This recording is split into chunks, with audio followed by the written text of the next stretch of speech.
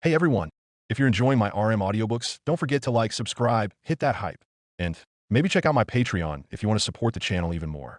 Your support means a lot and helps me keep these coming. Now, sit back and enjoy the story. Doom, a new chapter. Chapter 1, a new chapter. Author note.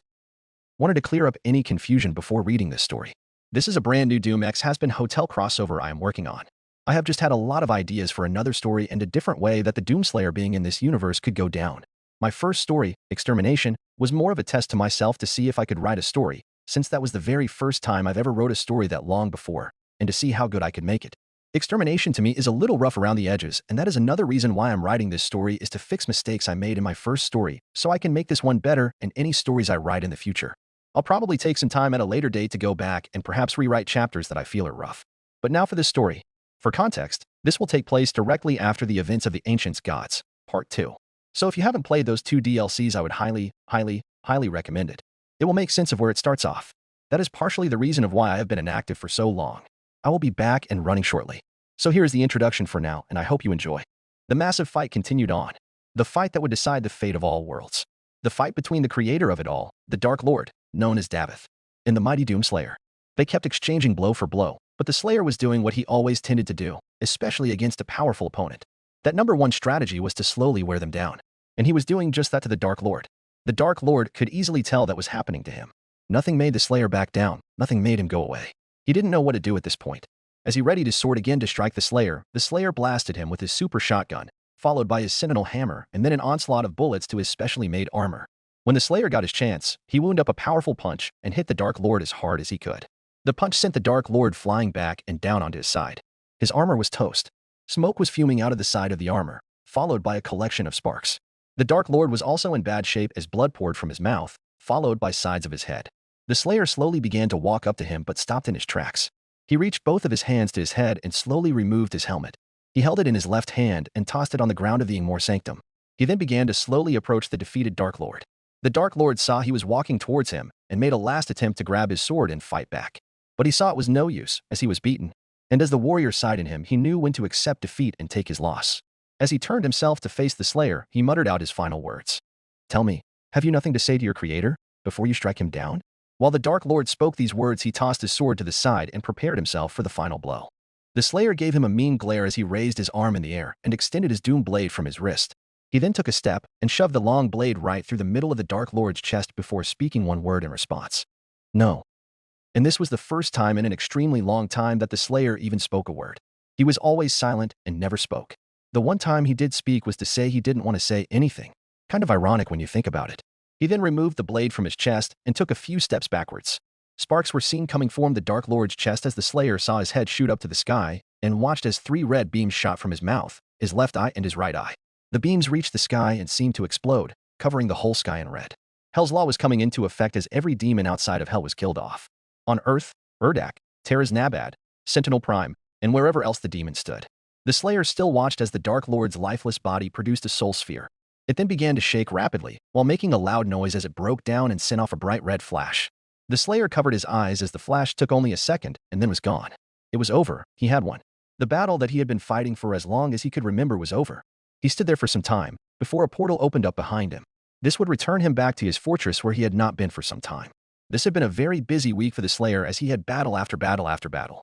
The Slayer turned around and walked towards it and also picked up his helmet with one hand in the process. But as he grew closer to the portal, something was wrong. Something was happening with him, with his body. He began to feel extremely weak, like he had fallen ill. He placed a hand at his head and gritted his teeth as he had no idea what was going on. But something was also wrong with the portal. It also seemed to be having problems as it looked like it was fading in and out. By his hand, all things were made. Even you. Spoken to him by the Father. The Slayer was directly next to the portal and began to lose all consciousness. He then collapsed, but he fell directly into the portal. Once he fell through, the portal shut down. 3 days later. Hours and hours turned into days upon days. The Slayer still remained in his unconscious state. The Slayer came to a rest on the ground of a new place that he had not seen before. Of course, he wasn't seeing anything as he was unconscious on the ground in a random alley. Nobody had noticed him or had even stumbled upon him until today. A group of these big lizards-looking demons were walking by and spotted him in the alley. "Hey, come check this shit out," one of them said as he took his hands out of his pockets and began to walk towards the motionless Slayer. The other two joined him as well as they stood over the Slayer. "What the fuck is this?" said by the second one. It's pretty fucking obvious, jackass. It's a human, the third one said. Don't get smart with me. I can see it looks like a human. Don't mean it is, the second one said. It don't got any like demon qualities to it though. Plus look at what the fuck he got on. What the hell is that? The third one said. The first demon gave it a small kick to see how hard it was. It's hard as shit. Some kind of fucking armor. Damn, this motherfucker is jacked. You would notice that you fruitcake, the third one said. Clearly the jokester of the group. Okay, I don't need none of your fucking attitude today, the first one said, getting a little annoyed. Is this guy fucking dead or something? And if this is a human, how the fuck did he get here? Said by the second one. Beats me, the third one said as he walked to the side of the Slayer to get a good look at him. Anything we can fucking take from him? Yeah, let's go into the pockets he don't have for any prized possessions, the first one said. Well, look at this fucking thing, the second demon said as he grabbed the Slayer's helmet. They all walked up to him to examine the helmet. They all looked over the details of this very advanced-looking helmet. That could probably sell for something. Well, yeah, that's literally a one-of-a-kind thing, said by the second demon. Don't expect anyone to be able to wear that thing. Most motherfuckers got horns and shit, the third one said. I wonder if anything else comes off, the second one said, looking to get more off the Slayer. Strip him naked, why don't ya? The third demon said. Fuck you, the second one said, but couldn't help but crack a smile. As he began to pry at the Slayer's armor, something must have sparked in the Slayer body as his eyes shot open. He looked over at the figure touching him and grabbed him by the throat. The other two shot their heads over as they heard the sounds of choking. They saw as the man began to get to his feet as they saw him grit his teeth at the lizard demon he held almost 7 feet in the air. Holy fucking shit, the first one said. Get this. Crazy fuck, the demon said as best he could with him still being choked. They both pulled out the guns they owned and pointed it at him. The Slayer turned his face towards them, giving them quite the angry look. Those demons could tell that he had kill in his eyes. D-drop him right now, you fuck. Or this is going right between your eyes, the first demon said, but that wasn't in a very confident tone as he seemed very uneasy. The Slayer stared them down before he tossed the demon lizard he held in his hand aside before marching over to them. The demons began to fire at him, and the Slayer held his arm up to his face to stop any bullets they attempted to put between his eyes. The Slayer reached the first one and smacked the gun out of his hands. He grabbed the demon and threw him at the wall. The third demon ran out of bullets and began to swing at the Slayer, but missed every punch as the Slayer moved too quick. One punch was grabbed by the Slayer as he swallowed his whole fist in his hand and squeezed hard. The demon yelled in pain as his hand felt like it was being crushed. The Slayer then gave him a punch of his own. Bail. Fucking bail. This dude is way too strong, the second demon said as he took off running. The first one held his back as he took off too. The Slayer watched as the third demon had blood pour from his nose and slowly stumbled away in a panic as he was seeing stars. The Slayer didn't bother to kill them as he would have done years ago when he lost control of his anger. He could easily squash every one of them in a blink of an eye. He just wanted them to know not to fuck with him, or they will pay dearly. But now that it was over, he took a moment to think about the creatures he just encountered. Those were anthropomorphic animals? As he steadied his breathing, he took a moment to wonder where on earth he was. He walked over and grabbed his helmet that the demon dropped on the ground. He picked it up and brushed it off before putting it on his head. He couldn't figure out what had happened. He remembered that he seemed to collapse on the ground, and somehow he ended up in this place. He still did not feel back to his normal strength as he slowly walked through the alley he was in. He then stopped as he was standing in the middle of a sidewalk. He looked all around him at the roads, the buildings, the lights, the brightness, everything. What was this? This couldn't have been his home world as that was all a wreck. This clearly looked like a city of some sort. But he looked into the sky, and say a bright red sky with a star that he could easily recognize as he saw it in hell. He was puzzled by this as this clearly was not hell. As he stood in the middle of the sidewalk, he saw people going by on the opposite side, followed by cars. This didn't make any sense of where he was at all. The Slayer began to walk down the sidewalk to see more of where he is. He noticed he was getting a lot of stares from these things that he walked by. They didn't look human, but they acted like it. This whole place seemed like a place on Earth. He looked around and saw demons holding hands, and even a pair that looked like a family. The Slayer kept on walking and stopped in his tracks as he looked at bright LED-powered signs. At least, he believed they were powered by that. He saw that signs had the words hell on it. One actually said, "Welcome to hell." The Slayer thought that was BS as this couldn't be hell, but it would explain the red sky and the hell star above it. Perhaps this is a different world and a different realm than his. But how did he get here and how could he leave? He doubted that the members of the UAC and the intern could find him here, so he had a difficult task in front of him. The Slayer better get comfortable, cause he may not be leaving this world anytime soon. Chapter 2. Getting familiar with the surroundings. Doomguy stood in the middle of the street as his mind was going elsewhere. He couldn't wrap his head around this place. Apparently, this was some kind of hell, some odd afterlife. But this hardly looks like the perpetual torment the Slayer has gone through. And hell is supposed to be this awful place that only the worst of the worst go to, and a place that is supposed to make people want to be good. But this hardly looks like a terrible place. No, not like his hell, full of fire, lava, broken landscapes, disgusting and terrifying creatures that will tear you limb from limb and devour you. A place full of just pain and suffering that will torture your soul until the end of time. He watched the so-called Demons that inhabited this place go about their day. He assumed that these are all humans as they managed to remake a society in the afterlife. He had no reason to go and kill them all because they are technically demons. Not saying he wouldn't kill him if they tried to kill him or downright pissed him off. His mind got to lost in thoughts, and watching all the demons go by that he was still in the street. He heard a honking noise followed by a car coming to a halt in front of him. The Slayer didn't even move an inch as the car almost hit him. He stared down at the car's hood, but then heard as someone opened the car door and shut it. "Hey, why the hell are you standing in the middle of the road? You're lucky I didn't run you over," the demon said. He didn't come to the Slayer as he stood near his car. The Slayer stood still as he stared him down. Hello," he said again as the Slayer didn't make any noise. "Do you even understand what I'm saying?" The Slayer slowly walked up to the demon. The demon lost all his confidence as he started to become afraid. As the closer the Slayer got to you, the scarier he became. The demon felt the metal outline of his car and knew he was out of room to back up. He began to panic as the Slayer towered over him. He couldn't even make out the Slayer's face through the dark glass from his helmet. It was more of a one-way mirror as the Slayer could see bright as day from the other side. Wait. I wasn't trying to insult you. What kind of demon even are you?" the man said to the Slayer. The Slayer could see out of the corners of his eyes that he was being watched by a crowd of demons staring at the unfamiliar face in this hell. He gave the man a mean glare, which the man could see as the Slayer got up in his face. "What the hell? That ain't possible." The Slayer decided to show some kind of mercy to this man. He just slowly turned and walked away, passed by the other cars that were stopped behind that one. The Slayer didn't turn his head to look at all the demons that were locked onto him. He just kept looking forward, always keeping his sight on the path ahead. The Slayer couldn't help but avoid attention, which is something he didn't really care about as it was something that he just ignored. The Slayer did move his eyes around as he kept looking at his surroundings. He saw what looked like apartments, stores, diners. Signs everywhere that had to do with drugs, sex, booze, and, well, mainly those three things. He didn't even know if what he was seeing was real. This had to be some kind of hell, but this was a joke to him. In a way, he became pissed off looking at this place compared to his homeworld. If hell was like this damn place, he would have never had to go through all this constant torment, all this pain, all this loss. But it couldn't change now. The Slayer's objective was to leave this place, as he had no business being here and wanted to get out as soon as he could. As the Slayer kept walking, he started to hear something. It was music. It sounded quite loud, but he didn't stop. He kept on walking down the sidewalk with both of his fists balled up as he usually tended to do, always ready to fight. But he couldn't help but notice that the music got louder. He turned a corner and nearly collided with yet another demon. He slowly looked down at the other demon that stood in front of him. This one wasn't terrible short as the demon's eye line was about at the Slayer's collarbone. This demon was dressed in complete red and had a huge smile on his face as he stood in front of the Slayer. The music seemed to quiet down too. "Oh, well, that was a close call, good fellow. That was almost quite the catastrophe," the demon said with an obvious hint of sarcasm in his voice that the Slayer noticed. While not moving his head too much, he overlooked this demon in front of him. Yet another one carrying a humanoid look but partial animal features. The Slayer easily noticed the little antlers on top of his head with his two big ears pointing upwards. "Like a deer. Good man, weren't you taught that it's impolite to stare? I know it's hell and all, but we can never forget proper etiquette," the demon said. He saw as the demon's eyes grow dark while antlers were coming out of his head. It was followed by loud static noises, and the demon gave him a large smile showing his sharp teeth. The Slayer assumed this was supposed to be a type of scare tactic, but he didn't even flinch. The demon returned back to his original state with an intrigued look on his face. My, you didn't even flinch, didn't even look scared. How interesting.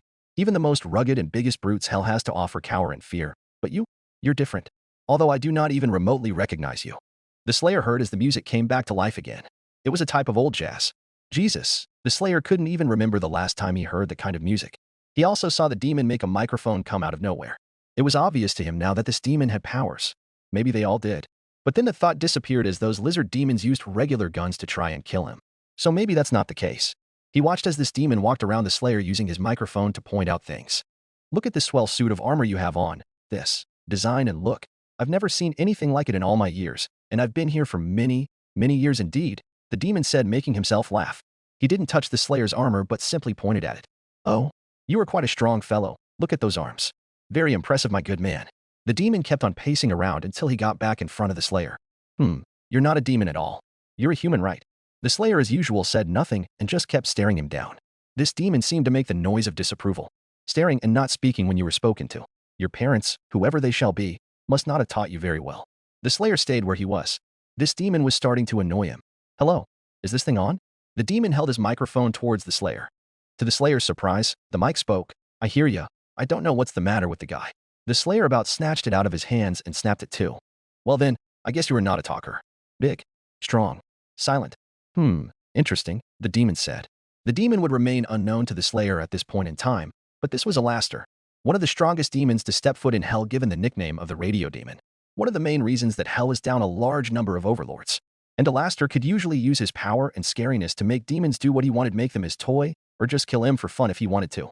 He knew for a fact this guy was a human, but this guy was giving him nothing. He showed absolutely no fear, no emotion. It was like he was speaking to a statue.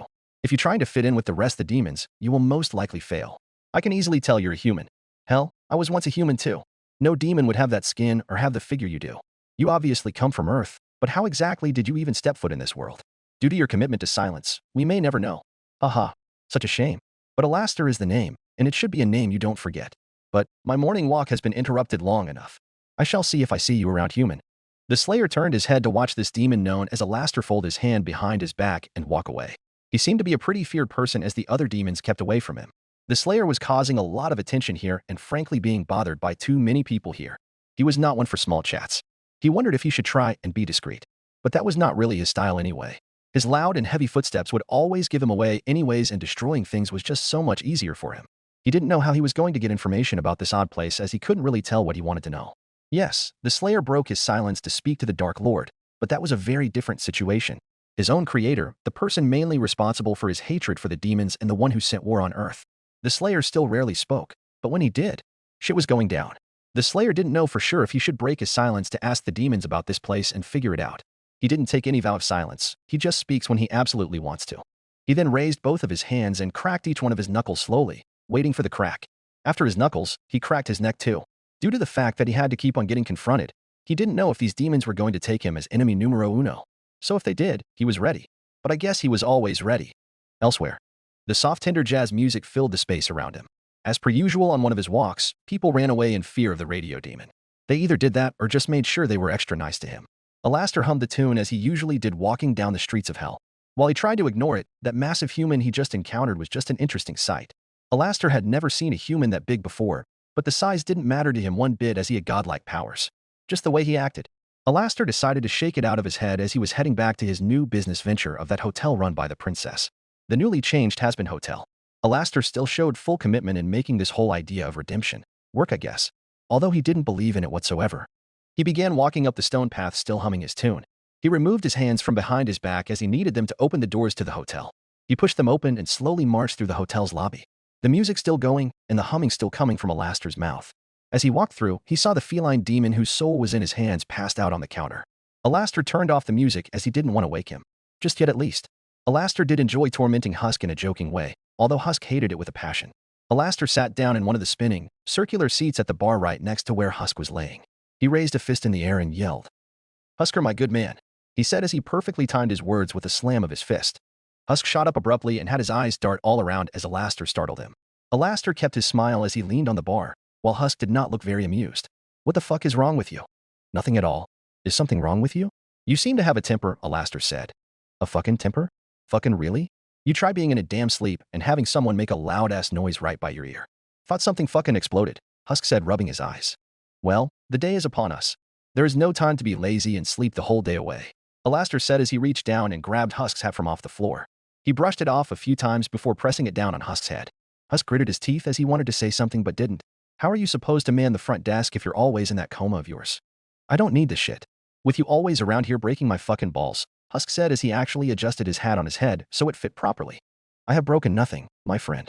Unless you need something to be broken," Alastor said with a smile as his eyes grew dark red. Husk rolled his eyes at yet another loose threat made by the person who seems to control him. "Shit is getting old. If that is the case, then we shouldn't have to keep having it. Remember, you get all the booze you want and just have to simply man the desk.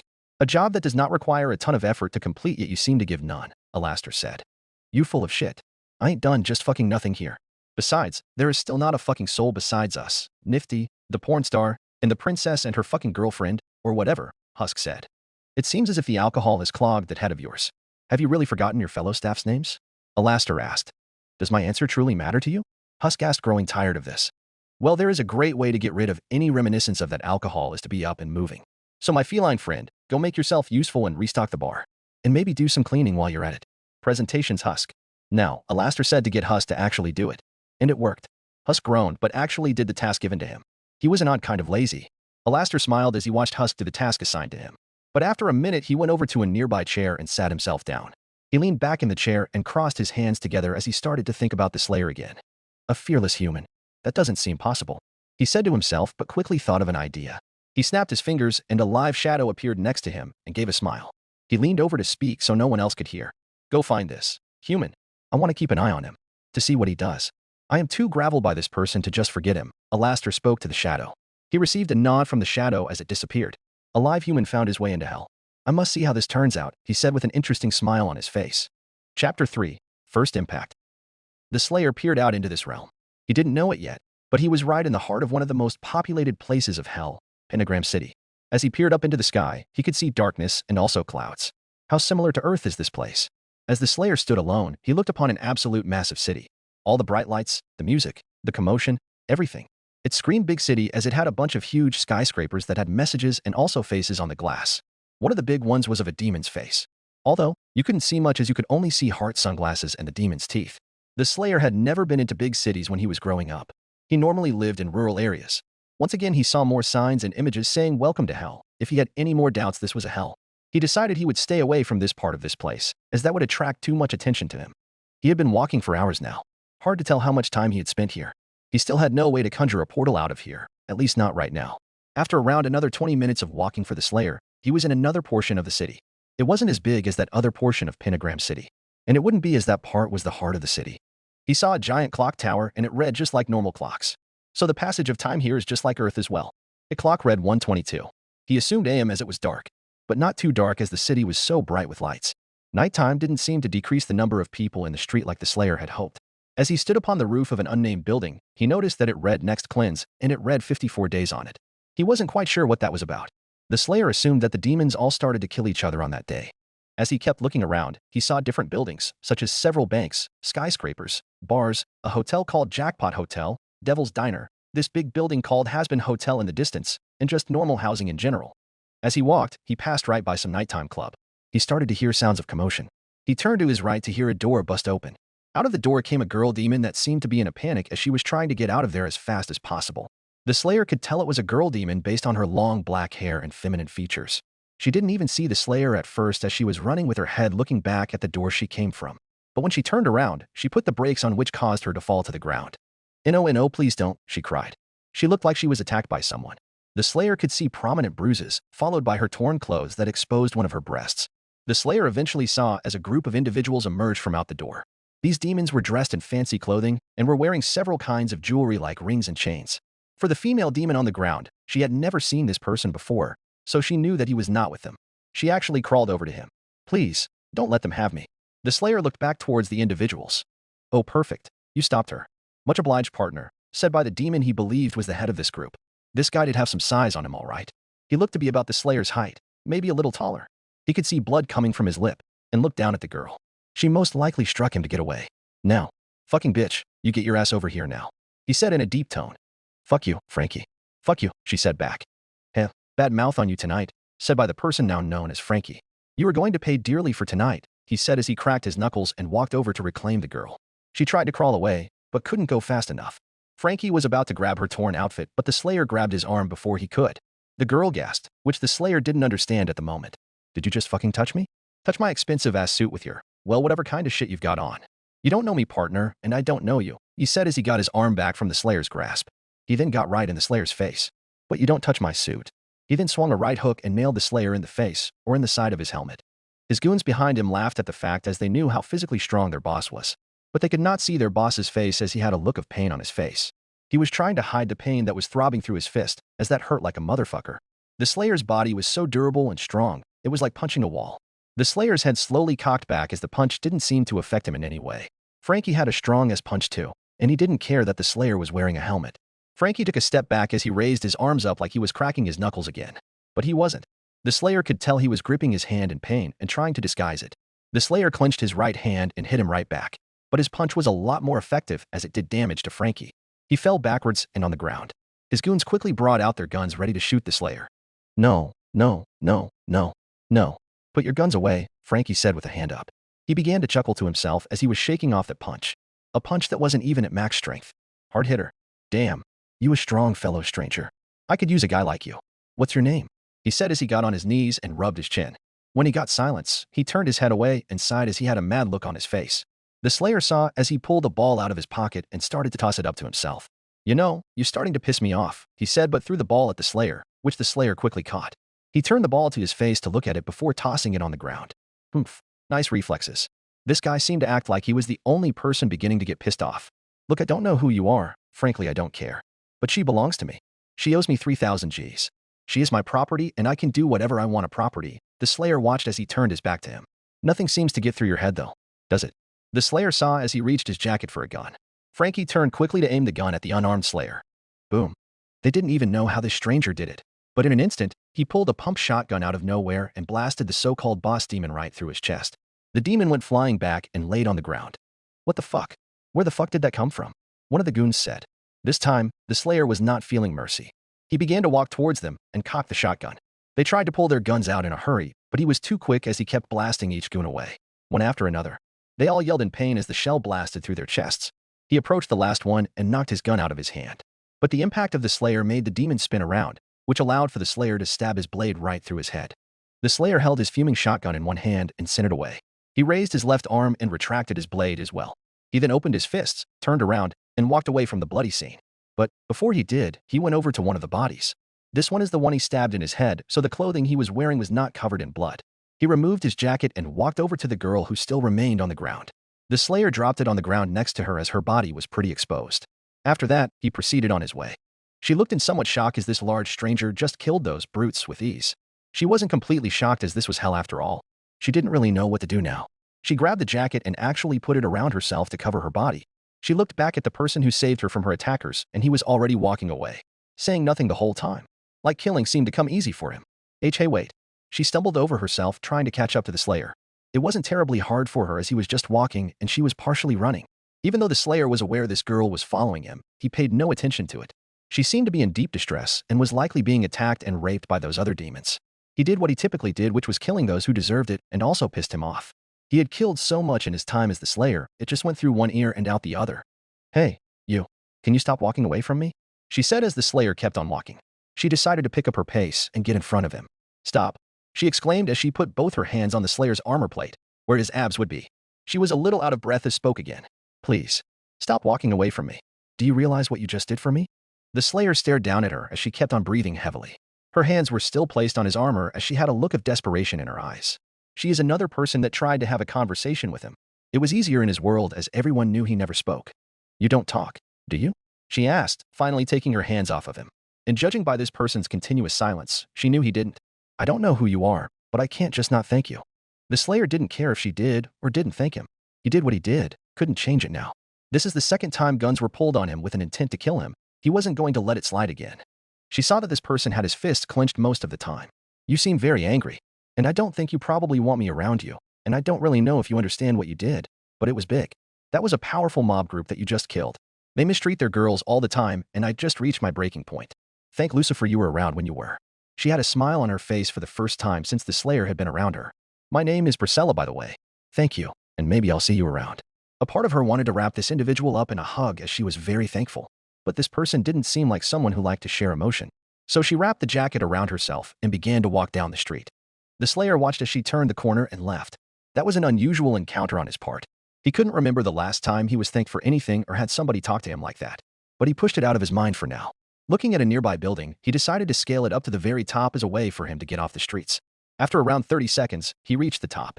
He noticed quickly that the view of this place was a lot better here. Most would find this view amazing and very cool looking as the bright light screamed all kinds of entertainment. But the Slayer is not most people and didn't think of things as cool. The Slayer would set up shop here as he would wait out the night. The Slayer recapped in his head all that has happened to him so far. After defeating the Dark Lord, he fell extremely ill or weak and passed out. He remembered that the Father told him about the Dark Lord being his creator. But the Slayer already heard that from the Dark Lord before he killed him. He somehow ended up in this Earth-style hell filled with demons that looked nothing like the demons from his hell. Some seemed to have animal features, while others did seem to have a more human look to them. Like that one demon who annoyed the Slayer. But he couldn't remember his name. He didn't have much of a plan for now. He would hope to figure out something and how to get out of this realm. While there wasn't a lot left for him on Earth, it was still his home. And who knows what threat will arise. The Seraphim, who the Father saved from the Slayer's hands, is still out there. Maybe he'll do something. Only time will tell. Hazbin Hotel. The next day. Vegging out on one of the few couches was the famous Angel Dust. trying to find something to do this morning as he was simply scrolling through social media on his phone, ignoring all the thirsty messages he receives on a daily. He was looking at a post from Lonebone69. Clever. Angel looked closer at it, and it was a distant picture of the Slayer himself in the city with the caption, "Who TF is this guy?" Angel let out a snicker at the image he was looking at. He looked around the lobby at Charlie and Vaggie, who were near the front desk, along with Husk. "Hey bitches," he called over. "What is it, Angel?" Vaggie asked with a hand on her hip.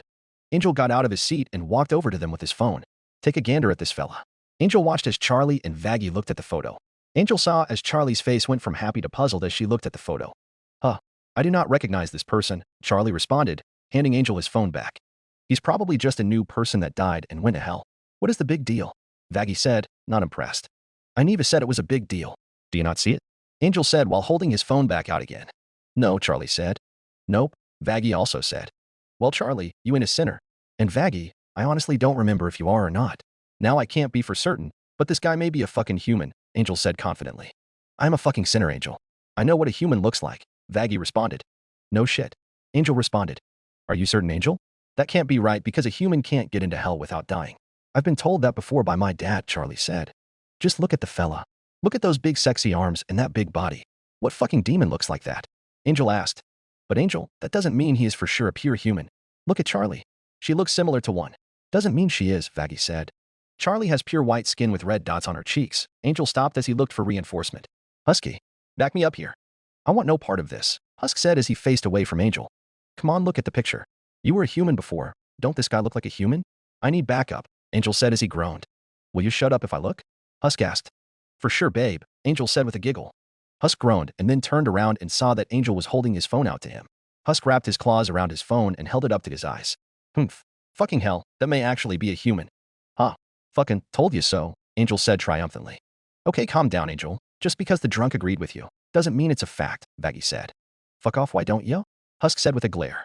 "Vaggie, you just always against me," Angel said as he received his phone back from Husk. "Well, I will admit he does look quite different than any other person I've seen in hell. He has to be new down here. Otherwise, I would have probably heard about him," Charlie said. "Fucking hell. I know I ain't been on Earth in like 70 years, but what kind of futuristic shit they got now?" Angel said as he paid more attention to the Slayer's Predator's suit. Of course, he didn't know the name. "They basically have everything we have now. Probably a bit nicer than what hell looks like." "Why did you bring that up, Angel?" Charlie asked. "Just cause of the fucking armor or whatever that is. Looks kinda badass the more I look at it," Angel said. "Who knows, Angel? That guy should not be something to worry about or pay any attention to right now.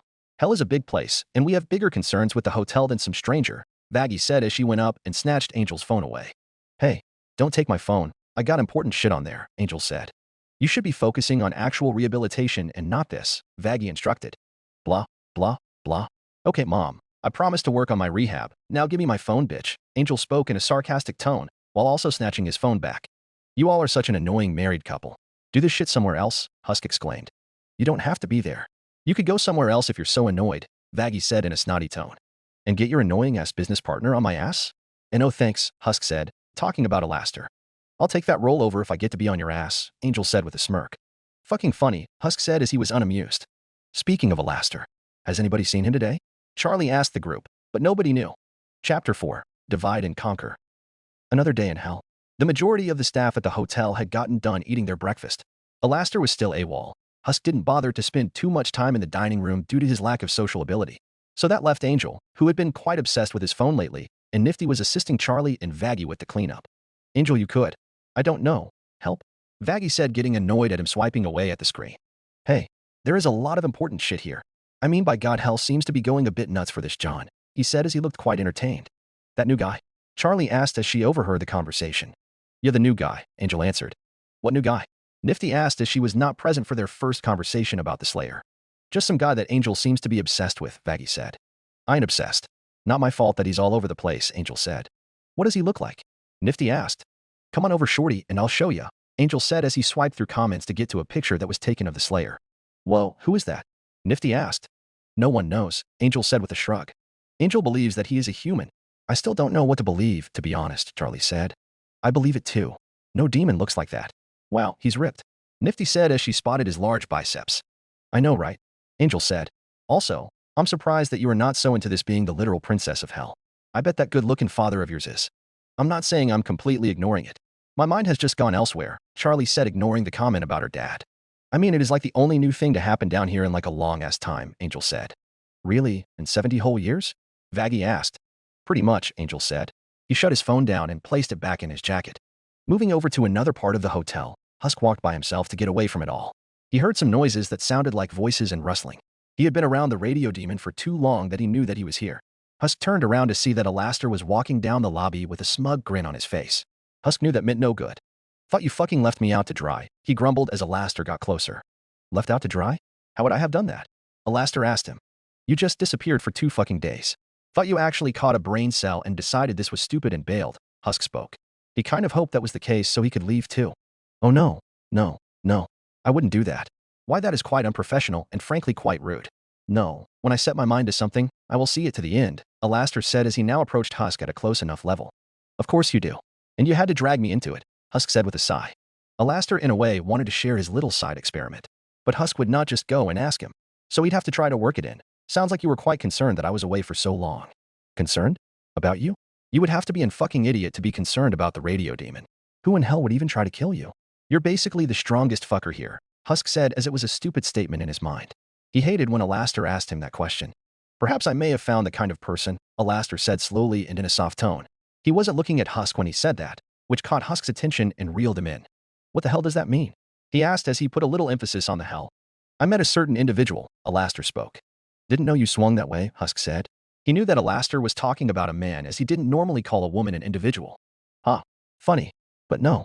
This is a very different individual. A very big and tall human man, Alastor responded. That also caught Husk's attention as the description of a very big and tall human fit someone in particular. Wait, what was this person wearing? Husk said as he leaned his elbows on the bar. Oh, do you know who this person is? Alastor asked. Just answer the damn question, Husk said as he didn't feel like being put in any kind of suspense. He was wearing some kind of green suit. Very advanced. Something I'd never seen before, Alastor said. That's what I thought, Husk said. He seemed to be done with it then and there, but Alastor wasn't. So you do recognize this person, Alastor said, pulling Husk back in. If that is what you want to call it. Angel simply showed me some photos of the guy. The only real reason I even recognize him. But from the sounds of it, it seems like you actually met him in person, Husk said. I did. Quite an odd fellow. As quiet as a mouse, Alastor explained. I doubt that guy would be as quiet as a damn mouse, Husk said as he now was trying to find something to drink. Oh, but it is true. Never spoke a word, never made a sound when I was around him. Didn't show a bit of emotion either. It's like I was talking to a robot, Alastor said. So maybe he is a fucking robot. Would make more damn sense than having a human in hell, Husk said. He wouldn't say it directly, but he wanted this boring conversation to end. And he would get a slight break as the others came out of the kitchen and entered the main lobby. Oh looky, Smiles has returned, Angel said. Alastor, where have you been? Charlie asked. Yes, Al, why don't you share your experiment with them? Husk said in a sarcastic tone. Heh, what you a scientist now, Smiles? Angel said. Not at all, Angel. I was telling my dear friend Husk about that new big fellow in hell, Alastor said, which didn't get a good reaction from Vaggie. Oh great, not you too, she groaned. Is there a problem? Alastor asked. No, it's just that Angel has been talking nonstop about it, and you were the last person I'd expect to hear it from, Vaggie responded. Obsession is not at all what I'd call it. Again, as I was telling my dear friend Husk, I had a direct encounter with him. After that, I observed what he did, and it was quite entertaining, Alastor said. You talked to this man? Charlie asked as she started to become interested. She didn't know if the photo was actually real. Apparently he didn't. He said the guy doesn't talk, Husk said as he answered for Alastor. Get the fuck out of here, Angel said. Unless he was giving me the silent treatment, it seems to be true, Alastor said with a shrug of his shoulders. I don't think I've even met a fellow who doesn't speak, Angel said. Could be shy or maybe not a friendly guy, Nifty said. Could very well be so, Alastor says as he seemed to shrug again. But I don't think that is the case either. As Husker greatly said for me, I have been watching him. Nothing weird there, Vaggie said, placing her hands on her hips. All right, what did you find out? Angel said as he sat on one of the bar seats. I cannot say I find out a lot of things about him due to that fact he never spoke. But he seems to always be quite angry. Always walks with his hands balled up, and watching him slaughter a collection of gang members was quite entertaining, Alastor said. He's going around killing demons? Vaggie asked. Not everyone. Just the demons who piss him off, Alastor said. Even though he seemed to swear in his head, he found it unprofessional to swear out loud. Colorful language, Al, Angel said with a laugh. What I found really interesting is the fact that he seems to make weapons appear out of thin air, Alastor said. How so? Nifty asked. He killed those demons with some kind of shotgun, but he doesn't carry any weapons. It seemed to appear out of nowhere. This human, he is not like others, Alastor said. He wasn't going to say it out loud, but he would continue to send his shadows to keep watch over this man. Alastor hoped he would continue to kill. Okay, maybe he is different. But again, why the hell should we be worried about this man? This hotel is 100 times more important than this fucking guy. Unless he plans on staying here or magically wants to help out, it's not important, Vaggie said. Damn, you really don't like Mindy, ya? Angel said, making himself laugh again. While I think this guy is an interesting case, Vaggie is sort of right, Charlie said. Charlie, I will tell you that I am completely right, Vaggie said. And for you, Alastor, you said you were going to help, not disappear for long periods of time. Vaggie, after all this time, you'd think I am not devoted to helping this hotel? You surely do not know me as well as you think you do, Alastor responded. I know well enough, Vaggie said. All right. You have made a fine point indeed. Perhaps I got a bit carried away. Charlie, my dear, you have my full attention now, Alastor said, turning his whole body to face her. Thank you, Alastor. Well, everyone, Vaggie and I have been talking, and we are planning on the grand opening of the hotel this week, Charlie announced. And when will that be? Angel asked. We were planning on this Friday. I figured more demons would have fewer things to do on that day, Charlie said. 5 fucking days, huh? Damn, princess, you sure you're ready for that? Angel asked. Of course, Angel. I've been waiting to do this for a while now, Charlie said with a little bit of excitement.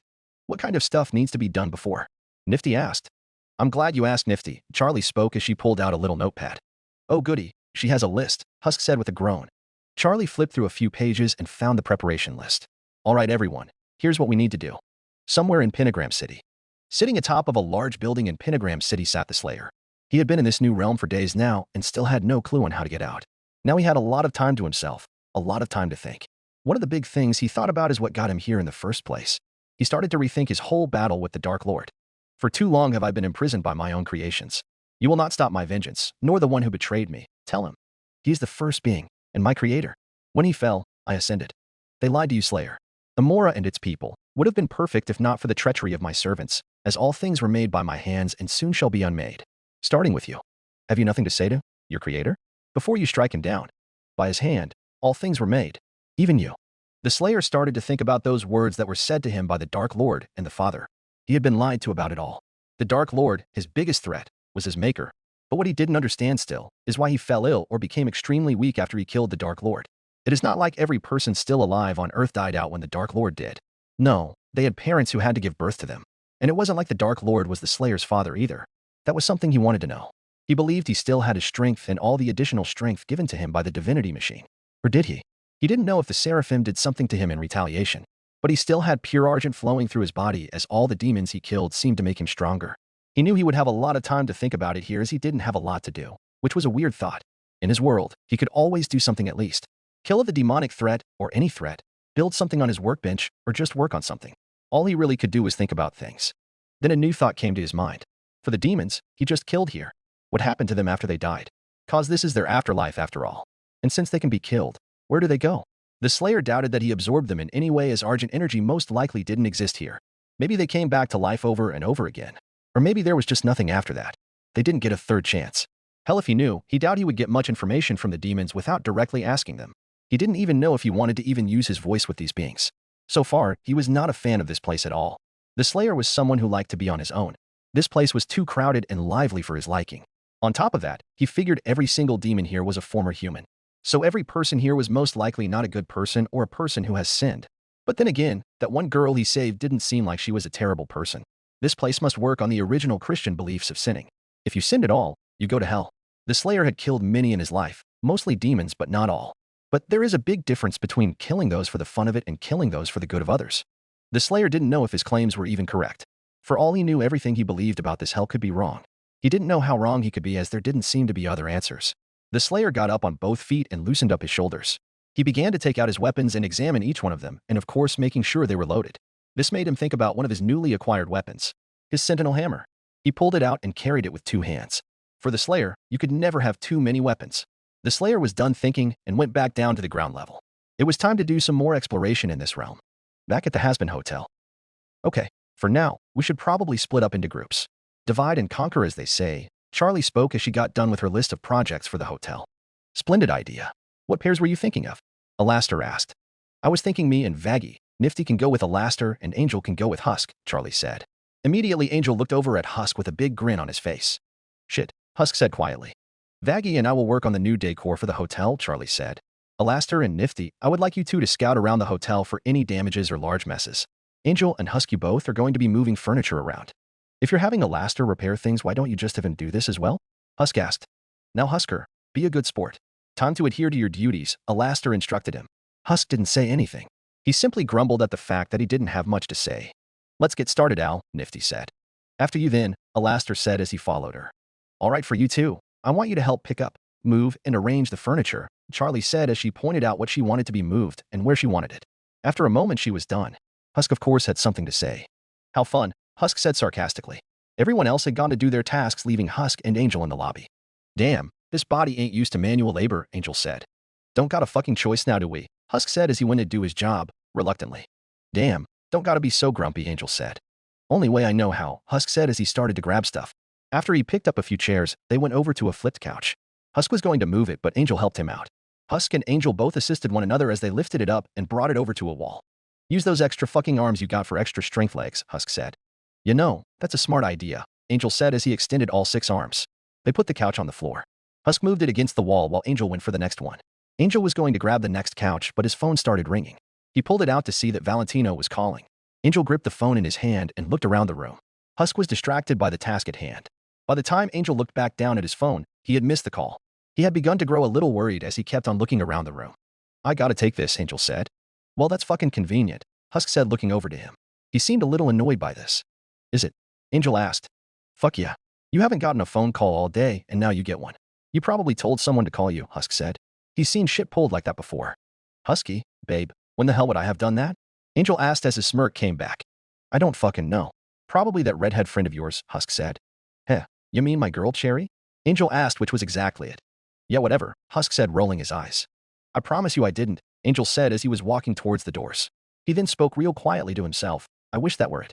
He then pushed open the doors and closed them softly so they didn't make a loud sound. He let out a sigh as a conversation with Val was always bad. He pressed Val's number and let the phone ring. After one ring, he heard the line pick up. Well, Angel Cakes, ignoring my fucking calls? Valentino spoke in a mean tone, which already made Angel nervous. No, Val, of course not. I just realized too late that you called and didn't answer in time, Angel responded. That better be it. Angel, where are you right now? Valentino asked. Nowhere important, Angel said. That doesn't answer my question now, does it? Where are you? Valentino asked again. I'm just walking down the street. Like I said, nowhere important, Angel said, lying through his teeth. Well, then that's just perfect. You can meet the limo then. You are on tonight. Now since you are walking, where should I send it? Valentino asked. Shit. What is fucking close? He thought to himself before giving an answer. To Devil's Diner. Yeah, that's probably the closest. All right, Angel Cakes.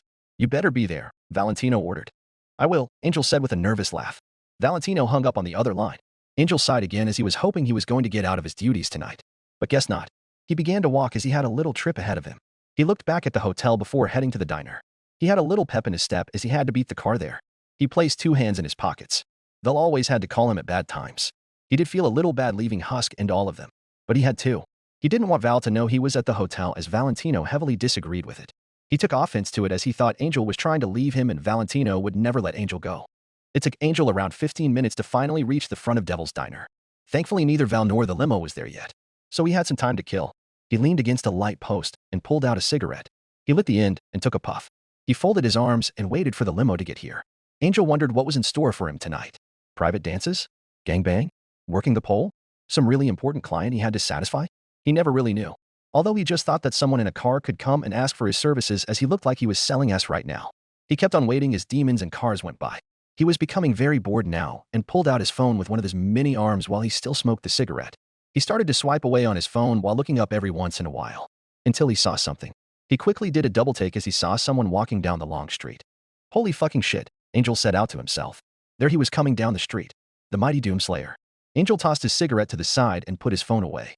He ran a hand through his hair real quick and waited for the Slayer to approach him. Chapter 5. No Way Out.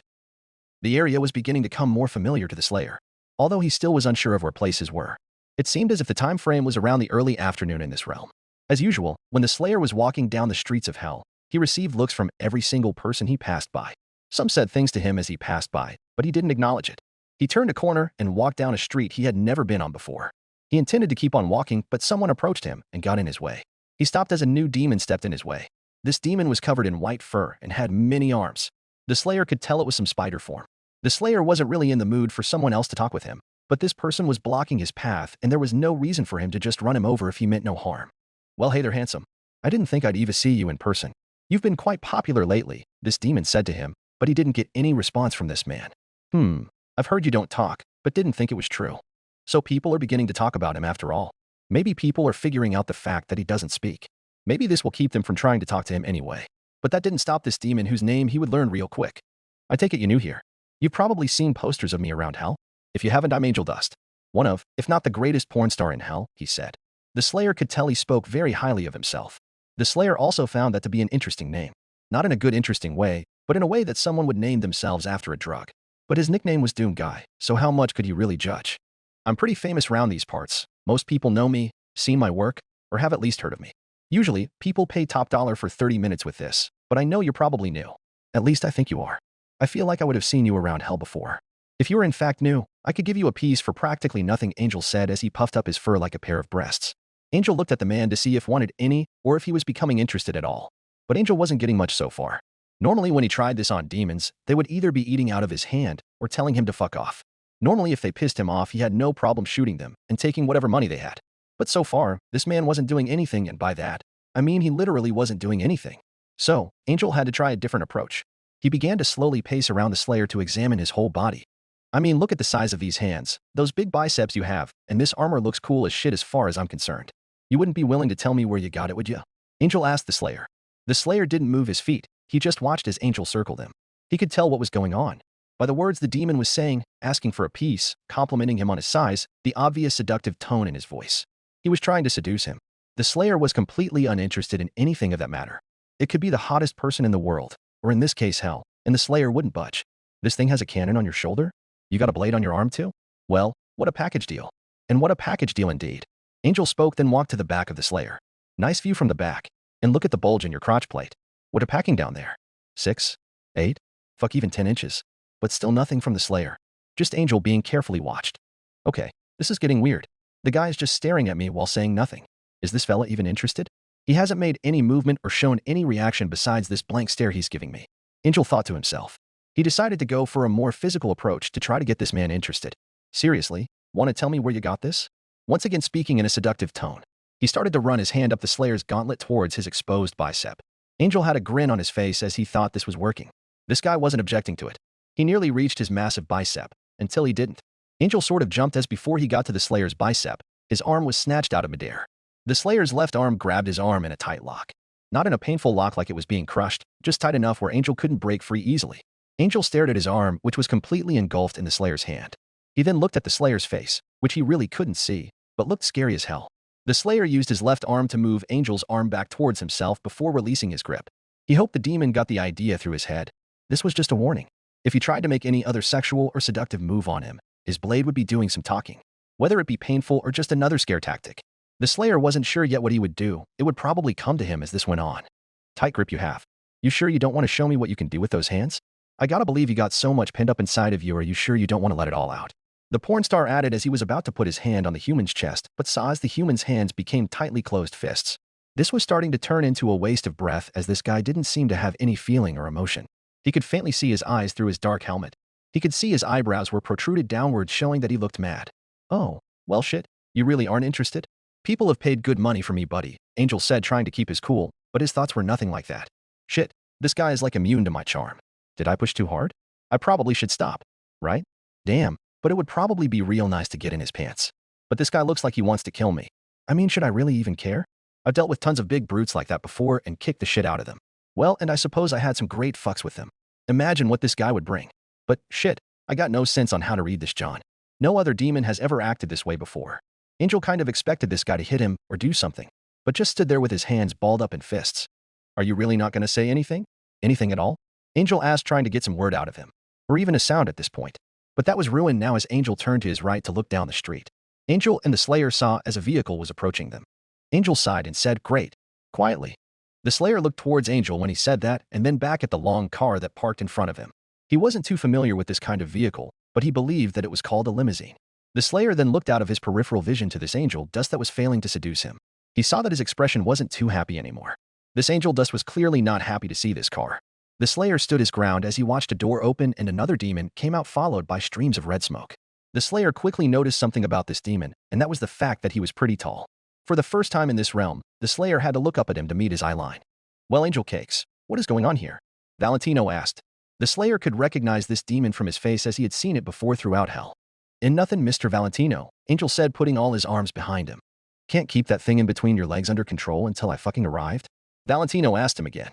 "No, I was just talking," Angel said. Valentino then looked over at the large man he was talking to. The Slayer was locked onto him. "And who the fuck is this guy?" Valentino got nothing but a glare. "You got a fucking staring problem or something? Cat got your fucking tongue." "He's that new guy that people have been talking about," Angel said. He really didn't know what to call him.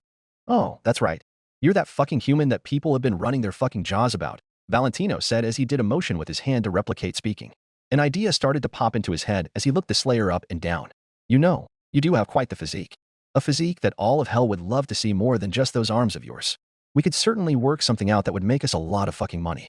Perhaps you using those muscles of yours to dominate some twink in bed. Hell, you could end up working with Angel over here one day. That would be a fucking hit." "How does that sound?" "I don't think he actually talks, Val. I think he's like some kind of mute or something," Angel said, answering for the Slayer. "Oh, a mute, huh? So the cat has really got your fucking tongue after all.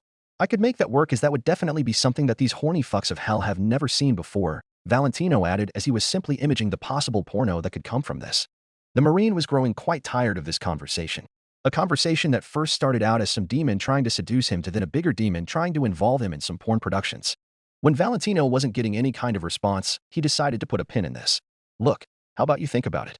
If you change your mind, you can stop by my sex dungeon at Porn Studios. In other news, I need Angel right now, and if you're looking for some kind of a quickie, you'll need a fearsome to make it worth my time to fucking wait for you." He then approached the Slayer. The Slayer was very close to bringing his blade into the mix. "And since you were some kind of mute, then this little thing you and Angel have going on isn't really much of a thing then, is it?" "No, this isn't a thing at all," Angel responded for the Slayer. "And you weren't trying to go with Mr. Mute here, were you, Angel?" Valentino said. "Of course not," Angel responded. The Slayer was starting to figure out what was going on here. It seemed to be a similar situation with that one girl. "Good, then get in," Valentino said as he stepped back into the limo. "Yes, Val," Angel said softly. He made one look towards the Slayer but saw him do nothing but stand there with his fist balled up. Maybe he was just a pure emotionless being like Alastor had said.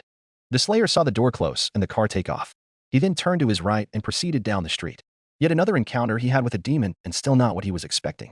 He released the pressure in his hands and returned them to normal.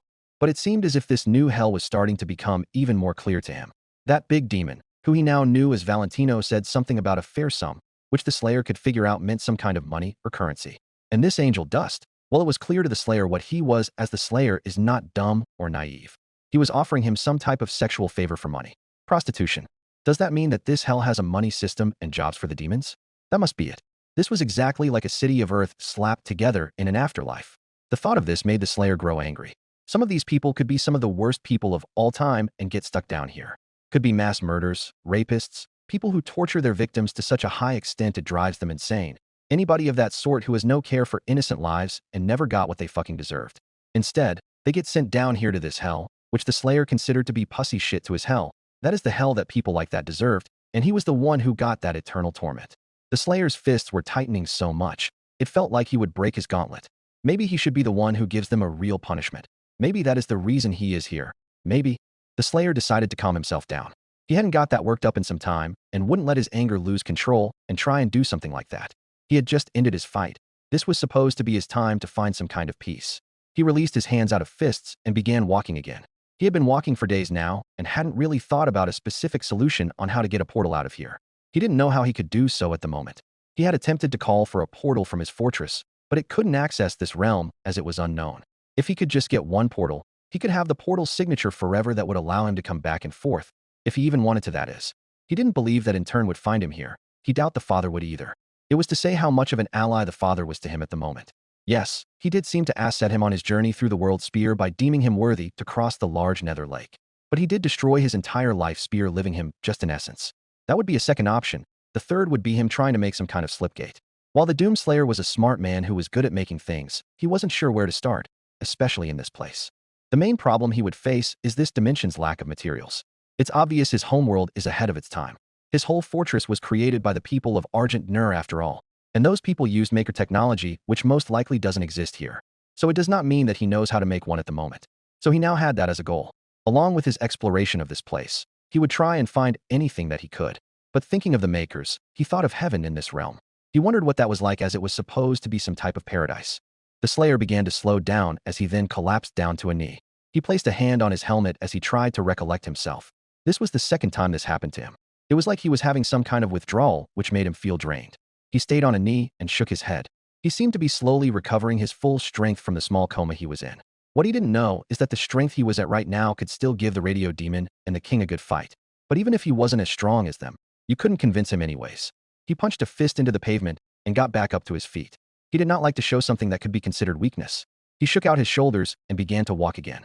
He was getting a little tired of these pointless and one-sided conversations he was getting into. On one side, he just wanted to ignore them completely by not giving them any attention. But on the other hand, they could give him some useful information. Quite the gamble he would have to take. Valentino's limo, Pentagram City. Angel sat back as he always had done before while sitting in the limo. His legs were crossed, and he was staring at the window wondering what was in store for him today. Especially since Valentino called on him this early. It wasn't even nighttime yet, so it could be a long day. So Angel, what was all that? Valentino asked. What do you mean? What was what? Angel asked as he truly didn't know. That whole thing with that guy? Who was that? Valentino asked as he turned to face Angel now to tell if he was lying to him. I don't know. Angel said with a shoulder shrug. Are you lying to me, Angel? Valentino asked. Angel was getting confused on why Val was starting to get so worked up. No, I'm not lying. Is something wrong? I'm just trying to make sure what I think happened didn't happen, Valentino began. You knew you had to wait for the car, yet you talked to this man. And you told me it wasn't your gay little side acting out. So you were just having a talk. A talk with this guy who came out of fucking nowhere and has started to kill other fucks. Like I care about that. But he didn't look like someone who goes down easy. So what the fuck were you talking to him about? Trying to get him to solve your problems? Trying to go with him, are we? Do I have to question your loyalty to me? And no, nothing like that at all. We weren't even talking because he doesn't speak, Angel responded. Have you met any motherfucker down in this shithole that doesn't speak? Everyone does. I bet you told him to keep quiet. Because you told me you both were having a conversation, Valentino said. I mean, it was a very one-sided conversation. He wasn't interested anyway, Angel said with a shrug. He started to look back towards the window. He let out a small gasp as Valentino grabbed his face to look him in the eye. Val, what the fuck is up with you? Why the fuck are you acting like this? Cause I think you're bullshitting me, and I don't want this shit right now, Valentino said. VL, I'm not bullshitting you, I swear. Angel exclaimed. Angel could tell something was up with Valentino. Had some kind of stick up his ass. Something was making him lash out at Angel or simply take his anger out on him, which screamed bad news for him. Well, Angie, a part of me wants to believe you. But due to your dishonesty in the past, I can't find myself to believe you right now, Valentino said as he let go of his grip. Well, what can I do to make you fucking believe me? Angel pleaded. There wasn't an easy way out of this.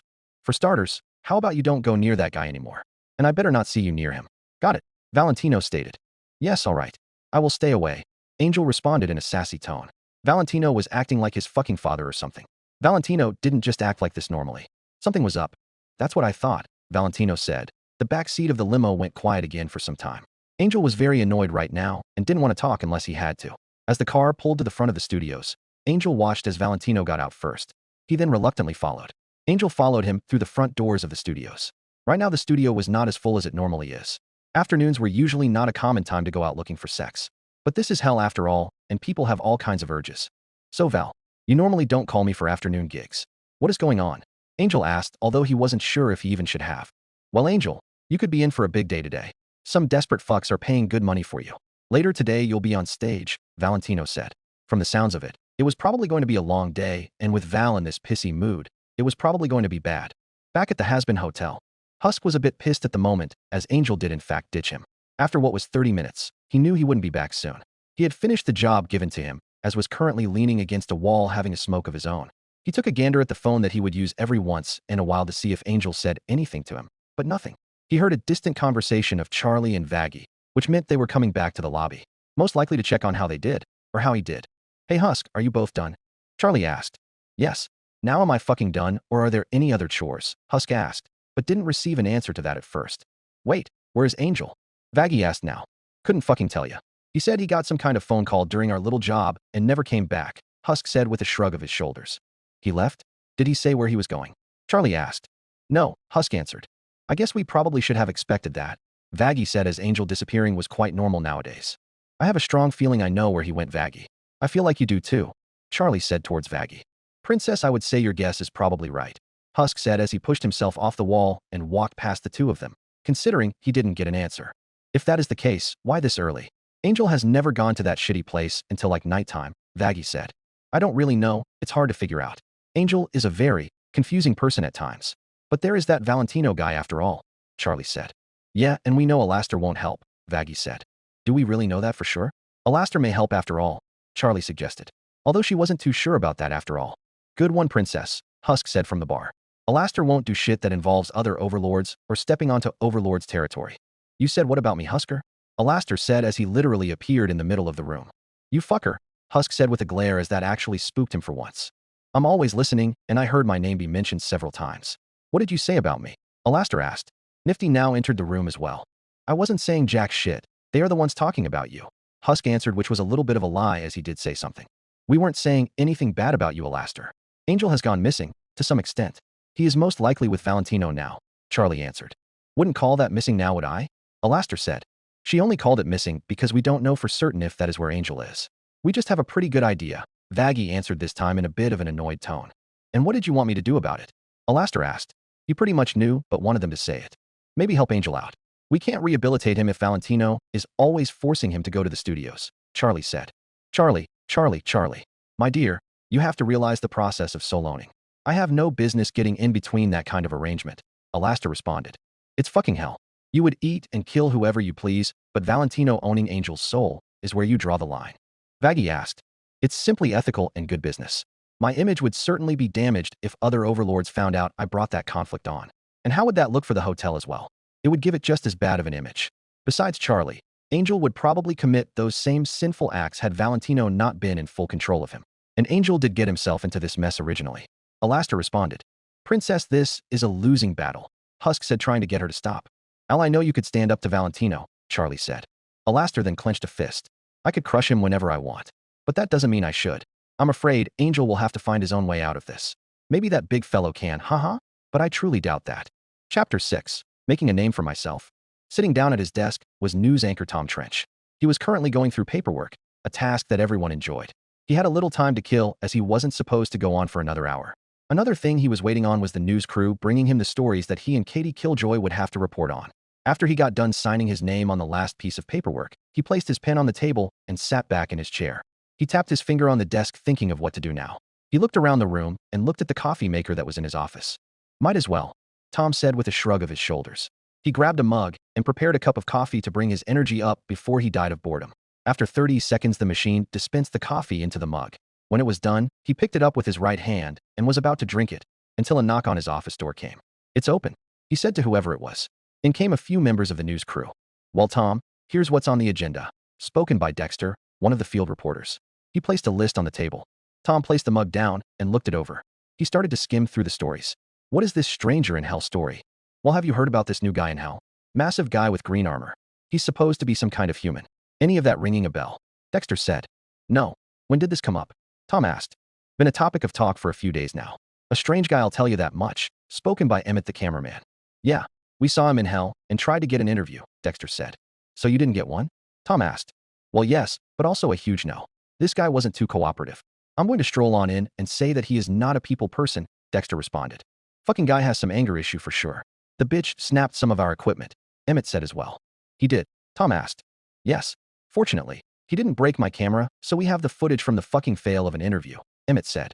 Oh, well, can you show me what happened? I want to see what this guy looks like, Tom requested, which was an easy request to accomplish. If you hurry your ass up and come to the broadcast room, you can. The footage is being examined right now, Dexter said. Tom Trench didn't bother to bring his coffee with him. All right, led the way. Dexter and Emmett did lead the way as they had to go through a few rooms to get to the broadcast room. There were 2 demons in the room right now who were going through the footage. Kamari, you done yet? Emmett asked. Yes, it's all set, Kamari responded. All right, play the footage, Tom requested. Kamari pressed a button and the footage began. 1 hour earlier. The Slayer had gone deep into the city. He decided that he would attempt to go through the so-called heart of Pentagram City. He could easily tell this place was the heart as the most demon activity could easily be found here. The time here was roughly around the evening. It had come to the Slayer's attention that this place was the most active during the night. He figured that was a known fact. It had been around 3.5 days since he got stuck here, and it was like that every night. Across the street, the Slayer had come upon a building he hadn't really seen up close, but in a distance. Porn Studios. The Slayer looked up and could see the large sign that read Porn Studios. Quite the crowd in front of this place. Seems that people have no self-control. Hey buddy, Dexter spoke to the Slayer. The Slayer slowly turned his head to see who was trying to get his attention. He saw 3 demons, one carrying a microphone, one carrying a boom mic, and one holding a large camera. I'm Dexter with 666 news. You seem to have stirred up a lot of attention. Nobody really knows who you are. Care to give us a little insight? The Slayer slowly turned his whole body to face the 3 demons, who he towered over. It seemed as if they were trying to interview him. He stared down at this Dexter with a mean glare. Dexter had an uneasy feeling as he didn't know what the Slayer was doing right now. Hello? Dexter asked for a response. I take it that it's a no on the inside, Emmett said as he zoomed a little bit on the Slayer. The Slayer looked at Emmett when he said that. To his right, the guy holding the boom mic wanted to get closer, so he moved forward and lost his footing a little bit. He stumbled forward and whacked the Slayer with the mic. Oh shit, he said as he backed up. It didn't hurt whatsoever, but it did piss the Slayer off. He turned towards this guy and took a few steps towards him. Hey now, it was just an accident. The Slayer snatched the mic from him and crushed it into 2. He then tossed the remains across the street. The 3 stared at the Slayer as he turned around and walked away from all 3 of them. He was done with this interview. Present day? And that's all we got, Emmett said as the footage came to a stop. Can you see where the anger issue part came into play? Yes, I suppose I can. What kind of demon is he? Tom asked. I doubt he's a demon at all. He looks human, Dexter said as he folded his arms and leaned against the wall. I kind of thought so. I know I haven't been on Earth in a while, but that armor he was wearing. Never seen that before, Tom said. Those words have started to become a very common phrase when they see him. His Predator suit truly was a sight to see, an extremely advanced piece of armor that no one else could ever obtain. Something that he never went without. I think this could be our top story for today. We have a surprise human with anger issues who already is creating buzz around hell, Kamari suggested. I am sort of surprised that he never said anything, Dexter said as well. Yeah, that was fucking odd, Emmett said. Whatever, we got a fucking story. So who cares, Dexter said. All right, when are we going live? Tom asked as there wasn't a clock near. About 45 minutes, Kamari answered as he actually had a watch. Okay, I will go back to my office to get ready. Let me know when it's time, Tom said as he went back to his office. He sat back down in his chair in front of his desk. He then looked back down at the cup of coffee that still remained in his office. He nearly forgot about it after looking at all of that footage and the conversations. But lucky for him, the coffee was somewhat cooled off to where it wouldn't burn the inside of your mouth. He then sat back down and grabbed the cup and began to stall for time until he and Katie had to go on. Time seemed to move quite fast as they were ready to go on for the evening news broadcast. Tom Trench emerged from his office and onto the set. It looked how it normally did, security time, camera crew, news crew all in the background. Tom went and sat down in his seat behind the table. He hoped this one went somewhat smooth. No huge conflicts. But with Katie Killjoy, that wasn't an easy task. Good evening, Katie, Tom said in a nervous tone. Tom, Katie responded back coldly, not giving him much attention. I have been talking with some of our guys. Might have some big news topics tonight, Tom said, trying to make some kind of conversation. Oh yeah? Like what? Katie asked, giving Tom a very disinterested look as what Tom had to say most likely wouldn't pique her interest. A story about that big human. You know, the guy in the big green suit. Tom said. He said that last part because her facial expression didn't change when Tom talked about the Slayer. So it wasn't clear or not if she knew what the hell he was talking about. Oh, that fucking guy? Yeah, I have heard people talk about him. So what? Katie asked, clearly knowing what Tom was talking about after all. It is something different. Unusual story in hell, Tom spoke. Katie looked down on him with that same uninterested look she had been given him before speaking. Sure, if that is what gets you going. Now, let's get this over with as I don't feel like losing money over this conversation. Katie then walked over to her seat. Tom did as well and sat down in the seat next to her. Katie adjusted her hair one more time before they went live. Tom cleared his throat and adjusted his clothes. Okay, the lead cameraman said as he pointed the camera right at the both of them. We are live in 3, 2, 1. He then gave them a point to signal to go. Good evening, sinners. I'm Katie Killjoy, she said. And I'm Tom Trench. There has been a recent rise of discussion about a human man that seemed to drop down into hell, he said, getting into the main topic of discussion. That's right, Tom. Many have begun to wonder how a human did manage to squeeze its way into hell. Personally, I don't care, but others seem to, Katie said. Earlier today, a news team was able to find this mysterious man and attempted to try and get an in-depth exclusive, but absolutely failed as they tended to do so. And that point was when the clip of the interview played. I think it is clear to say that someone has anger issues, Tom added in. You can say that again. Wonder who hurt this guy, Katie said with her fake smile still on her face. Tom was set to speak next, but some members of the team were talking, and then someone new came on the teleprompter for them to talk about. Oh, and would you look at that? There is apparently a new development in the works. A turf battle once again between Cherry Bomb and Sir Pentious was interrupted by a third party. Yes, there was. The supposed man of the hour has made quite the fucking mess of the west side of Pentagram City, Katie spoke. I wouldn't really call that a mess, Tom said with a nervous look after saying that. Of course you wouldn't, Tom. I wouldn't exactly call that clean now, would I? Katie said, keeping her fake smile. Another one of Pentious's terrible and brain-dead ideas seemed to be stopped by this human. Who could have predicted this turn of events? Tom said. Probably no one, especially that stupid serpent as he strikes out yet again, Katie said. And while she said that, in the corner of the screen, a short video played of what the Slayer did. If this didn't show off some of his strength, what could?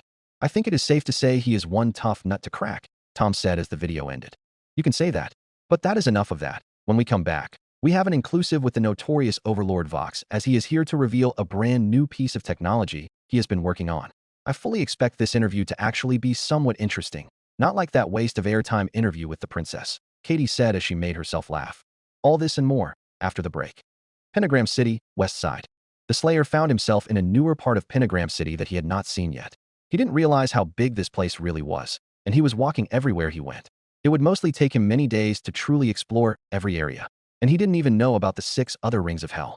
But that is for another time. This area was not really a great sight to see. The area looked trashed. Mostly destruction resided here. As he kept walking, he spotted something big out of the corner of his eye. He turned to his right to see some type of odd vehicle moving across the ground. Running around the vehicle was a group of eggs. That was something he didn't expect to see. What the Slayer didn't know is the fact he stepped right in the middle of yet another gang war. And the cocky inventor driving this vessel was Sir Pentious. But the Slayer had no way of knowing who that was. He watched the vessel in the distance. All of a sudden, weapons started to dispense from the side of the vehicle. Lasers were shot in all directions, causing even more destruction to the already damaged area. The Slayer assumed this vehicle was just meant to destroy everything in its path. The Slayer then saw as one of the large weapons was pointed at him. In that instance, a laser shot out. The Slayer partially ducked as the laser went over his head and hit the building behind him. The Slayer had a mean look on his face as he took that as a sign of force. But what he didn't know was that Sir Pentious was firing at random. He just happened to be standing there. The Slayer wasn't watching the building behind him as the building collapsed from the structural damages and the debris fell on top of the Slayer, encasing him whole. The vehicle passed by where the Slayer was covered in rubble and kept firing with the small army following. The Slayer's arm was the first thing to emerge. The large piece of rubble that was on him was launched to the side. The Slayer was clear of the wreck and watched as the vehicle went out of his sight. The Slayer's hands clamped up hard and turned into fists. The lifespan of this vehicle was at an end. Inside of the vehicle, Sir Pentious was having a fun time. NYH haha. Come on out, Cherry. Try and stop me this time. The armor I have installed on my great destroyer is too strong for your pathetic explosiveness, he exclaimed as he blew up another building. His Egbois followed along the vehicle as there was only room for Pentious and 2 other Egbois inside. He kept on driving along until the demon he had been expecting arrived. The bulletproof window that he was looking out of lost its visibility as multiple red smoke bombs filled the air. ARGH, that wretched bitch blinded me. He then stopped the vehicle and pushed open the top to see if he could see where Cherry Bomb was. Nice ride, old man. Got any insurance on that thing? You're gonna need it, Cherry yelled from an unknown location.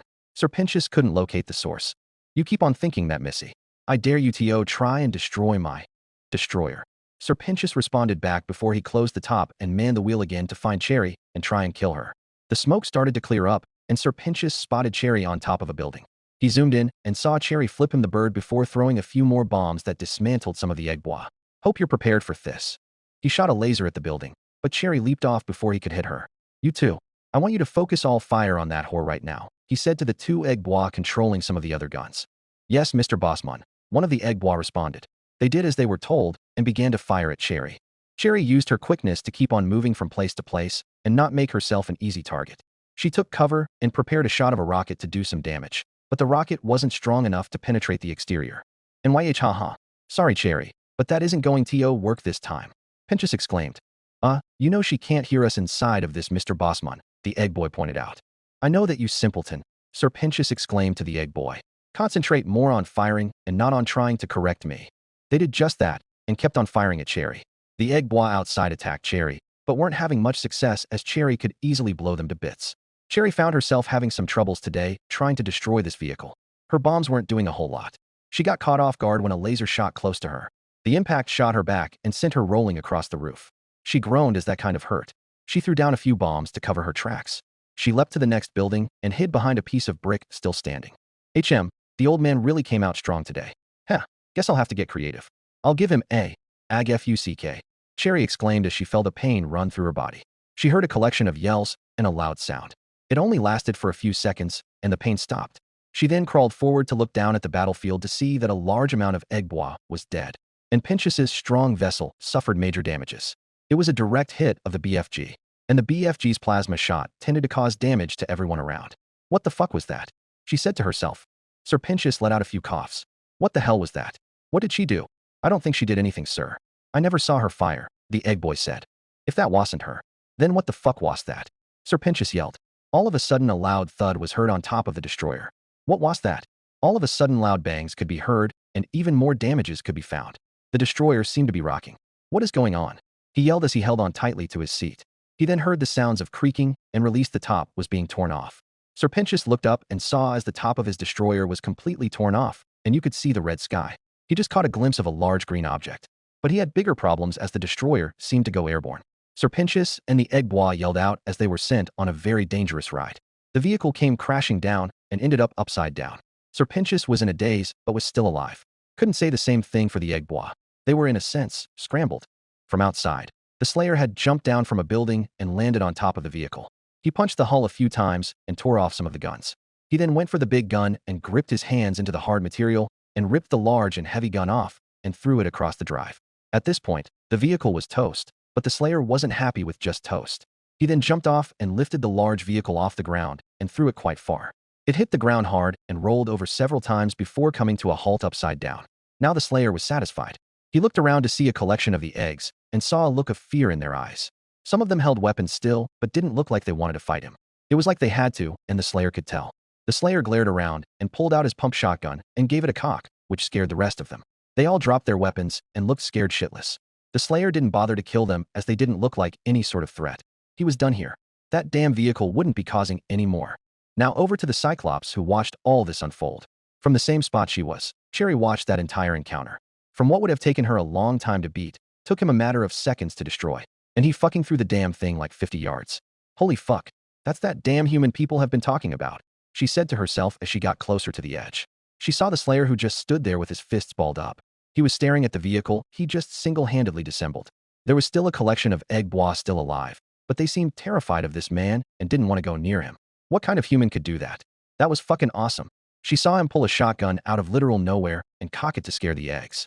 Where in the fuck did he pull that from? All of this was Cherry talking to herself. She watched as this man kept the shotgun in hand and began to walk in the other direction. Cherry then got off the roof in a timely fashion as she didn't want to lose this man. She could still see him as he kept on walking away. She took a moment to look at far the vehicle was actually tossed. That's fucking inhuman, she said. She then picked up her pace to catch up to the Slayer. Itchy white big guy, she said loud enough to get his attention. The Slayer stopped in his tracks. No one could see, but he had a mean look on his face as he turned around to see who called his name. He didn't bother to send his shotgun away as he expected this person to try and fight him too. He couldn't tell, but the tone in this person's voice didn't seem friendly. He held his shotgun in both hands and looked down at the girl demon in front of him. He immediately noticed her one eye, her blonde, pink and white hair, and her torn clothing. The Slayer gripped his shotgun tight as she stopped near him. WOH, whoa. I mean you no harm big guy, Cherry said with both her hands up in a sign of surrender. You can put the shotgun away, just want to say something. The Slayer didn't oblige and stayed exactly where he was. Or don't. I just gotta say how fucking amazing that was. You destroyed that piece of junk with your bare hands. You really gave the old man a rough time. It seemed well enough to the Slayer that this girl wasn't trying to fight him, just wanting to compliment him on his destruction. The Slayer wasn't trying to fish for any compliments. He decided to lower his shotgun and hold it out to the side with one hand. He would listen to what this demon had to say for a little longer. But if nothing seemed important, there was no point in listening any longer. Chapter 7. Burnout. Being tired and being burnt out is very similar, but also are different. Being tired is simply feeling weary or in need of sleep. Being burnt out is feeling empty and mentally exhausted, devoid of motivation, and beyond caring. And it was safe to say, Angel was burnt out. Valentino wasn't kidding when he said it was going to be a long day, and it was. It was late night now, and he had fled to his room in porn studios. He sat down in his chair in front of his mirror. He let out a few deep breaths and ran a hand through his white hair. Fucking beat, he said to himself as he let out another deep breath. He sat back in his seat and looked at the ceiling in the room. Not like there was something for him to look at. He just wanted to clear his head. He was just about to strip out of his boots, stocking, and skirt until he received a text on his phone. He didn't know who it was from as it was facing down. He let out a sigh and reached for it and turned it to his face. Fucking great, he said as it was from Val. Val. Angel, are you there? Angel. Yes, Val, I am. Val. I hope you haven't left yet, Angel Cakes. Angel. No, Val, just in my room. Val. Good. Come to my office. Got something for you to do. Angel. Is there really another client? I'm fucking beat, Val. Val. I never said if there was another client now, did I? Just come to my office. Angel. What is going on? Val. Now Angel. And don't bother changing this time. Angel. Yes, Val. This led Angel to let out another sigh. He was already agitated tonight and just wanted to go back to the hotel, maybe have a drink, maybe do some blow, and maybe cuddle up with his pig. He put his phone down and walked over to his door, not bothering to put on any shirts or upperwear, leaving his pink and white fluffy chest exposed. He walked down the hall with both sets of his arms crossed as he approached Valentino's door. He knocked a few times before hearing an answer. Come in, Valentino said. Angel opened the door and trails of red smoke filled Angel's nostrils and also the room as he entered. He was still tired and went over to sit down in one of the chairs in the room. What's up, Val? Angel asked with a nervous smile on his face. Valentino was currently counting the money that Angel had made from his acts today. Angel would usually always bring in the good money. He placed the money on the desk, let out another blow of red smoke, and looked at Angel with his big smile. You had a good day today, Angel Cakes. I figured as much since I started so early, Angel said as he was trying to mask the annoyed tone in his voice. Yes, I hope it didn't bother you too much. Valentino said, asking a rhetorical question. Angel kinda had to respond no. And no, not at all. His response was a little hard to get out. The smoke seemed to be messing with his head as it felt like he was being choked. Valentino got up out of his chair and walked slowly to Angel. Angel stared at Valentino as the smoke still propelled around the room. He walked next to Angel and put an arm on his chest and ran a finger up his neck to his chin before removing it. You look pretty cute today, Angel Cakes. I can see why you seem to attract so much attention today, Valentino said as he passed by Angel. A trail of smoke seemed to go up Angel's body as well. Oh, thanks, Mr. Valentino, Angel said. This had been too similar of a situation that Angel had been in before. He had a feeling where this was going. You don't have to thank me at all, Valentino said. He walked in front of Angel and leaned against the desk. Angel felt uneasy as Val stared at him with a big grin. And it wasn't a very exciting night for me. And you know that Vox is gone. Gone doing his little thing on the news. And who really knows when the hell he's going to be back? Right? Who knows? Angel said with a short laugh as he was just playing along. The smoke started to wrap around his body. Stand up, sweetheart, Valentino said with an upward motion with his finger. Angel did as instructed and got up. His bottom two arms hung at his side, and his top two arms were crossed over his chest. Valentino walked around Angel and opened the door. He walked out and held it open. Follow me, Angel Cakes. Angel did as instructed and followed him. They walked to a nearby room. Angel knew exactly what it was. Go on, Valentino said. Angel opened the door to the heart-shaped bed in the center. The room had a fair amount of lights, but the lighting was dimmed. A type of mood lighting, as you could call it. Angel took a few steps inside. Son of a fucking bitch, Angel thought to himself as his night was not going to be over yet. I must admit, I am still a little hurt from that little incident earlier today. With all of that, and with my night being so shit, I have a good way you can make it better, Valentino spoke softly. He placed two of his hands on Angel's shoulders. He bent down so his head was near Angel's ear. Vival, I have been at this for hours now. I'm sorry that your night has been this way, but can't I get like a night off? You know you could always Angel said, but was cut off as Valentino shoved him hard, which caused him to fall onto the bed. Angel's eyes clenched until he looked back up to see Valentino walking over to him. Valentino had a large smile on his face. In this lighting, it looked like his teeth were glowing. From this view, he was completely towering over him. Angel, you always seem to forget that I own you. You are done. When I say you are done, Valentino said as he tossed his hat and glasses aside. He then began to mess with his coat. Don't be like that, Angel. Let's have ourselves some fun. Angel was no longer in control. The smoke kept on conflicting his decisions. Valentino was in full control now. Angel had nowhere to go. Sometime later, Angel laid there on the heart bed. His makeup was somewhat messed up as it was smeared on his cheeks. Angel stared up at the ceiling with Valentino laying down next to him. Yet another night Valentino had his way with him. Valentino began to move on the other side of the bed, but not Angel. He still laid on the bed, making no attempt to get up. Valentino stood up and began to put on some of his clothing. Angel simply looked at him out of the corner of his eye. His vision returned to the ceiling as he still thought his night wasn't exactly over. As Valentino held his long cigarette, he could see Angel was in fact awake. See, Angel Cakes, wasn't that fun? Valentino asked. Of course, Val. Angel said, still looking at the ceiling. You need to really lighten up, sweetheart. If you chose to be fucking sour about shit, you'll never have fun with it. You can go, just be ready for next time, Valentino said as he turned away from Angel to look out one of the windows. Angel let out a quiet sigh and sat himself up. He had to put his performing clothes back on as that was the only clothes he had at the moment. Otherwise, he was completely naked. He walked out of the room and back towards his. He opened the door and shut it behind him. He looked at his face in the mirror and saw how messed up it looked with the makeup. He looked around for a cloth or something to wipe his face and eventually found one. He tried to wipe his face as best as he could, but couldn't get it all. He decided fuck it and went for his usual clothes.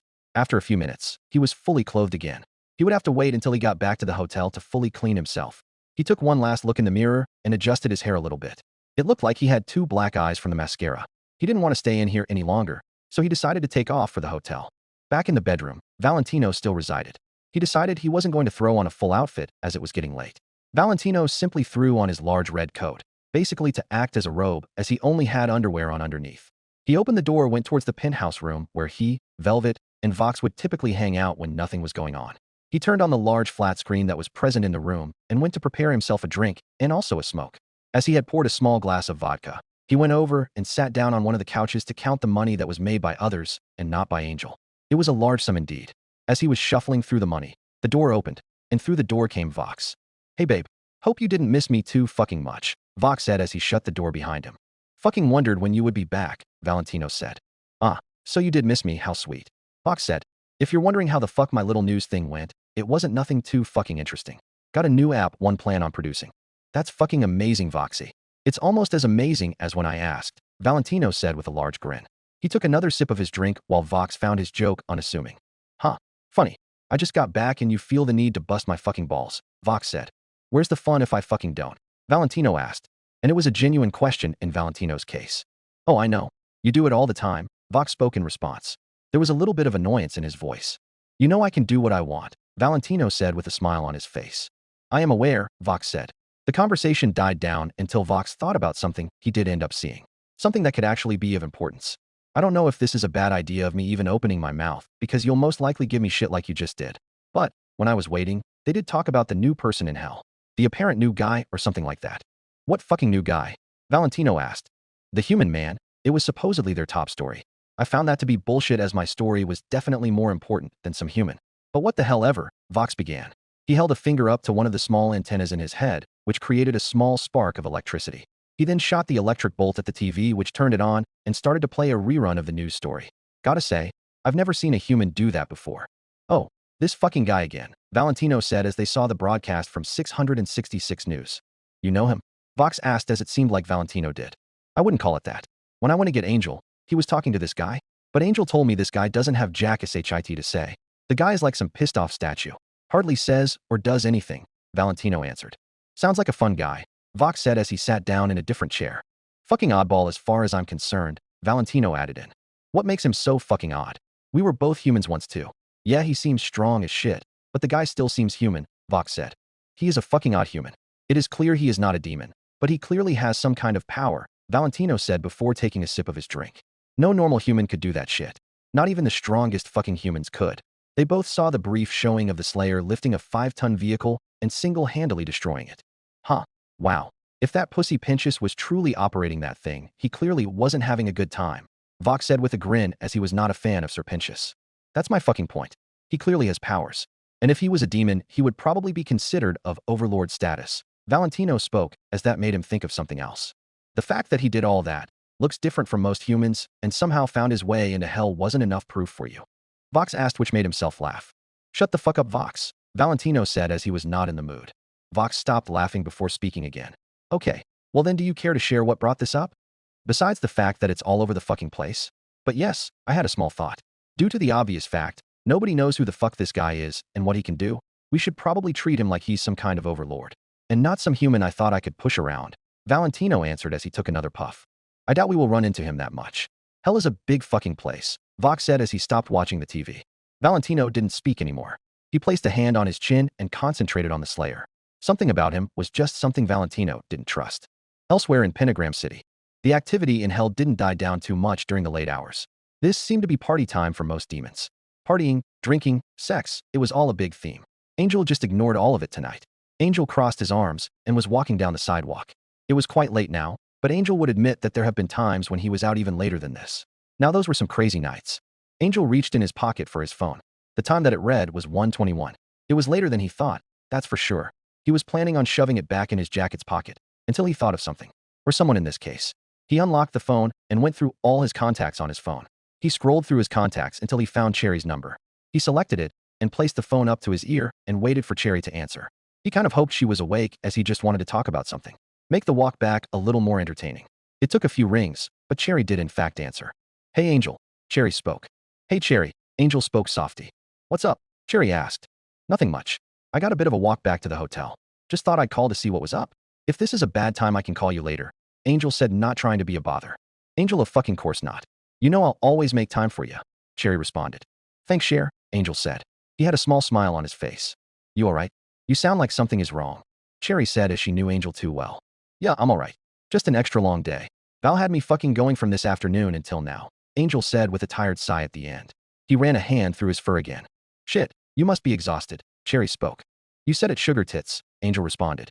Did he? Cherry began to ask, but she didn't know if she should say it out loud. Yeah, he did, Angel said as he knew what Cherry was going to say. Which is why I wanted to talk to you. Try and forget that shit. Yeah, I understand, Cherry said. So, anything cool going on? Angel asked. He was getting even closer to the hotel now, but still wanted to talk. Well, had another battle with the old man, Cherry said. Shit, and I missed it too. Did you kick his ass for me? Angel asked as that brought a smile to his face. I didn't this time, but someone else did, Cherry said. Angel could hear her laughing on the other line, but didn't get this apparent inside joke. What's so funny, Cherry? And what do you mean by who? Pentdor pulled up in a big-ass tank, or something that looked like it.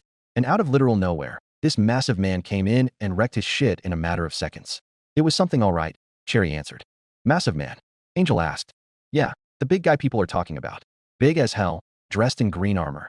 Cherry explained, which immediately made Angel remember. Oh yeah, I know who that is, Angel said, and nothing more. Tried talking to him, but the guy never said a word, Cherry said. Oh yeah, I know that. I actually saw him before I went in, Angel said. Interesting guy, isn't he? Cherry asked. I would say. I tried talking to him as well, but Val showed up, which honestly fucked me over a bit, Angel explained. How so? Cherry asked. Because he took some offense to me being with the guy. Val tried to go big dog on him, but nothing phases this guy. It's like he fears nothing, Angel said. You don't have to tell me twice, Cherry said. But hold on, you gotta give me details, girl. What fully happened with you, this guy, and Pentious? Angel asked. Hours before, the Slayer stayed where he was, not making any attempt to move as he examined this one-eyed demon in front of him. He still kept his shotgun in hand as he expected this demon to do something. So far she wasn't.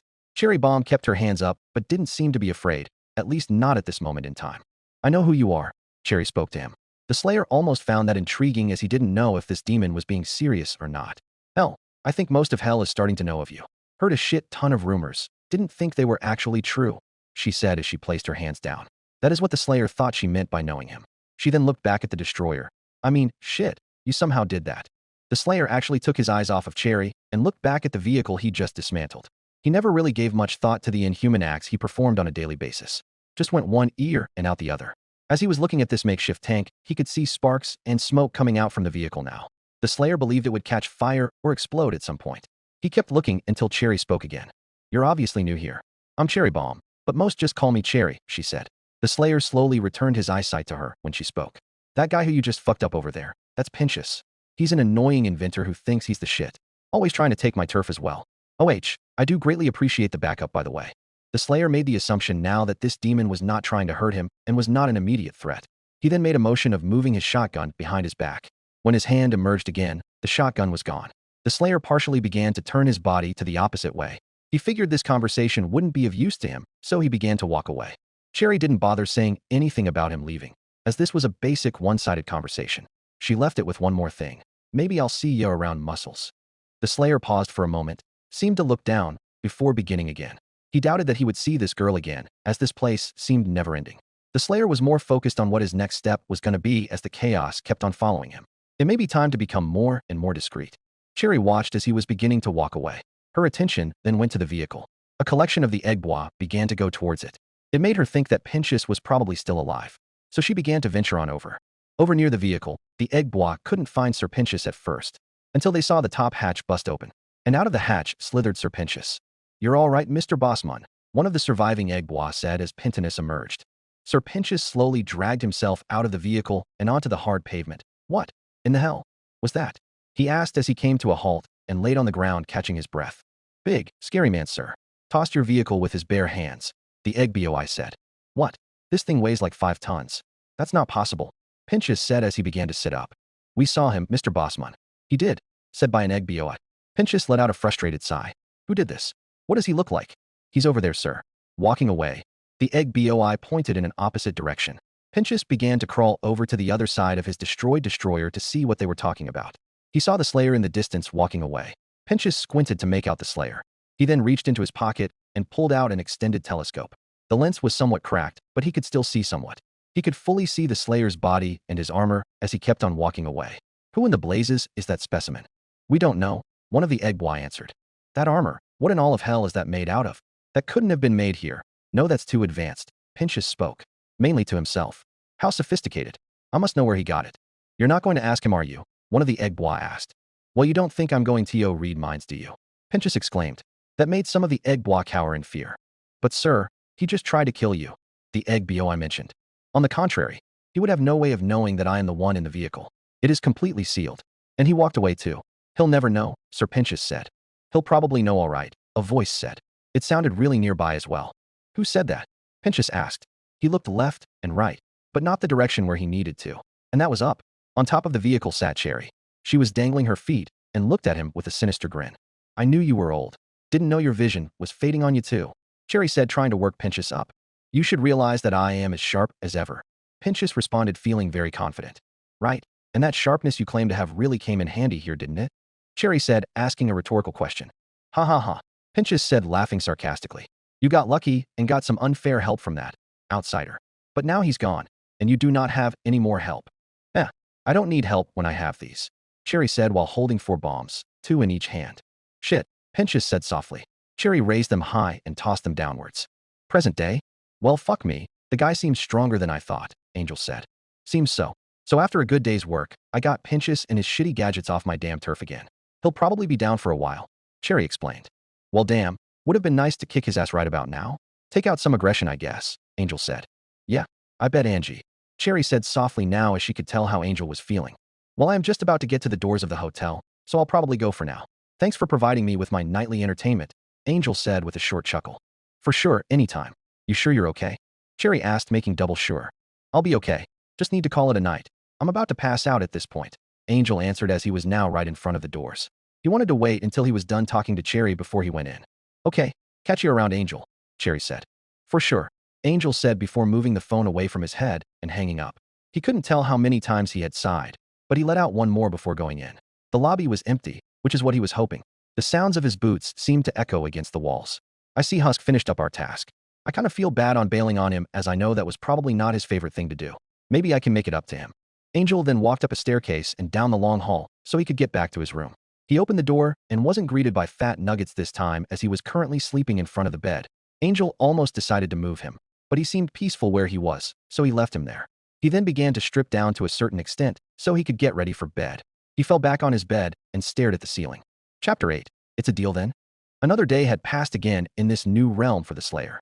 The Slayer wasn't exactly sure the exact time he had been here, but it had reached the first week. And let's just say, this week was very underwhelming. He was not getting anywhere during his time here. And it wasn't like he really could get anywhere. This area was more modern and not futuristic like his world. Nothing here seemed to be of use to him. He hit a huge roadblock, so he was spending his time thinking. He was up high above a building to keep away from any demon in this realm. He was creating a lot of unwanted attention now and knew that once he stepped foot on the streets again, he would get recognized. And by what he has noticed, the demons would try to interact with him, and he didn't want that. He had his helmet off and was breathing the hell air, I guess. And upon the building, the Slayer kept looking over the area until he heard some odd noises coming from behind him. He slightly turned his head to see a figure form behind him. Earlier, Alastor was humming a tune as he proceeded down the halls of the hotel. He was ready to venture out into hell to take care of some business. He stopped in his tracks in the hallway as he passed Husk's room. He knocked a few times on the door. No answer. He knocked a few more times again. No answer. He then went to open the door, but it was locked. In most situations, he would just find a way to break the door, but that would look bad for the hotel and most likely make Charlie upset. So he called upon his doppelganger Shadow to assist him. Go open the door so we can wake our good little friend up, Alastor said to the Shadow. It nodded back and went under the door frame. Alastor looked at his hand until he heard the click of the lock being changed. He opened the door to find Husk passed out on the bed, most likely from a hangover. Very good, you. I will take it from here, he said as his Shadow went away. He stood at the edge of the bed and saw that Husk seemed knocked out. So he used his powers to raise Husk in the air and move him out into the brighter hallway. He held his hand out, keeping Husk in the air, and then dropped him with a loud thud. Ack, what the fuck? Husk exclaimed as he opened his eyes, but then shut them as the bright light blinded him. He did feel some pain throughout the lower half of his body as he did fall on a hard surface. Good morning, Husker. Or I suppose I should say afternoon. My, that was quite the spill you just had, Alastor said as he was standing in the doorway. Oh yeah, quite a spill, wasn't it? Clearly, it wasn't one you were responsible for as last time I checked. I was on my bed, Husk said as he growled and pointed a finger at Alastor, although he was still getting his eyesight back. Well, that is quite the assumption by yourself. Turns out you still got some sense in that alcohol-infused head of yours, Alastor said as he leaned downwards to meet Husk's eye line better. Well, clearly it ain't been doing a good job if I do still got some sense, Husk said, rubbing his head and remaining on the floor. Such a shame, isn't it? Now, Husk, are you once again planning on sleeping the whole day away?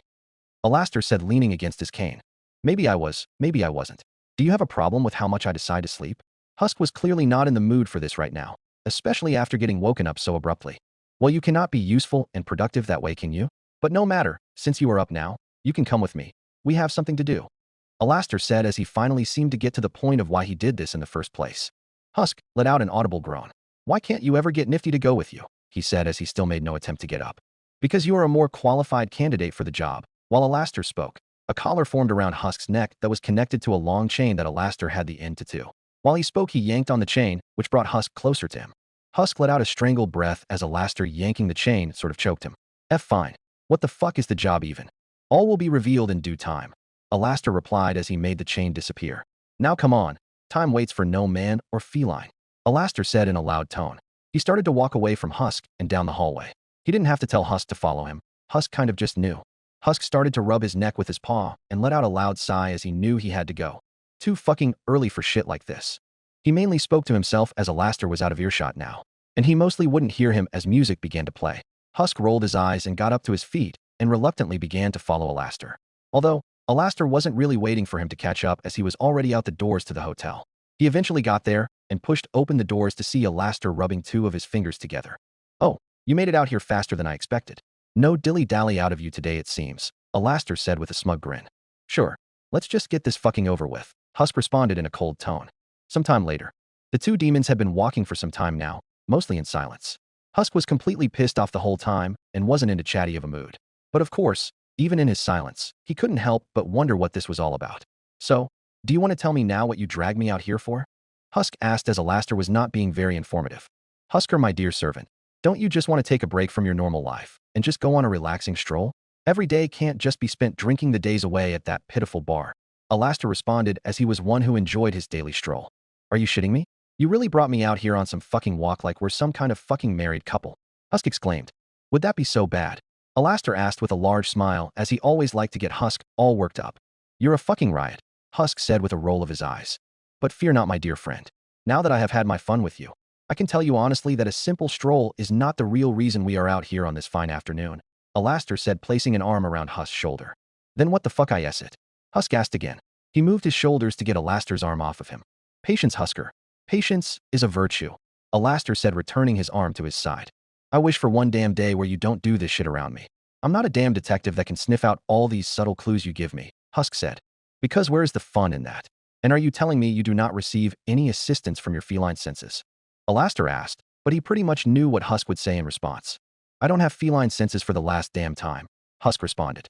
He still wasn't a fan of his demon form and declined any sort of cat-like mannerism that could occur with him. Hold on a moment, my dear Husker, Alastor said as he put an arm up in front of Husk to get him to stop in place. What the fuck is it now? Husk asked as he was getting annoyed by the abrupt stops in this trip. Do my eyes deceive me?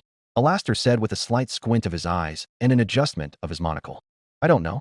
I can't tell what you are trying to look at, Husk said as he folded his arms and looked at Alastor looking up. Are you looking for a fucking bird or something? What the fuck are you doing? My eyes do not deceive me after all, Alastor spoke as he summoned his cane and pointed it to the top of a building, right towards the Slayer. It is that human again. Husk looked up in the direction that the cane was pointing and also saw the Slayer at the edge of the building. They both could see that his helmet was off his head, but he was too far away to where you could make out his face. So it fucking is. What is the big deal about that? This could be quite interesting, Husker. I smell a big opportunity, Alastor said towards Husk. What kind of big opportunity are you even seeing here? Husk, before Alastor could fully hear all of that, he seemed to teleport away. And that he's fucking gone. Motherfucker just leaves without fucking saying anything and expects me to twiddle my fucking thumbs and wait for his ass. Husk spoke, mainly to himself as he felt like letting off some steam. Upon the building, the Slayer kept looking over the area until he heard some odd noises coming from behind him. He slightly turned his head to see a figure form behind him and went for his helmet and placed it back over his head. He got off his knee and stood up and turned around to see Alastor once again. This proved to him that this Alastor had powers, as there is no way that this demon climbed up this building. Well, hello again. I thought I had spotted you all the way up here, Alastor spoke. He almost got a good look at the Slayer's face, but only saw the back of his head, which was covered in short black and brownish hair. Did you really climb all the way up here? That's quite impressive, he said before slowly walking towards the Slayer. The Slayer eyed him down with every step he took. I hope you don't consider this a complete intrusion, as you were probably not up here for no reason. But our last conversation felt quite abrupt, and I think we could help each other out in the long run. He let out a TSK as he looked around and didn't see his servant. Well, it appears my good friend has not yet made his appearance. I suppose I could lend him a hand. The Slayer watched and heard a snap of Alastor's fingers. He saw a light flash and now saw a demon he had not seen before. It was Husk. Husk held a hand to his head and grimaced as it was a trippy process. Husk opened his eyes and looked around and saw Alastor next to him. And of course you decided to teleport me again. I suppose I should have expected that. Husk sighed as he really should have expected it. Well, Husker, you seemed as if you were making no such attempt to come up here. Never seeming to use those wings of yours for their true potential, Alastor answered. He used his cane and smacked one of Husk's wings, causing them to retract in natural reaction. I fly when I feel like it. You know that shit, Husk said, pressing a claw to Alastor's chest. Now, Sourpuss, this is not the time. Especially in front of our newcomer, Alastor responded. He slapped Husk's hand away as he did not like being touched. Husk looked over with his annoyed look and located the Doomslayer standing at the edge of the building staring at him. Yeah, I'm fucking aware this guy is here. You just pointed him out on the damn ground, which is where I'd like to be right now. And what is your damn obsession with him? Didn't you fucking say that he doesn't talk? Maybe I did, maybe I didn't. Find out for yourself, Alastor said with a grin. Husk groaned and slowly looked over at the Slayer. The Slayer had not made any motion since he was brought up here. Husk did not look scared at all while looking at the Slayer.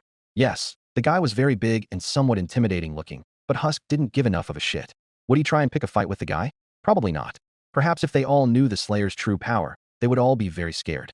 While considering the fact that he is just fucking staring at us and hasn't said a damn word, I'm assuming he doesn't, Husk said, coming to a conclusion. Very accurate conclusion, Husker. But he may not share his communication skills. He still has his hearing, Alastor said. Are you even fucking sure about that?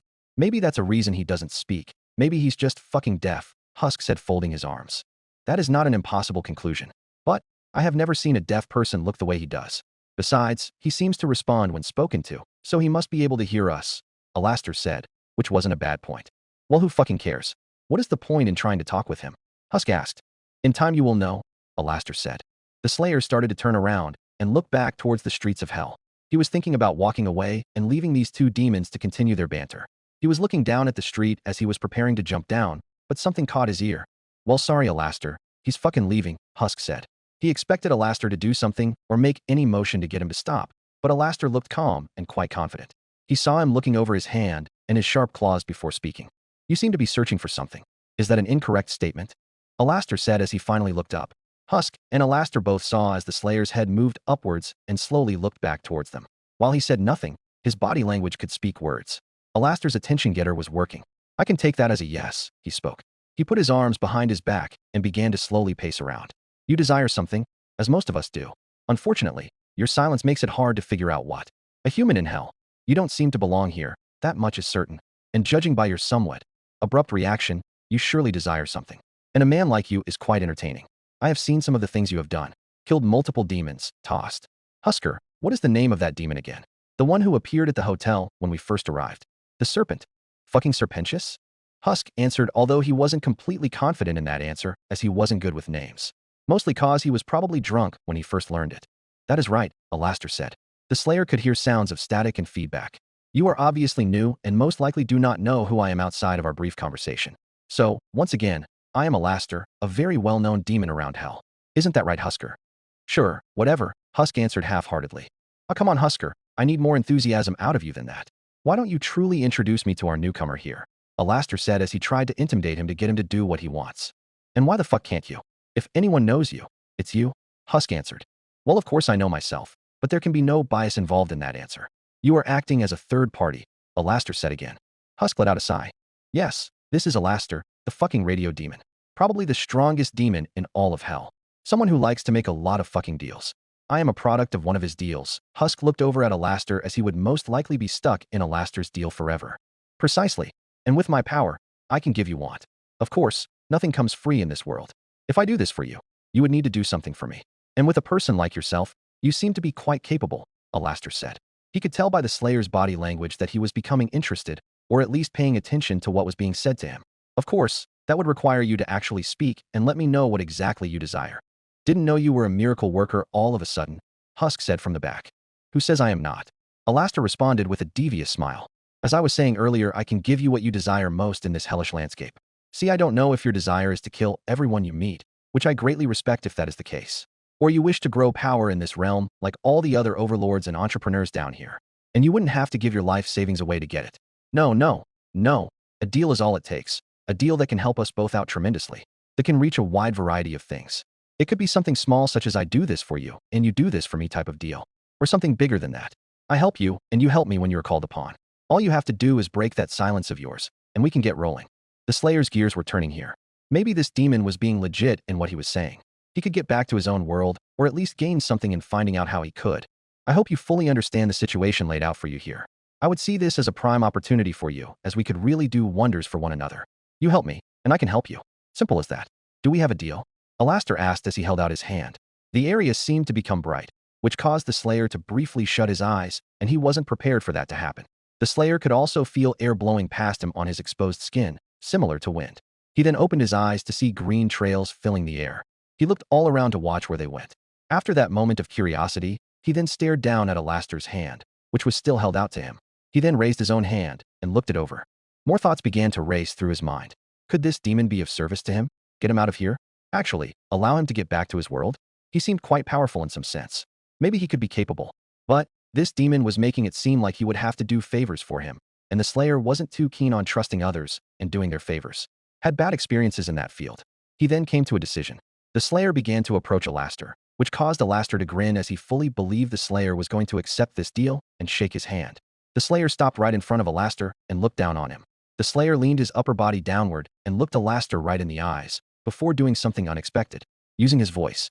No, Doomguy said, which caught Alastor and Husk off guard as he just spoke for the first time.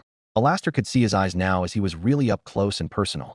He could see the complete angry and serious look he was getting from this large man, and the deep, brooding voice was kind of expected for a man like him. But in other news, to the Slayer, this felt like a time when he needed to be heard.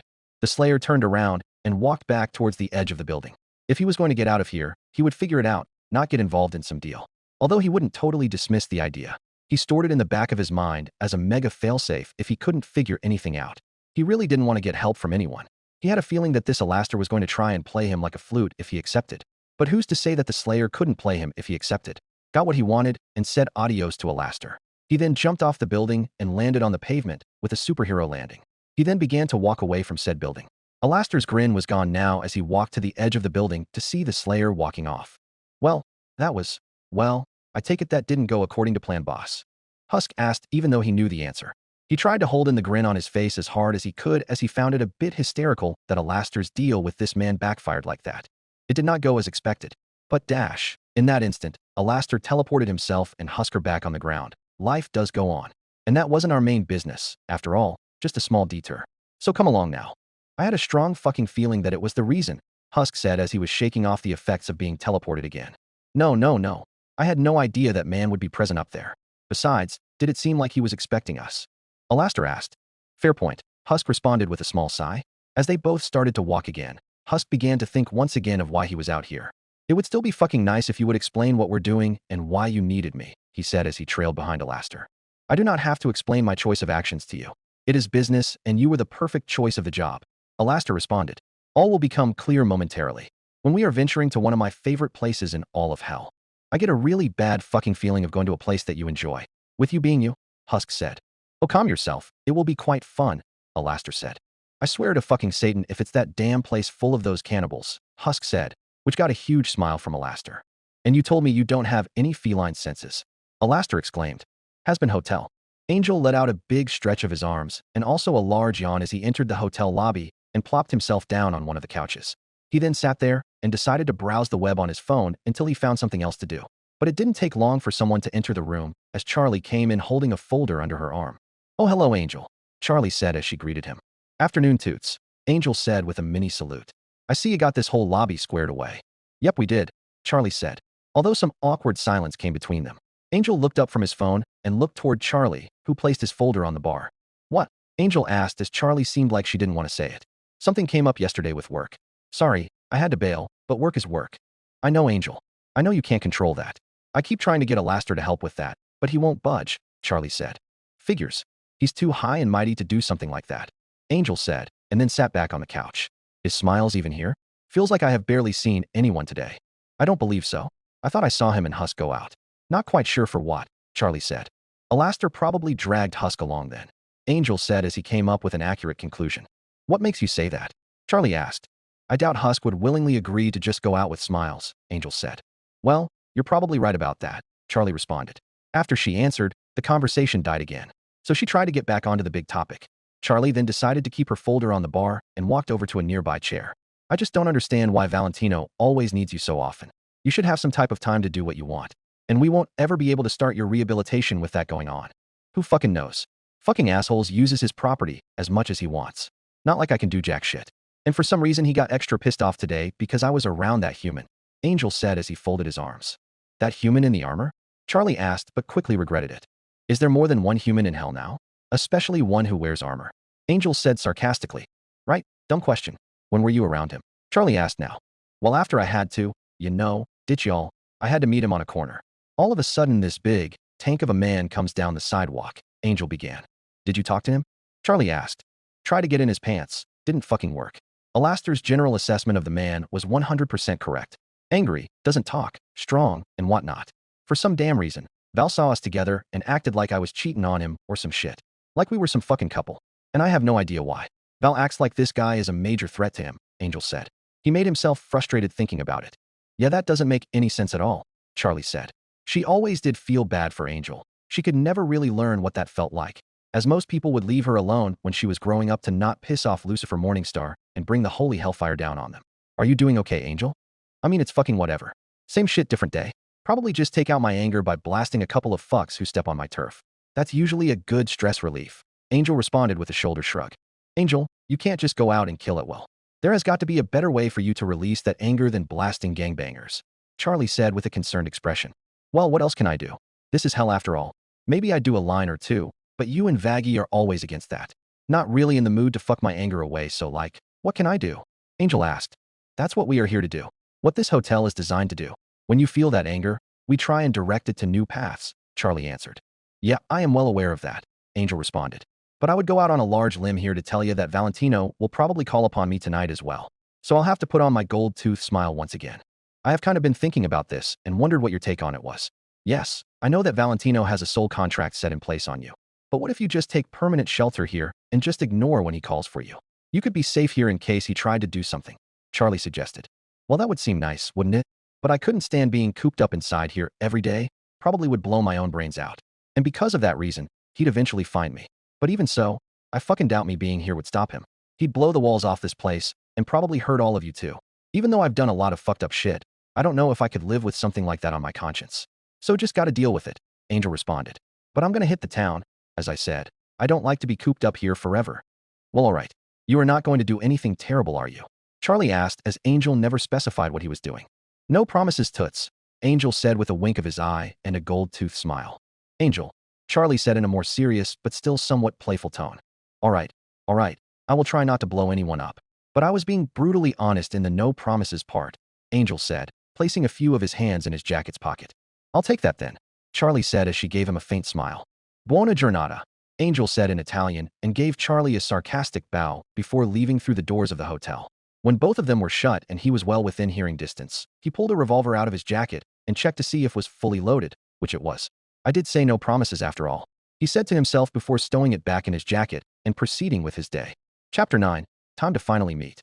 It had been a few hours since the Slayer had his second encounter with Alastor after the failed deal attempt. The Slayer could still not get in contact with his fortress to generate a portal.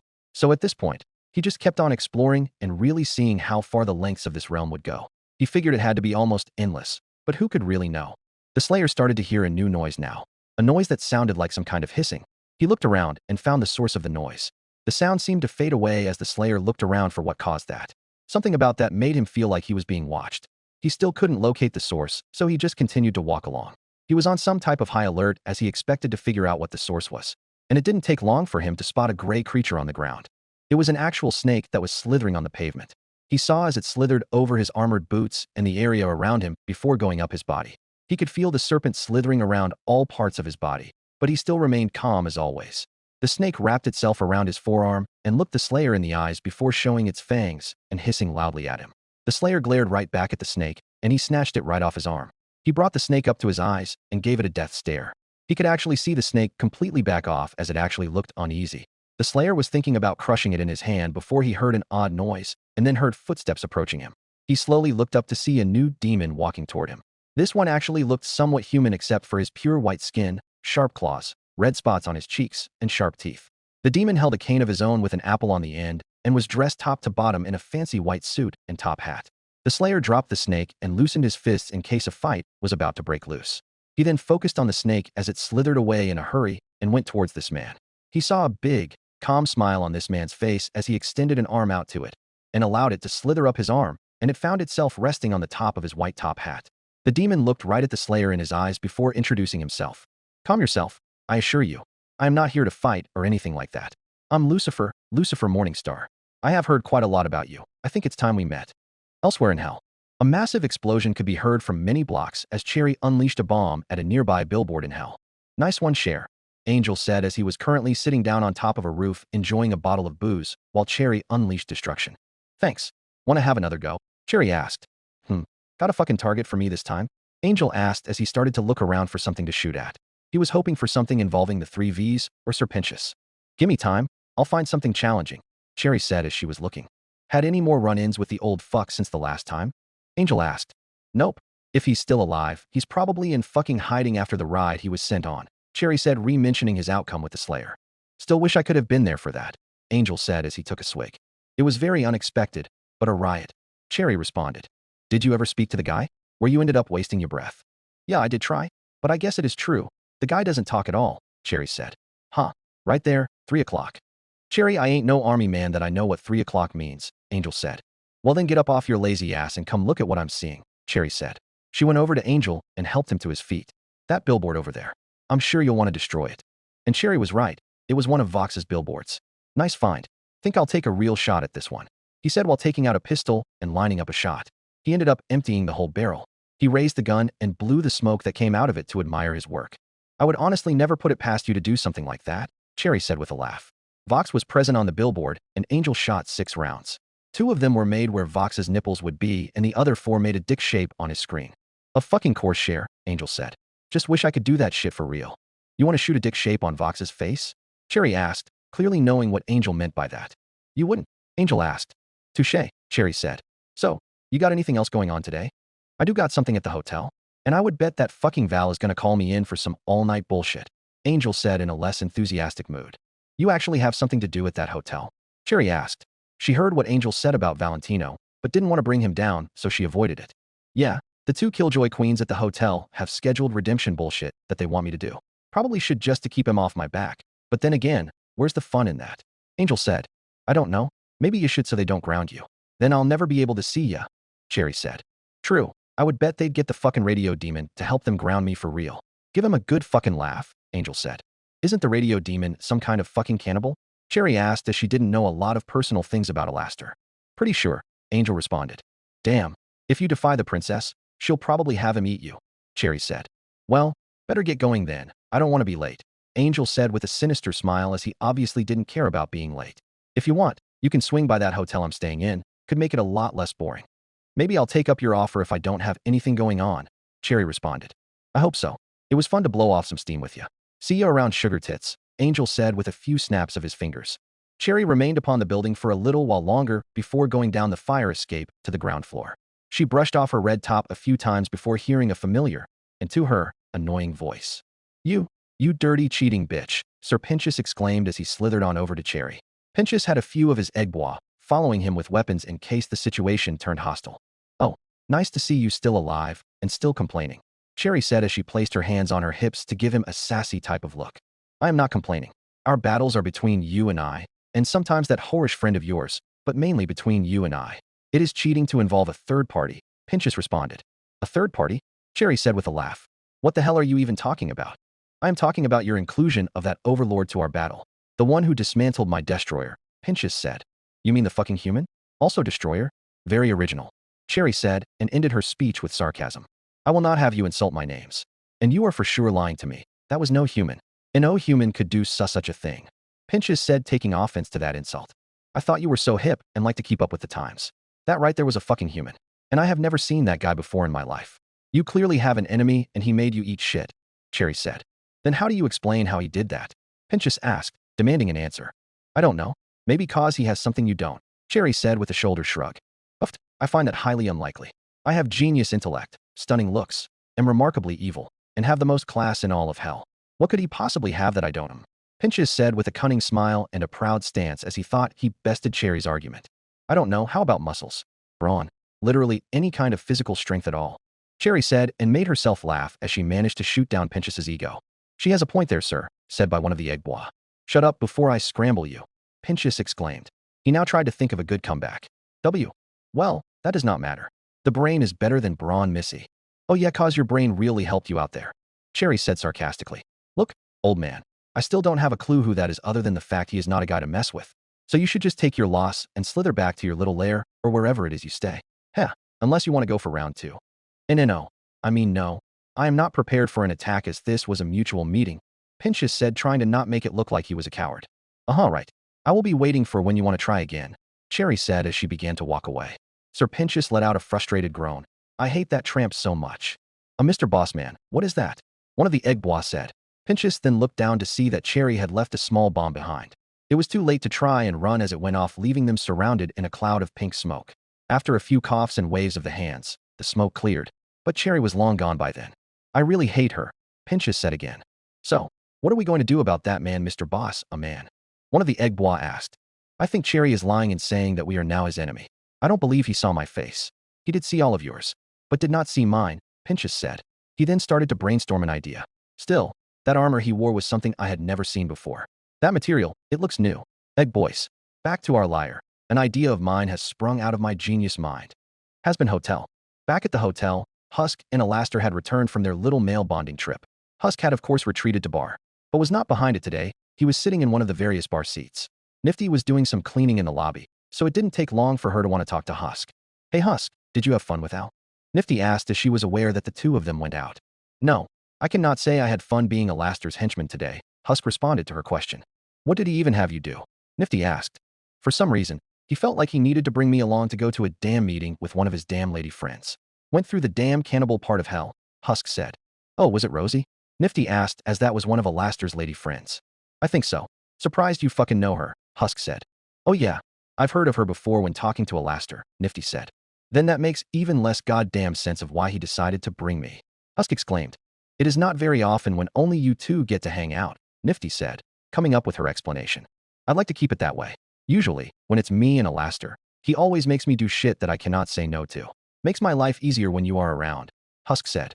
Oh thanks, Nifty said, although Husk didn't completely mean it as a compliment.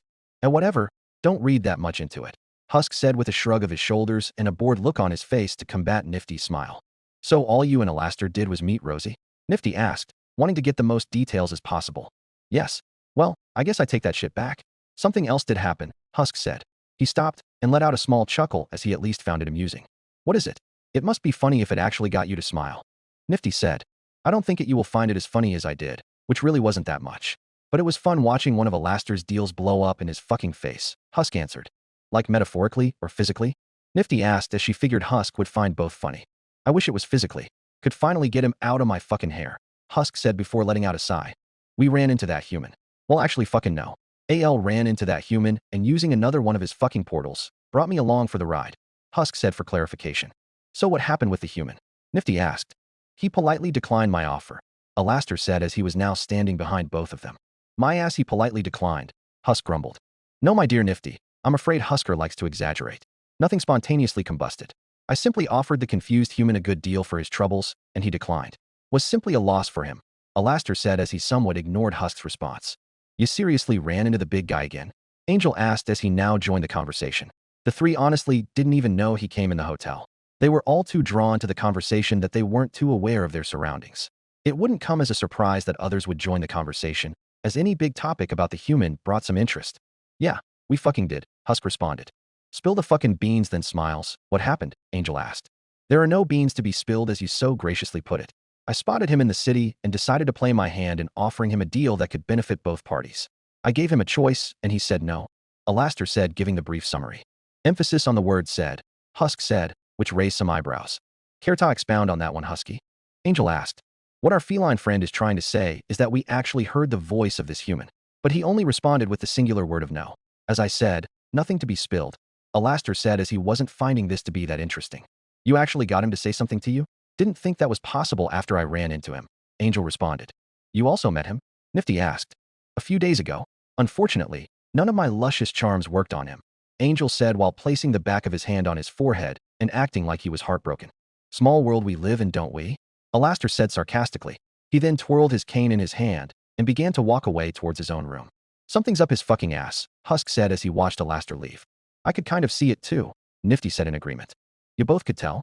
Angel asked as he wasn't getting that vibe from Alastor. We've been around Alastor too fucking long. Yeah, he'll always put on that damn smile of his and act like nothing is wrong. But he's clearly irritated at the moment, Husk said as he was now leaning on the bar's counter. You're telling me that Smiles is that butthurt that the human refused his deal? How could something like that break him down? Angel asked with a grin on his face. There's probably more than just that going on that is making Al on edge, Nifty responded this time. Bet he'll go out and slaughter the first demon that looks at him wrong to blow off said fucking steam, Husk said. Pride Ring, Pentagram City. The two just stood there looking at one another. The Slayer noticed this Lucifer had a big smile on his face. Starting to become a big theme around here. Everyone always showing some big-ass sharp teeth smile. Wondered what they were always so happy about. Or if it just was the fact that they were all putting on a fake face because they all had some ulterior motive in mind. That is exactly what the Slayer expected. But the name Lucifer did sound familiar to him as he thought he had heard that name used before. Of course, never in his world as the so-called Lucifer of his dimension went under the title of Davoth or the Dark Lord. But his thoughts ended as his newfound chat buddy decided to speak up again. Well, so you are the guy that all the talk has been about. You know, I wasn't sure what to expect, but you are so wow. So why dash? Actually, this won't do. How about we go somewhere more professional? Lucifer suggested with a twirl of his cane. The Slayer watched as he seemed to twirl his wrist. In an instance, the Slayer quickly noticed that he, as well as Lucifer, were in a whole new area. They were now indoors in Lucifer's study. The Slayer observed the area around. 2 large windows were behind Lucifer's desk, but were being covered by a pair of drapes. There were also a few paintings on the wall. The notable one was a painting of this Lucifer and 2 female demons. One looked older and seemed to be a few inches taller, and one shorter. The Slayer could put it together that this was his family. So these demons can reproduce. That is an odd thing that the Slayer wasn't expecting. But this realm has been nothing but surprises. This is better. Wouldn't you agree? Lucifer spoke. He then propped his cane against the desk. He then sat down in a large red leather chair. After he got comfortable, he sat back in the chair and interlocked his fingers, while still giving the Slayer his smile. Go on. Sit. The Slayer stared down at the 2 fancy leather chairs that faced Lucifer. He then stared back at Lucifer, not having much urge to sit. Oh, come on. You've been busy. Take a moment to relax. What are you afraid the chairs will come alive and kill you or something? Huh, wouldn't that be something? But no, nothing like that. Go on and sit down, Lucifer said again, trying to show hospitality. The Slayer did find it a little odd why he said it like that. Could the chairs gain life all of a sudden? But the Slayer stopped focusing on that and did sit himself down in one of the chairs. He honestly wondered if the chair would even be strong enough to support his weight and the weight of his preacher suit. Was that so hard?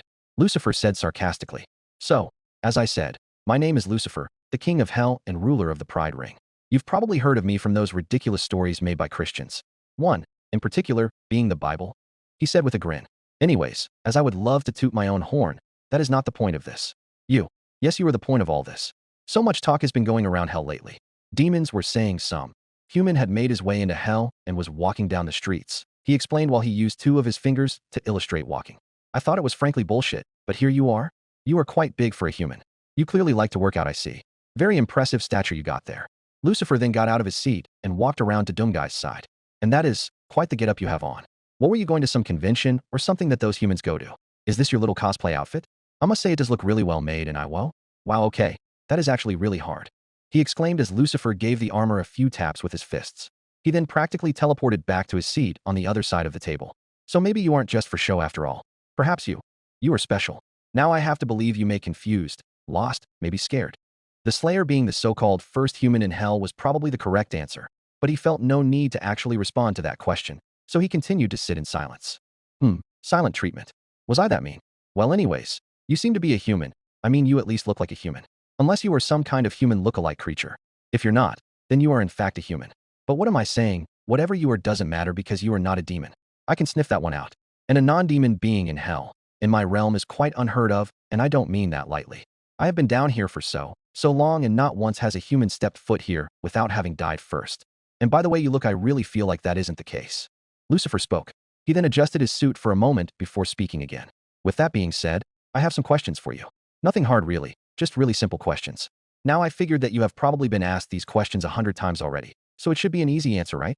So with that being said, Lucifer said, but paused for a few seconds to add some type of dramatic effect. That begs the really big and the really interesting question. How did you get here? The Slayer wouldn't budge to answer that question, mainly due to the fact that he doesn't like to speak, but the other being the fact that he honestly had no fucking clue. The Marine stayed motionless in his chair while not taking his eyes off of Lucifer. Humph. You know, I had heard many things about you. I can easily tell your muscles aren't just for show. I also have seen stuff on the news. You single-handedly dismantled whatever kind of ridiculous invention that was and tossed it like it was a brick. I tend to know of the big things that go around here. Well, for the most part. Let's just say if I care enough, I'll know. Anyways, I also heard a lot of chatter from the demons online. Some being rumors, others seeming to be true. When I saw the one saying you don't speak whatsoever, I thought it was false. But you are really committed to silence, Lucifer said. He waited for around 30 seconds to see if the Slayer would respond at all. Maybe with a yes, no, go fuck yourself, or just about anything. But got nothing. That is a pity. It would seem that I will not be gaining any answers to my questions. The Slayer could tell that there was nothing but fake emotion in the way this Lucifer talked to him. It almost seemed like he was ready to snap at any moment. So the Slayer was waiting for him to make some kind of move. Now, I am usually not a betting man, but I would bet that you yourself have questions. Like, come on, a human trapped in a world that they probably never knew existed or have never seen before. You seriously must have questions, and who better to ask than the big boss man of hell himself? And you refusing to speak will not get any of your questions answered. Now will it? Now I don't know if you understand me, or speak some kind of other languages besides English. And I won't be able to know if you keep sitting there in silence, Lucifer said. He was starting to become a little annoyed of the Slayer just staring intensely at him. At this moment was when the conversation began to fade away. Both men just stared at one another in silence. Lucifer waiting to see if this stranger would finally speak up, and the Slayer sees if this king would do something irrational. Nothing? You really aren't going to say a goddamn word? Lucifer asked again. Not a goddamn word indeed, as the Slayer didn't feel like giving him what he wanted. That was of course information about him, and also him to speak. Ugh. Well, so be it I guess. Perhaps you will eventually break this consistent silence. But at the very least you are familiar with who I am. And you really should be familiar. This is my realm. This is where I rule, and you better not forget that. Whoever you are, where you were born, who your parents are, what your name is, or whatever it is you do doesn't affect me. If you keep that in your mind, then I could care less about what you do here. Don't make me do something harsh, because it would just be harder on me. Did you get it? Perfect, Lucifer said as he stood up from his chair. Welcome to hell, he said with a sinister smile.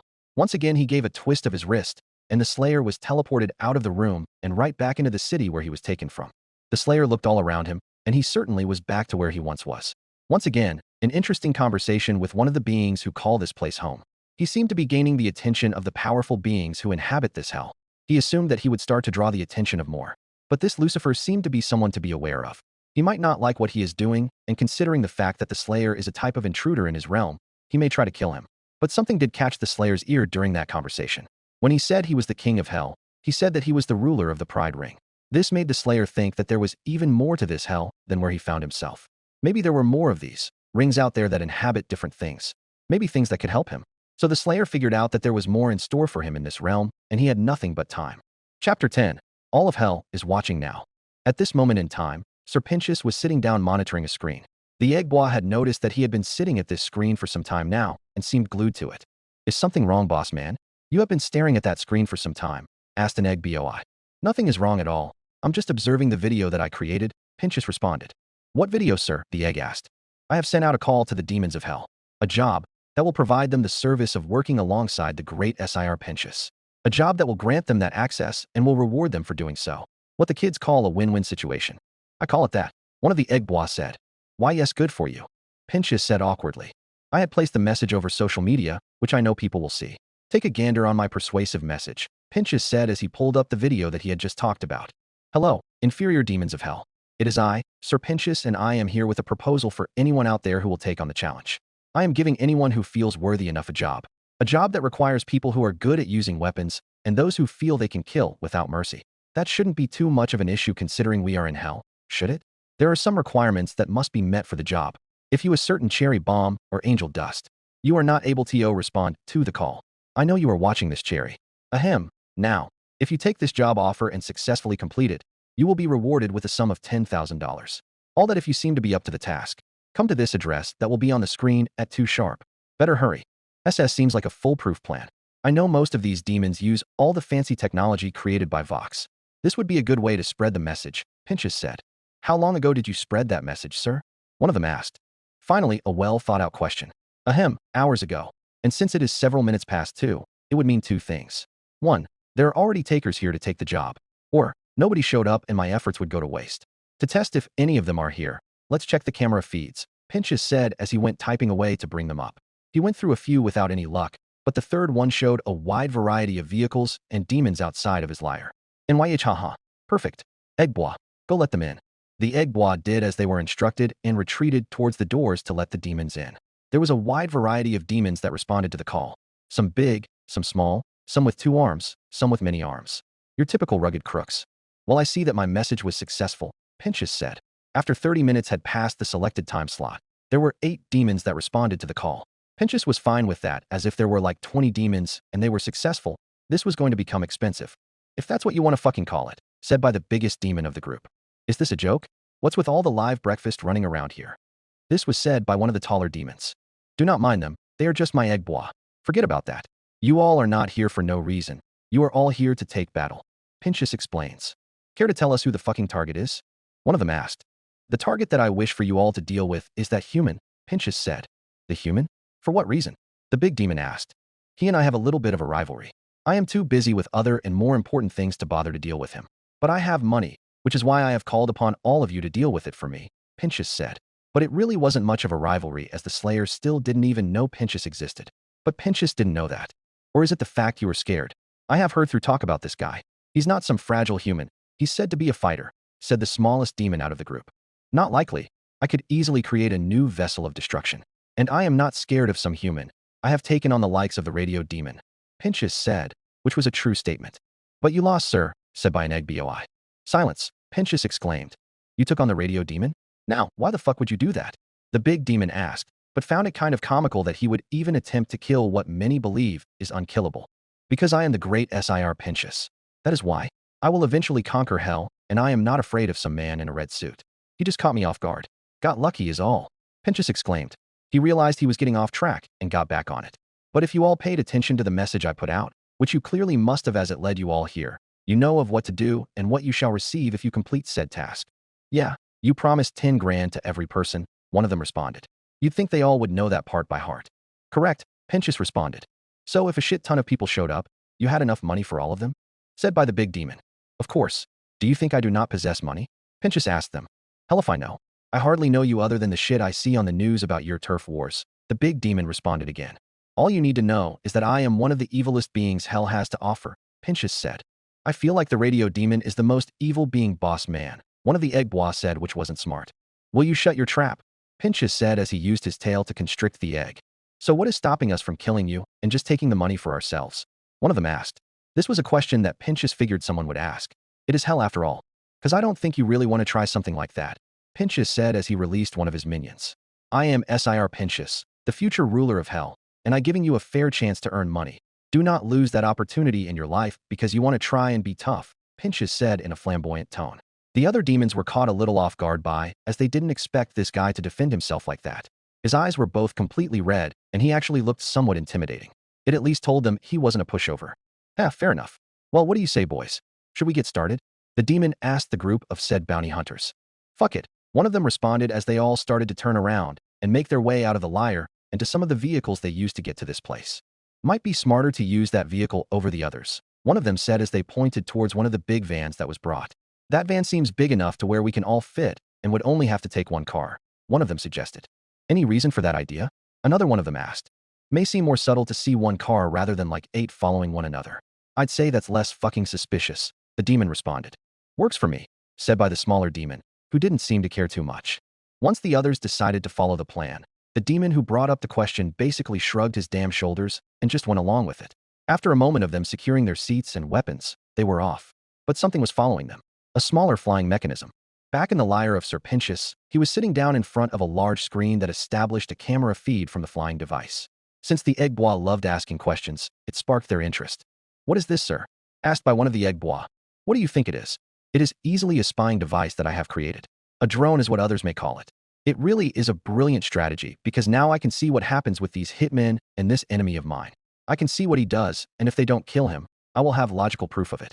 There will be no succoring the great Sir Pentious," he exclaimed, feeling really smart about this. After driving for a little bit, they weren't sure how long it would take to find him, so they decided to spark up some conversation. "Anybody feeling the need to share their names?" one of them asked. "No," said by the small demon who didn't seem too friendly. "Name's Rocco. Montreal. Ricky. Lux. I'm Adam. Eston." "Well, what a colorful group of characters. Y'all can just call me JT," said by JT, the demon who asked the question. "So, do we know shit about this human?" Lux asked. "Well, I have heard he is very physically strong," Ricky responded. "You ain't have to hear that to know that it's true. Have you seen the images and videos of the guy? Dude is fucking massive," Montreal stated, which was a true statement. "He may be massive, but muscles can't stop bullets. Believe me, I have tried," Rocco said while sounding a little ashamed by that last statement. "Ain't no way your big ass thought you could actually stop a bullet with muscle," Adam said, interjecting on the conversation now. "Wasn't my proudest fucking moment, okay?" Rocco responded as he still felt really dumb for trying that. "Well, then you know for a fact that muscle doesn't stop bullets. So, nothing to worry about," Montreal said, which wasn't a true statement. After more time had passed, Pentious was feeling ready to see this battle commence, but he would have to wait for a while because the hitmen were not exactly having much luck locating the Slayer. Not like there was a good way to track him. They were basically just driving around until they spotted him. It had been up to an hour now of them trying to locate him, and it wouldn't take much longer as they finally all spotted him walking down the sidewalk. There he is, right there," JT said, pointing out the window. "We heard you the first time," Adam responded. "Stop the van," JT said. "No, don't stop it. We know he's probably going to go this way. Just keep driving for a little more, and we'll hit him with a good old-fashioned ambush," Rocco said. They decided they would keep on driving for a little bit to get ahead of him. When they had good enough distance, they parked the van next to the sidewalk. One by one, they piled out of the van and brought out all the weapons. "Okay, what should we fucking do?" Ricky asked. "Pretty fucking simple. Stay out of sight until he gets near, then jump his big ass," Montreal said, giving his input. "I'll go up that building there. Got the best shot on the west side of Pentagram. I won't miss," Rocco chimed in as he made his own plan. "Fine. Rest of us, just find somewhere where he won't spot your ass," Montreal said. And the other demons followed his orders as they didn't bother to think of a different plan. About half of them went to one side of the street and others went to the other. Once they were all set, it was time to play the waiting game. "I see they are setting up a trap for this human. A wise strategy," Pentious said as he is still looking at them over the drone feed. Back in the alleyways and on the streets of hell remained a group of demons. "Now it's time to play the waiting game. Wait. I think he's coming." "There you are, you son of a bitch," Rocco said as he took time to line up the shot. He placed a finger on his trigger and fired. While the Slayer was walking, he spotted that van parked on the side of the road that had passed him minutes ago. He didn't think much of it and just kept his attention on the path ahead. The same thoughts kept rolling through his mind. Thoughts about this place, thoughts on how to try and leave. Basically ignoring most of what was going on around him. He had passed tons and tons of demons during his time here and was now trying to ignore what they had to say unless it was something important or of any value. His attention switched to somewhere else as a loud bang and hard impact hit the side of his helmet. The impact shot his head to the side but didn't hurt him. The Slayer could tell that the bang was clearly a gunshot. Someone just shot him. He then whipped his body around to see who did that. He looked around on the ground but didn't see anyone. So he started to move his eye line up and eventually spotted a demon on top of a roof holding some type of high-powered rifle. He then clenched both of his fists tight as he was ready to advance toward him. But then he heard another gunshot and another hard impact hit his armor. This one struck his left breastplate. He then looked around to see that more and more demons made themselves known. He had walked into a trap. More demons began to fire at the Slayer from all kinds of directions. The Slayer held up his arms to block the bullets with his gauntlets. His attacks probably didn't know that this wasn't doing anything to him. A couple of them brought out some heavy weapons and RPGs and launched them at the Slayer. Some smoke had filled the area where the Slayer was. When it cleared, there was no sign of him. "What the shit?" one of them said. "Did we get him?" Another demon said. "I don't know. Figured there would be a body or something," said by another. Pentious was still watching with great interest from his lyre as he saw every second of the action. "NYH haha. Some kind of enemy of mine." Mr. Bossman?" one of the egg bois asked cautiously as he was afraid of any repercussion from Pentious. "What is it?" Pentious asked. "What is that?" the egg boi asked while pointing to the screen. This caused Pentious to adjust his eyesight to what his minion was pointing at. He then saw something and squinted.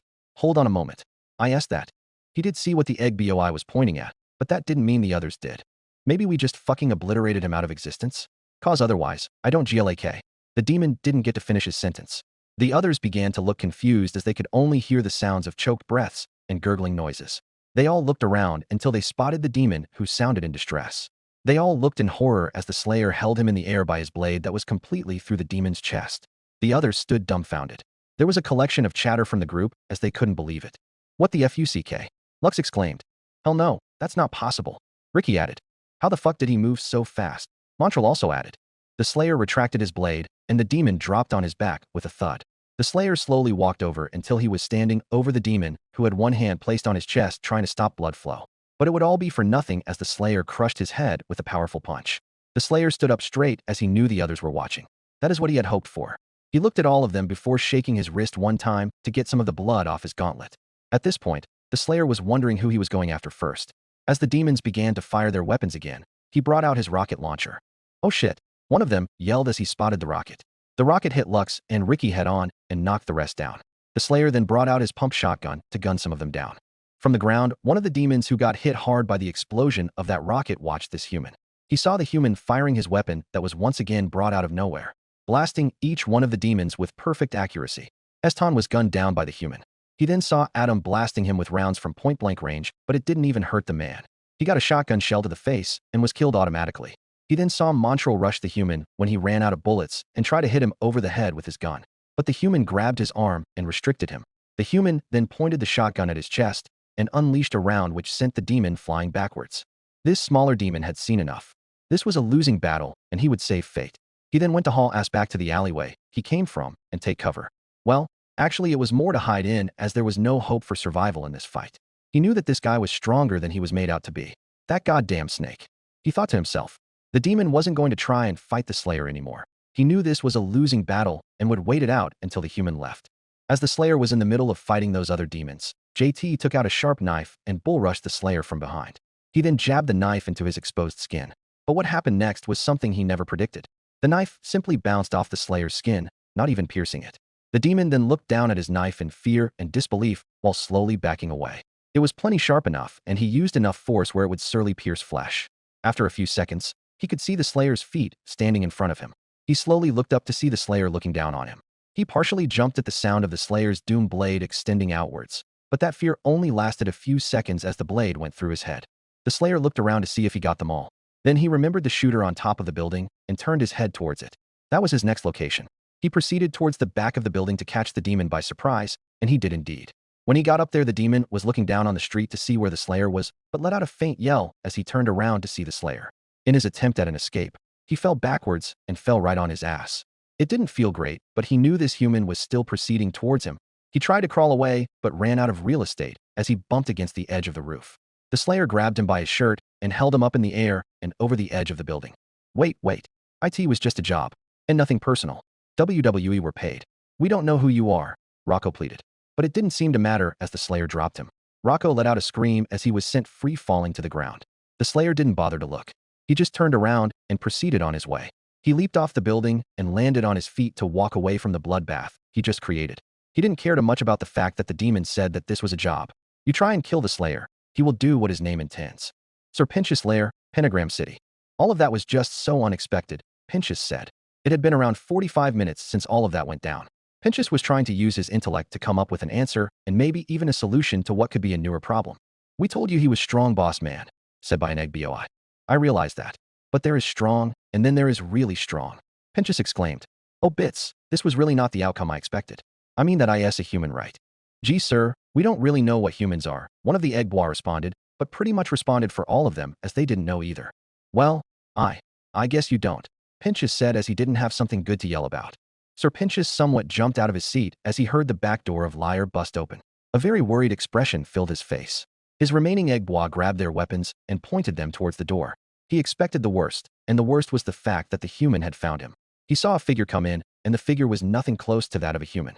No, it was the only demon from his hired crew that was still alive, the only one who managed to escape from the Slayer's hands. This surprised Sir Pentious as he didn't think any of them survived. This one was the shortest demon out of all the hires and was covered in a type of dark gray fur. He was a bit banged up and really out of breath as he went as fast as he could to get away. Pentious watched as the demon walked over to him with a gun in one of his many hands. He grabbed Pentious's collar with one and held a gun to his neck with another. "I want my money," the demon said in and out of breath. "That Madre de Putana can't be killed. You put us in a suicide mission." The demon didn't care that the minions of this Sir Pentious were holding weapons at him. He didn't have care in the world. He is just a human. I had no idea that he would be so strong. He's new to hell. Even my genius mind couldn't have predicted that. Pentious responded with his hands up. He still tried to act cocky and in control, but he knew he fucked up big time. "Just pay up. If you think you can kill him, be my fucking guest," the demon said. Pentious was hesitant, but he saw what he did and basically, he could just reward him for surviving. All right, you win," he said as he slithered away to go access his money. The Egbois lowered their weapons as they figured Pentious wasn't going to have this demon killed. He grabbed the money that was promised. He also saw a bottle of liquor that he typically never used cause drinking wasn't a regular occurrence with him. But he knew that a lot of people in hell drank, so he assumed this demon would. "You do not seem in the greatest shape. May I offer you a drink?" The demon gave him an extremely cold look at first, but then looked interested as he could use one right about now. "Can't say I can ever fucking refuse that," the demon said. Still keeping a weapon in one of his many arms, he walked over to the table where the money and the alcohol was. "You all are dismissed." Pentious spoke to only the Egbois, and they all did leave the room. Now it was just the two of them in here. "What is your name?" "I hadn't bothered to ask any of those other guys," he asked as he poured him a glass. "Does it matter?" the demon asked coldly. "There is nothing wrong with learning the name of the people you do business with," Pentious responded in a confident tone. He looked down at the demon and saw he was hesitant to speak, but he found it logical as well. "Arachnus, they are happy now? You don't gotta bother telling me your name. I'm well aware of who you are," Arachnus responded, not too much of a happy tone to his voice. He didn't think Sir Pentious was hot shit. "Well, yes, I am quite a popular specimen around hell," Pentious said, adjusting his bow tie. "MHM," Arachnus said mid-drink as he wasn't convinced about that statement. He then thought to himself for a minute as he had a new thought. "Look, I don't normally give two fucks about asking why someone wants someone dead. Been a part of the mob my whole fucking life and basically been in it in the afterlife too. Shit like this is normal. But I want to know why you wanted this guy dead."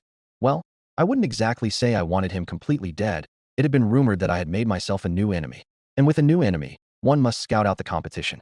So I wanted to see what this new human could do," Pentious responded. "Really? So you had no intention of us killing him? Send us to do your dirty work?" Arachnus asked, seeing if he truly did send them on a death mission. His tone went back to serious. "It was a 50-50. Either you killed him, which gets rid of that competition, or at least hurt him to where I could find a weakness. No, I did not know any of that was going to occur. I had scenarios brilliantly thought out in my head, but that was something I didn't expect. With finding out how strong my opponent truly was, I would hire others to test it for me and dash. Humph.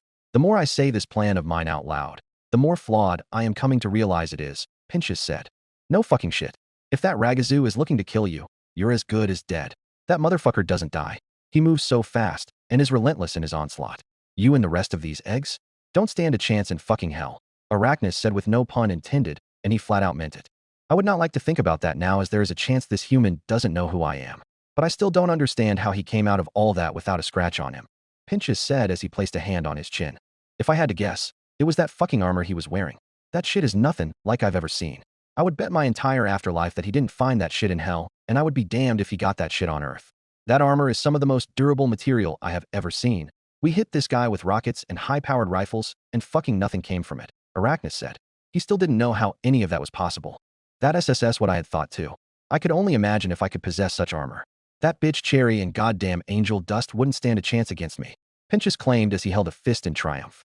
"Angel Dust?" Arachnus asked, making sure he heard that right. "Yes, Angel Dust, that putrid adult filmmaker," Pentious said as he found all of that disgusting. "That sounds like my shithead of a brother," Arachnus said, pouring himself another glass. "Brother? He is your brother?" Pentious asked. "Yes. When you have a whole-ass family in the mob, they're more than likely going to end up down here with you. That's not a problem, is it?"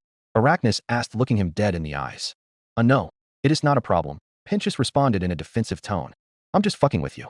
I could give a shit what my brother does, and what I assume is a lot of weird shit.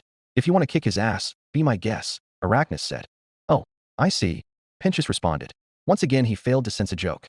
Arachnus downed the next glass where it would start to numb out the pain coursing through his body. "If we are done here, I'm going to lay low for a few days. No doubt that fucker will remember me if he sees me, and will want to finish what he started." Right. But you seem pretty proficient with a weapon. What if I needed a gun for hire again?" Pentious asked. "I don't see a huge possibility in that happening. Unless the money was really fucking good. And I would need you to clarify exactly who the hell I am set to kill so something like that doesn't occur again, Arachnus explained. He would stick by those requirements. That seems fair enough, Pentious responded. It better be, Arachnus said before taking his leave out of the warehouse. Pentious saw that he kept his gun at the ready and kept it close as he re-entered the streets of hell. 666 News Station, Pentagram City. Okay, we are going live in 5, 4, 3, 2, 1, said by the demon controlling the main camera. Welcome back once again, Hell. I'm Katie Killjoy, Katie said. And I'm Tom Trench, Tom said. We have a number of top stories for you today. Our first story is Dash. He was cut off as the doors to the room flew open. Itchy why? I got something to say, GH, Rocco yelled, but was cut off as the security team trucked his ass. Oh goody, it seems someone has interrupted the broadcast, Katie said, trying to keep a smile. First time that has happened in a long time, Tom said. Care to share, jackass, why you interrupted our broadcast? Katie asked Rocco as he was still being held down by the security team. This a fucking news station and I have some important news to share, the demon explained. Oh really? And because you have some little news story to share just like the millions of other demons down here, it makes you some special fellow? Katie asked rhetorically. I ain't say that. I got some big news to share. And I didn't know where else to go than to a literal fucking news station, Rocco said, pleading his case.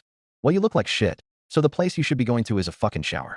We have a scheduled program and can't just take some random fucking interview from any irrelevant demon that trots in here, Katie responded. I'm telling you, you're gonna want to hear it, Rocco said again. His somewhat torn shirt was grabbed by Katie as she got up close and personal. You are fighting a losing battle here, Tom said from behind Katie. Man, why are you being so goddamn stubborn? Rocco asked, but didn't get a good response from that. Look here, you filthy degenerate. I do not give two shits about what kind of weak story you have or why you interrupted my broadcast. You better be on your way before I crush you, Katie said while making a fist with her other hand to add a mental image to the situation. Yo, you fucking will if it's about the human, the demon cried. Katie let out an annoyed sigh. Really, this again? Do none of you have anything new to share? It is important I tell you this. No, fuck that.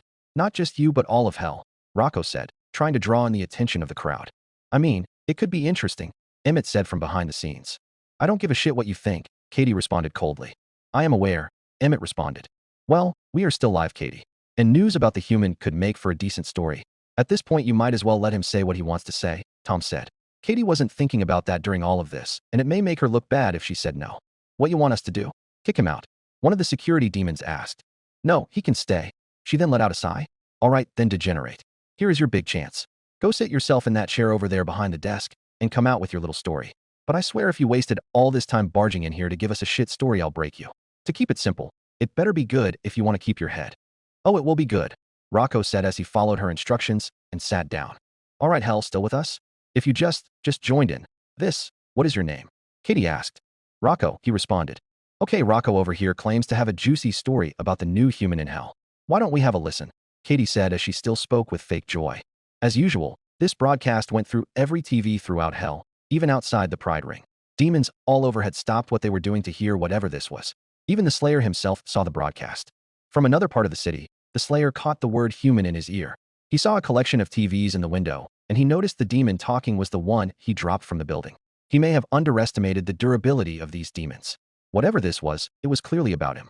There were already multiple demons watching these TVs, so the Slayer just kept his distance, but could still hear what was being said about him. The demon let out a sigh as he sat between Katie and Tom. I go by Rocco. I, as well as many others, had a run-in with this man. We were hired to take him out, simple fucking bounty. We hit this guy with everything we had, explosives, different kinds of rifles, knives, every kind of weapon. Not a single thing we did killed him. No, let me rephrase that. Not a single thing we did left a scratch on his entire body or his damn armor. That armor, whatever it is, seems invincible. He somehow made guns appear out of thin air. I still don't know how he did that. That human is nothing like normal humans. He is not normal in any sense. He's so fast, so strong. I'm telling you, that could be one of the strongest humans of all time. The guy is just pure anger. I think he hates all and will kill without mercy. I still don't got a damn clue where he came from, but he is someone that you should just fucking avoid completely. I don't even know if the overlords of hell could match him. Just stay away. When the demons heard somebody gasp at something behind, they all turned around to finally notice the Slayer standing behind them. The Slayer didn't bother making any kind of eye contact with any of them and just kept watching the screens. But he could see them all moving to get away from him. Once they all were well enough away, the Slayer took a few steps in to get a little closer to the screen. Well, wasn't that just exciting information? Not too much of a story in my opinion, but whatever.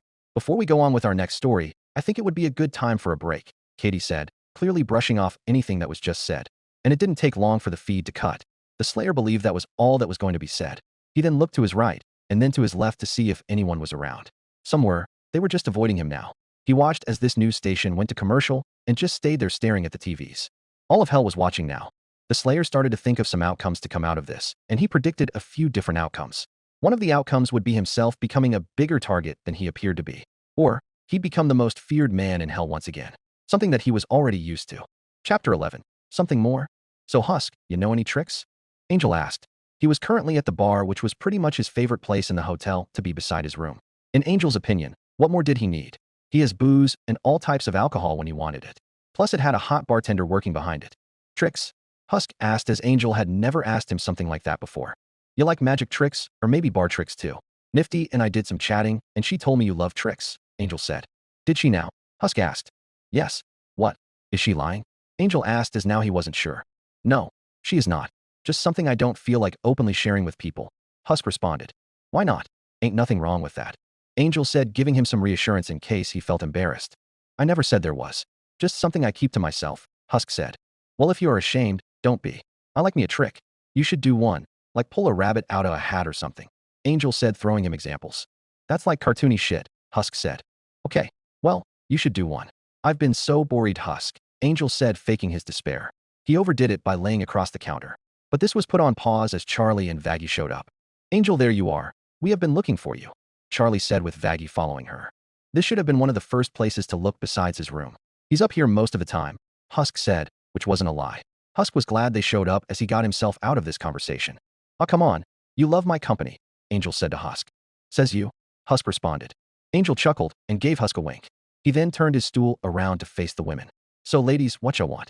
Well, we think it's time to really start making pushes towards the advertisement. And what better way than to use you? Charlie explained. Come again, Angel said, raising an eyebrow as he wasn't clear by that. Well, we think a good way to do it is to go around and find demons to see if they're interested.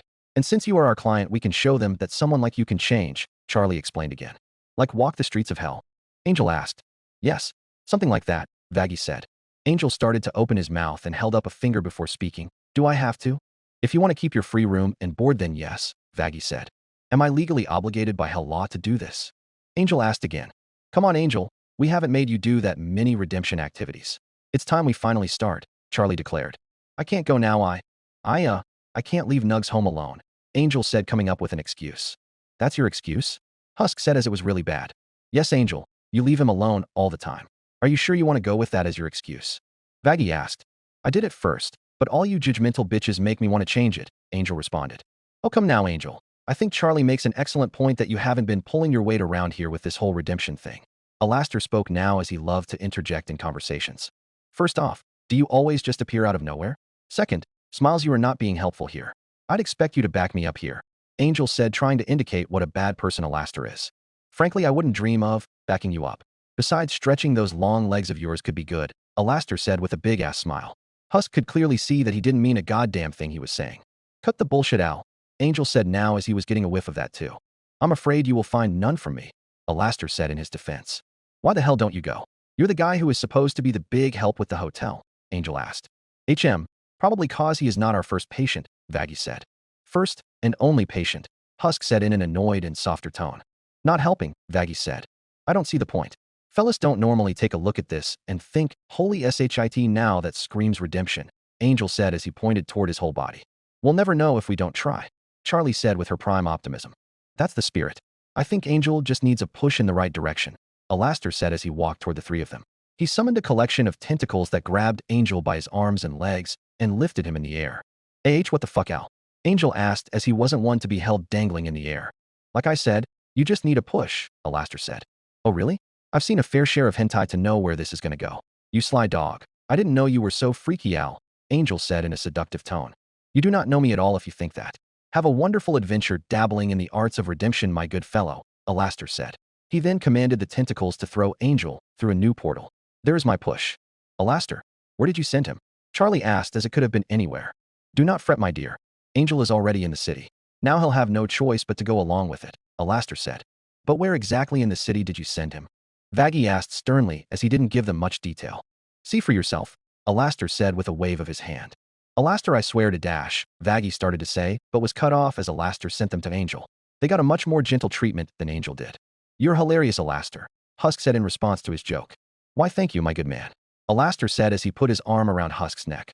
I always appreciate the daily compliments you give him. It truly makes our friendship fun. He then pressed down on Husk's hat to obstruct his vision and removed his arm from Husk's neck. He knew Husk saw his obvious sarcasm and playful tone. Husk was very annoyed that Alastor did that. Why, no, for someone who don't like to be touched, you sure don't mind touching others. Why, of course. It's all in good fun, Alastor said with a shrug of his shoulder.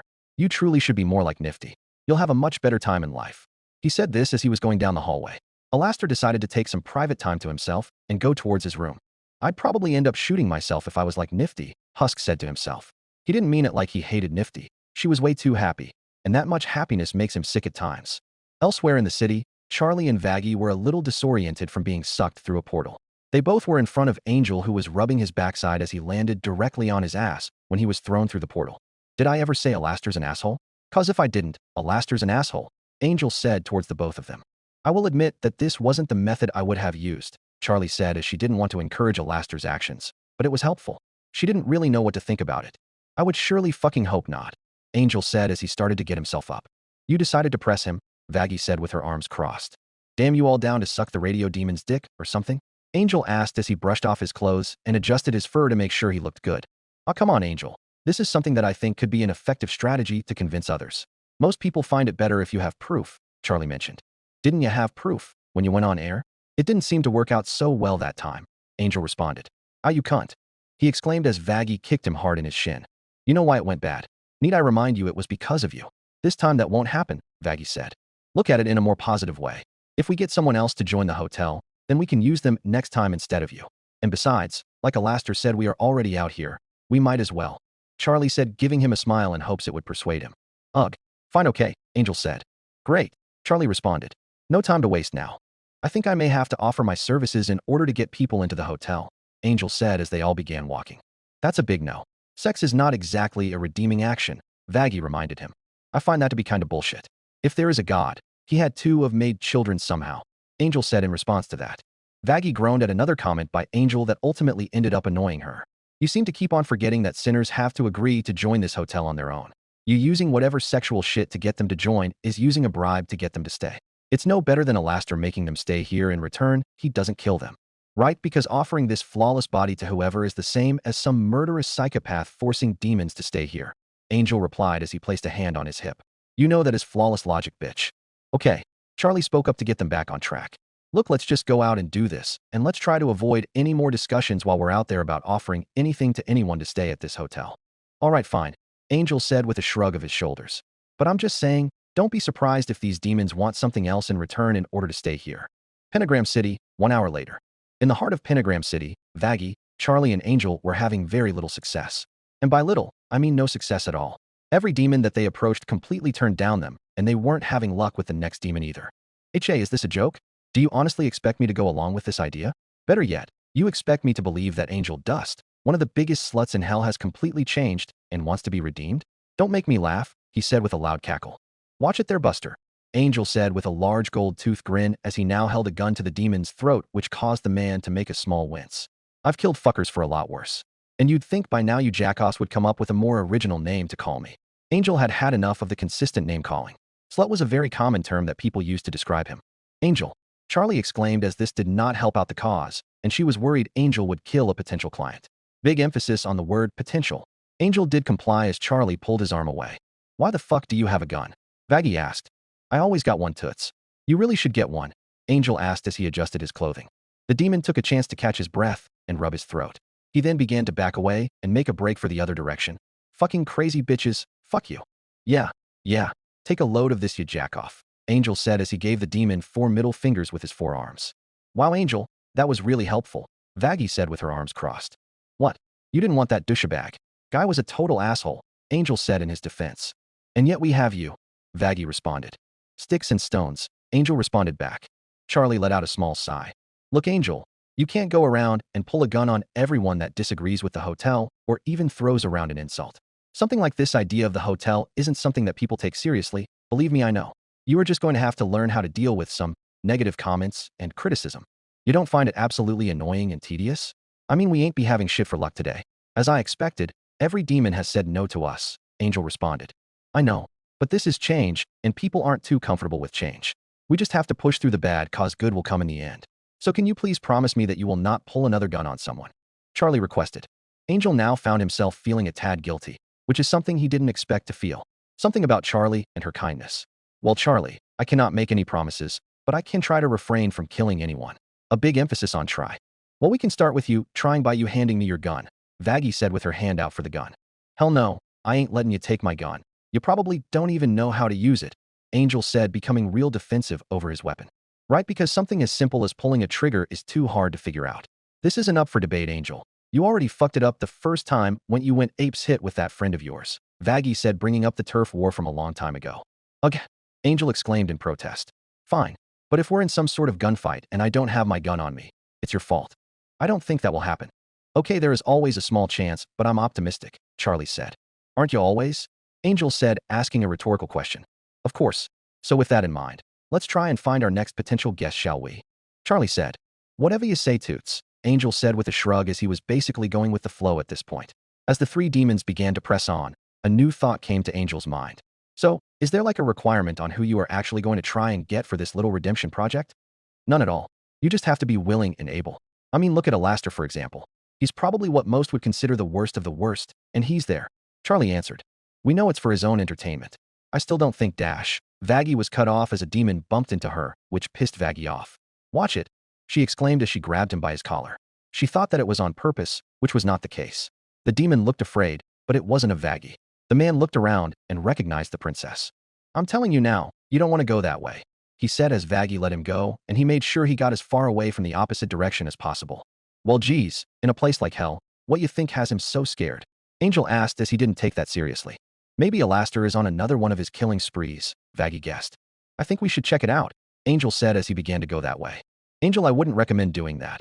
It seems serious, Charlie said. Oh, come on. It's hell, what could it be? Oh, well, look who's coming our way, he said as he started marching back towards the girls. Charlie saw him for the first time. The massive human. He turned the corner and was walking towards them with both fists balled up. Angel planted himself next to them and stayed where he was as he watched the human pass. He didn't look scared as he had encountered him before, so he just put on his seductive grin, but the human never looked his way. The human was making his way toward Charlie and Vaggie. They both stayed where they were seeing a kind of human male they had never seen before, especially Charlie. But for Charlie, well, Charlie couldn't take her eyes off of him as he was a sight to see. Charlie had always been fascinated with anything involving humans, whether it be an old newspaper article, a book, or some kind of human invention. Along with that, she had never even seen a human until now, and this human was as huge as they said. She saw that the human didn't look at Angel or Vaggie, but he looked down at her and looked directly in her eyes. She couldn't see much from the dark glass of his helmet, but caught a glimpse of his eyes. Eyes filled with a lot of anger and hate. The human then looked forward and proceeded down the street. I'm going to take a shot in the dark and say that was the warning that demon had given us. Guess the human has put a lot of fear in the people in hell. Not me, though, Angel said as he proceeded to walk back toward the two girls. Matches all the descriptions, Vaggie said as took one final look at him. Yes, I guess he does, Charlie said as well. Now I know you ain't too familiar with humans, Charlie, but I can say for a fact that most humans don't look like that guy. Most fellas are scrawny, weak bitches, Angel spoke. Like you, Vaggie said. Exactly, H-E-Y, Angel said after he processed what was just said.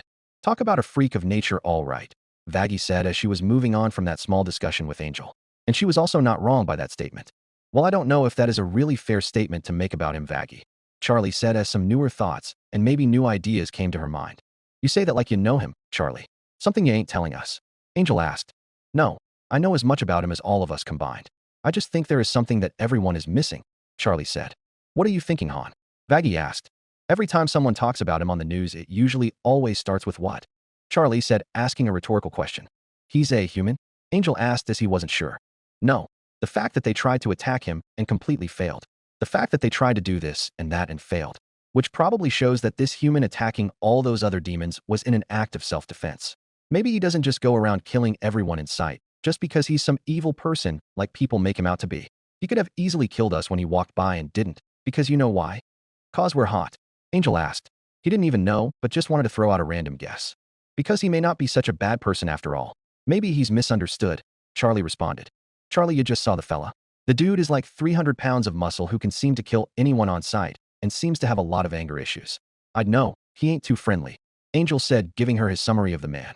That's right, You already had a previous encounter with that human, didn't you? Charlie asked. Yes. I used my undeniable charms, and he didn't go for it. Charms that even involved physical contact, Angel said. You actually tried to touch him? Vaggie asked as she didn't know that part of the story. Well, yeah. Most people are eating out of my hands by that point. Especially those lonely virgin pricks who are not familiar with skin-to-skin contact, or fur in my case. Angel said, going off on a tangent. What did he do after you tried to touch him? Charlie asked. Well, I did touch his armor, but before I got to his massive biceps, he pulled my arm away, Angel answered. He didn't hurt you, did he? Charlie asked. Well, like break my arms. Hell no, just gave my arm a firm grasp. Why the fuck are you so interested in this? Usually you and Miss Killjoy over there hate when I talk about my quote-unquote sexual endeavors, Angel said using air quotes with his two top arms. That just goes to prove my point. If you tried to touch someone like Alastor, like that, well, who knows what could happen. But he didn't hurt you even if he didn't like to be touched, Charlie responded. Angel and Vaggie could see a little bit clearer where she was trying to go with this. Where are you trying to go with all of this, Charlie? Cause I gotta tell ya, this shit came out of the blue, Angel questioned. Well, we all have heard so many things about this human, and I didn't know what to believe until I saw him in person. There really may be more to him than meets the eye. Maybe he can be helped. Maybe less and less people will die by his hands if he wasn't like the way he is, Charlie said as she looked back over to the last place she saw the Slayer. But he was completely gone by this point. Charlie. Princess, babe, are you going where I think you're going with this? Angel asked. Yeah, Charlie. You are not thinking of trying to get him at the hotel, are you? Vaggie asked, as well as her question was basically the same as Angel's, but worded a little differently. Yeah, I don't think a human can be redeemed as he is technically not dead. Unless he is a demon who just got the absolute perfect demon form, but I find that a bit unlikely, Angel said, as well while agreeing with Vaggie in a weird way. I'm not saying to put him through some kind of redemption program, cause I do not know anything about him or where he came from. But maybe he can be helped, Charlie responded. Yeah, unless you don't piss his ass off and then he rips you in half. And not in a sexual way, Angel said with a smirk. I have to agree with that. He just seems too dangerous, Charlie. Like you said, we literally don't know anything about him, and with the fact he never speaks to anyone, we will never know. You saw that look he gave us, how angry and pissed off he looked. I'm surprised he doesn't kill everyone he sees, Vaggie said. But there has to be a reason for that. There is a reason for everything. Nobody when they're first born is just immediately filled with so much hate and is angry at everything and everyone. Things happen along the way that gets people to where they are today. We all saw how angry he was, and we don't know what got him there in the first place. He could have suffered some type of tragic event, Charlie explained. Well, maybe that is the case, but first, you gotta find the guy again and even convince him to even listen to you, Vaggie stated. Yeah, you two gonna pull up in your little limo again and pay him to listen to you like you did with me? Angel said as he brought up the flashback of when they all met one another and he was given the idea of redemption. Yeah, you both make a lot of strong points. Just a thought, I guess, Charlie responded. Princess, you're just too nice for hell standards, Angel said as he put a playful arm around her shoulders. I have been told, Charlie said with a smile. Oh, would you look at that? Angel said looking upwards. Looks like hell is literally raining on our little parade. And that pun by Angel does work, as all three of them were starting to feel the drops of rain. Well, shit, Charlie said to herself, as that wouldn't help get the redemption idea out there. If people wouldn't listen before, I doubt listening in a rainstorm would convince them either. Guess we'll have to postpone until further notice, Angel said with a big-ass grin on his face. Ugh, what do you think, Charlie? I say we make Angel suffer in the rain a bit longer, Vaggie asked. Eat my ass, Angel said in remark to that comment. We might as well do it later. The rain won't last forever. Besides, we can still do stuff for the hotel inside as well, Charlie said as they were all starting to get soaked at this point. Oh, you hear that, Toots? We can do stuff inside as well, Angel said to Vaggie.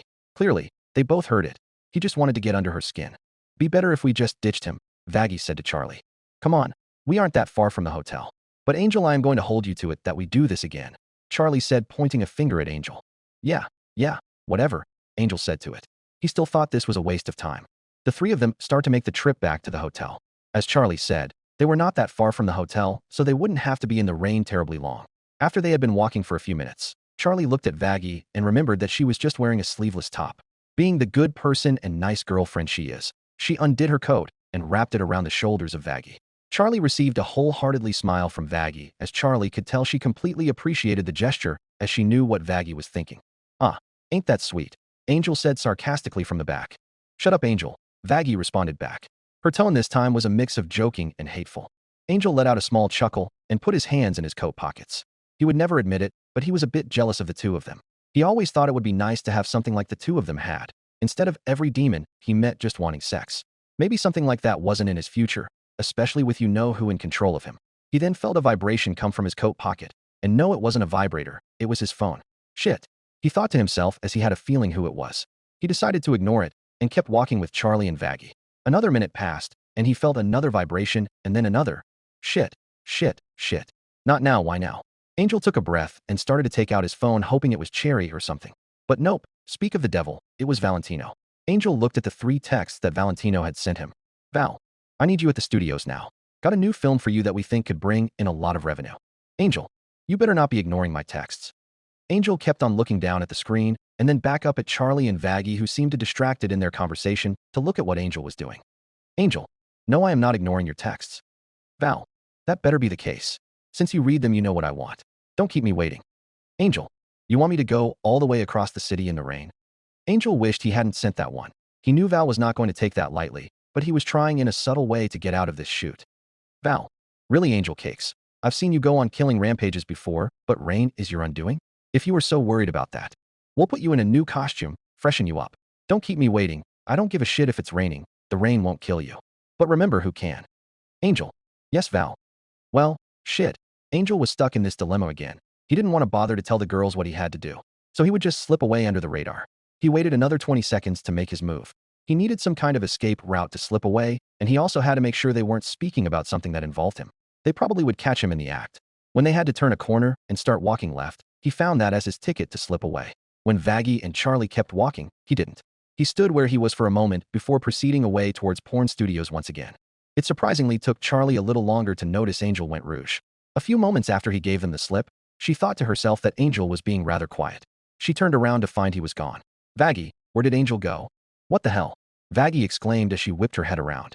Angel, Charlie said while looking around. Angel was nowhere to be found. Pentagram City, 15 minutes earlier. Roadblock, roadblock, roadblock, roadblock, and more roadblocks. That is all the Slayer was facing here. Even with his intelligent mind, he still couldn't figure out a solution to his problem or figure out where to even start. This realm gave him nothing.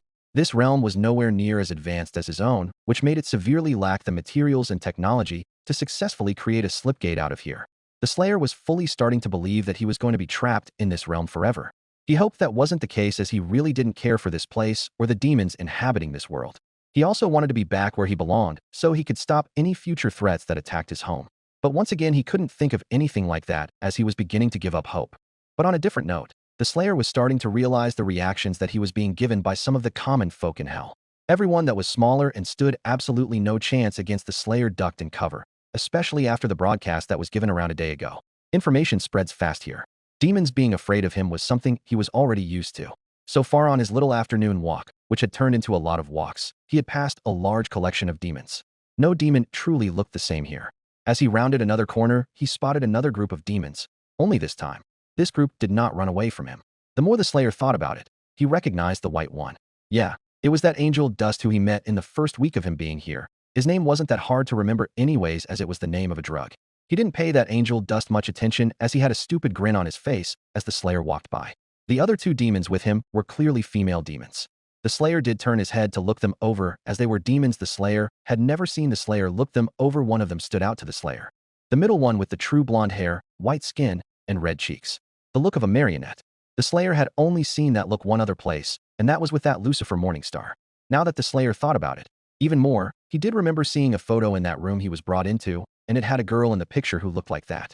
So that girl must have been the daughter of that Lucifer, or at least related to him at the very least. It wasn't very hard to put the pieces together. The Slayer just realized that he was so lost in thought that he was way past those demons. The Slayer wondered to himself why he even bothered to put those pieces together. Not like figuring that out would help him in the long run. Not like he would try to hold her for ransom to get Lucifer to give him what he wants. He thought the hostage game was stupid. If you have a problem, you deal with that problem head on. You don't bring an innocent life into the mix. The Slayer stopped in his tracks as he felt something strange. He then felt it again on his exposed skin. He moved his left arm up to his eyes to see what hit his skin. It looked like a drop of something. The Slayer couldn't figure out what. He rotated his arm and watched as the drop streamed down his bicep and to the ground, where it completely dissolved. He started to feel more and more of these drops on his armor and on his arms. He slowly turned his gaze upwards to see that the red sky was a little darker than before. He could physically see and hear the drops patter against the glass of his helmet now.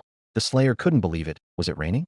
There was no way that hell, a realm of the afterlife besides being a literal city, has weather. But it clearly did, and this realm was just full of surprises for the Slayer. He looked down at both of his arms as he felt the rain hit his skin and armor, and it felt nice to him. The last time he had felt rain was when he was sent to go and retrieve the Seraphim from the depths of the UAC Atlantica facility. But he was so focused on slaughtering all the demons in his path that he hadn't taken much heed of it at that time.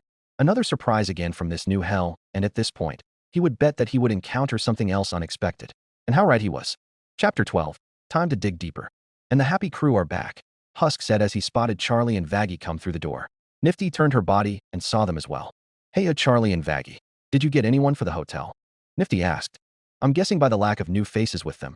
That's a big fucking no, Husk said, throwing out his guess. Well, you'd be right, Vaggie answered with a slight shiver as she and Charlie got quite wet from the storm that was still brewing outside. Did you both go ahead and ditch legs? Husk asked as the missing spider demon was very noticeable. Oh, so he didn't come back here after all? Charlie asked. She didn't think that was the case, but didn't know where else he could have gone. No, Husk and I never saw him come in. We just assumed he was still with the two of you, Nifty said this time. So what happened? Husk asked. We really don't know. We were all coming back to the hotel when it started raining. I realized that I hadn't heard Angel say anything in a while. We looked back and he's gone, Charlie said with an ashamed look on her face. How the fuck did you manage to lose that tall fucker? Husk asked with a confused look on his face. Angel did really stick out of a crowd. I don't know. We didn't expect him to just fucking disappear out of thin air, Vaggie answered. I feel like he just up and left, which is what Vaggie thought too. But I also found it odd that the fact that he was literally right next to us and didn't say anything before disappearing is just not sitting right. Something has to be going on, plus I've tried to make contact with him, but got nothing, Charlie said as well. Damn, well I hope you two weren't planning on adopting. You're clearly not parent material, Husk said. Shut the fuck up before I skin you into man-sized rug, Vaggie said as she didn't want to hear any sarcastic jokes. Fucking try me then if you think you're so confident, Husk said while giving her a glare back. Guys, this really isn't the time, Nifty said, trying to resolve this conflict peacefully. Yes, Vaggie. Husk, please listen to Nifty, Charlie said. Ho ho, do my ears deceive me? I do not think they do. Why, it sounds like the glorious sounds of utter conflict, Alastor said as he entered the room, clearing an earshot of the commotion. Oh great, Vaggie said with a facepalm. She knew this situation would get worse with him here. Hey, Alastor, Nifty said as she was the only one to greet him. Greetings, Nifty. I say, what seems to be the cause of all the ruckus in here? Alastor asked. Conflict seemed to always attract him. Angel went missing while we were out. There's no conflict between all of us, Charlie answered.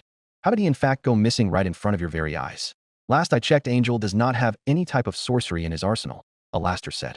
As I said, they are apparently shit babysitters, Husk added in. We were all walking, and he was trailing behind.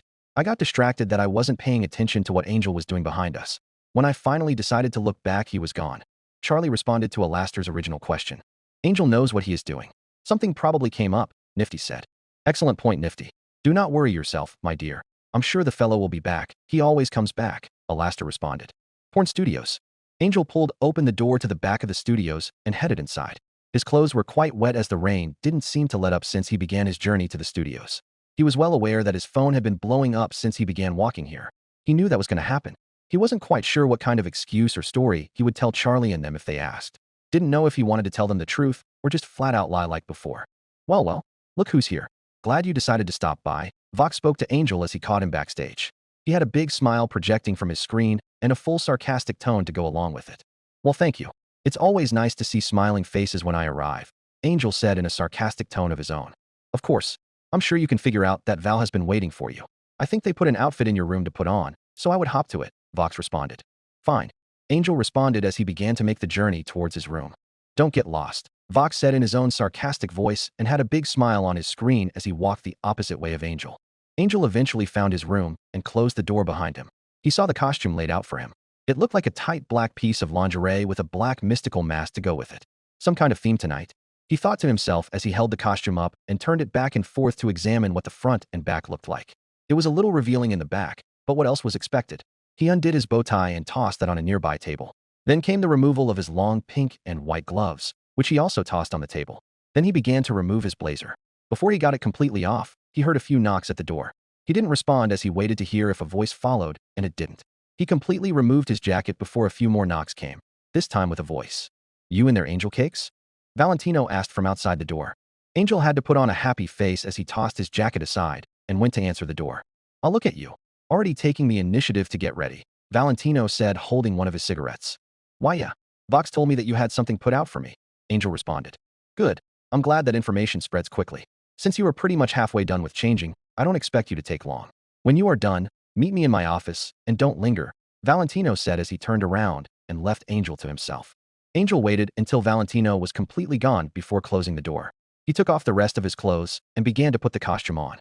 After he got it on, he walked over to the mirror to make sure it looked good. He always cared about his appearance.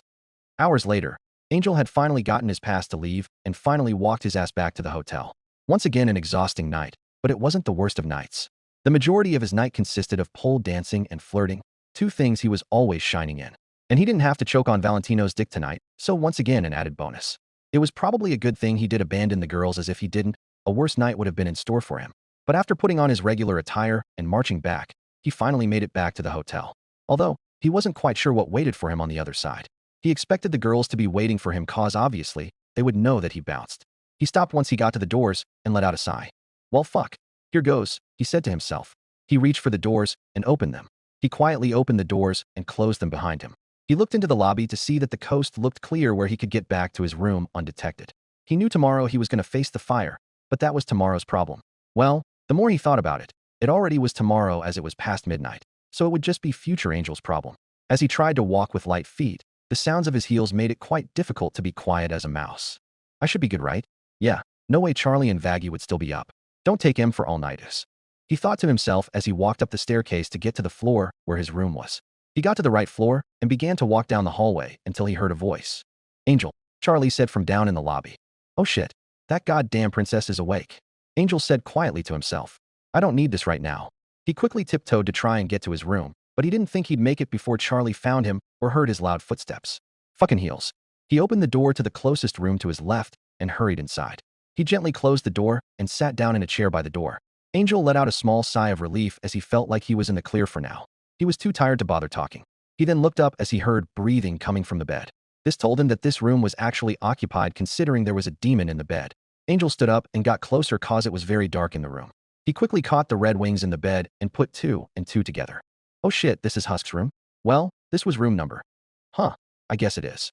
Heh, if he catches me, he'll never believe that I actually came in here by mistake. Angel began to look around before thinking some more. It may be a bit too hot out there as Charlie is definitely on the lookout. She'll probably never think I'll be in here. Guess I'll wait a little bit before making a break for my room. So Angel had made his plan of action and went right back to sit himself down in the chair. He let out another sigh and let himself sink into the chair. He was tired and knew he had to wait for some time, so he did what some people called resting his eyes. Angel seemed to open his eyes as he was now on the floor back in the studios. He saw that Val was towering over him and looked extremely pissed off. You have crossed the line for the last fucking time, Angel. I have had fucking enough, Valentino says as he nails Angel across his face. Angel lets out a small groan as he's knocked back to the floor. Val, please. I'm sorry, I'll be better. Angel said, pleading for his life. No, Valentino said as he kicked Angel in his chest and sent him rolling across the floor. Angel was gasping for air as that kick completely knocked the wind out of him. Angel had enough and knew he needed to fight back. He tried to swing a punch at Valentino, but missed him completely. Valentino grabbed him by his coat and slammed him to the floor. Be better, huh? The fact that you tried to hit me doesn't really make me believe you. He then picked him up and tossed him across the room. We do this bullshit every damn night. You never seem to learn.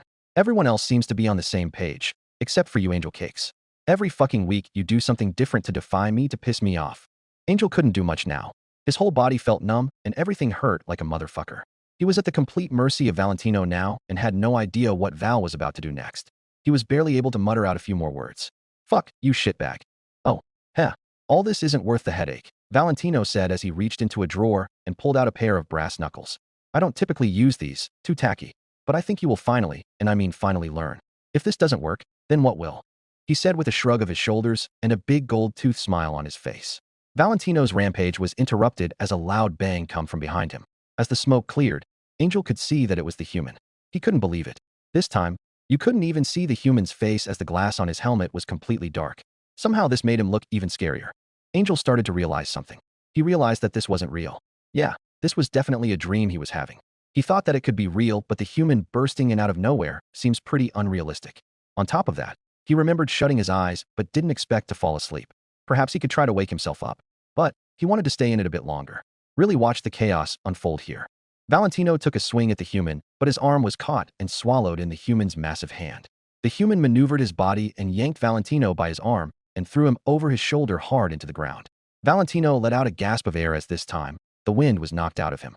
The human wasted no time as he marched over to Valentino and grabbed him by his coat and threw him into the wall. Valentino somehow landed on his feet and was met with 3 straight punches to the dome. Valentino tried to use his claws to gash the Slayer, but his arm was caught again. This time his arm was completely ripped off his body, which caused Valentino to let out a shriek of pain. Angel couldn't believe how easy it was for the human to rip off a literal limb, or how easy it was for him to do anything. Valentino was a powerful bastard, and this human acted like this was completely effortless. What was even more disrespectful was that the human nailed him across the face with his severed arm. The human dropped the arm and extended his blade and sliced Valentino's head off his body. The human slowly raised his arm and retracted the blade on his forearm. Angel watched as the human walked out through the hole he created in the wall, not even batting an eye at what he just did. Angel couldn't help but smile at Valentino's bloody corpse. He then felt a shaking in his body and didn't think he was doing it. Then a voice filled his ear. Was that the voice of the human? What was it saying? Wait, it's saying his name. Angel. Angel. Angel.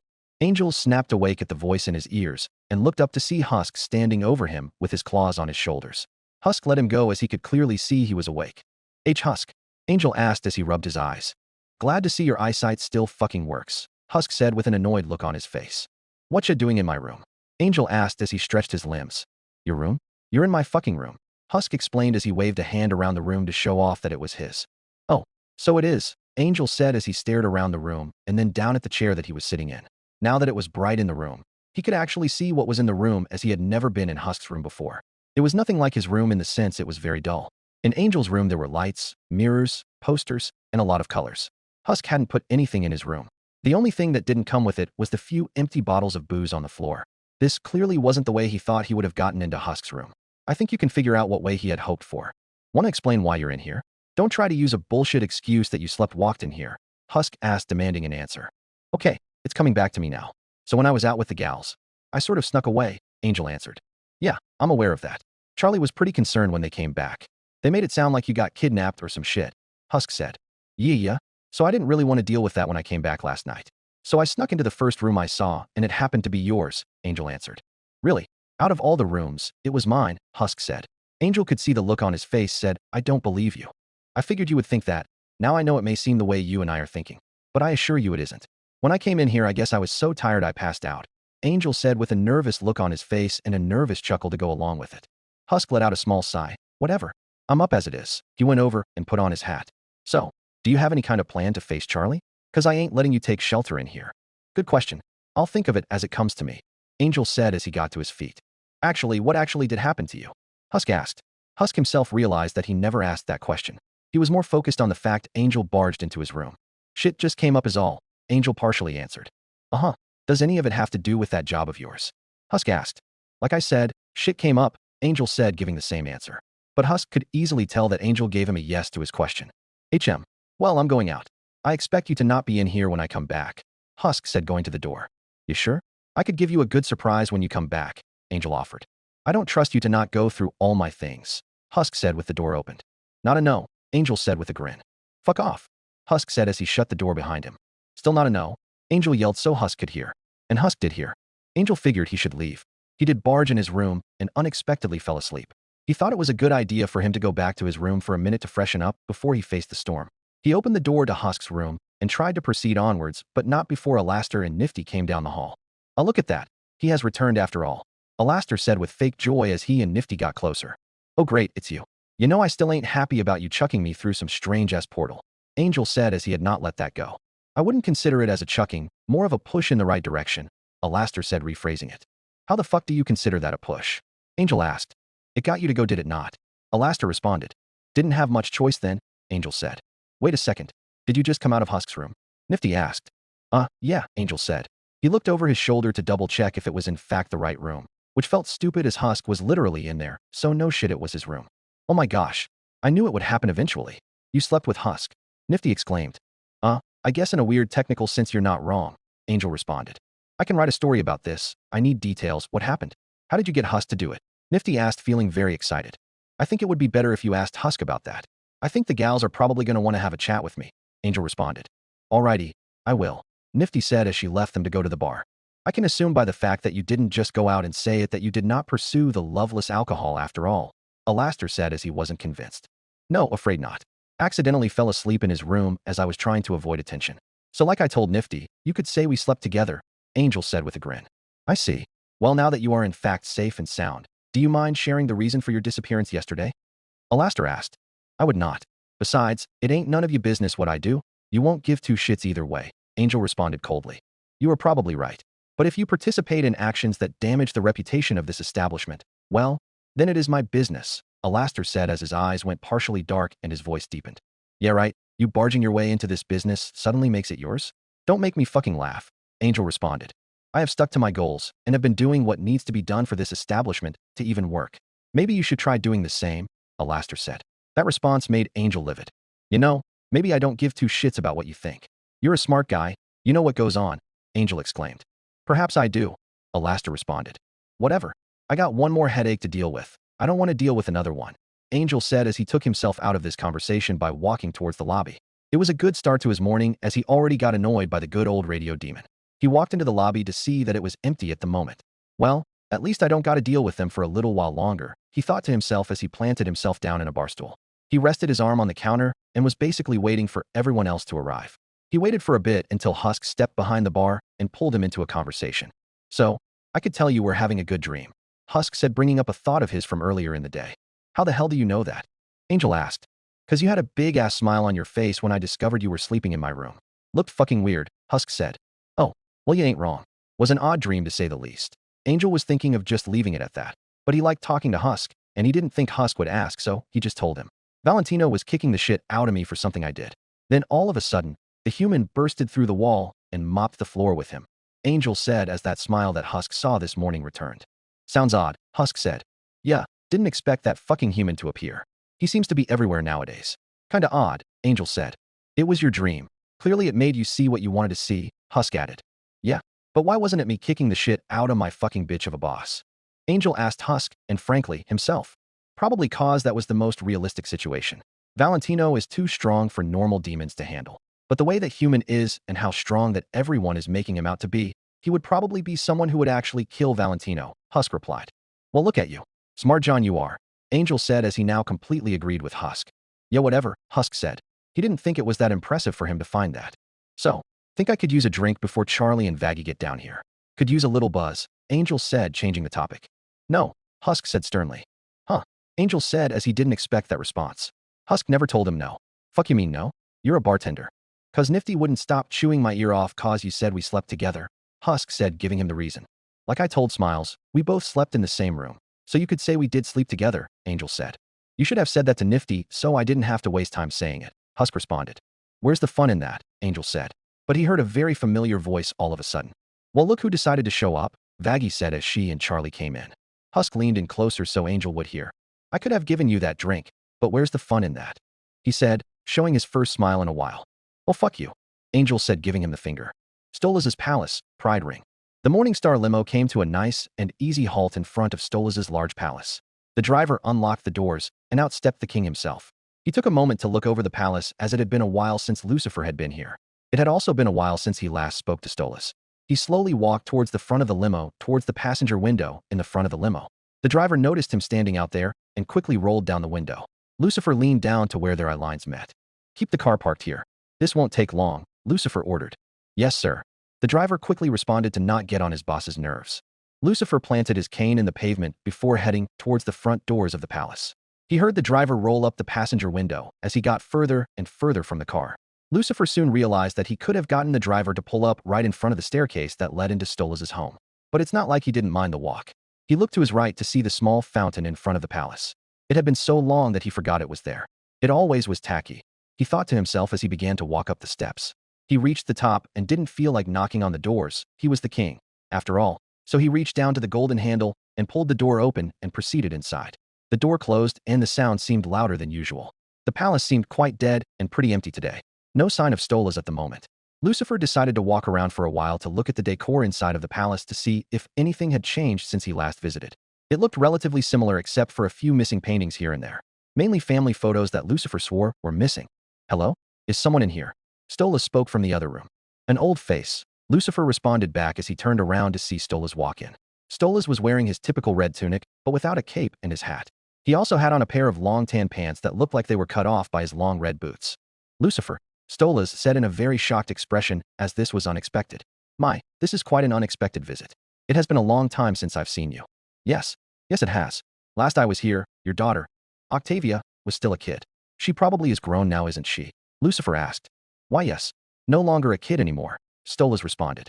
Is she around? What about Stella? I haven't seen her for some time either, Lucifer asked as he took a glance around the room to see if they were near. His eyesight then brought him back to Stolas, who didn't look happy when Lucifer said that. They are both gone at the moment, Stolas answered. He used his left arm to rub his other arm. Lucifer caught wind of his peculiar behavior.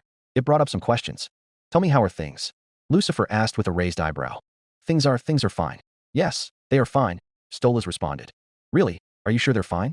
That wasn't a very straight answer, Lucifer asked again. Stolas let out a small sigh. Stella and I have been having a lot of issues lately. I have kicked her out of the palace, and we are officially getting a divorce. Oh, what has caused that downward spiral? That seems really sudden, Lucifer asked. A man can only take so much. Stella is not a nice person. The only reason we even got married in the first place was the fact it was arranged. Only reason I stayed with her so long was for my daughter. But I couldn't handle her abuse any longer. It is officially over, Stolas answered. Humph, that does begin to make sense. That would make sense why that led to problems. That would also explain why it feels so empty in here, Lucifer said, getting his answer. He didn't bother to dig deeper about who in fact was the someone else, as it didn't make much of a difference to him. Yes, it may stay that way for some time, Stolas added before deciding to change the subject. But as I said before, this is an unexpected visit. Is there something on your mind? Yes, there is indeed. You haven't lost your wits. Lucifer spoke loudly as he now placed both hands on his cane and stared at Stolas. I'm trying to figure out this little dilemma, and you can make it easier for me to solve. Okay, what is the dilemma exactly? Stolas asked, folding his arms. It then felt like a cold chill could be felt down his spine as the tone of the conversation changed. Stolas, I'm going to ask you some questions, and I need you to be completely honest with me. Do you understand? Lucifer asked, although it was more of like he ordered him to be honest. Sure. What are the questions? Stolas asked. Well, I'm sure even you keep up with what goes on around hell, even being royalty. Lucifer began as he started to slowly pace. I would assume you know that a human has found his way into hell, and this human has been making a lot of noise here. Yes, I have heard about him. An interesting human to say the least, Stolas said in response. Yes, he is. And I know of some of the things you do, especially with that book of yours. Now, I must know, did you bring a human into this realm? Lucifer asked, and he was not fucking around with that question. Absolutely not. I would never do such a thing, Stolas answered. And it seemed very sincere. I figured you wouldn't. With that, a follow-up question. Did you give the book to someone else who may have done it? Or perhaps gave the book for someone to borrow? Lucifer asked this time. This one made Stolas feel very uneasy, as it sounded like Lucifer knew something that he wasn't supposed to know. He was thinking about coming clean about Blitzo, but Lucifer did seem like he had no idea Stolas had a relationship with an imp, so he had to lie. No, I have not lent the book to anyone else. I have only used the book for my affairs. Besides, I do not even know who that human is. It didn't take much convincing for Lucifer to be on board. All right, good. That makes this easier to solve. Lucifer then began to walk past Stolas and back out the way he came. Was that all you came for? Stolas asked. Afraid it was. I didn't have a lot of time on my hands, so I had to make this a quick visit, Lucifer said. I see. How come you didn't try calling? Stolas asked, as the intrusion seemed less logical now. Because it's so easy to lie over the phone, cause no one can see your face. When you're in person, you can see signals of when someone is lying. So as I said, that is all for now. Farewell, Stolas, Lucifer said as he exited out the door. It became a very quick visit, as Lucifer intended. Now that Stolas was back on his own, he quickly began to think about the grimoire. He got off lucky that Lucifer had not asked to see the book right this second, as he didn't have it, which would then totally blow his lie. But the thought about someone else bringing the human here got him thinking. Really got him thinking. He decided to follow Lucifer's path towards the front door. He opened it to check outside to see that Lucifer had gone, and he made complete sure as he looked around and waited for any sign of him. There was none, so he headed back inside. He then found himself an open space and conjured himself a portal. The portal brought him to IMP City and to the company of IMP. The portal was set in the corner of the room as he hoped that the imps were there, and they were. Stolas all found them sitting around a table with the head imp Blitzo standing in front of them. Oh, Stolas. What a surprise, Blitzo said in a surprised and confused tone, as he didn't expect to see Stolas and definitely didn't expect him to just make a portal into the office. Hello, Blitz. Others, are you busy at the moment? Stolas asked. He honestly forget the names of the others. We were getting ready to send another one of those earth fuckers to the grave. The usual shit, Blitzo responded. Of course. Well, while I have you all, there is something I need to talk to you about, Stolas spoke. Like what? Millie asked for them all. First of all, do you currently have my grimoire? Stolas asked. Yeah, right here, Luna replied as she held it slightly in the air. All right, now for my questions. I want to make it clear that these are important questions.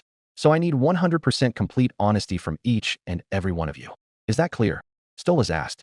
He basically was reacting the way Lucifer was when they spoke. Yes, for fuck's sakes we get it. Ask your fucking question, Blitzo answered. First, have any of you ever given the book to someone else besides yourselves and I? Stolas asked first. We have not, Moxie answered. Okay, have any of you brought a human into hell? Stolas asked second. This was basically the important question. It was then hard for Stolas to figure out the answer at first, as all three imps and Hellhound began to converse at the same time, all trying to use their minds as one to figure this out. After a little bit, they were ready to answer. Oh yeah, there was the one. Yeah, just fucking one. Blitzo answered for them. Oh no. How could you bring a human into hell? Stolas asked with a lot of panic in his voice. It's not that big of a deal, Luna said. Yes, Stolas, you need to calm that bird ass of yours down, Blitzo said with a fold of his arms. No, it is a big deal. My superiors have been asking about humans into hell, and I looked him dead in the eyes and told him no. Stolas said, referring to his conversation with the king. How could one of your superiors even find out or suspect that? As far as I am concerned, we did a good job cleaning up the remains, Moxie responded. Yeah, there's no way anyone found out about the kid, Millie said, adding her piece to the conversation. What? Kid? What kid? Stolas said, taken back by that. It's a long story.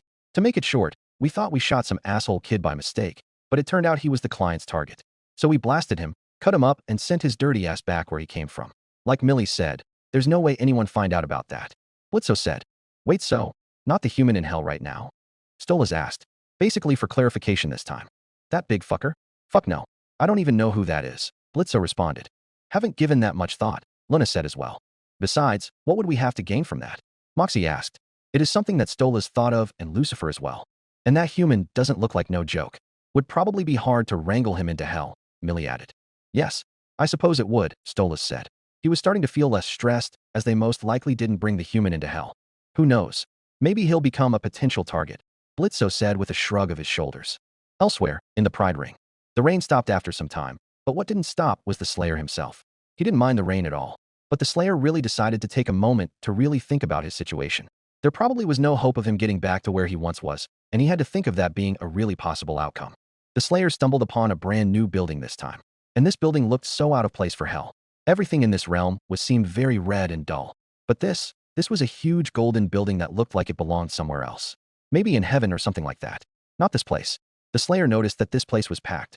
There were many lines of demons, and each line led up to some type of booth. The Slayer noticed that there seemed to be a lot of security at this place. Armed demons stood by the smaller revolving doors that led into the golden building. He wondered what was in that place, but he didn't think anything in there would be helpful or in his interest, so he decided to go elsewhere. Elevator 666 departing for Envy in 3 minutes. A loud woman's voice said over an intercom. The Slayer stopped in his tracks after hearing that. Elevator 666? Envy. The Slayer was pretty certain that envy is supposed to be one of the 7 deadly sins. But what does that mean by departing for envy? The Slayer continued to observe the actions of all the demons. He watched the continuous movement of the lines.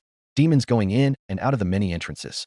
He watched as one demon was clearly having a dispute with others about something. He then tried to make a break towards the doors, but was pounded on by the security workers. Elevator for Envy has departed. Elevator 666, departing for Wrath in 10 minutes. Said by the women over the intercom. The Slayer was really starting to question where this went. Wrath is also a part of the 7 deadly sins. Did this elevator take demons to a sin? It seemed like that was the case. The Slayer questioned whether or not that seemed worth investigating. As said before, the Slayer was not a fan of this realm or anyone in it, and did not like large crowds. He was going to side against it, but it wasn't like he was finding any solutions to his problem, and started to accept the fact that he would be stuck here for a long time. It was not impossible that he could be stuck forever. He hoped that wasn't the case. He had no purpose here and nothing to accomplish rather than bashing a few heads of the demons who make a terrible attempt to kill him. So he balled up his fists and began to walk towards the entrance. And the Slayer was not one to wait in a line.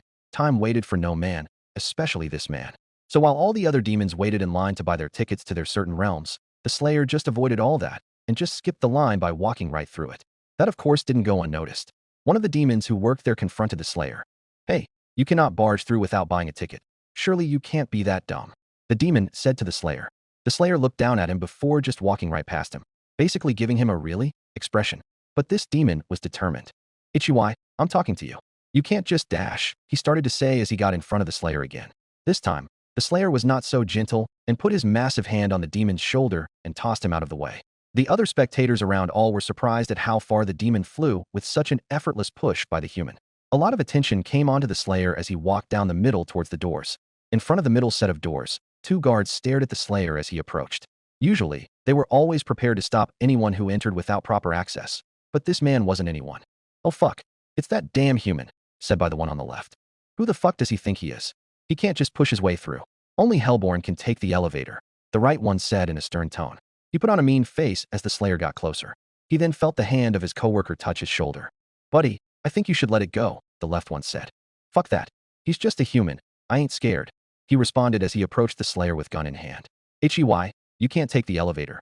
Unless you have proper clearance." His words started out stern, but then began to fade off as the closer and closer the Slayer got, the scarier he looked. This caused the guard's tone to go from stern to scared. Now he was in a stare-off with the Slayer staring down at him. He looked around at the other guards for backup, but he wasn't getting any. Every guard had their guns down to their sides and kept their distance. He then lowered his weapon to the side and slowly backed away to let the Slayer pass. The Slayer looked at him once more before proceeding inside. Both guards, as well as all the other demons around, watched him head inside. "Humph. What happened to not being scared? Cause to me, you looked pretty fucking scared," the other guard said. "Shut the hell up. For a human, he's very good at intimidation," the other responded. "But it don't matter. Only Hellborn can get through, and he ain't no Hellborn."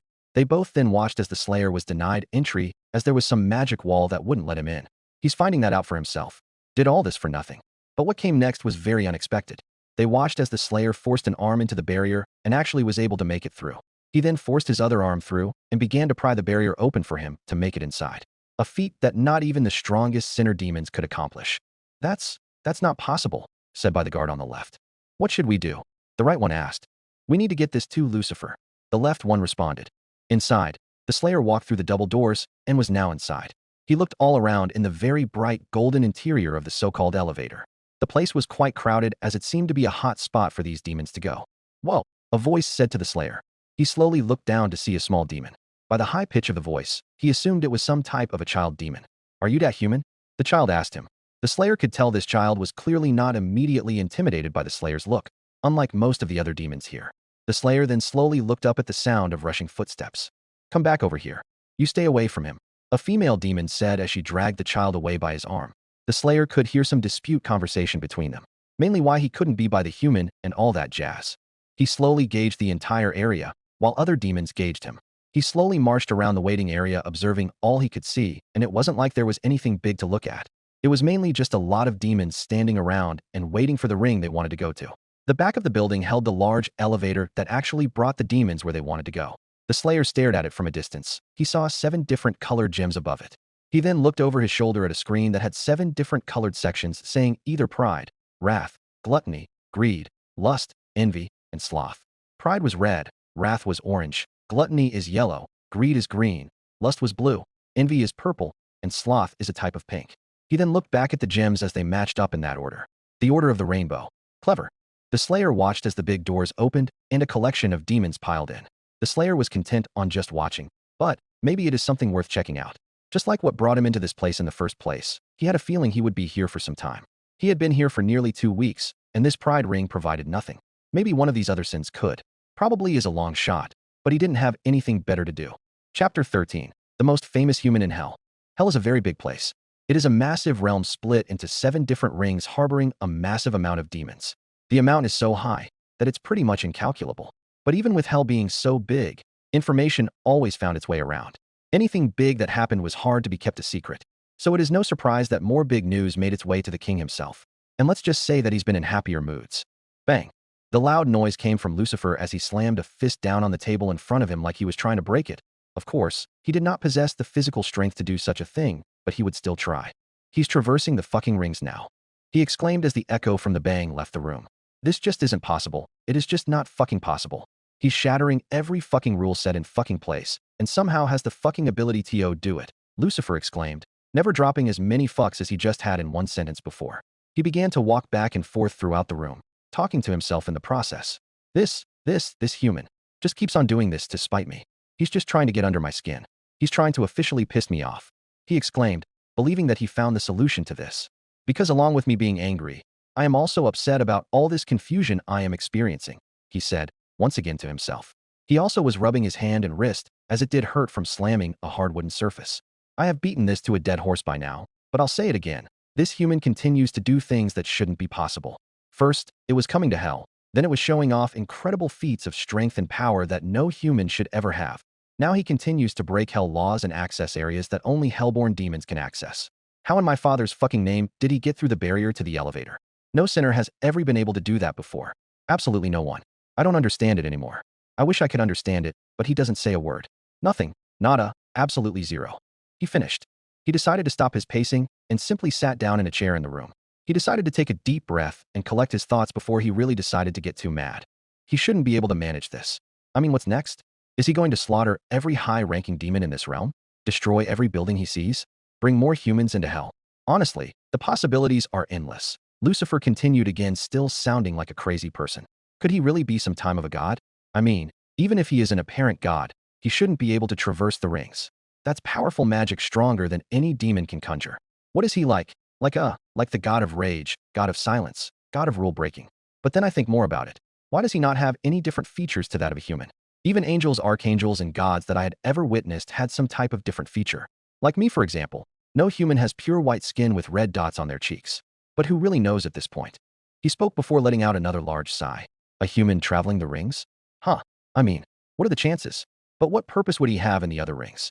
Yes, he doesn't have many purposes here from what I've seen, but what could he gain from anywhere else? Maybe he's fucking trapped, he suggested to himself. Yeah, trapped. Trapped here in hell. That could certainly be a possibility if he is a human, god, or what the hell ever. I highly doubt he would want to spend his days here in hell. I mean, it seems like he just appeared here randomly. Maybe he needs some help getting back to the world of the living, but doesn't have the voice to say it.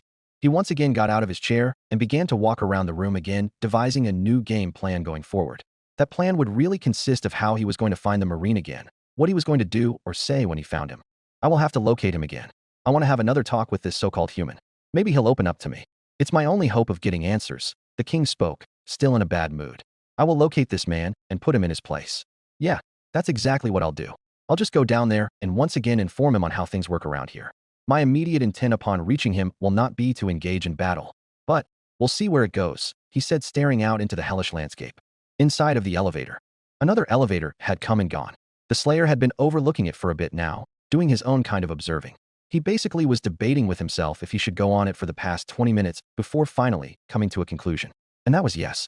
So while others were piling into the elevator, he walked over to it too. As it was made obvious to others that he was walking towards the elevator, demons began to share their opinions. Is he going on the elevator? Well, ain't that the craziest thing I seen today? Is that even allowed? How did he even get into this place? Maybe he is a demon after all. It wasn't like those reactions weren't justified. They were all witnessing hell history right now. First off, a human being in hell was history of its own. But somehow a human getting through the barrier, getting into elevator 666, and is now going to traverse the rings is basically super history. The Slayer had officially walked through the giant entrance into the elevator. Now for what ring he was going to, he didn't have much of a clue as he didn't pay much attention to that intercom to hear where it was going. And he didn't really care that much either. As the phrase says, adapt or die. Once he walked through the entrance of the elevator, he immediately brought in all the attention from the neighboring demons, which he was completely aware of but ignored. He found a spot to stand and wait near a pole away from all the other demons. He had a fair amount of space too, as the other demons wouldn't dare go near him. Shocking stuff, right? He began to look around the inside, and this was the strangest elevator he had ever been on. It really did not resemble that of an elevator. Elevators were usually smaller and could fit in a group of people, never of this size. This one looked like a waiting area for a train or airplane, as it had a large collection of seating. This realm of hell was nothing but odd to the Slayer, but if the people of this realm came to his, they'd probably have the same thoughts. The Slayer looked over at an unoccupied bench and had a thought of his own. He wasn't a very patient person at times and always wanted to be doing something. Usually that something is slaying the demons of hell. So, if he had to kill some time, he would do something productive. He walked over to the bench and sat down. He rested his left arm on his left leg and stared down at his blade. He extended it outwards and used his thumb and pointer finger to feel the edges.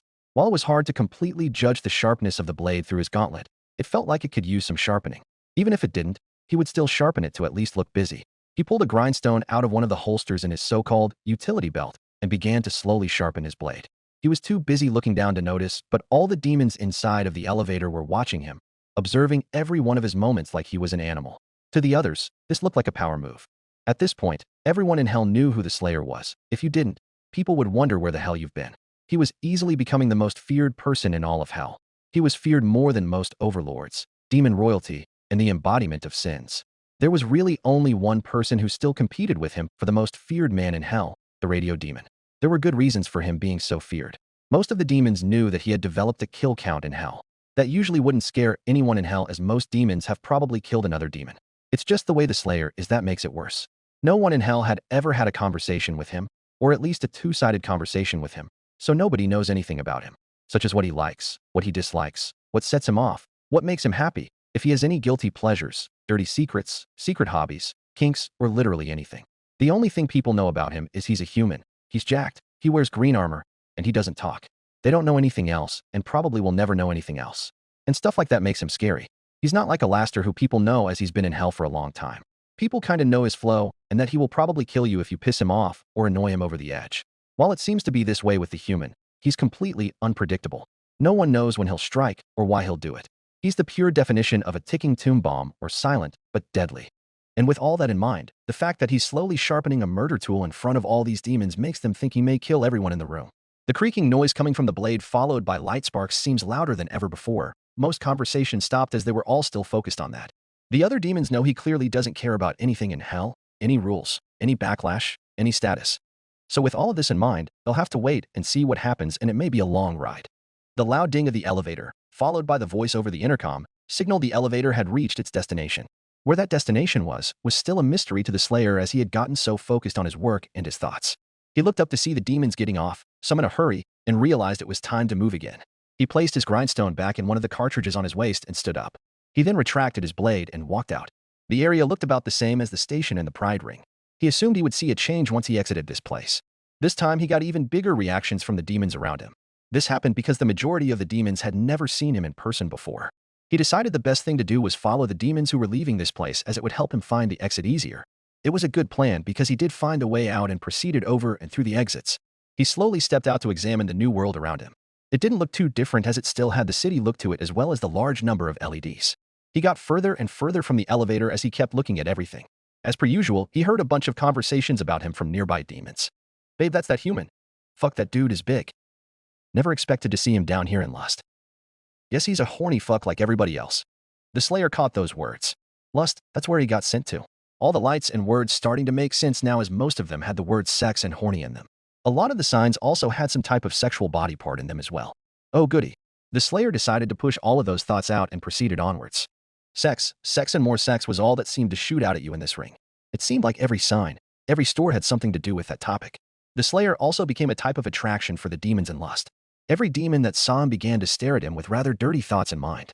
All of them being seemingly attracted to his size and features and not afraid to share their sexual thoughts to him. But he did his best to ignore them all. But it wasn't just on the sidewalk where demons stopped to look at him, but also in the streets as well. Some vehicles seemed to slow down so the demons inside could make sure they were seeing what they think they were seeing. This kept on occurring for minutes on end. So much so that it started to seem like he was seeing some of the same vehicles pass him by. In this case, a certain limo in question. He started to notice that this limo in question that had passed him before, passed him again. It was like the limo was making rounds to pass him by. Clearly, he sparked someone's interest, whether that be to attack him or to admire him. In what he had seen so far, he definitely assumed it was to admire him. He kept on walking, but would still wait to see if the limo came around again. After around a minute it did, in fact, come by him again. This time it pulled over to the curb and started to come to a halt right in front of him. It pulled up far enough to where the back window was directly in front of the Slayer. He had no idea who this was and couldn't see anyone through the glass. All he saw was his own reflection. At that moment the window started to roll down, and here he became face to face with the most famous man in lust, Asmodeus. My oh my oh my. Do my devilish eyes deceive me? No, they absolutely do not. It's the human, the destroyer, and now I see barrier crosser. Asmodeus spoke in a proud tone towards the Slayer. The Slayer looked to the top of the limo where the sunroof opened up to see another person make themselves known, and it was the one, the only, Fitzgerald. At least that's how he liked to introduce himself. "Human eye," he said as he popped out of the roof. He then used his robotic parts to extend himself right towards the Slayer to where his upper torso was only a few feet from him. He looked him up and down while placing a hand on his chin. "Well shit, looks like he fucking is, isn't he?" Fizz said with a grin on his face. "Like I mentioned, I never expected to ever see you around in lust. Figured you would stay in the Pride Ring," Asmodeus said. "Pretty fucking impressive that he is even able to go to the rings. Care to share your secret?" Fizz said. Not like he needed it for himself, as he could traverse them if he wanted to. This is so unexpected. Feels like we have a celebrity in our midst. If you want, you can join our little party in here. It could be a way for us to get more acquainted, Asmodeus offered. The Slayer simply glared at Asmodeus while he was speaking to him, and that offer did not sound good. So he basically tried to turn him down by turning and just walking down the street. Wow, ain't you got fucking manners, Fizz said in the direction of the Slayer, but the Slayer ignored it. Fizzy, no need to shout at him, Asmodeus said. He clearly did not seem offended or mad that he was rudely ignored. Why? We don't got to focus on that pile of shit, Fizz responded as he was wondering why he was so calm. Now Fizzy, someone like that is someone you want to be acquainted with. Driver, pull up next to him again, but this time far enough in front of him for me to get out, Asmodeus ordered. Yes, sir, the driver said. He then did as he was instructed and drove forward to where he was in front of the Slayer. Okay, I guess we are fucking trying this again, Fizz said, not really knowing what the plan was. They saw the Slayer stop in his tracks at the limo pulling up again. What they didn't see him clench his fist extremely tight. But that did not matter to the literal embodiment of a sin as he opened his door and stepped out in front of the Slayer. Many apologies. I probably came on too strong. I have a knack for those things, and coming on too strong? That's the best way to do it, he said to the Slayer. The Slayer did not expect him to be as big as he was. Another demon in this realm that beat him in height, but no one was going to beat him in physical strength. Didn't even look like the majority of the demons here had much physical strength. Hello? Anyone in that head of yours? Fitzgerald said as he extended himself to match the Slayer's height. The Slayer was unaware that he had exited the vehicle and was present right next to him. Now Fizzy, remember those rumors, Asmodeus said, which the Slayer found as a good thing caused this. Robot would get a clue that he wasn't a talker. Oh, that's right, Fitzgerald said as he practically bounced in front of the Slayer and crossed his arms. He doesn't talk. I had heard that you're a real crazy human, not like all the others. A fucking diamond in the rough. Yes, Asmodeus said with a short laugh. Look, you may be really confused about what's going on as people like you are not supposed to be here. But we cannot change what has already occurred. But I am Asmodeus, and this wonderful bundle of joy is Fizz. Short for Fitzgerald, don't get it twisted. He responded and furthered his point by twisting up his robotic limbs together. This fabulous place is Lust, the greatest, sexiest place you will ever find in hell. I should know as Lust is my thing, baby, and I know all it has to offer. I'd be happy to give you a tour, Asmodeus said as he gestured to the limo, clearly offering the Slayer a ride. The Slayer slowly looked over to the limo as he wasn't really interested in something like that. After not getting any real reaction from the Slayer, Fizz came in for backup. Oh, come on. The big man has been more than generous. Are you really prepared to turn that down? He said as he once again extended himself to where this time he had an arm extending around the Slayer's neck. The Slayer turned his head to look this demon robot in his eyes. He had a typical grin on his face even though he could partially see the Slayer's angry stare. From there, the Slayer turned back towards the limo where this time, the door was open for him to enter if he chose yes. The Slayer wanted to say no, but then again, he didn't have anything better to do. And seeing as this person knew all about this ring, it could be of use to him should he ever have to come back. The Slayer shrugged Fitzgerald off of him and slowly walked towards the open door. He stared at the inside and then slowly looked to his right to see Asmodeus smiling at him. The Slayer really didn't have much to lose, and if this was somehow a trap, it's not like they could kill him anyways. He didn't know this for sure, but no one in this realm could. So with all of that in mind, he did enter the limo. Fabulous, Asmodeus said from the outside before closing the door and proceeding towards the back. The limo was very expensive and very nice and fancy. Clearly, a party limo as it had drinks, lights, expensive seats, a stereo, and the whole shebang. It had been a very long time since the Slayer was in a vehicle, was also the first time in his long life he had ever been in a limo. He was never that rich growing up. He watched as that Fitzgerald came in through the sunroof and proceeded to take his seat. He seemed to be someone who liked to always be moving around. He felt the limo begin to move, and away they went. So, you really don't talk him? Fizz asked as he truly didn't believe someone stayed completely silent all the time. His question did get answered as the Slayer stared at him, although, from that far away, you couldn't see through the Slayer's helmet so it was hard to tell what expression was being given. Guess that is a fucking yes. I also have to admit I didn't expect you to actually not speak. We've never encountered someone like that before. A bit difficult to find somewhere to go off of it, Asmodeus said. Can you even hear what we're saying? Fitzgerald said as he slid closer to the Slayer. The Slayer was still staring ahead at Asmodeus that he wasn't paying attention to Fizz. Has nobody's dumbass ever assumed he was deaf? Maybe he doesn't even know any type of language. He said with a grin and his head propped up on his fist. After he said those words, the Slayer slowly turned his head and looked him dead in the eyes after the remarks he just said, clearly telling Fitzgerald he could hear him. Heh. Never mind then, he said with a nervous chuckle. The Slayer always had a way of making people nervous when he death stared at them. So, as I mentioned before, this great place is Lust. You'll find just about anything you could ever need to fulfill your sexual fantasies. And I mean that literally. Now I am not too sure what you are into as you seem to be a complicated, quiet, and mysterious man. But you seem very tense and quite agitated right now, so perhaps you need someone to take the edge off. You are an incredibly strong man by the looks of it. I'd assume you'd like to dominate whatever partner or partners that you bed with. And you'll easily find sex workers down here that can take the edge off. You don't even have to be a social butterfly to do so. And well, someone like you doesn't need to flirt as you possess extremely attractive qualities. Don't think you don't know what I mean, Asmodeus said to the Slayer. The Slayer wasn't naive. He was clearly aware of the way he looked and how attractive he would look towards others, especially a realm full of people wanting to bang one another. An extremely big, strong, hot, and powerful man would make the Slayer target numero uno. That was not good news for the Slayer, as he would most likely get pissed off and annoyed in consistent seduction attempts. He wasn't sure how to handle them when they come, as it never happened to him in his world. To be fair, every human fears him and wouldn't dare try something like that. These demons don't know the true origins or power of the Slayer. If they did, they would be very, very afraid.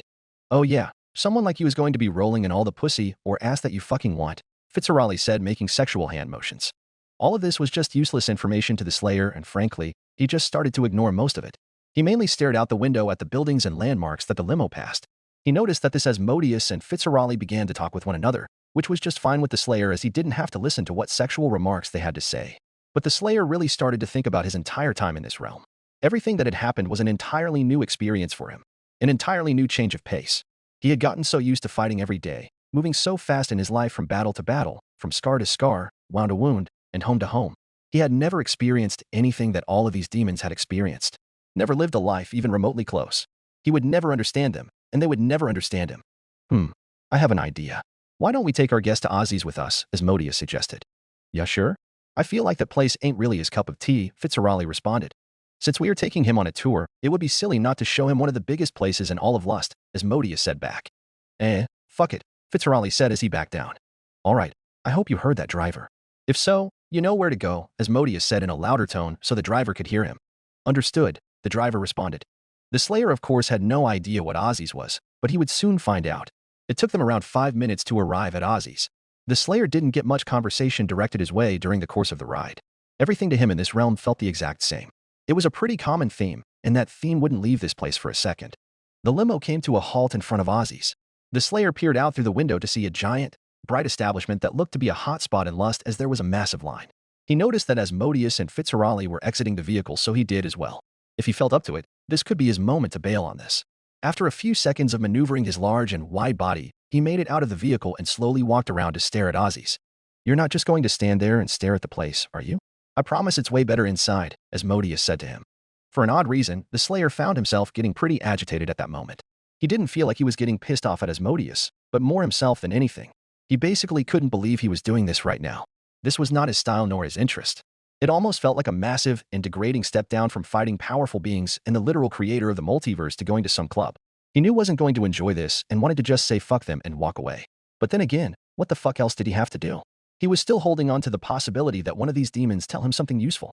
So with those in mind, he decided to follow along, but still wasn't happy doing it. He slowly walked and looked at the long line going into this place. He wondered what was so special in this place that made all these demons want to enter. He was prepared for the worst. He stopped in his tracks as Asmodeus and Fitzgerald cut the line and approached the imp bouncer in the front of the establishment. Welcome Asmodeus, sir, the bouncer said as he unhooked the cloth in the makeshift fence to let them past. Although Fitzgerald just hopped right over it. Such a gentleman, Fitzgerald said sarcastically and with a laugh of his own. The bouncer was about to rehook the cloth until he bumped into what he thought was a wall. He slowly looked at the rock-hard armor that was in front of his face and slowly looked up to meet eyes with the Slayer. Oh yes, how forgetful of me. He is our +1 today, Asmodeus said to the bouncer. He lost his words for a moment as he got distracted by the angry stare he was given. Oh right, come on in, the bouncer said in a nervous tone as he moved out of the Slayer's way. As you moved for the Slayer, he didn't move for you. The Slayer slowly walked behind the two demons as they turned a corner and walked through a set of large blue drapes. The Slayer proceeded to push the drapes out of his way to find out that this place was a restaurant of some kind. Not at all what he was expecting, but in a way it was better than what he expected from Lust. Well, big man, this is fucking Ozzy's, Fitzgerald said to him as he extended his legs to match the Slayer's height yet again. He also placed his mechanical arm on the Slayer's shoulder like he was leaning on him and used his other arm to obviously show off Ozzy's. Yes, it is. Now you are getting the special treatment today. Asmodeus spoke. He then turned around to face the Slayer for this next part. Now here at Ozzy's there are a few rules and guidelines. Now typically we require guests to make a reservation before they arrive, but of course, there are a few special instances. Like this one. Along with that, we usually require dates as well. Yeah, we don't go for no sad, lonely, and pathetic fucking losers, Fitzgerald chimed in as well. And as I mentioned before, a guy like you, I don't think you'll have a hard time finding a date. And the final rule, which is more of a me thing, is no lovey-dovey or sentimental bullshit. This is fucking hell for Lucifer's sake. Hatch out of your shell and demand what you want. If you wish to be strapped down to a bed while someone pulverizes your insides, then that's something we want to hear. If you want to have someone sit on your face while another rides what I can assume is a large cock, then let the world know. This is lust, baby. No one will judge you for that. But if you bring love into the equation, I can't exactly promise the same results, as Modius explained. That was still more and more useless shit that the Slayer tuned out of his ears. All of these demons down here are absolutely obsessed with a lot of weird kinks and sexual fantasies. Doesn't appear like they ever think of anything else, and frankly, the Slayer started to become annoyed. He noticed that as Modius had gotten distracted by someone he saw and went over to their table. The Slayer, however, did not follow them. He didn't care much about a conversation he was not involved in and basically spent this time to observe the inside. Well, if it isn't the most famous succubus in hell, as Modius said as he approached the ever-hot and famous Verasika Mayday. She was currently sitting with a few of her friends at one of the tables. Those friends were also fellow succubus demons. Was wondering when you were going to show up, Ozzy, Verasika said as she adjusted her hair. Verasika and Asmodeus were well acquainted, as being a succubus was basically what lust had to offer. It is also where she began her rise to fame. We would have arrived earlier, but we got a bit sidetracked. Met a new face. A face I'm sure you're going to want to meet, Asmodeus said. Really? And who may that be? She asked as he leaned an elbow on the table. Her question immediately got answered as a large crowd of gasps and woes filled the room as the Slayer slowly marched inwards. He wasn't really looking at anyone. He was still eyeing the inside. But as I said, he got a lot of reactions. Some girls couldn't help but drool over his extremely attractive physique, to the expense of their dates. But to be fair, some guys had that reaction as well. It was fucking lust after all. Oh my, she said as she lifted up her purple sunglasses to see clearer. She chose them because they matched her purple top and purple and black miniskirt. Oh my is right. It is that human in the flesh. Somehow he found his way down here, but I don't think anyone is against it, as Modius said, clearly stating the fact that the demons are attracted to the Slayer. I had a feeling you wouldn't be able to stop that waterfall down south of the border, Fitzgerald said to torment Verasika. Oh fuck off, tin can, Verasika responded. He can traverse the rings? Kiki, one of the other succubus demons, asked. It would appear that way, as Modius said. Lucky for us, said by Verasika's other friend, Apple. She currently had her head resting on her fist, as she was clearly very attracted to the Slayer. I figured you would say that. Well, Fizz and I have to overlook the show. I'll leave you three to it, as Modius said before walking away to his private seating. After they had left, there was a lot of silence at the table of the succubus. None of the girls really knew what to say next, as well as most of the other demons and Aussies were focused on the Slayer. The Slayer was currently not doing much right now. His feet seemed planted in the ground, as the only thing moving was his head and neck to look around at the inside. But silence never does last forever now, does it? God, I don't know how much longer I can just stare at him, Kiki said to the group of succubuses. My exact thoughts. He's probably taken, right? You'd think a guy like that is taken, right? Apple asked. Bitch, please. He came in here without a date into Aussies. I don't think he is. Plus he's a human. I don't think I've ever seen a human/demon couple before. Only in those weird fucking stories people write, Kiki responded. Maybe that's why he came to lust. Maybe no one on the Pride Ring was meeting his taste, Verasika chimed in. I like that one, Apple said. They all found themselves looking right back at the Slayer. Shit, why does this feel so odd to approach him, Kiki said, seeing if the other girls felt the same. This is like the most popular human hell has ever seen. He broke history for fuck's sake. He's practically a celebrity and not some dumbass shitbag we find on spring break, Apple said, giving her opinion. I've never been one to back down from any type of challenge, Verasika said, feeling confident as ever. You were going to go over to him? Kiki asked. I can at least get a closer look that way, Verasika responded, which was pretty much a yes. How would you even approach him? He doesn't seem all that friendly, Kiki said to the group. Might be worth it to try to see what's under that armor. I've never seen anyone with arms as big as his, Apple mentioned. Remember girls, strong or not, he is still human. Humans end up eating out of our hands, Verasika said as she got up from her seat and made her way over to the Slayer. She did it under the radar as she wanted to catch him by surprise. Well, hey there hot stuff, Verasika Mayday said towards the Slayer. The Slayer slowly turned his body around to see her sitting on one of the vacant tables. He recognized her from the table as Modius and Fitzgerald were at. He had a feeling already of what was going on. You obviously are that new guy everybody in hell has been talking about. You definitely are human and look just as good as people say you are. She then hopped herself off the table and eyed the Slayer from top to bottom. I've also never seen a suit quite like that one before. It's hot, I will say that much. She noticed she still had not gotten the Slayer to say anything back to her or really give in to what she was giving him, so she had a feeling she had to step it up. She began to circle the Slayer, slowly. I heard you don't like to talk much. There is nothing wrong with being shy. I won't bite your hand off. She then ran her hand on his exposed skin and onto his shoulder before removing it. The Slayer didn't do much at that moment besides eyeing her down to see what she would attempt to do. While the Slayer was becoming mildly annoyed with this seduction attempt. It wasn't like this girl deserved to die for this. The Slayer wasn't somebody that goes around killing everyone he sees when they get on his nerves. They have to really deserve it, and so far, only the people trying to kill him deserve it. So what was going through Verosika's mind during all of this? Well, after all the obvious hints and words she threw at him, Verosika started to become pretty confused at this point. She has the ability to enhance a human's sex drive and push them to mate just by her presence alone. She can make it even higher if she physically touches a human and of course if she sings to them. She has done 2 out of the 3 to the Slayer and she got nothing from him. It wasn't like the Slayer was repulsed by her. His mind was a stone-cold place that could not be penetrated by anyone. He was no longer interested in love, sex, or anything of that nature. He was a broken man who had lost all types of emotions except his rage and anger. It didn't take long for a collection of 2 people to notice Verosika was making moves on the Slayer. I think you can figure out who those 2 people are. As I said, I knew that dam between her legs would break eventually, Fitzgerald said to Asmodeus as he noticed Verosika near the Slayer. He could easily figure out what she was trying to do. I am quite interested to see if it works out. Those 2 would make a power couple, that's for sure. 2 stunning creatures. Imagine if they somehow had a child. That would be a child with great genes, Asmodeus said. But he honestly was trying to push Verosika towards his direction. It's the main reason why he ditched the Slayer. Whoa, big guy. You were taking that a bit too far, Fitzgerald said as nobody in Lust thought about having children. Huh. I know that. I don't expect some of the things I say to become a reality, Asmodeus answered as he looked back from Verosika and then towards the stage. As the Slayer stared at this attempt of a show, he started to feel something. Something strange filling his whole body, and no, it's not love. It was the feeling that hit him moments after he defeated the Dark Lord. His body started to grow weaker and the room became dizzy. He held a hand to his head and clenched his face before collapsing onto a knee. He used his left arm and made a fist to keep himself from completely falling. Everyone around noticed the unusual actions of the human they had heard so much about. After a few seconds, the Slayer started to regain some of his strength where he could begin to stand back up on 2 feet. Verosika took a few steps back and looked over her hands and arms. She was very confused about what just happened to this man. A part of her believed her succubus powers had some kind of whack effect that made him collapse. Well then, that was strange. Everything all right? Asmodeus asked. The Slayer simply looked over his shoulder when he spoke to him. He didn't know what to think about it. This was now the 3rd time something like this happened. It was like he kept having power withdrawals every so often, where his body felt drained. He decided to move his feet and began to walk out towards the exit. He was once again confused on what was happening and didn't want to show any type of weakness or vulnerability either. He just needed to find somewhere else to think, somewhere quiet and away from anyone else. Hazbin Hotel.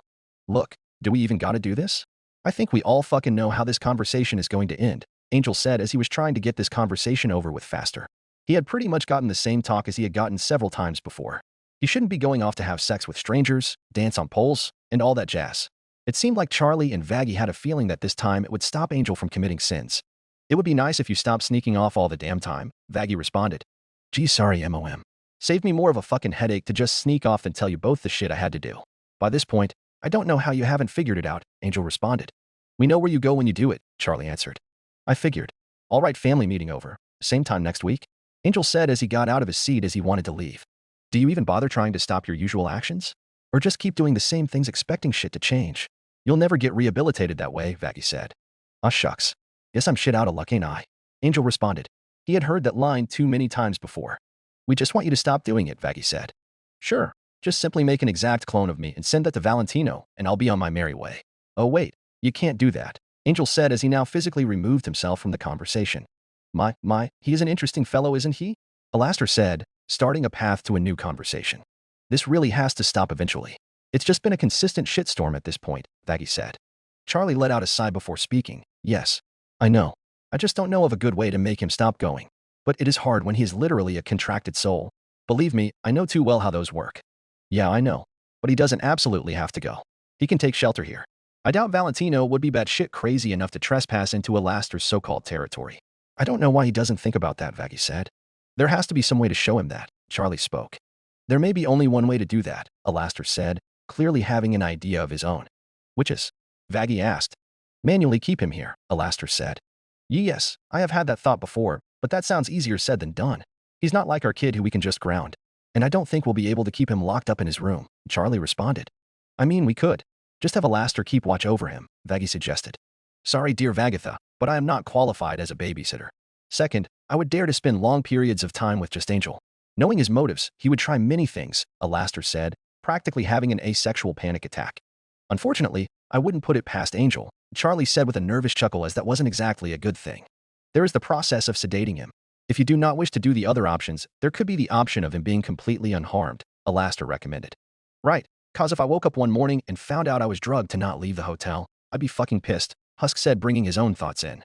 Yes, but it would be funnier from the other point of view, Alastor said. You were something else, Husk responded. The overall big problem with doing something like that is the demon in question, which is Angel, is not willingly removing all sin from their life. I highly doubt any soul can be rehabilitated that way, Charlie mentioned. If it even is fucking possible, Husk added in. Not the point, Vaggie responded to Husk's remark. Should fucking be, Husk said back. I'll think on it for a little bit. I'll give Angel his space for now and think of a good strategy or a compromise that we can work out to find some kind of middle ground, Charlie said. I'll help you with that. I don't have anything better to do right now, Vaggie said. Across the hotel, Angel had finally made his way back to his room. He shut the door behind him and leaned against it. He then began to slowly slouch down the door until he was sitting on the floor. He let out a big sigh as he closed his eyes. He felt a tear run down his cheek and hit the floor. Angel opened his eyes as he heard Fat Nuggets approaching him. That was able to bring a grin to his face as he rubbed his head. Oh Nugs, I fucking wish they could see this shit from my point of view. Everybody is a fucking critic, I swear. Hiding won't ever do me any good. He'll find me, or he'll draw me out by hurting others to get to me. Angel spoke to Nugs and himself as he knew a pig couldn't understand him. I know you're not a critic, he said with a short laugh. He decided to pull out his phone from his coat pocket and browse the web. He hadn't checked it in a while and wondered if there was anything notable this time. During his scrolling, he looked at his phone to see a notification from Cherry. She sent him multiple texts, basically wanting to know if he wanted to hang out. That did bring a smile to Angel's face, as that was exactly what he needed right now. Hanging out with his bestie and getting away from the hotel. Saved himself from any more chats. He stuffed his phone in his pocket and got to his feet. He looked in the mirror really fast to see if he looked bad, which he didn't, so he ventured towards the door. He opened it about halfway until he heard Ank from Nuggets. He looked back down at him, and he felt a little guilt-tripped. He hadn't given Nuggets much outside time lately, so he decided to bring him along with him. He grabbed a leash in case he would need it and put that in his other pocket. He opened the door and kept it open for Nuggets to walk out himself. Fat Nuggets got the idea and did. He wasn't one of those pets that would immediately run away once they were given a second of freedom. Nope, he would always stay by Angel and proved that by following him all the way out into the lobby, where only Nifty was present. Hey Angel, are you going somewhere? Nifty asked. Yeah, going to meet up with my girl Cherry. Need to get out of this damn place for a while, Angel answered. I see you're bringing your pig with you. Do you like having a pet? Nifty asked. Nifty, are you planning to kill Nugs or something? You're concerning me by the way you asked that question, Angel said as he picked up Fat Nuggets and held him close in case she did try to butcher him or something along that line. Oh no, absolutely not. I mainly just wanted your opinion on how it is to have a pet of your own, Nifty clarified. Oh, well, I love Nugs here more than my fucking family at times. A pet is something that will always be there for you. Angel paused before speaking again. Someone who will love you the way you deserve. He said that last line in a lower tone. That does sound nice, Nifty said. Yes, but I gotta go, Shorty. Are there any more questions you have to ask me? Angel asked. Nope, that was it, Nifty responded. All right then, I'm out of here, Angel said. Nifty gave him a slight wave goodbye as she watched him leave. She was still focused on the pet question she asked Angel. She had never owned a pet in her entire existence and always wanted one. To get one, she was going to need some help and she knew just who to ask. Hey Al, can I ask you something? Nifty said as she approached Alastor. Of course Nifty, ask away, Alastor said as he turned his full attention on Nifty. When you were alive, did you even have some type of pet? Nifty asked. Haha. Oh no, I cannot say I ever did, Alastor responded. Did you ever want one? Nifty asked it again, but more personally. It wasn't much of a thought that crossed my mind when I was alive. And growing up in the bayou of the Great New Orleans, pets were not a common choice, Alastor answered. Oh, Nifty responded. May I ask what brought on this type of question? Alastor asked. Well, it mainly was a thought that came to my mind. I had never had any type of pet either when I was alive, and seeing how much fun Angel has with his pig, I thought it would be neat to have one, Nifty explained. You wish to own a pig just like Angel does? Alastor asked. No, it doesn't have to be a pig. I know typically pet choices are dogs or cats, Nifty spoke. If I could recommend, I would say no to dogs. For reasons I will not go further into, Alastor said. Oh, well there are still cats. They are pretty harmless. But I suppose there are also a lot of other types of pets out there like birds, hamsters, pigs, of course, guinea pigs. Nifty said but was cut off by Alastor. All right Nifty, I have heard you loud and clear. I'll leave you with this. I'll see what I can do, Alastor responded so she didn't name every single pet known to man. Yes, thanks Al, you're the best, Nifty said to him. Well thank you Nifty, I know I could never get that kind of compliment from Husker, Alastor responded. He then began to venture off by himself to try and attempt to grant Nifty's request. But he found himself hitting some mental roadblocks. I haven't had the slightest idea where to acquire any of those creatures. I didn't even think Hell sold pets. Perhaps I don't need some worthless proprietor to acquire a companion for Nifty, he said to himself. This gave him the idea to use his power for a new purpose. He would attempt to craft one, but that would be easier said than done. He knew that many things around hell had some type of demonic soul in them which would make them easier to start off of. But there was so much to go off of, he didn't know where to begin. So he spent some time searching around for some inspiration. He looked at all the furniture, paintings, bottles, and just about anything he could find. He started to go through certain drawers as well. But then, he found it. Alastor did a double take as he saw the large black key to the hotel. He looked at Nifty and then back down to the key. He then grabbed it and held it up to get a closer look. It appeared to have a singular eye just like Nifty did, and it gave him an idea. He slipped the key into his coat pocket and started to venture off to his room. He believed he hatched the perfect plan, but didn't want any distractions as he would be playing with magic now, and magic gone wrong was no fun for anyone. He opened the door to his room and closed it behind him. I haven't done something like this before. I hope I haven't lost my touch, he thought to himself as he placed the key down on the large table in his room. He then concentrated his powers and his mind and started to force it towards the key. The key rose in midair as streams of magic filled every portion of the key. The process that Alastor went through did not take very long. After 30 seconds of performing the process, the key fell back on the table. Alastor looked over it to see if anything happened. He then picked it up to examine it closely to see that nothing happened. Perhaps I have lost my touch, he thought to himself as he put the key back on the table. He placed a hand on his chin to think about what he did wrong, but his thinking process was interrupted as he spotted something happening with the key in that very moment. He slowly walked over to it to watch it change, to watch it transform. He had a large grin on his face as he hadn't lost his touch after all. He still had it. An hour later, Husk was cleaning a few glasses by himself. He did not mind the peace and quiet as he didn't have to hear anyone blabbering in his ear. He was pretty bored and didn't really have much to do other than drink. He wasn't a huge fan of music, so it really was just quiet in the hotel. Charlie and Vaggie were off in another part of the hotel, most likely their room. Angel, Alastor, and Nifty were off doing whatever the hell they were doing. He assumed Nifty was cleaning something. Angel was still out with Cherry, and Alastor was probably out murdering some poor soul. But they were only guesses. He has been wrong before. But the quiet was interrupted as his ear twitched at a sudden noise. He placed the glasses behind the bar and looked around but saw no one. He then walked around the bar to see if someone was playing some kind of trick on him but still didn't see anyone. He then heard the faint sounds of purring. He quickly shot a hand over his mouth as he thought it was him. He, unfortunately, adapted some cat-like mannerisms and hoped no one ever heard it. He would never hear the end of it, but he realized it wasn't coming from him. He then heard a faint meow from behind him and whipped around to see a small black and white one-eyed cat staring right at him on the bar table. What the fuck? Husk exclaimed as the last thing he ever expected to see was a cat. This was an actual cat compared to him. Even though Husk yelled, the cat was not startled. What in the ever-loving shit? Where in the motherfuck did that come from? He then heard the sounds of quick footsteps and saw Nifty enter the lobby. What's wrong? Is there a huge mess? Somebody die? Are you hurt? She asked quickly. No, and no again. Look at that shit, Husk said as he pointed his arm at the cat, who was now sitting on the table. Oh, there you are. I was wondering where you went, Nifty said as she propped herself on the bar counter to be on the same level as the cat. I'm sorry, what the fuck is going on right now? Husk asked. No need to worry, Husk. This is Kiki, Nifty said, introducing the cat's name. Fucking Kiki? Husk said. Yes-sirree. The newest member of the hotel, Nifty said, petting Kiki. Where in the motherfuck did you get Kiki over here? And why did you want Kiki over here? Husk asked as he didn't know how to feel being a cat as well. I believe I can answer that question, Alastor said as he appeared in the lobby. Of fucking course you can. I should have known you had something to do with this, Husk said. Husker, don't be so offended. I was only granting a request for Nifty over here, Alastor said as he observed his work. What request was that? Husk asked as he looked back over to Kiki. Well, I would always see how much fun Angel was having with his pet Fat Nuggets, and I've always wanted a pet, and I asked Al and he brought me Kiki, Nifty answered, seeming happy as ever to have a pet. Precisely, Alastor said, backing up Nifty's claim. Where the fuck did you even find a cat in hell that wasn't a demon like me? Husk asked. He got closer to Kiki. I simply used what we had here, Alastor responded. He saw that Husk was still confused, so he demonstrated his point. With a flick of the wrist, Kiki transformed into a large black key, the key to the hotel. He then walked over to the key and picked it up. As I said, I simply used what we had here. You put voodoo magic on a key and made it a cat? Husk asked.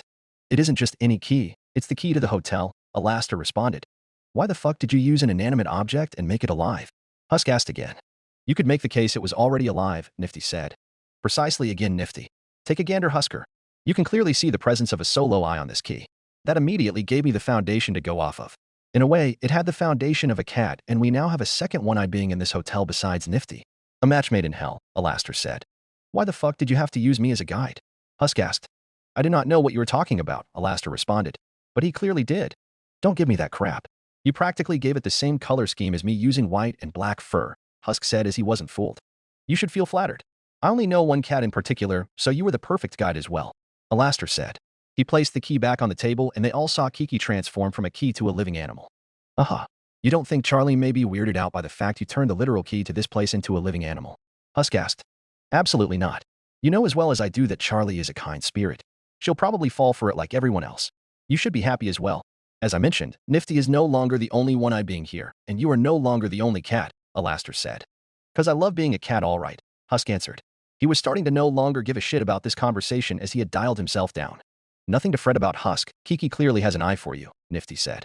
Husk saw her looking downwards, and he saw Kiki sitting on the floor in front of him. Probably 'cause I'm a fucking cat, Husk said with an unenthusiastic tone. You should bond with her. I'm sure you'll come around on her as well, Nifty said.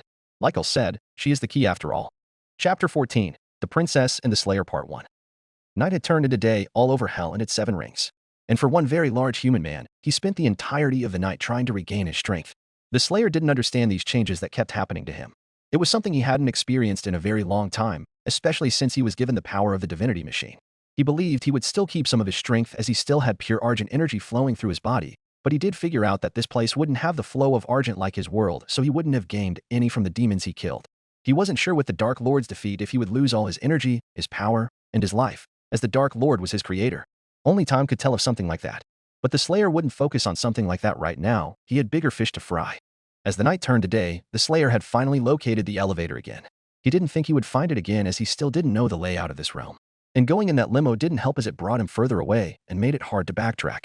Now, he realized he hadn't spent much time in lust compared to the Pride Ring. But with what was going on with him, he wanted to return to a realm he at least knew some of to let his strength come back to him. Getting through the entrance to the elevator was easy as no one dared to stop him. The demons pretty much let him do what he wanted. The Slayer walked through the sets of doors and was back in the elevator's lobby area. This time, he was a bit more experienced on what to look for and listen for. He would wait until he heard that voice say the elevator was going back to the Pride Ring as well as match the colors of the gems to the color coordinated towards the ring. Now for the Pride Ring, he didn't know how long he was going to stay in it as he would probably want to do more investigating in Lust or the other rings. As said before, he just had to take some time of his own to try and figure out his whole situation. First, it was leaving this realm as a whole. Now it's figuring out what is happening to himself. After a bit of a wait time, he finally heard the voice on the intercom say the next elevator was going to the Pride Ring. He walked from his lone area towards the direction of the elevator. He boarded it along with the other demons and once again found himself a spot away from others. He took one of the open seats on the lower level of the elevator. This time, he decided he would pass the time by looking over his large arsenal of weapons since he had not used any of them in some time. One by one, he brought out every weapon. He equipped each attachment assigned to that gun to see if they were still working properly, as it would be awkward if his gun malfunctioned on him in the heart of battle.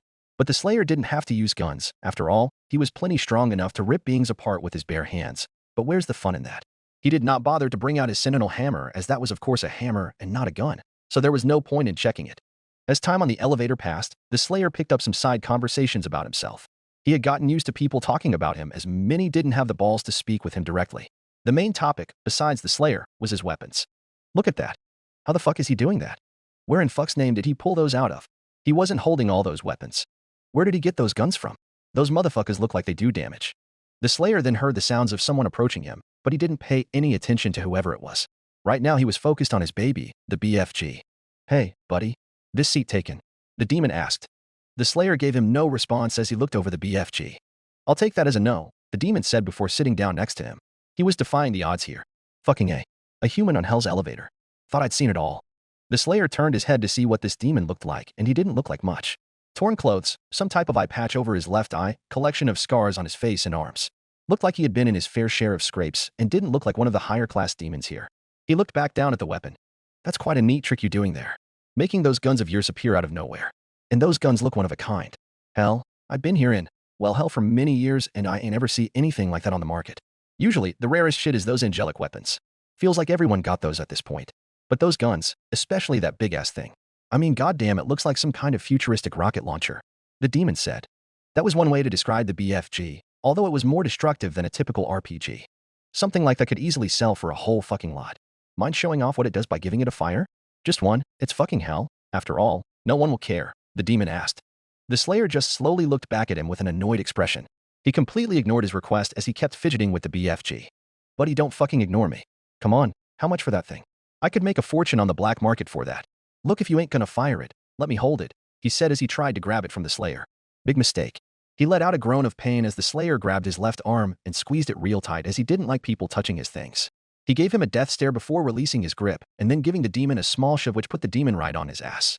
The demon shook his head as he got to his feet and began to approach the Slayer. "Look here, bitch. I don't know who the fuck you dash dot." He stopped that sentence and let out a small gasp as the Slayer shot out his blade and held it a few inches from his throat. The Slayer wasn't even looking at him when he did that, so if he did slit his throat, oh well. Okay. You made your fucking point," he said as he backed away and gave the Slayer his space. The Slayer made sure he left, and once he did, he brought out his chain gun. But he didn't get to work on it for very long before hearing a loud ding and seeing the big doors slowly open, which told him that he was at his destination.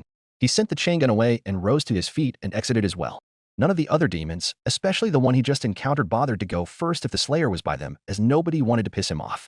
A lot of the demons in hell were kiss asses when it came to the most powerful beings in the realm. As the Slayer maneuvered his way through the elevator's waiting area, he decided to follow some of the demons as they knew where the exits were. Once the Slayer walked through the doors which led him outside, he spotted the two guards that he had encountered with the first time. At the moment, they were busy with their own type of conversation. "She was pretty pissed off, that's for sure," the first guard said, sharing an event that happened with his mistress. "It's fucking hell. She's really being that uptight about that shit?" the other asked. "Fuck yes. She can be one crazy bitch at times," the first one responded. "I don't know how the hell you deal with that," the other said with a short laugh. "'Cause she's hot. Fucking duh," the first one said. "I still don't know if that's worth it." "I mean, dash," the other guard began to say, but stopped himself as he heard loud pounding sounds coming from behind him. It took him a second to locate the source, but he determined it was from behind him. He then turned around to see the Slayer walking his way, and those pounding sounds were the loud footsteps of the Slayer. "Oh fuck me. Not him again." He then began to back up to stay out of his way. He didn't want to have another encounter with him again. "Hell, looks like he's back," the first guard said as he backed away as well and let the Slayer walk by. "Yeah, we gotta report this now," the second one said as the two of them decided it was best to leave their post. Lucifer's palace. Lucifer was stalling time at the moment as he tried to think of something to do. There weren't any tasks that called his name like usual, and every task that he had to do was done. So he was simply patrolling his manor, examining paintings, items that he had already seen many times. But his boredom would be ceased at that moment as the house's telephone began to ring. In most instances, one of the butlers would answer the telephone for him, but since he was right there, he would go ahead and answer it himself. "Who is it?" he said to whoever was on the other line, and it didn't take him long to distinguish the voice on the other line. Well, if it isn't the big bad king himself," Asmodeus said from the other line. "Asmodeus," Lucifer said in his own greeting. "Did not expect to take a call from you." "Yes, I figured. And I know you're probably busy, and I won't take up too much of your time," Asmodeus responded. "Okay. What is going on, Asmodeus?" Lucifer asked. "I don't know if you heard or not, but I actually had a run-in with that human that found his way down here," Asmodeus said. "What? You ran into the human?" Lucifer asked for clarification. "Yes. Happened last night," Asmodeus answered as he didn't think it was a big deal. "So that proves it that he was traversing the rings. Why would he go to lust? Did he really go down there for some sexual favors?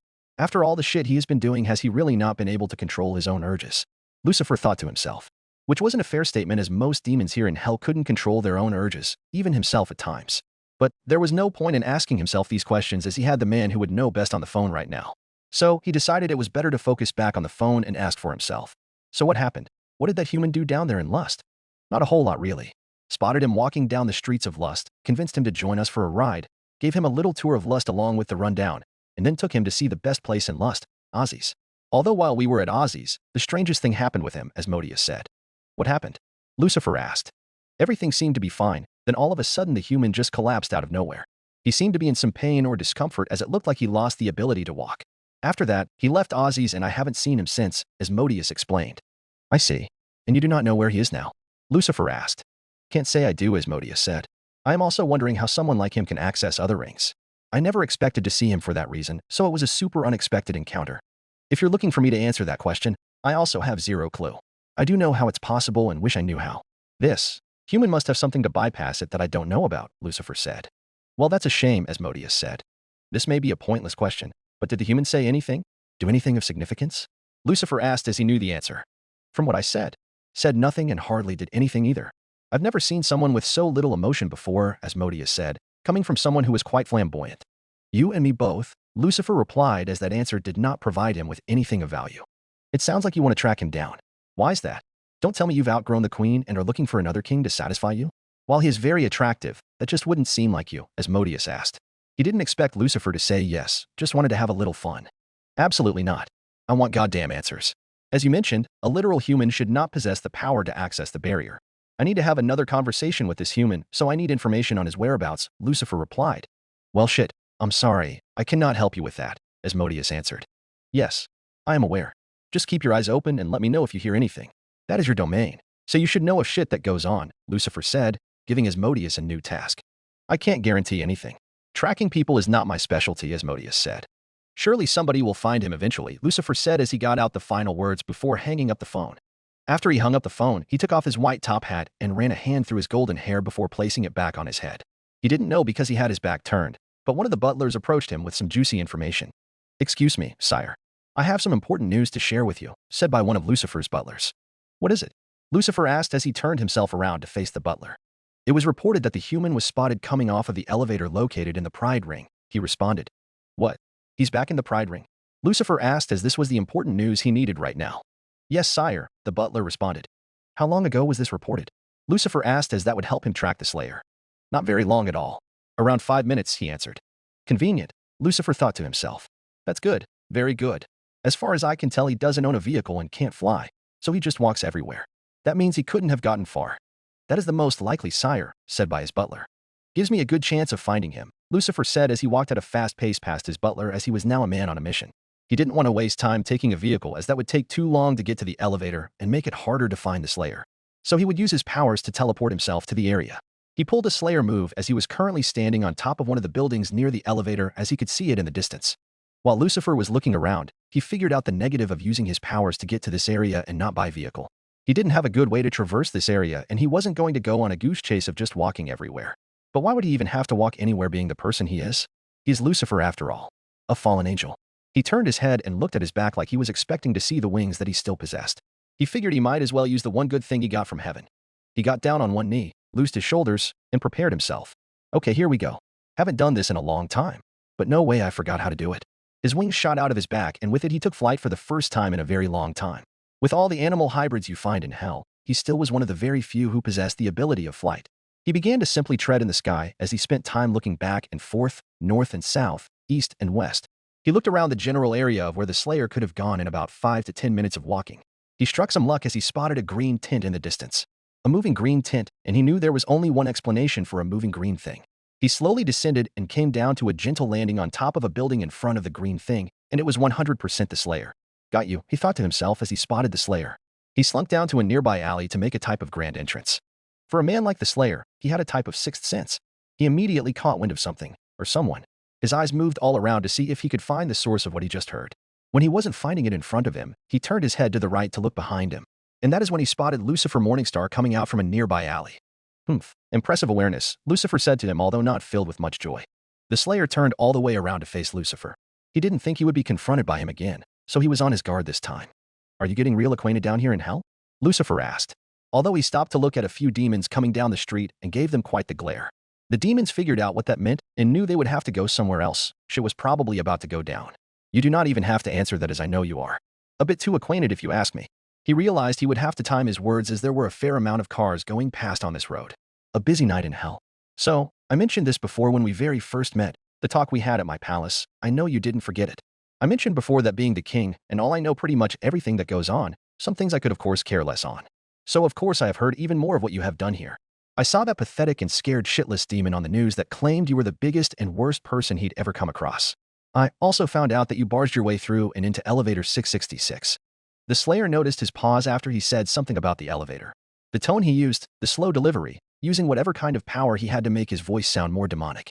The Slayer could tell Lucifer wasn't too happy about something. He was starting to assume what it was. I will admit I was very heated when I learned about you doing that, as that is something you should never be able to do. But you somehow keep on defying the odds. But, as I made my way over here, I really thought about our first talk. I never really explained shit to you, did I? Never really gave you the rundown of the laws in hell. I mean, you're a human, allegedly. There's no way you would have known that doing what you have done was a big no-no. So, I guess I'll give you a better rundown of hell, a better rundown of my realm. That elevator that you somehow got into and used is very, very special. One-of-a-kind system. You will never find something like that anywhere else. It is a very special elevator, like I said. It is meant to allow all hellborn demons to access all the 7 rings of hell. Anyone else, like the former humans who died and came to hell, are not able to use it. And it's not like they could just try to barge their way in through a bunch of armed guards. No, it physically isn't possible. A barrier using some of the strongest magic and power in hell keeps them out, so they are stuck in the Pride Ring. Keeps them here for the yearly exterminations. Exterminations? That word started to click with the Slayer as he remembered seeing the clock. That huge-ass clock that said something about days until cleanse. That must be what it was counting down to. The Slayer remembered it was around the 50s and he had been here for some time now. Whatever that consisted of, it had to be coming soon. He focused back on what Lucifer was saying as Lucifer started speaking again. And like I said before, you were in no way of Hellborn status. So, are you ready to talk now and explain how in the mother fuck you got through? Lucifer asked. The Slayer had a feeling that was coming. While the Slayer had used his voice more in the last month than he had in many years, he still wasn't going to just talk to everybody. It was mainly going to be an honor or rare occurrence to witness him speaking. And this Lucifer was getting on his nerves, so he would not use his voice to speak to him. He didn't care if Lucifer could have had some answers he needed to get out of this hell. He was getting pissed off. For the Slayer, you could argue that his insanity has driven him to the point of not speaking. After fighting the countless hordes of hell over and over and over again, he had already lost his entire mind beyond repair, and it took a lot for him to gain it back. At least where he could control it. The Slayer losing his mind again is what many fear back in his realm because the Slayer tends to leave a lot of carnage and destruction wherever he goes. If his rage goes unchecked, he could devastate entire worlds. And these demons are fortunate for that. If he wound up in this hell being as crazy as he once was, he probably would have tried to kill them all. Well, if you had something really important to share that could save the entire universe, we'd be pretty fucking screwed now, wouldn't we? Lucifer said in frustration. Alright, well, my hopes of getting answers are still completely fucked, so thank you for that. So for now, I'll leave you with this. He said as he approached the Slayer. Do not step foot near or on the elevator anymore. Do not even step foot in another ring. You do not belong there. You should not be allowed there, and I do not want to hear that you did. So take this as your one free pass, as I know you're educated on the rules here now. If you continue to break them, I will slaughter you. Lucifer was but a few feet from the Slayer and looked quite angry and pretty scary looking as he used his power to change up his appearance into more of a true demon form. But the Slayer was not scared. He closed the distance between them and took 2 slow and loud steps right in front of Lucifer and stared down at him. Even with him being a lot weaker than he normally is, he still won't back down from any opponent. And to show Lucifer he meant business, his Doomblade shot out from its holster which caught Lucifer's eye as he looked at it. He noticed it was incredibly sharp and quite long. Lucifer still didn't know how to handle this human. He truly was completely fearless. He was facing the literal king of the underworld, and he showed him that he was ready to fight. Fearless. Like they all said. Remember what I said and take it to heart. As I said, this is your one free pass. He said to the Slayer before vanishing out of thin air. The Slayer was left on his own again. Lucifer seemed completely gone this time, so he retracted his blade. He didn't much of a shit to what Lucifer had to say to him. He didn't care what title he held. He would do what he wanted to do. If Lucifer really meant what he said about slaughtering the Slayer if he used the elevator again, the Slayer would welcome that opportunity with open arms. He felt like Lucifer was secretly not looking for a fight, as it felt like the Slayer knocked him down a few levels when he got in his face. But it wasn't something the Slayer would worry much about as he knew he could take whatever Lucifer could throw at him. The Slayer would continue his typical actions in the Pride Ring, and that was just simply walking. Nothing too exciting for him as he had started to become even sicker of this place.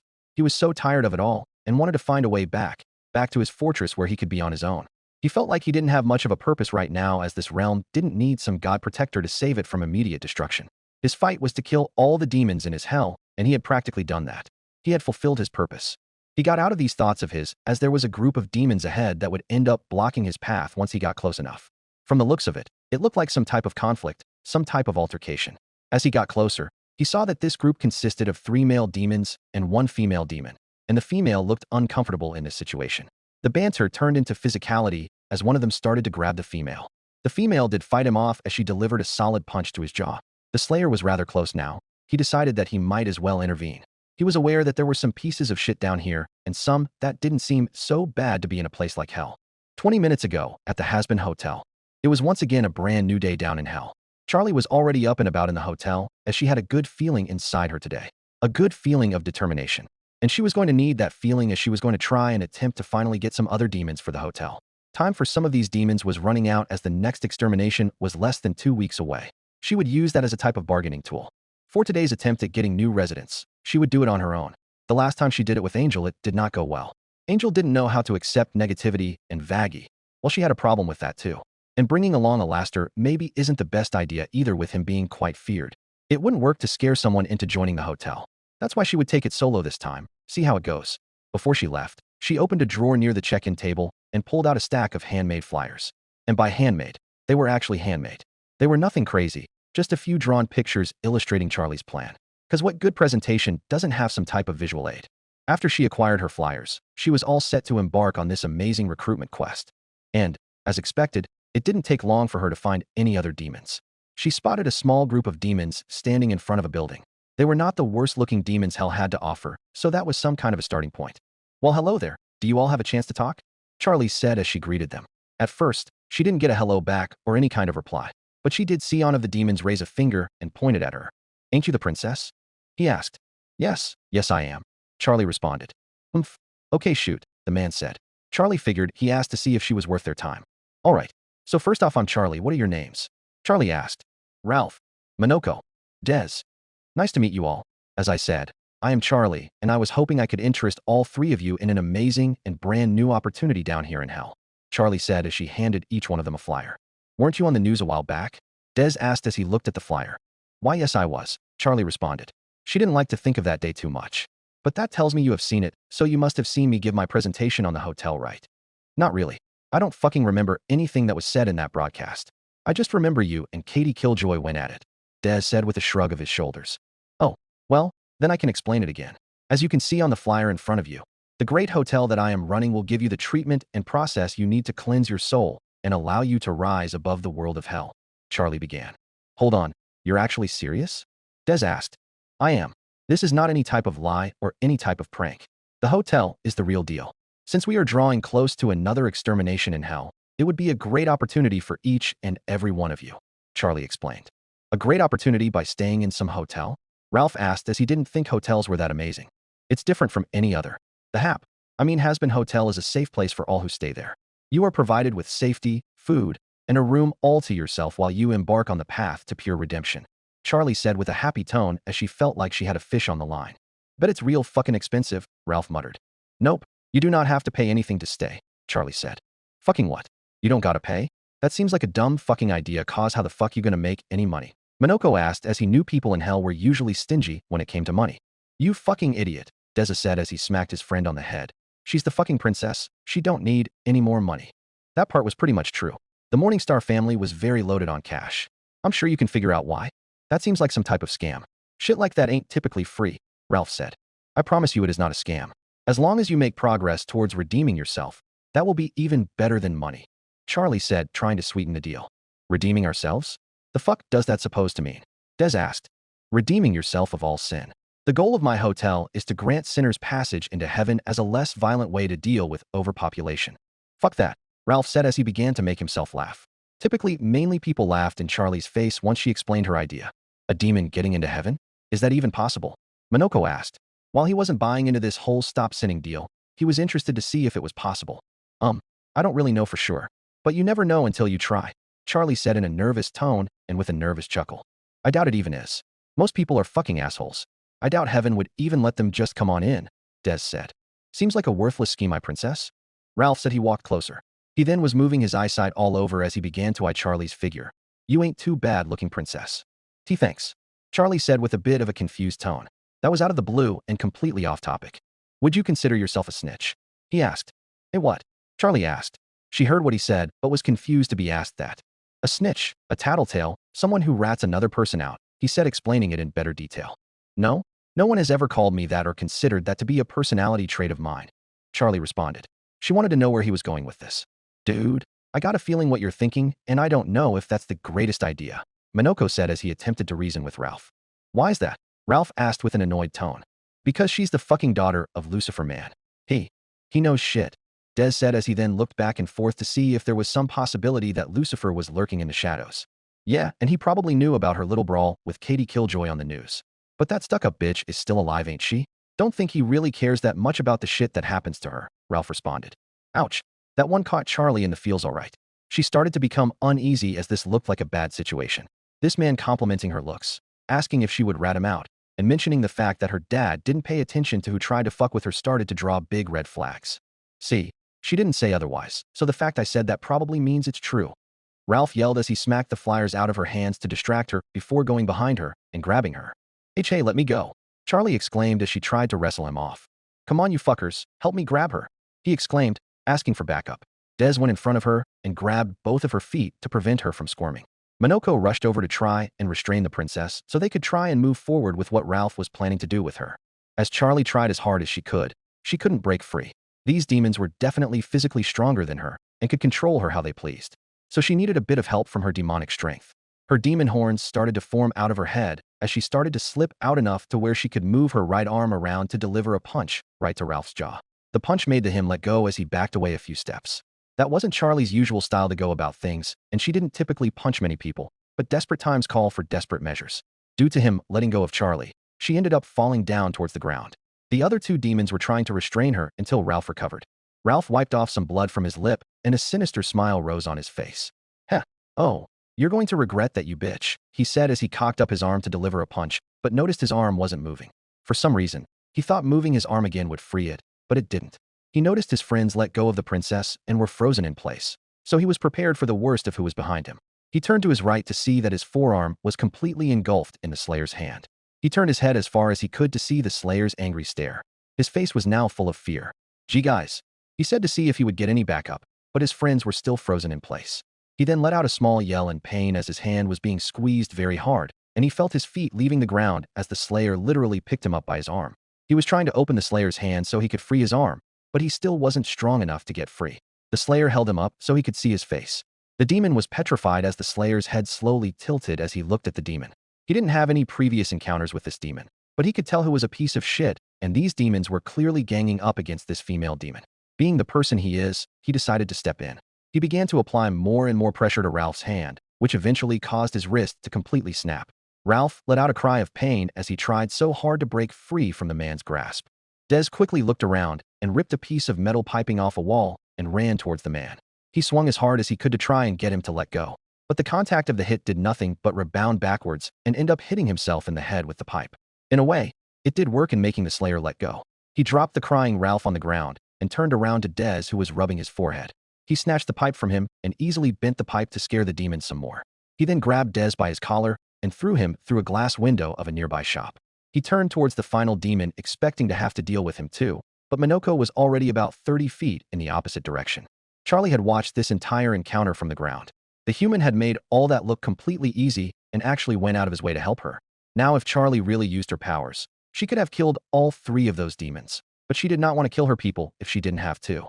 She looked at the human who began to walk past her down the street. He gave her a small glance as he walked past, acting like that never happened. She felt shy at that moment as she didn't know what to say. She felt like she should talk to him, or at least introduce herself. If this man was going to be a regular person in hell, she may as well get to know him. Maybe her thoughts about him were right. Maybe everyone is going about him the wrong way. There was really only one way for her to find out. She had to take this golden opportunity as she didn't know how easy it would be to find him again, as he seems to be a wanderer around hell. She picked up the rest of the flyers and rushed after him. Chapter 15. The Princess and the Slayer Part 2. Wait. Charlie yelled out as she hurried along to catch up to the Slayer. For a big guy, he moved fast, even when he was walking. Not that Charlie thought he was fat, cause he clearly wasn't.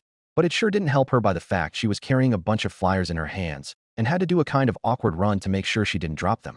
Hold on a second. She called out to him. She figured the man could hear her as she was definitely in earshot. She then assumed he was just ignoring her and just kept on his way. She kept her pace and passed him on the left and decided to try to halt his feet by standing in front of him and placing a hand on his body. "Please, I just want to talk, is all," she said as she took a few seconds to collect herself as well as her breathing. After she did that, she looked up to see that the Slayer was glaring down at her. She also noticed that her hand was still on the part of his armor where his pecs would be. "Oh, P.S. Sorry." Charlie quickly removed her hand of his armor after saying that. The Slayer realized that this was that princess of this hell, the daughter of that Lucifer, who he found incredibly annoying. Always seemed to be the same spiel with that guy. "Don't do this. Don't do that. How can you do this? How can you do that? I'll kill you," and so on. He expected this conversation to be more of the same, and he wasn't in much of a mood to hear it. Until she said the word sorry. A person in hell actually apologized. Maybe it wouldn't be a similar conversation after all. "Phew. Hi there. We haven't really had a chance to talk, and I haven't really introduced myself. I am Charlie Morningstar, Princess of Hell. First off, thanks for the assist back there. I am not what many would consider as an instigator. When things like that occur, I try to hold back so I won't do something I will regret, especially to those who I'm trying to get interested in my hotel. But it's hell, and that doesn't come easy at times," she said with a bit of a nervous tone as it felt so weird to talk to this man. Him being so popular, and the fact that you just have this tank staring right down at you gives you an uneasy feeling. "Oh, sorry. I'm rambling with details you probably don't care about hearing." It was a pretty accurate statement, as the Slayer didn't have much care for what she was saying to him. He didn't know why this girl would try and hold back against those who try to attack her. That's like letting a bully keep on attacking you and not doing a thing about it. A bully will just keep on coming after you because they know you won't do anything back. Makes them feel powerful until you put them in their place. It's why the Slayer doesn't have any of those. But the Slayer has a hard time seeing things through others' point of view. He knows how strong and powerful he is, and no one could push him around. But he has to remember that others act differently than him. Don't worry, I have heard all the things about you already. The one important one being that you do not talk, which I find really interesting as I don't really meet many people who don't speak.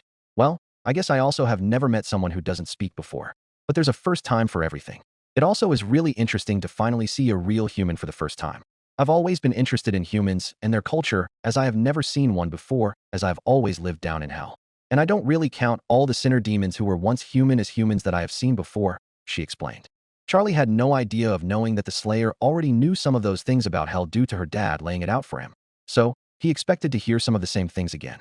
But Charlie realized she was starting to ramble again and stopped herself. She was trying to figure out what she wanted to say next, as all those demons were right. It is a bit awkward to have a one-sided conversation with someone. So, she decided it was best to get to the point. To get to something that has been on her mind since the human has been here.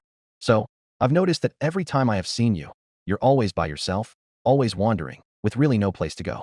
Doesn't seem like you have a home or anything. She said, but realized that was a stupid thing to say. Well, I mean, why would you? It's not like you have money to buy a place and pay rent being a human and all. Hey, and I'm not trying to insult you by saying you don't have any friends or anything. Charlie said. She didn't want to make him angry, as she knows what happens when you do that. Doom Guy still couldn't believe that this place had a currency system. You figured that everyone would just try to rob everyone. And most of the time you couldn't make the Slayer angry with petty insults such as saying he had no friends. Most of the time he ignores it. Charlie took a breath as once again she was straying away from the point. It seems that most of the demons here have been very cold towards you. Which I guess is kind of normal in this place, but I feel like they may be a little more colder towards you in particular. I have seen the things on the news as well as stuff on social media about you. I've seen things about demons trying to kill you and about how you are quite strong. I mean, I guess that is obvious, right? She said with a nervous smile as she tried to lighten the mood with a joke. It did not make the mood any lighter.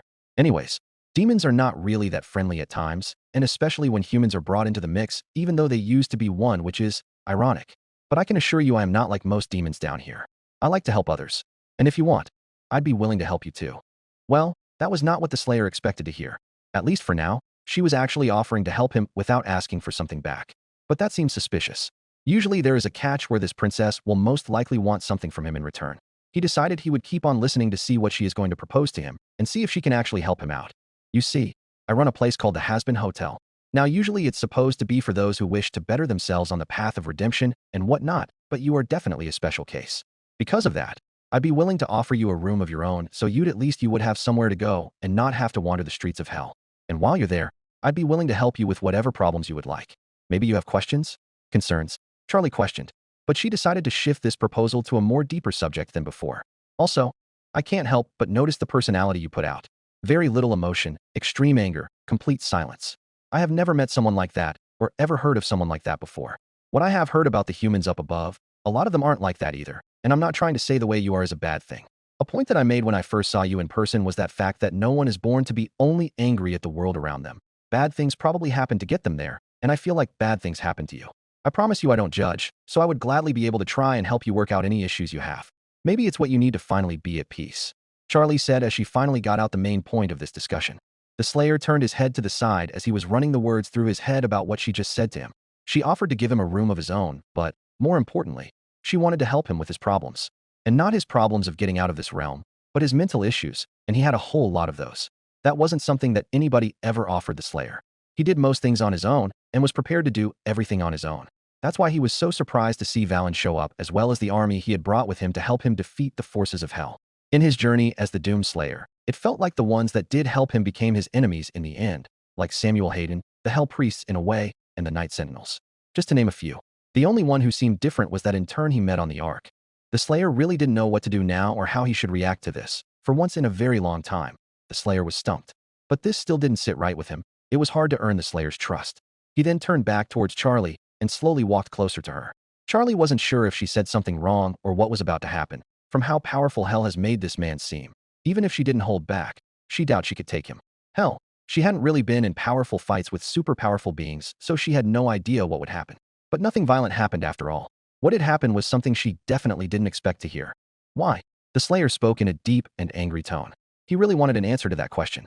Why? Why did she want to help him with that? Was it for some other purpose? The help that he had gotten from others didn't end up so good. Charlie was taken back by that only because she was never expecting him to actually speak to her. She actually was able to get a word out of him.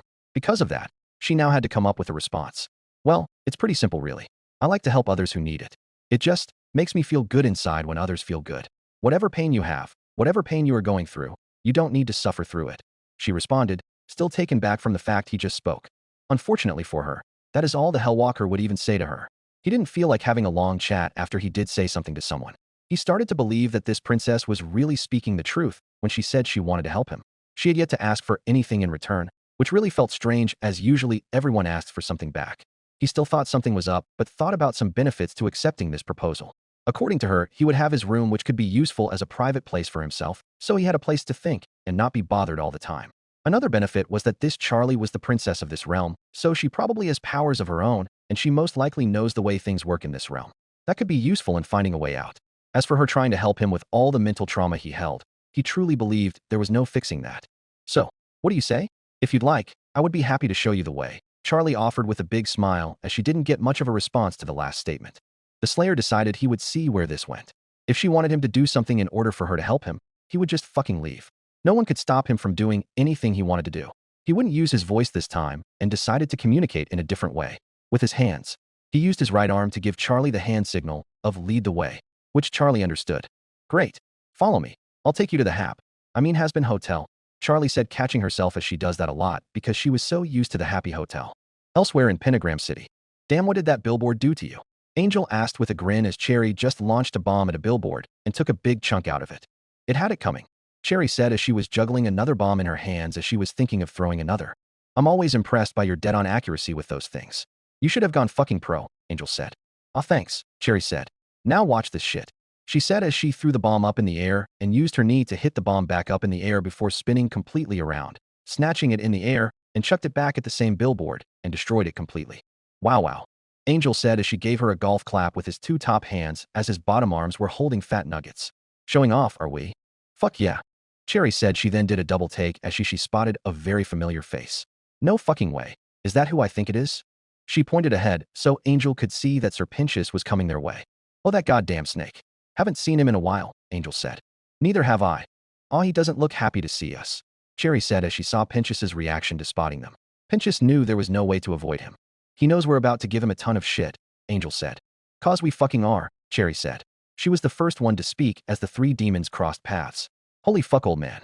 Been a fucking month since I've seen your slithery ass around hell. She kind of forgot about him. Oh look, it's my favorite two demons in hell, Sir Pentious said with an obvious tone of sarcasm. Holy shit, we are? Damn, that makes all our fights pretty fucking awkward, Angel responded with a large grin as he clearly detected the sarcasm. I wasn't being serious, simpleton, Pentious responded as he believed Angel fell for a joke. He fucking knows that, you fucking idiot, Cherry said as it was almost sad with him being as smart as he was and also really dumb at the same time. Where the fuck you been? I've gotten bored from not having to kick your ass of my territory. Yeah, you finally decided to call it quits on your little hell takeover plan, Angel asked. No and no. I have been keeping a low profile, if that's what you want to call it, Pentious said as he lowered his voice as he didn't find it very mastermind-like to be laying low. Huh? Laying low? What, you murder someone and are hoping the cops don't find you? Cherry asked as that didn't make sense in a place like hell. Probably doesn't realize there ain't no cops in hell, Angel said, joining in on the fun. Shut the hell up. Do you two have to be so obnoxious? Pentious asked as he was very annoyed. Only to you, Gramps, Cherry said with a grin. You still haven't answered the question, Angel said, getting back to the point. Kind of hard for me to do so when you two keep throwing out pathetic insults one after another. Pentious responded. All right, we will stop. So care to share? Cherry asked. Well, I had a plan of mine go wrong. A failed experiment. But what great inventor doesn't go through those once in a while? Pentious said as he was trying to avoid the real reason, but that logic was about to get busted. So, you were laying low 'cause you fucked up some type of science experiment? How the fuck does that make sense? Angel asked as Pentious's answer really didn't make any sense. Well, it wasn't much of a science experiment. It was an experiment done on someone else. Someone who I now know is quite powerful. Someone who is quite new to hell and has been heavily talked about, Pentious said, dropping some obvious hints. The human. Cherry asked as she was wondering what kind of experiment that human would have let done on him. Yes, that human, Pentious responded. What kind of things you do to him? Have him stripped down naked so you could measure his muscles or his cock and balls? Angel asked. You are sick. Of course, I did nothing of that sort. My experiment was a test on him. After the things you said, Pentious said as he pointed at Cherry, during our last encounter about this human becoming an enemy of mine, I decided to conduct a test of how powerful this new enemy of mine is. So I have other demons test it for me. Hold the fuck up, Cherry said as she was now doing the pointing. It was you. What that one fucking demon on the news was freaking out about. You're the one who orchestrated that hit on the human. No fucking way, Cherry said as that was humorous to her. IT was not a hit, it was an experiment, Pentious said as he was still trying to sound technical. So those demons did that shit for free cause they love science? Angel asked as Cherry was still laughing. No, I was going to compensate each and every one of them for their services, Pentious answered. So then it's a fucking hit. I don't know if you know this shit, but I grew up in the fucking mob. I know what a hit is, and that was a hit, Angel said. The whole point of it was for me to observe and find any type of weaknesses I could exploit if we should take battle, Pentious said proudly. Oh yeah, sounds like you fucking found them all right, Angel said. Yeah, did you fucking find any weaknesses? According to that one guy, there were none, Cherry said as this was the first time she spoke before she started laughing. And no, I did not. I was watching the whole fight over a feed, Pentious said. Oh really? So were those things true about him? Cherry asked. Yes, it seemed to be true. This human was practically invincible, Pentious answered. You are such a fucking dork, Cherry said. And what have I done to be given the title of a dork? Pentious asked. Because I wasn't being fucking serious when I said that dude would be after your skin. That guy probably doesn't have any fucking clue of who you are, Cherry said, as usually the most famous of people only knew other famous people. Yeah, he's like the most popular person in hell right about now, and you. Well, you're not even close to that, Angel said as he tried to come up with a creative insult. Oh, shut it. It would be so much better if you were like your brother. Then I wouldn't have to listen to your annoying voice all the time, Pentious said. Angel practically did a double take as that was an odd thing to hear. Okay, how the fuck do you know I have a brother? He was one of the demons that I hired to conduct my experiment, Pentious answered. Oh, well, then I'd assume he's probably dead, ain't he? Angel asked. His tone went to a more serious one as he didn't know how he'd react if he got a yes. No, he was one of the two that actually survived and was a lot more pleasant to be around than the likest of you, Pentious explained.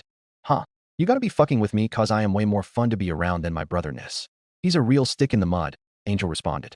I am not, and I fully agree with him calling you a cess shithead, Pentious said, repeating words from Arachnus. Humph, maybe you are telling the truth after all, Angel said with a shrug as that did sound like something his brother would call him. Oh no, Pent. What are you gonna do to get back at Angel now you know they're related? Fuck his brother, Cherry asked. Cherry, I don't need that image in my head, Angel said. I do not know how low you tramps think of someone like me, but anyone would be honored to bed with someone as great as myself, Pentious said. God damn, I've never seen someone ride their own cock before, Angel said as he was referring to the fact that Pentious saw himself as the greatest person to ever exist. I'm sorry, what? That doesn't even make any goddamn sense, Pentious said in disgust. Haha. Oh, old man, you are always a fucking riot, Cherry said, giving him a punch on the arm as she walked by him. OW. You bitch, I know you do not wish to wage war on me, Pentious said. Yeah, you don't look like you're ready for war. You're about 100 eggs short and down a few crappy machines. Fortunately for me, I always come prepared, Cherry said, flashing a few bombs in her hands. She's got a point there, Mr. Genius. Besides, you slithered out of whatever hole you were staying in. I think you need time to regroup, Angel said. He kind of hoped that they didn't start a destructive war at the moment as he was afraid that Nuggets might get hurt in the crossfire. All right, fine. You make a fair point. Now that I know this human is not looking for me, I will strategize my next move. Both of your downfalls will come, Pentious said. Looking forward to it. I need something to knock the rust off, Cherry said, placing both her hands on her hips. Better make something good this time, Angel said as Pentious didn't bother saying anything else. What a fucking character he is, Cherry said as Angel walked back towards Angel. Angel put fat Nuggets on the ground to let him walk around. Somehow he thought it was a good idea to put a hit out on that big fucking human. Still surprised that my brother actually tried to get in on that. Usually, he's smart when it comes to that stuff. Maybe he was down on money and was desperate, Cherry said as they both started walking again. I guess, Angel said. Or maybe he got a thing for the old man, Cherry said. Huh, you're right. I don't think my brother swings that way. Homosexuality in the mob ain't exactly a welcoming thing, Angel said. It didn't seem to bother him though. Oh, well, I don't think that. Who the fuck is this? Cherry said as there was a limousine pulling up to the curb. Of fucking course, Angel said under his breath as he knew that limo all too well. What? What's wrong? Cherry said as she heard what Angel said. It's Val, Angel answered. Oh fuck no. Not this piece of shit, Cherry said as the limo came to a slow halt in front of them. They both watched as a demon in the front came walking around to the back and opened the back door of the limo. And out of the door came the infamous red smoke which always made Angel's skin crawl. Angel, just the demon I was thinking of, Valentino said from the back seat as he blew out another puff of smoke. Hey Val, what is going on? Angel asked with a nervous smile. He picked up Fat Nuggets and held him close to make sure Valentino did nothing to him. Take a guess, sweetheart. We have done this dance long enough for you to know what is going on when I come and find you, Valentino responded. Angel let out a small sigh to himself as he knew he had to go. He took a step towards the limo before feeling a hand on his chest. The hand was from Cherry. Fucking hell, do you ever give Angie a break? Seems like you're always summoning him every other hour. He just went with you last night, Cherry exclaimed, coming at the defense of her friend. Cherry had never gotten a chance of her own to stick it to Valentino. She always wanted to cause she knew what a piece of shit he was and didn't try to back down now. Oh, are we gossiping about me now, Angel Cakes? I didn't take you for that type, Valentino said as he sat back focusing mainly on Angel, who looked like a sad dog who had just done something wrong. You run a popular-ass business. There is no fucking way you always need to force Angel to come in and do your fucked up shit, Cherry said, coming at Valentino harder. Listen here, you one-eyed bitch. You are stepping into territory you shouldn't even be coming close to crossing. Go back to blowing up a whole-ass fucking block of hell, and I'll worry about my own property, Valentino responded harshly as he wanted to see if Cherry Bomb would dare to go farther. If this was truth or dare, Cherry just picked dare. Huh.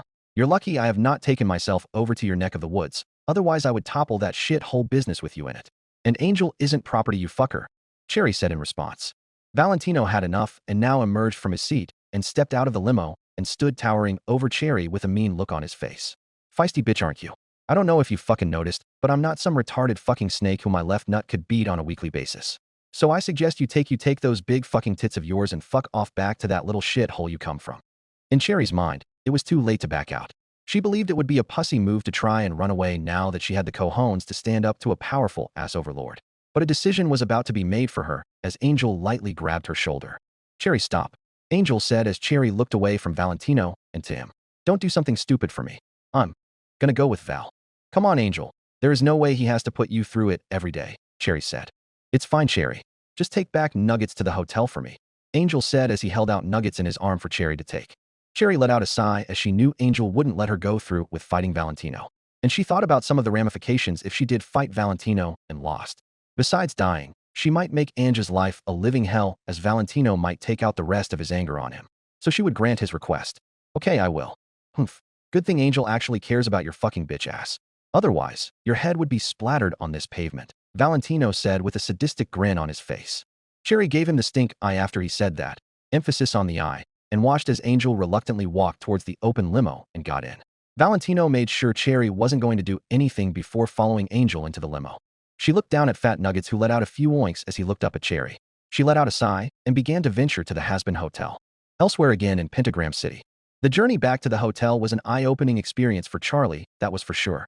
She had never had people look so scared when she walked past them or do everything in their power to stay out of her way. Obviously, she knew it was due to the tank walking behind her, but still. If she imagined he wasn't there, it was an odd feeling. A feeling she didn't really like the more she thought of it. Being totally feared by everyone could have a perk or two as no one would want to mess with you. But then you may become extremely lonely as you could never gain new friends or start a love interest because no one dared to approach you. This made Charlie assume that this man was probably extremely lonely and had no one else but himself. She wanted to ask him more questions, but didn't know if she'd even get another response out of him like before, and all he said was just one word. She could consider that an honor for being one of the very few people in all of hell to actually hear what he sounds like. Alastor and Husk were right. He did sound exactly like you would think he would. This also proves the theory that he completely understands what is being said to him and the fact that he can talk, but chooses to be silent. Charlie really wanted to find out why, but for now, baby steps. That's the hotel up there, Charlie said as she pointed out the Hazbin Hotel right in front of them. It was originally named the Happy Hotel, but it went through a name change that I couldn't really control, so that's the name now. Unfortunately, we do not have many patrons in the hotel. It's not a typical hotel. It's more of a rehabilitation center to try and get these demons into heaven. So far, it hasn't gotten the best response from other demons in hell. It's what I was proposing to that one group of demons you saw. Not a very good response at all if that demon decided to attack her for it. It also was pretty odd to see a rehabilitation center inside of hell. The Slayer was about to stop calling this place hell, and just a second Earth, as this did not seem like a place of perpetual torment. Especially when there is someone who is actually kind like this Charlie living in it. Alright, just a little further. I think everyone but Angel should be at the hotel, so I will introduce you as I understand that you do not like to talk. Charlie said. That made things easier for the Slayer. Charlie got to the door first and decided to open it first. She saw several members of the hotel in the lobby, Husk, Nifty, and Vaggie. Oh, hey everyone. Charlie, there you are. I was wondering, Vaggie started to say until she saw the large human walking behind her. She pulled out her spear as a habit of self-defense. Whoa, Charlie, what the hell? Why the hell is he here? Fucking hell, princess. Husk said as she never expected Charlie to bring him here. Oh my god, he's huge. I bet he's a real bad boy, Nifty said with a sinister chuckle behind it. She did look at him in amazement as this man was the biggest human she had ever seen. Their reactions even caught Kiki's attention as well as Razzle and Dazzle's attention. Whoa. There's no need to freak out. He is not here to cause any harm to us, Charlie said as she looked back towards the Slayer. The light of the hotel allowed her to see his eyes better, and she could tell they were not happy looking. Vaggie, I'd probably put that spear away, she said now as she wasn't sure if he'd hurt anyone. You expect me to put away my spear when he's here? Vaggie responded. This was like meeting the radio demon all over again. But this time, she knew nothing of the human's origin, which made her even more skeptical of him. I don't blame Vaggie due to the fact he's just giving us fucking death stares, Husk said as he gave the Slayer a somewhat mean look back. He tried not to show fear to Alastor, so he would try his best to not show fear back. Although the appearance of this man was scary. Well, Charlie said as she tapped her fingers together to think of a response. I think that's just his normal look, she said as she looked up to the Slayer again. This time he actually looked down at her and kind of proved her point as he still had a mean look on his face. She let out a nervous chuckle. Yeah, seems fucking so, Husk said as he was staying on guard in case something bad broke out in the hotel. That's gotta be the biggest human I've ever seen, Nifty said as she zipped off away from the bar and about 5 feet in front of the Slayer. She got a look back from the Slayer as he had to move his head downwards to look her in the eyes. From what it sounds like, he's one of the most dangerous humans we've ever seen as well, Vaggie said. Her spear was still out, but she was no longer holding it in front of her. It was down at her side. Well, that is true, but we have one of the most dangerous demons here. Compared to Alastor, he doesn't seem like he just kills everyone for the fun of it. Charlie spoke to promote the man as best as she could. Wow, what a great point, Husk said sarcastically. But there is a big difference there, Charlie. Alastor is an actual demon. That is a human. I mean, we don't even know if demons can be redeemed. How the hell could a live human get into heaven? Vaggie asked as she assumed that is what the Slayer was here for. Well, he's not here for redemption. I offered him a room here as he doesn't have any place of his own. He is a human after all, Charlie responded. You are giving him a room? For nothing in return? Vaggie asked again for clarification. Yes. Oh, speaking of that, Charlie said as she walked behind the check-in desk and grabbed a random key to one of the many unoccupied rooms in the hotel. She now was speaking directly to the Slayer.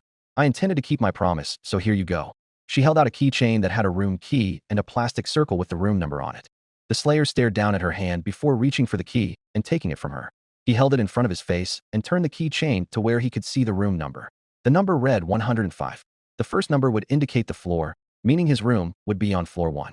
If you venture down that hallway there, you'll find your room, Charlie said. The Slayer looked at her and then towards the hallway she pointed out. He gripped the keychain in his hands and started to walk towards his room. He did not care to sit through the conversation going on about him being the most dangerous human ever, or whatever other argument these demons would come up with to see him as a threat.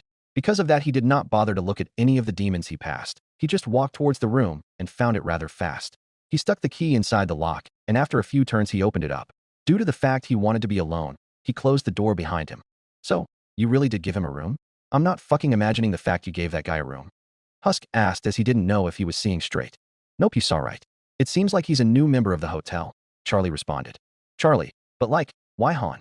I know you just made a point about him not having anywhere to go, but this hotel isn't just a place to give someone a free room without going through our redemption program, Vaggie said.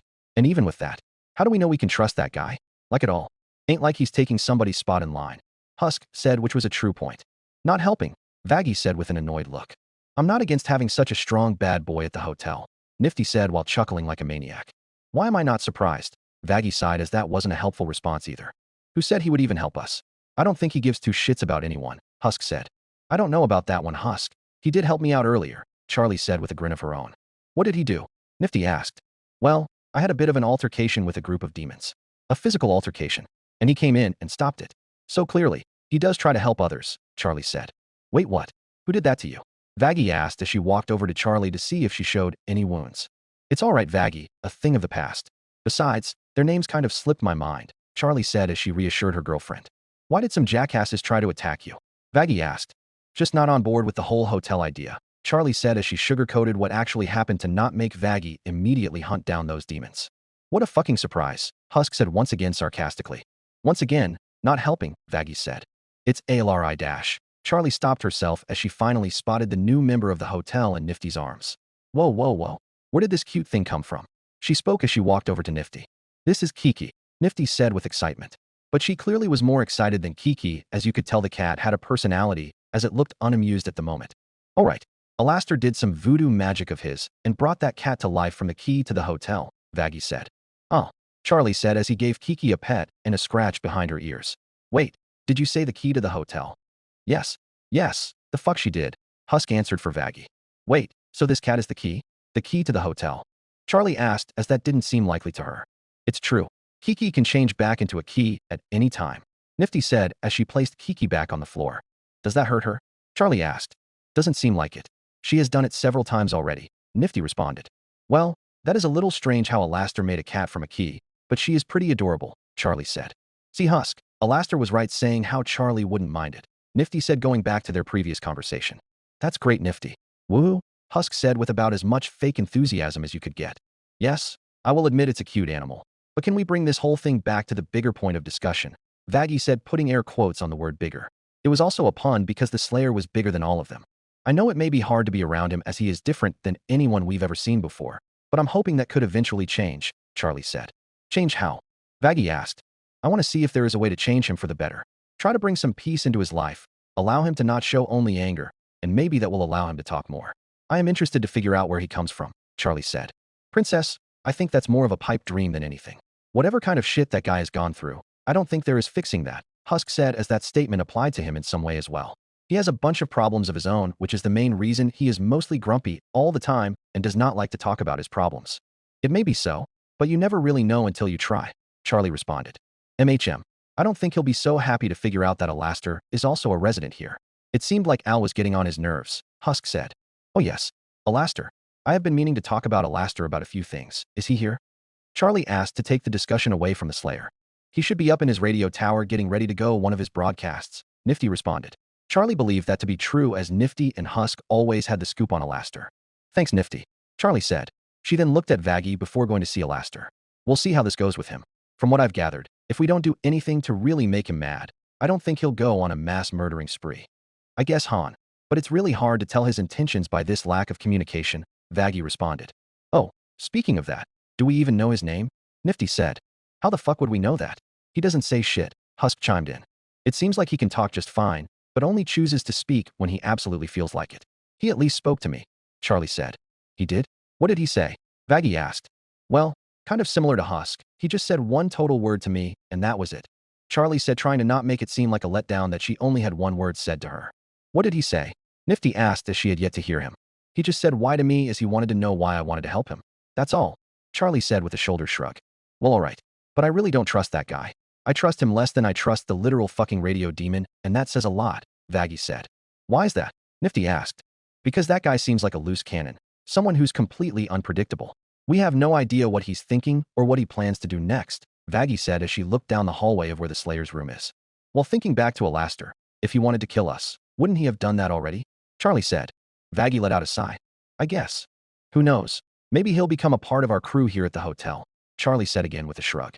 Unfucking likely, but whatever, Husk said. I'm going to go meet Alastor now. I'd probably give the guy some space for now. Let him settle in, Charlie said as she started the adventure to the radio tower in the hotel. Right, cause he actually had stuff to move in, Husk said under his breath as he started to focus on other things. We still don't know what to call him, Nifty said. Maybe he don't got a name. If we gotta get his fucking attention, we'll call him Human. Make it easy to figure out, Husk suggested. Really, Husk? That would be like calling you Cat, Vaggie said as that was dumb logic. The fucking difference is that you actually have a name to call me, Husk said. I don't really give two shits on what to name a fucking person. You two can figure that out. I'll pass on that too. He'll just remain nameless as far as I'm concerned, Vaggie said. Probably just for now. Husk and Charlie both said he spoke to them. Maybe he'll get comfortable enough to talk to us, and we'll learn his name, Nifty said. If he doesn't kill us like those other demons out there, Vaggie said. That was the last thing said about the Slayer at this point in time, as all the demons in the lobby went on to different things and different topics. Now, inside of room 105 had the Slayer all on his own. He mainly looked around the entire room to see what it entailed. He had never spent time in a hotel before, so this was a different experience. The room came with a bed, a large desk, a lamp on a small table next to the bedrest, a small TV, and a bathroom. he decided to remove his helmet from his head. He had that thing on his head for weeks now. Now the more he thought of it, he couldn't believe how long he had actually been here. Time was passing fast. Too fast for him. He placed the helmet on the desk and decided to get off his feet and take a seat on the bed. He felt like he was sinking into the bed as the mattress was very soft. He felt the mattress as he hadn't sat on anything this soft since his beginning days as a Marine, and it wasn't like those beds were that soft, so that said a lot. He honestly wondered if the bed would support his weight as he was not very light, and adding his armor on top of that made him even heavier. He didn't know if he'd even use this bed for its intended purpose for sleeping, as that was something he didn't normally do, as he didn't have much time for that on a normal day for him. But who knows? Life was moving at a much slower pace now, too slow for him. But it was nice having his own private place. Maybe he would try to make some things and make it his new man cave. But like he thought to himself before, he'd see where things went with this place. Doom. A new chapter. Chapter 16. A bad situation. Charlie knocked on the door to Alastor's radio tower a few times to make sure she wasn't interrupting anything. She knew that Alastor was typically doing a broadcast when he was present in his radio tower. At least, she thought so. Honestly, he could just use it as his own personal space. She didn't get a verbal response from Alastor as Alastor went and answered the door. The radio demon opened the door as he normally didn't get visitors at his radio tower. Hello, Charlie. What can I do for you? He asked as he began to lean against his cane. Hey, Al, are you busy right now? She asked as she began to briefly look at the room behind him. Not anymore, I'm not. I just finished my latest broadcast, so your timing is nothing but exquisite. Alastor responded as he tapped her in the chest with his cane. Oh good, she spoke slowly. Sue, I have some things to talk about, she added while keeping in mind what Husk told her earlier. Alastor raised an eyebrow in suspicion by the way she spoke. Things to talk about? Well, all right, come on in, he said as he moved out of the way for Charlie to come in. She walked in and couldn't help but look around the room she was now in. I guess this is my first time actually in your radio tower, Charlie said as she examined the room. She noticed that Alastor had a very advanced setup to do his broadcasts. She could tell he was very professional when it came to those. Why, I do believe it is, Alastor exclaimed. It's a wondrous little setup. Wouldn't you agree? He asked as he sat himself down in a chair. Yeah, I think it's pretty neat. You have quite the broadcasting setup. Charlie proceeded to look at all the buttons and dials displayed on the console. Ever thought about updating your system? Why, there's no need. You see. He proceeded. I have a knack for the old things. Not some horrendous devices they have now. The old contraptions are so much simpler and much more efficient. Well, you are the expert in those sort of things, Charlie said as she looked out the windows in the tower. You could see a lot of Pentagram City from here. How right you are. Alastor felt like tooting his own horn in that moment. So as you stated earlier, you came here to talk. What exciting things did you want to talk about? All right, Charlie said as she needed to get back on track. She grabbed one of the chairs and turned it around so she could look at Alastor in his eyes. Well, one of these things is some pretty big news as it just happened recently. There is someone new at the hotel. Oh ho? Well, good for you, Charlie. You have sent another person on the path to redemption, Alastor said as he certainly found it more of goal for her than himself. Well, Charlie said as she crossed her fingers. Once again, Alastor practically raised an eyebrow at that response as there seems to be more there. What seems to be the problem? Well, this person isn't really on the path of redemption. I do not think this person could even go on that path if they chose to do so, Charlie explained, hoping that made enough sense. You have given me a conundrum to solve. It is not that father of yours, is it, or any other type of hellborn demon? Alastor asked with a raised eyebrow. No, it's not him. And no, it is not any hellborn demon, Charlie said with a smile. I figured as much. That would be quite something if it was. But I'm not sure I know of anyone else that fits that description, Alastor said. You actually do know him, Charlie replied. She noticed that Alastor seemed confused by that. It's actually the human that is staying here. The human? Alastor said as he let out a laugh as he didn't believe that to be true at first. Oh, you are not joking, are you? He watched as he got a head shake in response. My, I never would have ever expected that answer. I must ask, how did you even convince him to stay here? Well, I really don't know what the man is thinking or what goes on inside his head, but I knew he didn't have anywhere to stay, so I offered him a room, Charlie said. She decided to keep some details to herself. That is something all right. I now understand why you said this person cannot go on the path of redemption since they are not dead. You truly offered him a room with nothing in return? Alastor asked. Yeah, I did. I just felt like helping him out. I mean, he is the first real human I've ever seen in my life, Charlie explained as best as she could. Is that so? Alastor asked as he never thought about that before. He then slightly cocked his head. Well, I suppose he would set the bar quite high as one could consider him a very above average human to say the least. Yeah, I have heard that same thing from Angel saying how most humans are not as big as he is, Charlie said. Very true indeed, Alastor replied. I remember back in my time most people didn't grow to be that big. But the world continues to change, doesn't it? Yeah, I suppose that is true. Oh, wait, didn't you try to work out a deal with him before? Charlie asked. Yes, I did. Even though he declined my first offer, that does not mean he won't ever accept my offer. If that's the case, you made it a lot easier on me, Alastor said, giving Charlie a grin. Made it easier? How did I do that? Charlie wondered. Well, if that desperation kicks in of having no way to accomplish whatever goal he is trying to complete, he always knows where to find me, Alastor said. Oh, I see. Speaking of that deal, what would you even have him do for you in exchange? Would it be something like what Husk and Nifty do for you? Charlie asked, as Husk and Nifty seemed like henchmen to Alastor at times, and she couldn't see that human being a henchman. Oh please, my dear, that man has a load of capabilities and potential that Husker and Nifty do not possess. The man is absolutely fearless and is physically stronger than anyone I've seen in this land of hell. He could be very useful to me and give me quite the show, Alastor responded. Charlie figured that she should have expected that response. Right, Charlie said. Well, anyways, that was the big ticket item that I wanted you to know so you weren't taken by surprise when you spotted him. Well, thank you for thinking of me, Alastor said. There was a little bit of sarcasm in his voice.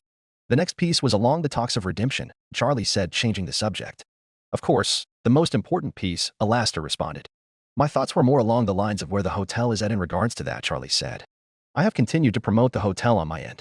I make sure to include something about it when I do my broadcasts, Alastor said. That's always helpful. Maybe I got to change things on my end. I've tried going up to demons personally and trying to get them to give it a chance with Angel, Vaggie, and just myself, but it hasn't been seeming to work. Angel and Vaggie are a bit too hot-headed when it comes to criticism about the hotel. And others don't take the idea seriously, Charlie said. Comes with the territory, my dear, Alastor responded. But who knows, maybe some of these demons will become desperate. Desperate for redemption? Charlie asked with a metaphorically raised eyebrow. Not everyone can handle hell. You get put down here for almost anything. Demons prey on the weak down here. Why do you think most demons are so rude to one another? Well, except to me, of course, Alastor said with a smile of his own. That was the downright truth, as people kissed Alastors as most of the time. So because of that, they will want to get out of hell so bad they find their way to this place. We set them up with high hopes of getting out of this wasteland just to watch them crumble down below.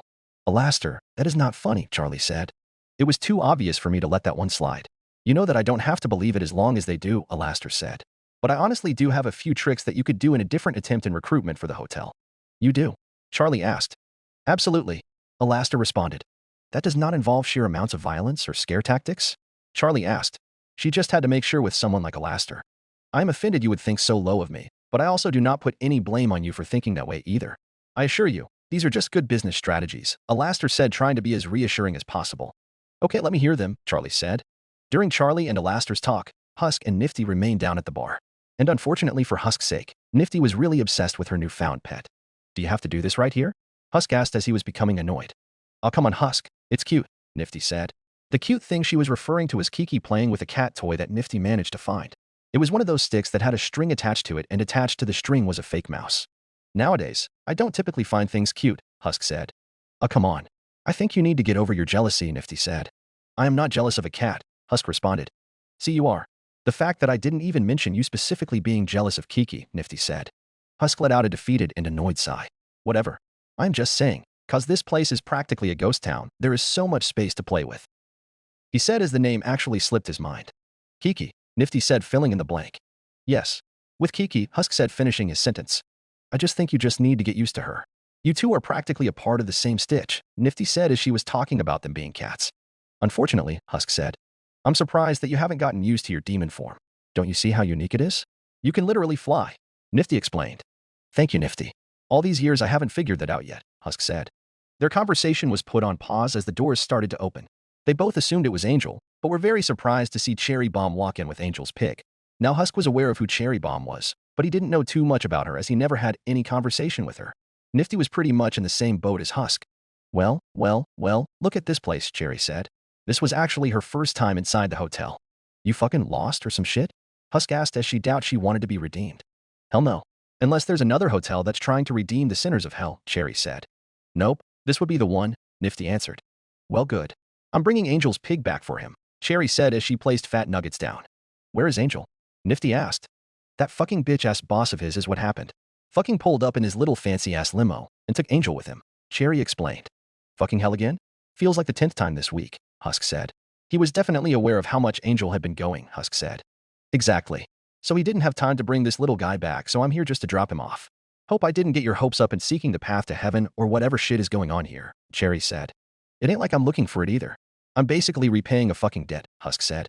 Damn, sounds pretty lame, Cherry said. Pretty much, Husk said. Well, that's all from me, like I said. Hope I ain't get your hopes up that you got a new member at this place. And if you see Angel, Tell him to give me a shout when he has the chance, Cherry said as he went towards the doors. Will do, Nifty said as Cherry had left the hotel. She went over to Fat Nuggets and gave him a pat. It does feel like Angel has been going out a lot though, she said to Husk. Yes, the fuck it does, Husk agreed. I'll take Angel's pig back to his room. Make sure nothing happens to Kiki, Nifty said. I'm sure nothing bad will happen to the cat, Husk responded. Nifty took his word and picked up Fat Nuggets to take him to Angel's room. Husk placed his elbow on the counter and rested his head on his fist. He basically was stalling time waiting for Nifty to come back to take Kiki away. And speak of Kiki, she jumped on the counter and began to stare at Husk with her one eye. Of course, you're by me now. Don't think we're gonna be some pals because we're both cats. You may like being a cat, but I sure don't. Husk then let out a large sigh after realizing what he was doing. And I'm talking to a fucking animal. He watched as Kiki walked closer to Husk and decided to lie down on the counter right next to him. I don't know why everyone wants to be around me. Hours later, Angel's time had been completed as he finally made it back to the hotel. He wasn't looking very good as he had definite signs of bruising on his body as Valentino had not given him an easy night. Angel sat himself down at the bar as he didn't think he would make it to his room before collapsing. He then rested his head on the bar counter as he was pretty exhausted. He was resting his eyes, but it led to a type of slumber as he fell asleep at the counter. He stayed there until the sounds of Husk walking and woke him up. He probably would have stayed asleep if he was actually in a type of deep sleep or a sleep that produced a dream. You go through my fucking stash or something? Husk asked. Fucking what? Angel asked as he rubbed his eyes. He still was a little out of it. I'm assuming you drank enough of my shit to make you pass out. And I don't know how long you've been here, but you must have downed it fast, Husk said. I wish I had drank that much, but I haven't, Angel said as he looked at Husk. Oh, long fucking night, huh? Husk asked. He could see some bruising on his face, and he knew exactly where Angel had been. You guessed it. Val is working me to the fucking bone lately. All these shows, films, and clients and shit, Angel said. He's still resting on the bar as he was half awake at this point. And did those clients do that shit to you? Husk asked as Angel looked like he took a beating. No, that was good old Valentino. He was extra pissy tonight. I love my girl Cherry to death, but she made tonight a lot fucking harder on me, Angel responded. Speaking of her, she dropped off that pig of yours hours ago, Husk said as he figured he should mention that before he forgets. Good, at least I don't gotta worry about that anymore, Angel said as he finally picked himself up off the counter. What did Cherry do to make Valentino upset? Husk asked, getting back to the original conversation. Valentino found my ass on the streets of hell and wanted me to come with him, but Cherry stood up for me and wanted to kick Val's ass. I fucking love that girl, but I doubt she could beat Valentino in a fight. So, I made sure she stopped before she got herself killed, Angel said. She briefly mentioned that when she came, Husk said. And because of that, Valentino pretty much took it out on me for my associates disrespecting him. Fucking load of bullshit if you ask me. And maybe my associates wouldn't have to be a dick to you if you weren't such a dick yourself, Angel said as he was mimicking talking to Valentino. Yeah, Husk responded. All of a sudden he thought of something else that was definitely conversation-worthy, something that Angel would definitely find interesting. Well, I got something else that may take your mind off of that, Husk said, changing the topic. A free drink? Angel asked. Well, fine. I can give you that. But that was not where I was going with that, Husk said as he looked for something good to give Angel. Something a bit more newsworthy. Oh yeah? What's that? Angel asked. He was clearly interested in what Husk was going to say. There is somebody new here at the hotel, Husk answered as he placed a bottle of liquor on the counter with a few shot glasses. No fucking way. Charlie actually managed to convince a demon to stay at this place. Angel asked as he couldn't believe that. Not a demon, Husk said. A confused look came to Angel's face. What the hell do you mean by not a demon? He said with air quotes around his words. It means exactly what the fuck it means. I ain't giving you a puzzle, Husk responded. Angel noticed that Husk was giving him a straight face. Clearly, Husk was not playing a joke on him. He started to think about what Husk was trying to tell him. He felt like he got punched in the face as what Husk was trying to tell him hit him at that moment. He slammed a palm on the bar counter in a fit of shock as well as saying, no. Yep, Husk said as he knew Angel got it. How in the fuck did Charlie get that human to stay here? Angel asked. No fucking clue. Just the goodest of her heart, Husk said. That's fucking wild. What room is he in? Angel asked. I don't know for sure. All I fucking know is his room is around that direction, Husk said, pointing up to the hallway. Wait, how fucking long has he been here? Angel asked as he don't know how all of this happened in the time he was gone. Basically the entire time you've been gone, Husk responded. Go fucking figure, Angel said with a roll of his eyes. Maybe I'll have to give him a late-night visit. Go ahead. Your dick may not be attached to your body afterward, but be my guest, Husk said, making a joke. Shit, who knows? Maybe you like guys, Angel said, looking down the hallway again. I don't. That motherfucker likes anyone, Husk responded. Well, neither do you. Wait, you don't like anyone, and you're pretty angry all the time. Oh my gosh, you two can become best buds, share your good old war stories, Angel said with a big-ass grin on his face. I think I'm fucking good, Husk responded. Angel let out a small chuckle at Husk's remark. He always did enjoy having bar talk with Husk. But that was interrupted as he got a notification on his phone. He pulled it out of his jacket and looked down to see it was from Valentino. You gotta be fucking me without lube, he thought to himself. Something wrong? Husk asked.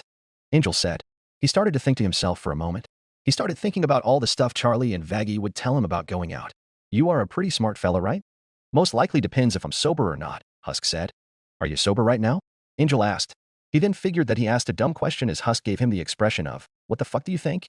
That gave him his answer. Because of this, he asked his question. You think Valentino would come around here?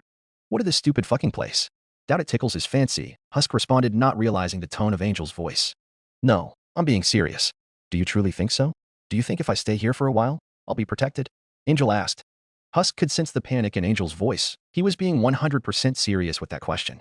He knew that Angel wanted to hear something good, so Husk wanted to give him a good answer, even if he didn't fully believe it. No, I don't think he would. Maybe he would take into consideration that this place is owned and operated by the Princess of Hell, Husk said as he tried to start somewhere. Maybe, but come on. I don't think Charlie brings in too much respect being the princess after all, Angel responded, and he was right too. Fair. He also might take into fucking consideration that Alastor resides here. I've been around too many fucking overlords in my time here. They gain turf from the places they reside or own. This whole hotel is considered Alastor's turf. I doubt Valentino would be dumb enough to invade Alastor's area, Husk said. Yeah, but Alastor clearly doesn't give too much of a shit about my shit with Val. He could honestly care less, Angel responded. Alastor fucking cares when he needs to care, Husk said. Angel started to think about that while looking at this phone. Yeah, maybe. You trying to lay low from Valentino or some shit?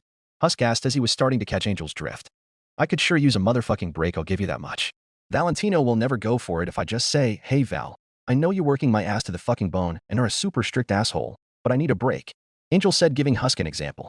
I think he'll live without you for at least one day, Husk said. At this point, I don't even know, Angel said. Well, legs, I ain't you so I can't make a decision for you, Husk said.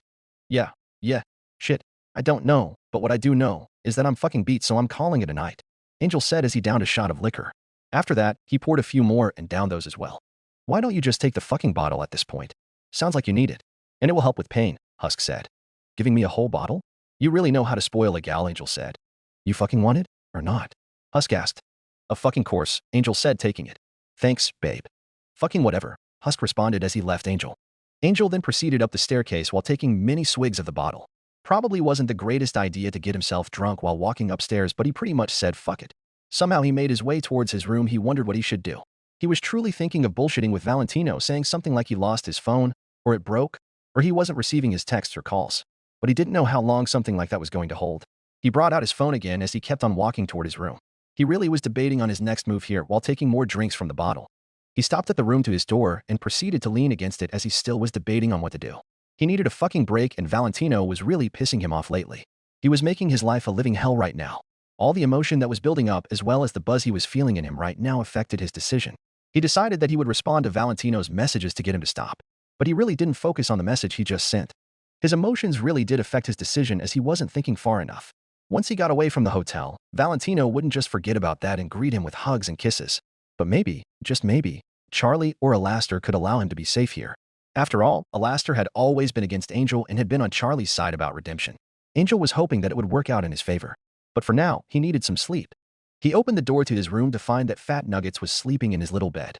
That made Angel feel good as it confirmed that Cherry had returned him and he was in fact safe. Not that he had doubts she would. He began to undress as fast as he could before falling down face first in the bed and tossing his phone aside. He was already passed out that he didn't know he was getting text message after text message after text message after text message. The next day, Angel finally opened his eyes to another morning in hell. He rolled over to his side to find that he rolled right onto a basically empty liquor bottle. Some of the things of last night began to come back to him. He sat up and rubbed his eyes. He saw his jacket was hanging off the bed and slipped that on his body. He didn't bother to put on his full attire at the moment like his gloves or his bow tie. He slipped his phone into his pocket and proceeded out into the hotel. He had to try and work off this hangover in his own way. He figured that moving around would help, so he walked towards the lobby like he typically did on most mornings. And he clearly wasn't the only one who has that idea, as everyone else was there except Alastor. Good fucking morning, happy time crew, Angel said in a drowsy tone. Hey Angel, how are you feeling? Charlie asked since she knew a bit of what happened. Decent at best, toots. My head is pounding, Angel said as he plopped himself down in a seat. How much of that fucking bottle did you drink? Husk asked. Good question, Angel said. I really feel bad that this is happening to you almost every day now, Charlie said. I ain't got a fucking clue what has crawled up Val's ass lately. I don't know if he feels he's got to prove some shit or what, but this shit is fucking ridiculous, Angel said. I couldn't agree more, Vaggie said. Wait, what was that noise? She said as she heard something from the front of the hotel. Sounds like a vehicle just pulled up in front of the hotel, Charlie said as she heard it too. She went for the doors to see what had caused it. Do you know who it is? Vaggie asked as Charlie opened the door. I'm not sure. It's a limo, Charlie said. It's not your family, is it? Vaggie asked. Definitely not, Charlie responded. Demon royalty? Nifty asked. Possibly, but it's definitely not one I've seen before, Charlie responded. She saw the rear door open and saw a pile of red smoke come out of it. It was very obvious who it was now. It's Valentino, she said as she shut the door behind her. Speak of the fucking devil, Husk said. What's he doing here? Nifty asked. What the fuck? Why did he come to the OHFUCK? Angel said as he was practically screaming in his thoughts. He dug at his jacket like a madman for his phone only for his heart to sink. He forgot about the text messages he got from Val and the one he sent. Valentino. You better be ready tomorrow night, Angel Cakes. You are needed again. Angel. You better not be ignoring me. Respond so I know you understand. Angel, drunk text. I need a break so I may ignore you for a bit, K? Valentino. Excuse me? You did not just fucking say that to me, did you? I hope you're playing some kind of sick fucking joke on me, right? Now cause the game you are playing right now is a bad one. Angel. Who the fuck do you think you are? Having the balls to say.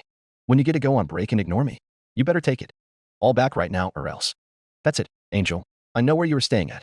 I'm coming to get you. Well shit. He wasn't fucking bullshitting me after all, Angel thought to himself. The feeling of immediate regret started to kick in as this is what he was afraid of happening. Didn't you say he wouldn't come around here? He said to Husk. Well, I've been fucking wrong about shit before. Husk responded in a somewhat louder tone. Fuck. I don't know what to do if he actually does barge in. He can usually see through my bullshit, my excuses. I gotta think of something good to say, Angel said, trying to think. He really did not think this far as he was convinced, well convinced at the point in time of making the decision that Valentino wouldn't dare approach this place. He again was having more feelings of regret. Does Valentino really fucking need you again? This is getting fucking ridiculous at this point, Vaggie said. Well, he's probably extra fucking pissed off today, Angel said. Why is that? Charlie asked. Cause I was drunk off my ass last night, so I kind of sent him a message saying I wasn't coming to the studios and I was taking a break. So in other words, I'm fucked. Angel explained. Don't say that just yet. Maybe some kind of fucking agreement can be met, Husk suggested. I agree with Husk. Maybe we can get him to go somewhere else or possibly work out some kind of deal, Vaggie said. I don't like the way you mentioned a deal, Angel said. I was thinking maybe we could get him to give you some time off. Just an idea, Vaggie responded. I don't think that will ever work, Angel said. Maybe not. It would also be really fucking helpful if Alastor was down here, Vaggie mentioned. He's still in the tower. It really would be helpful if he had a phone, Charlie said. Well, Princess, I hope you can work out some fucking magic, cause I am fucked, Angel said. I'll see what I can do here, Charlie responded. I'm rooting for you, Princess, cause I'm not putting this lightly. If he knows that I was intentionally ignoring him, I'm in for the biggest beating of my afterlife, Angel said as he was terrified of what Valentino would actually do if he encountered him. Knowing Val, he'd probably try to kill his pig right in front of him or beat him until he could barely breathe. This is why he kept sneaking out so this wouldn't come to the hotel. He not only feared for himself but for the others. He hoped Alastor would actually do something. A trail of smoke began to pour through the cracks until the doors flew open and a giant cloud filled the doorway. A figure couldn't be found yet as the smoke was too thick. All the demons in the lobby were pretty much just waiting in anticipation for Valentino to come in, and it didn't take long as they could see the large figure appear out of the smoke, and he did not look happy. Charlie hoped she could get him to go and try to resolve this in a calm manner, but she also prepared for the worst. It was Valentino after all, and he wasn't the nicest demon around. But then again, most demons weren't. Oh, hello Valentino. Welcome to the Hazbin Hotel. I did not know you were coming by, Charlie said as she was acting naive. Yeah, let's just skip this little introduction spiel and get to the point, Valentino spoke. The point? I'm sorry, I don't understand, Charlie responded, trying to act as naive as possible. Really? Princess, I know you're a smart girl, so cut all this bullshit, okay? I can see right through that little pretty but dumb act you're putting on right now. You know what the point is about. Your little project, Valentino said, seeing right through the lie. He looked at Angel right in his eyes. Angel. Hey Val, Angel said. Don't fucking give me that hey Val bullshit. Why do you think now is a good time to ignore me? Hell, it's never a good time to ignore me, but especially not now, Valentino exclaimed. Wait. Let's all calm down for a moment. How has Angel been ignoring you? Charlie asked. I know you have a fucking phone, Princess. You can work that out on your own, Valentino responded. I wasn't trying to ignore you, Val. I was drunk. Wasn't myself last night. I didn't mean that, Angel pleaded. Bull fucking shit, Angel Cakes. You have been hiding out here like a little RT. You somehow missed my messages for days? I figured you'd be here, trying to mosey on out of paying your fucking dues. Been doing all this reckless SHID, and getting your damn friends of yours to disrespect me? It's not a trick question, it's all the fucking above. Valentino exclaimed. With each word, he said he slowly got closer and closer to Angel, where he grabbed his jacket and yelled in his face. "HY, don't yell at him," Charlie said. "This is none of your concern," Valentino said. "Yes, it very well is. Angel is a member here, and you have no right to treat him that way.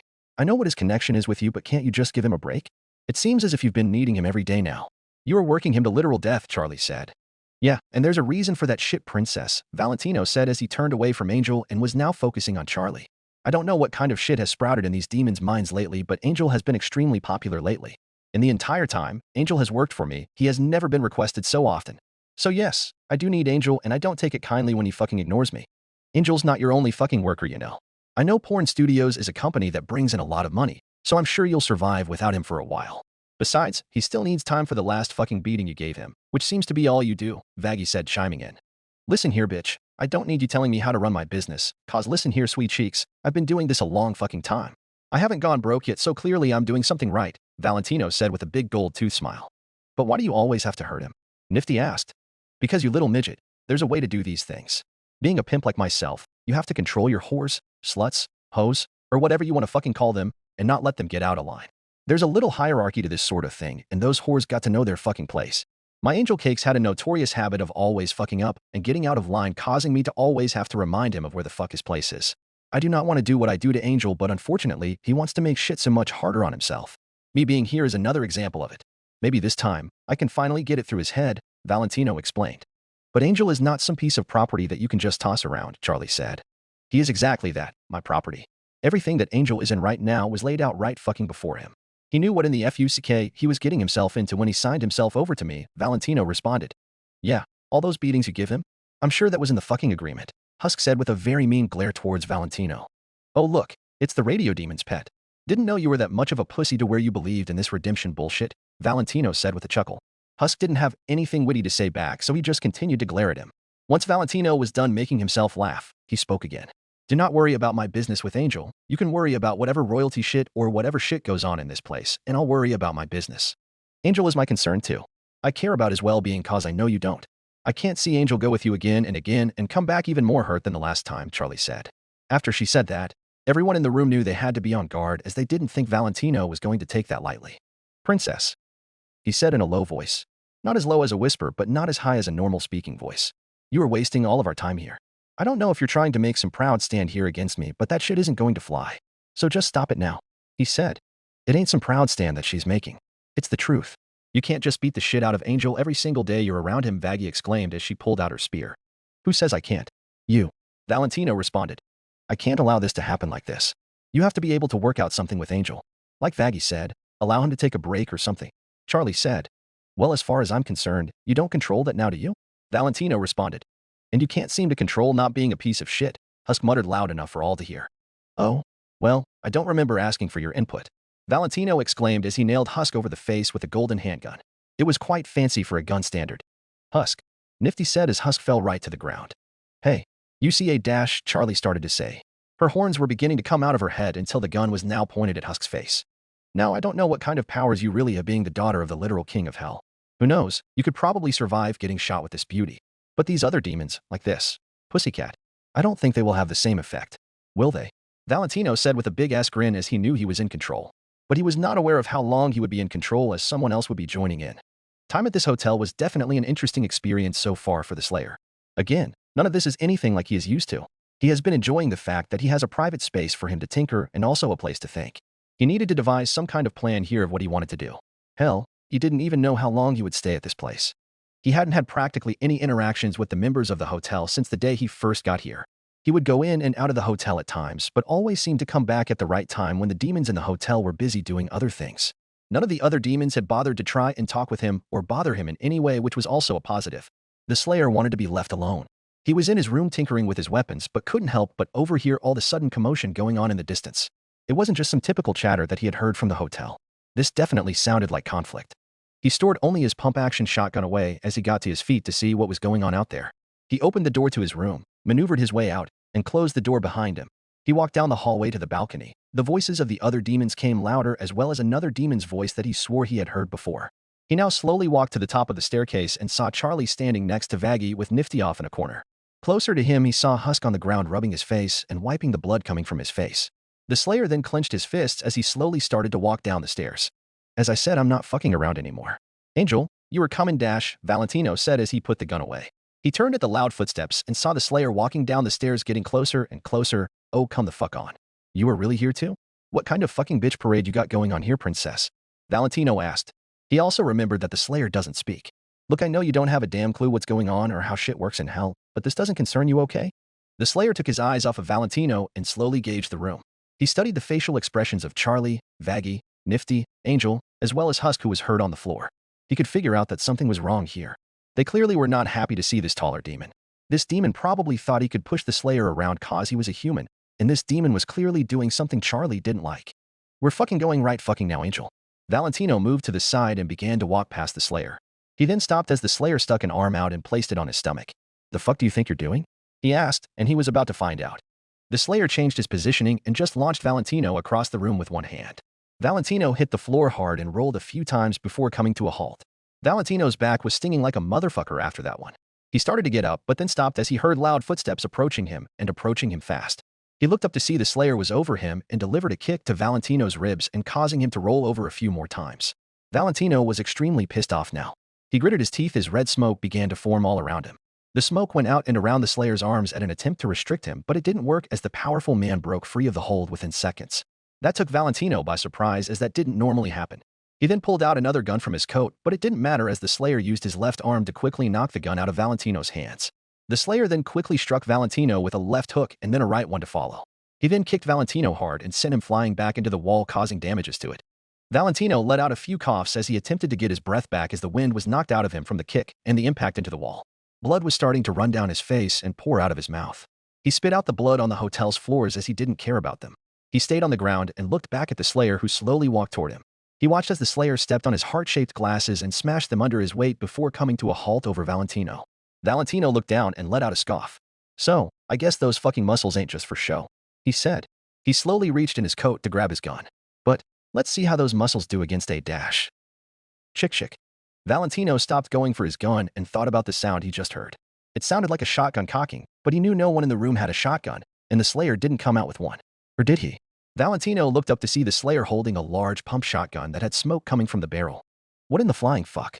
How the fuck did that thing appear? What kind of magic shit is that? Valentino exclaimed as he was confused as shit. Once again, that wouldn't be answered as a new demon entered the room, and it was an angel. Well, Valentino, my good man, what an unpleasant surprise to see you here. It looks like you've seen better days, Alastor spoke about Valentino's bloody face. He slowly paced into the lobby. Oh, I see you've met him, Alastor said as he wasn't sure if Charlie was telling him the truth at first, but now he knows she was. Fuck. Valentino thought to himself as the radio demon was the last person he wanted to see right now. What business have you here? Redemption, I suppose? Alastor asked. He placed a hand by his ear as a way of hearing Valentino better. But of course, Valentino didn't bother saying anything in response. No, I didn't think so. Well, is it some other business then? Care to support the establishment? He asked again and got no response. No again. Well, from what I have gathered, your visit here has been nothing but abrupt and uncivilized. Don't play fucking stupid with me. You know why the fuck I'm here, Valentino said, finally speaking to Alastor. I'm pretty sure I do, as I don't think you'd be here for any other purpose, Alastor said smugly. Then it's not your business as well as any of their fucking businesses and trying to keep him from me, Valentino responded. You are absolutely right. But when you barge your way into my turf in the manner that you have conducted, then it is my business, Alastor spoke in a demonic tone. Well, I wouldn't fucking have to be on your fucking turf any longer if you tell your little fucking hotel staff to stay the fuck out of my way, Valentino responded. Well, you know them. They do care for Angel's well-being. As for him, I don't think he listens to anyone but himself. I do not control him in any way, so if you made him angry, I suggest you deal with that on your own, Alastor suggested. This is fucking bullshit, Alastor. You can't keep Angel from me. You know he's fucking mine, Valentino exclaimed. You are right, he is. But this is not a good time. You'll have to find another time to come in contact with Angel. Because you have barged your way into this hotel, attacked the person who runs the front desk and our bar, threatened the rest of the staff here, and threatened to cause tons of damages to the hotel. So as I see it, you have two options. You collect yourself and leave the hotel with what little pride you have left, or I tear you limb from limb. I'm sure you can figure out what the more fun option is for me. So I'll let you decide, Alastor said. Valentino was in a bad place right now.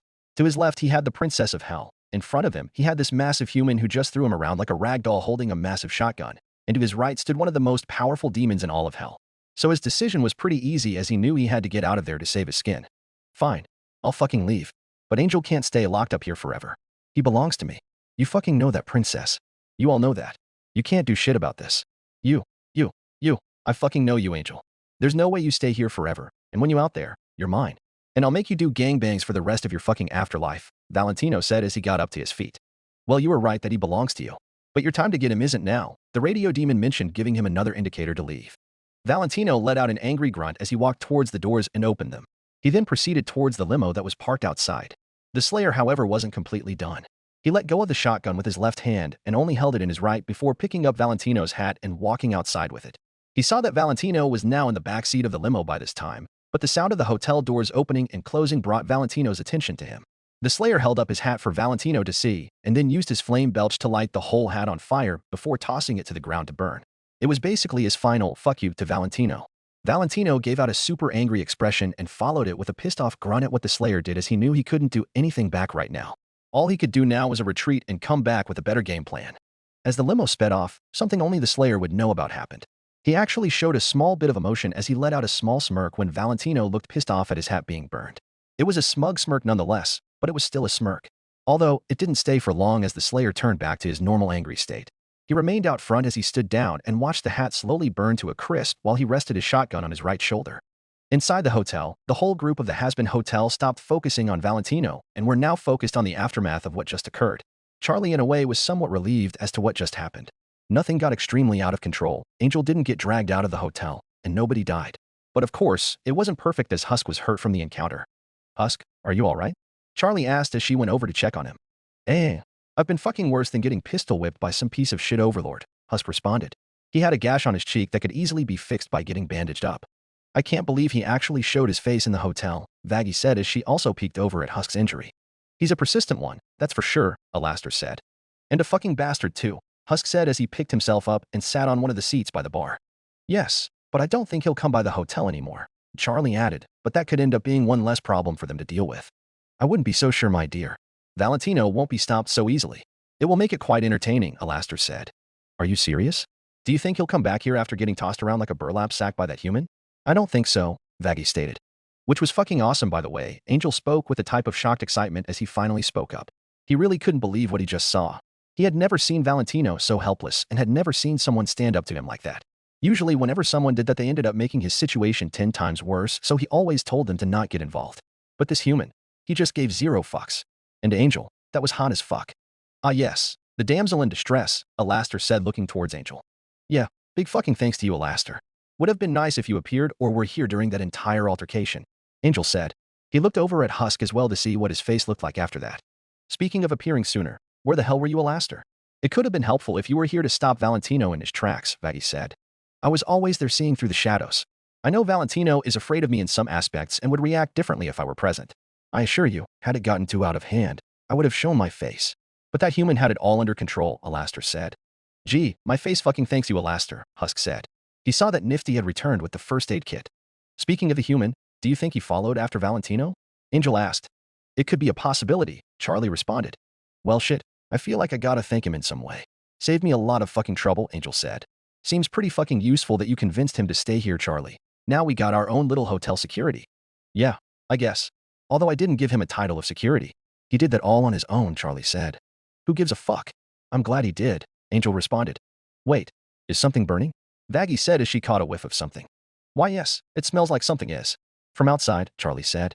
Oh shit, what the fuck did Valentino do? Vaggie said as she and Charlie rushed outside. The others slowly followed. She threw open the doors and the Slayer was the first person they both saw. Oh, well, that explains where he went, Vaggie said as they both slowly walked around him. Valentino is gone, Charlie said as she looked left and right. She then looked down at what was burning and was trying to figure out what that was. Oh, that is just too good, Alastor said as he emerged to the other side of the Slayer and figured out what was burning. It's the hat of Valentino. He went ahead and burned it right in front of the hotel. Oh, that's fucking hilarious. An absolute fuck you to Val, Angel said as he couldn't be happier right now. First the glasses and now this, Vaggie said. She didn't know why, but this convinced her that this guy had the biggest balls around. She could tell he did not care who he pissed off. The Slayer was done standing out front and turned around slowly before proceeding back inside. Angel could tell this guy was not one for conversation. He followed him right back into the hotel to get him to stop. Whoa, whoa, whoa. Slow your roll, Tiger, Angel said as he got in front of the Slayer and placed 2 hands on the Slayer's armor to get him to stop walking. which he succeeded in. Hey now, I know you are not someone for fucking small talk, but you just did some major shit just now. I don't think he gives a fuck, Angel, Husk said, and he answered completely correct for the Slayer. Probably, but that doesn't excuse from the fact of what the fuck he did, Angel responded. Are you upset by this, Angel? Vaggie asked as she came back in, as well as Alastor and Charlie. No, of course not. You bitches can figure out how long I've wanted to put Val on his ass, but never had the power to do it. He literally did. He tossed a literal overlord around with one arm, Angel said. I do not think that should come as a surprise, Alastor said as he used his cane to point at the Slayer's bicep. Obviously, I see he has biceps the side of my fucking head, but that's some incredible strength. Inhuman strength for that matter, Angel said. What the fuck is the point here? Husk asked. Fuck, right? Getting way off track. Look, I gotta at least thank your big ass for doing something like that. I don't know if you actually give a damn about us, or you just fucking hate Valentino as much as I do, but thanks, Angel said. The Slayer just kept looking at Angel with the same serious look. As said before, the Slayer would do what he wanted to do. If he went and did something for someone, like saving them, he didn't care if they thanked him or not. I don't mean to drastically change the subject, but I have a question that I am dying to know, Nifty said. Once they had their attention on her, she began again. Is anyone else confused about where that gun came from? Okay, yes, that kind of crossed my mind too, Vaggie said. Well, I guess I thought of that too, Charlie said. Let's just fucking say we all thought about that, Husk said, so everyone else didn't have to repeat the same thing. I don't know how he did something like that. It literally appeared out of nowhere, Nifty said. Perhaps he has some magical abilities. What is so wrong with that? Alastor asked with a grin. He was now sitting down on one of the couches in the lobby. But he's a human, not a demon like you. He didn't get some weird afterlife blessing of God powers, Angel said. I do not think I ever said he was a demon, now did I? Besides, if you really want an answer to this conundrum, why don't you just ask the man himself? Alastor said as he was intentionally trying to be a smartass. Damn, Al, why didn't I think of that? Oh right, maybe cause he doesn't speak, Angel said, crossing all his arms. Except when he wants to, Alastor responded. You like when he's rejecting your creepy ass, Angel said, making himself laugh. Or to Charlie, Nifty said. Wait, what? Angel said as he stopped laughing. He spoke to you? He was directing the question to Charlie. Yes, he did, but it was just one word. Nothing too crazy, Charlie responded. What the fuck? Why y'all so damn special that you get him to speak? Angel asked. Usually those who don't pester someone to do something make them more inclined to do it, Husk said, and he had a point too. I have asked him one fucking time, and that was when I first met his ass on that street corner. But I doubt he has anything to say to me now, right? Angel said, turning towards the Slayer. And Angel was right. All of the demons in the hotel looked at the Slayer in case he did say something, but he didn't this time. He stood there staring at Angel and not even making a noise. I believe that is strike number 2, Angel. One more, and you will have struck out, Alastor said, trying to laugh at Angel now. Fuck right off, Al, Angel responded. Alastor let out a quick laugh before speaking. So, we have engaged ourselves in a feud against Valentino, and we now have the most dangerous human anyone has ever seen. We are in for some good fun now. Chapter 17, Living in the Past. PRN Studios. A new brand? Why do you need a new brand? Velvet asked as she was sitting back in one of the chairs in Vox's office. It's not a new brand per se. More like a new company, Vox responded. But calling it Voxatech? Hell, real humble, aren't we? Velvet asked with a smirk. Shit, it's my fucking company. I can name it whatever the fuck I want. People of hell fucking love their technology. Might as well continue to fill that demand with a new line of new, sweet tech, Vox said. You and your tech, you can't get enough of it, can you? Velvet asked. Nope. Getting out a whole new line of computers, maybe phones, you don't realize how much fucking money that can bring, Vox said. Can we use that money to finally fix up the studios? Velvet asked. Fix? What is wrong with the studios? Vox asked. We just got to change up the vibe of this place. Doesn't it get old looking at the same place? Velvet asked. That does not justify spending money to change up the place when it doesn't need to be changed, Vox responded. Whatever, be boring I guess, Velvet said with a shoulder shrug. She then heard the sound of the elevator dinging and footsteps coming with it. Oh, looks like Tino is back. Yep, Vox responded. Where did he go again? Velvet asked. He went over to get Angel from this hotel, Vox said. The door to his office was open and Valentino walked past looking really pissed without Angel, without his hat, and without his glasses. And that doesn't look good. They then started to hear the sounds of destruction and grunts of frustration coming from the other room. They both looked at one another as they wondered what the deal was this time. They both walked over to where Valentino was to see a destroyed office and a pissed off Valentino who still had a bloody face. Geez, Val, what crawled up you ass? Velvet asked as Valentino still faced away from both of them. Yeah, you seem pretty pissy right now, Vox said as he noticed it too. Valentino slammed his fist on his desk and exclaimed, First I need you two to fuck off. What the fuck is the matter with you? Velvet asked again. Yeah, and what the fuck happened to you? Your face is quite fucked up, Vox added as he tried to think of the nicest ways to describe Valentino's situation. Because I had some fucking problems getting Angel from that fucking bitch SS hotel. Valentino said, finally starting to let out some steam. Well, I'm surprised. Did Alastor stop you from trying to get Angel and fuck you up or something? Velvet asked, figuring that was the reason why he was hurt. He gritted his teeth in response and let out a small sigh. It wasn't Alastor. It was that fucking human. He spoke each word slowly to try and contain his anger right now. What? No shit? That human is staying at the princess's hotel? Vox said as that kind of made him laugh. A pair of fucking intel why he is. And that fucking cunt smashed my glasses and burned my fucking hat, Valentino said. Just thinking about that made him even madder. And fucked up your face? Velvet responded as she made hand motion around Valentino's face. That bitch is going to fucking get it. Just like the rest of that fucking hotel, Valentino said. Is that really the smartest idea? You clearly just lost whatever fight you had with this human, and that prick radio demon is in the same place. I think that's a losing battle, Velvet said. So what? You just want me to sit on my fucking hands while they walk all over me? Not going to fucking happen. I'm not going to become their bitch and let them take Angel away from me, Valentino responded. But is it really a smart idea to start a war this close to the next extermination? You don't want something going bad that gets you stranded out there, do you? Vox asked. Valentino wanted to call him a dumbass, pussy, or whatever insult he could think of, but ended up biting his tongue and letting out another sigh. No, I guess it fucking isn't. But something has to happen. I can't let them fucking win. Well, what the fuck do you expect us to do about it? Want us to all go down there and kill them all, including the radio demon? Hell, I don't even think Vox could take him, Velvet said. Whoa. Who the fuck says I couldn't? And besides that, where is your confidence in me? Vox asked as he felt a little offended by that comment. Voxy, I just don't think you're on the same level as Alastor. He's like up here, and you're like down here, Velvet said. She used both of her hands to demonstrate her point. Her left hand was raised to the same height as her head to represent Alastor, while her right hand was at her chest to represent Vox. Wow, I see how it fucking is, Vox responded. Can you two fucking bring it back to the point here? Valentino said as he wasn't in the mood for humor. This is a part of the point here. I don't know if you just expect the three of us to launch an attack on that hotel. You said Alastor is there along with that human who is apparently very strong. They don't seem like easy prey, Velvet said. It's more of that fucking human that's the goddamn problem. Alastor, I can still get him to obey the laws of hell, but that human don't fucking follow a thing that anybody says. He just breaks every rule in the goddamn book, so he won't give a shit about Angel being a contracted soul. And because he has made that clear, Angel Dust will hide behind him at that fucking hotel for protection. Valentino exclaimed, making it clear as day what was going on. So Angel is just going to hunker down in that hotel place? Vox asked for total confirmation. That's along the lines of what I was fucking thinking. No way he will spend the rest of his days in hell stuck in that hotel. He'll come out sometime. I'll fucking get him back eventually, Valentino said. Okay, well, how do you plan on figuring out about when he leaves? Velvet asked. That's something I gotta fucking think about. Maybe I'll get people on the streets to notify me when he is out in the open and to watch that fucking hotel for when he decides to leave, Valentino said. Tino, baby, you gotta stop living in the past and enjoy all the wonderful technological advancements of this point in time. Do you forget the person who is in this room? Vox said as he motioned towards himself, giving an obvious hint to the answer. Hey, how careless of me. You were absolutely right, Valentino said as he was catching what Vox was throwing at him.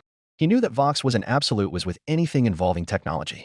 He didn't even know to tell him the plan because Valentino knew he would cook up something good. From the sounds of it, you've had a long and rough day.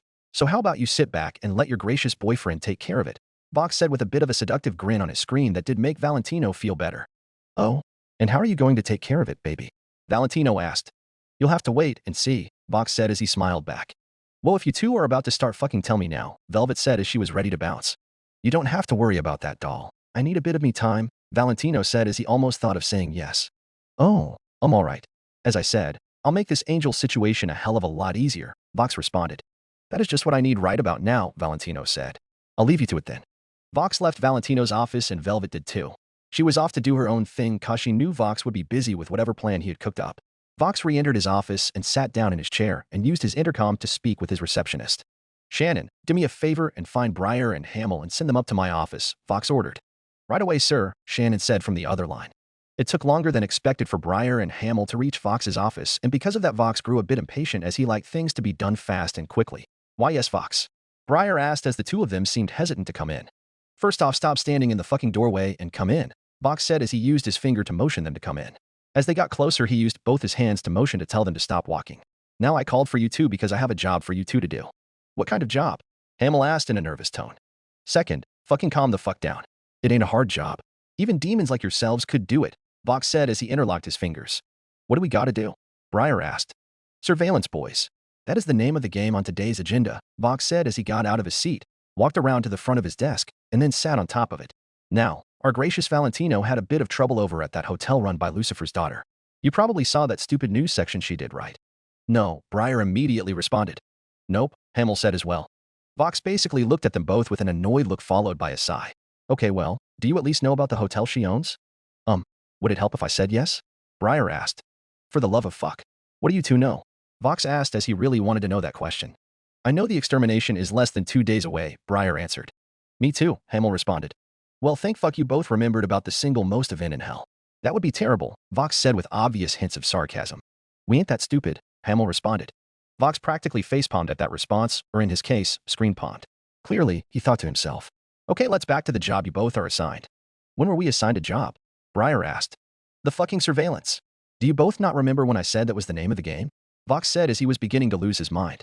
Oh, right, Hamel said as he did remember that. Okay, so, you're probably wondering what type of surveillance you both are doing. Well, our gracious Valentino ventured over to that hotel run by the princess to bring Angel back to the studios but was met with a bit of resistance. To make a long story short, Valentino is not going to be able to get Angel from the hotel. So the only way for him to do so is to wait for Angel to leave the hotel, Vox explained. Wait, so Angel Dust is hiding out at that hotel? Briar asked. If that's the case, what would make him ever leave? Hamel asked as well. Yes, and someone like Angel would probably go crazy being just locked up in a building every single day. There is no way he doesn't leave the hotel eventually, and that's what we are waiting for, Vox said as he answered both questions in the same sentence. So are we just going to watch the hotel until leaves?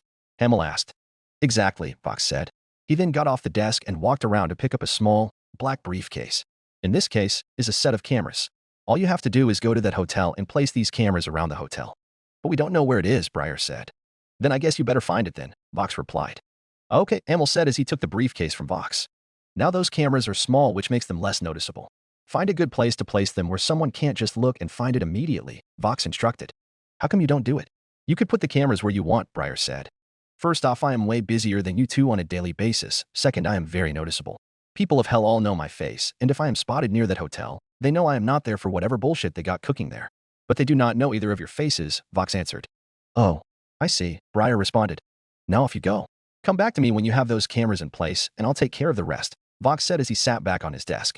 The two demons looked at one another before turning around and heading out of the office. They turned left and were walking down the hallway, but stopped once they heard Vox speak from behind them. And one more thing you should probably take into consideration. I'd be really careful of who actually spots you doing that. That area is prime radio demon territory, he said with a big grin as he went back into his office and shut the door behind him. Did he just say radio demon? Briar asked to make sure he wasn't the only one who heard that. Yeah, he did.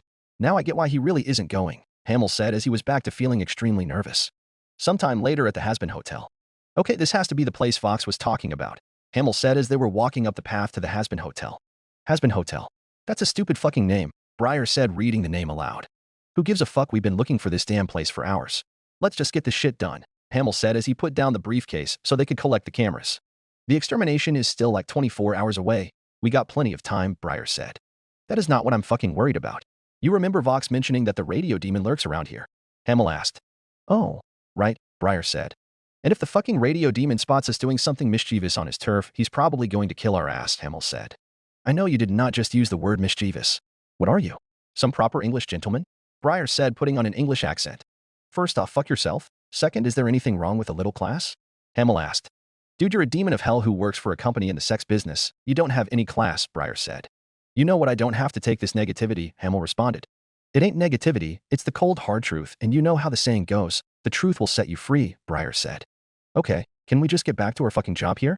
We are tempting fucking faith for having this conversation for as long as we've been having it, Hamel said as he proceeded to open the suitcase.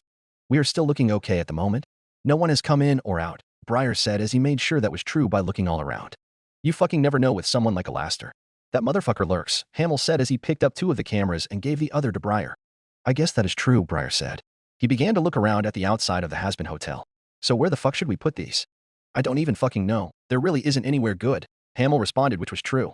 The area outside of the hotel was very open. It didn't contain any shrubs or any type of plant decorations followed by any little nook or cranny where something could be hidden in. All it contained was a fence going around most of the hotel.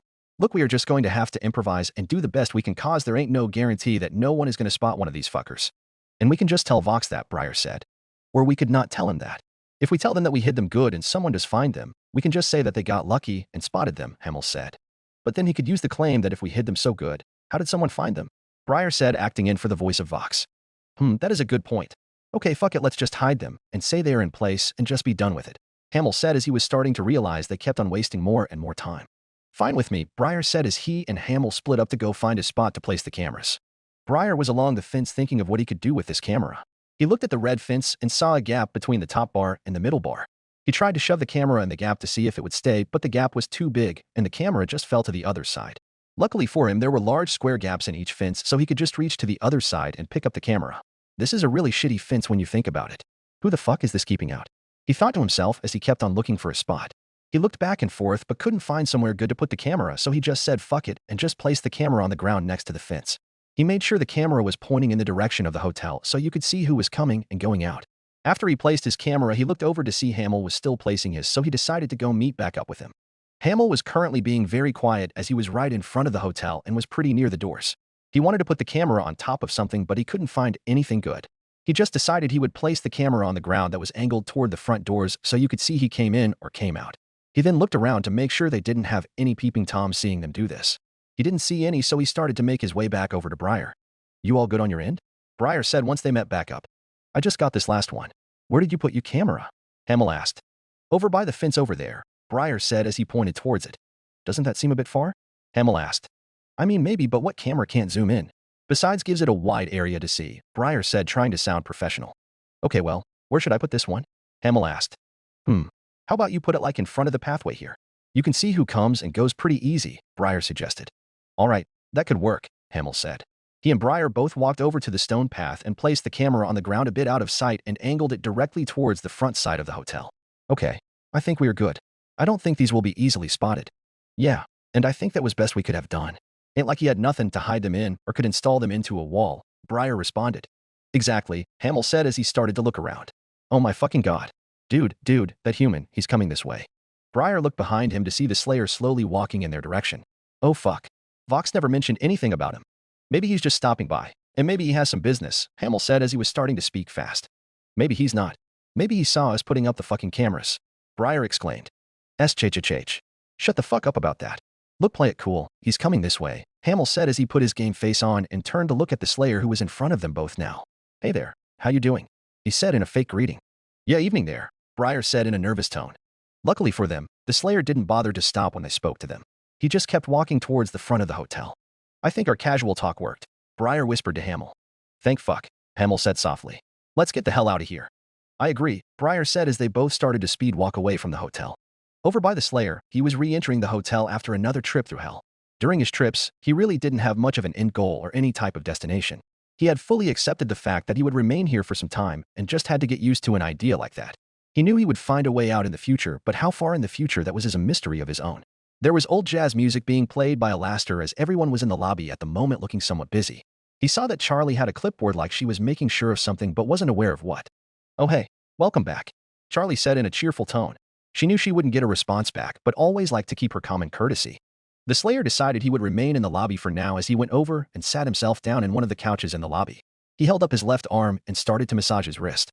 Once he was done with that, he decided to do one of his regular checks.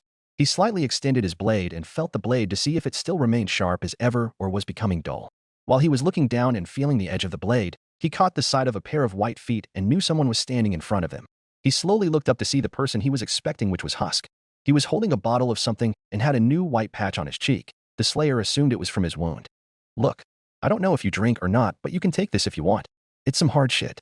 I can tell well enough that you go through some fucking problems, don't we fucking all? Sometimes shit like this can help block it out. So if you fucking want it, here it is," Husk said as he placed it on the ground in front of the Slayer. "Also, you could take it, cause I was happy to finally see Valentino get put on his ass, knock him down a few fucking pegs. That guy is a fucking asshole who uses his power and greed to take control of others. Angel, he's a prime example. I'd watch you back now. You are a target in hell now," he said as he walked back over to the bar. The Slayer looked down at the bottle that was set beside him. It didn't have any kind of label on it. It was just a light and dark green bottle, but according to Husk, it was some type of alcohol. The Slayer was not much of a drinker and hadn't had a drink in God knows how long. He could understand the gesture that Husk was trying to make towards him, but he just wasn't someone to try and drink his problems away. He mainly just used them in his anger against the demons, or just pushed them away. He figured that Husk used alcohol to try and push his problems away too. "Ah, how nice of you, Husk, giving him your alcohol," Angel said as Husk got back to the bar. Yeah, Husk said, trying to avoid talking about mushy stuff. "Why can't you ever be that sweet to little ol' me?" Angel asked, speaking in an innocent tone. "What did you say to him?" Nifty asked as Husk only talked loud enough for anyone else to really hear him that well. None of any of you concerns, Husk responded. Lame, Nifty said, which actually made Husk grin a bit. Geez, Angel, could you ogle the human any more than you are? Vaggie said as she saw Angel just staring at the human ever since Husk came back to the bar. First off, fuck you. I'm pretty sure anyone, whether straight, gay, bi, trans, or what the fuck ever, could appreciate a body like that. Second, that wasn't my initial intent for staring his way. Okay, that isn't entirely true, I guess, Angel responded as he spoke loud enough for all of them to hear. So what was your intent? Vaggie asked.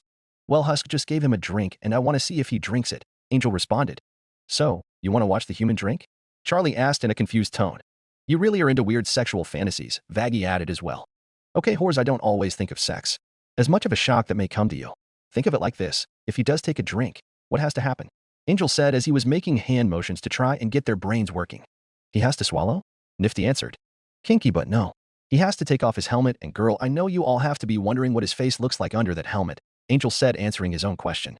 Well, I can't deny that I haven't wondered that as well, Charlie said as she looked at the Slayer, who was still looking at his blade.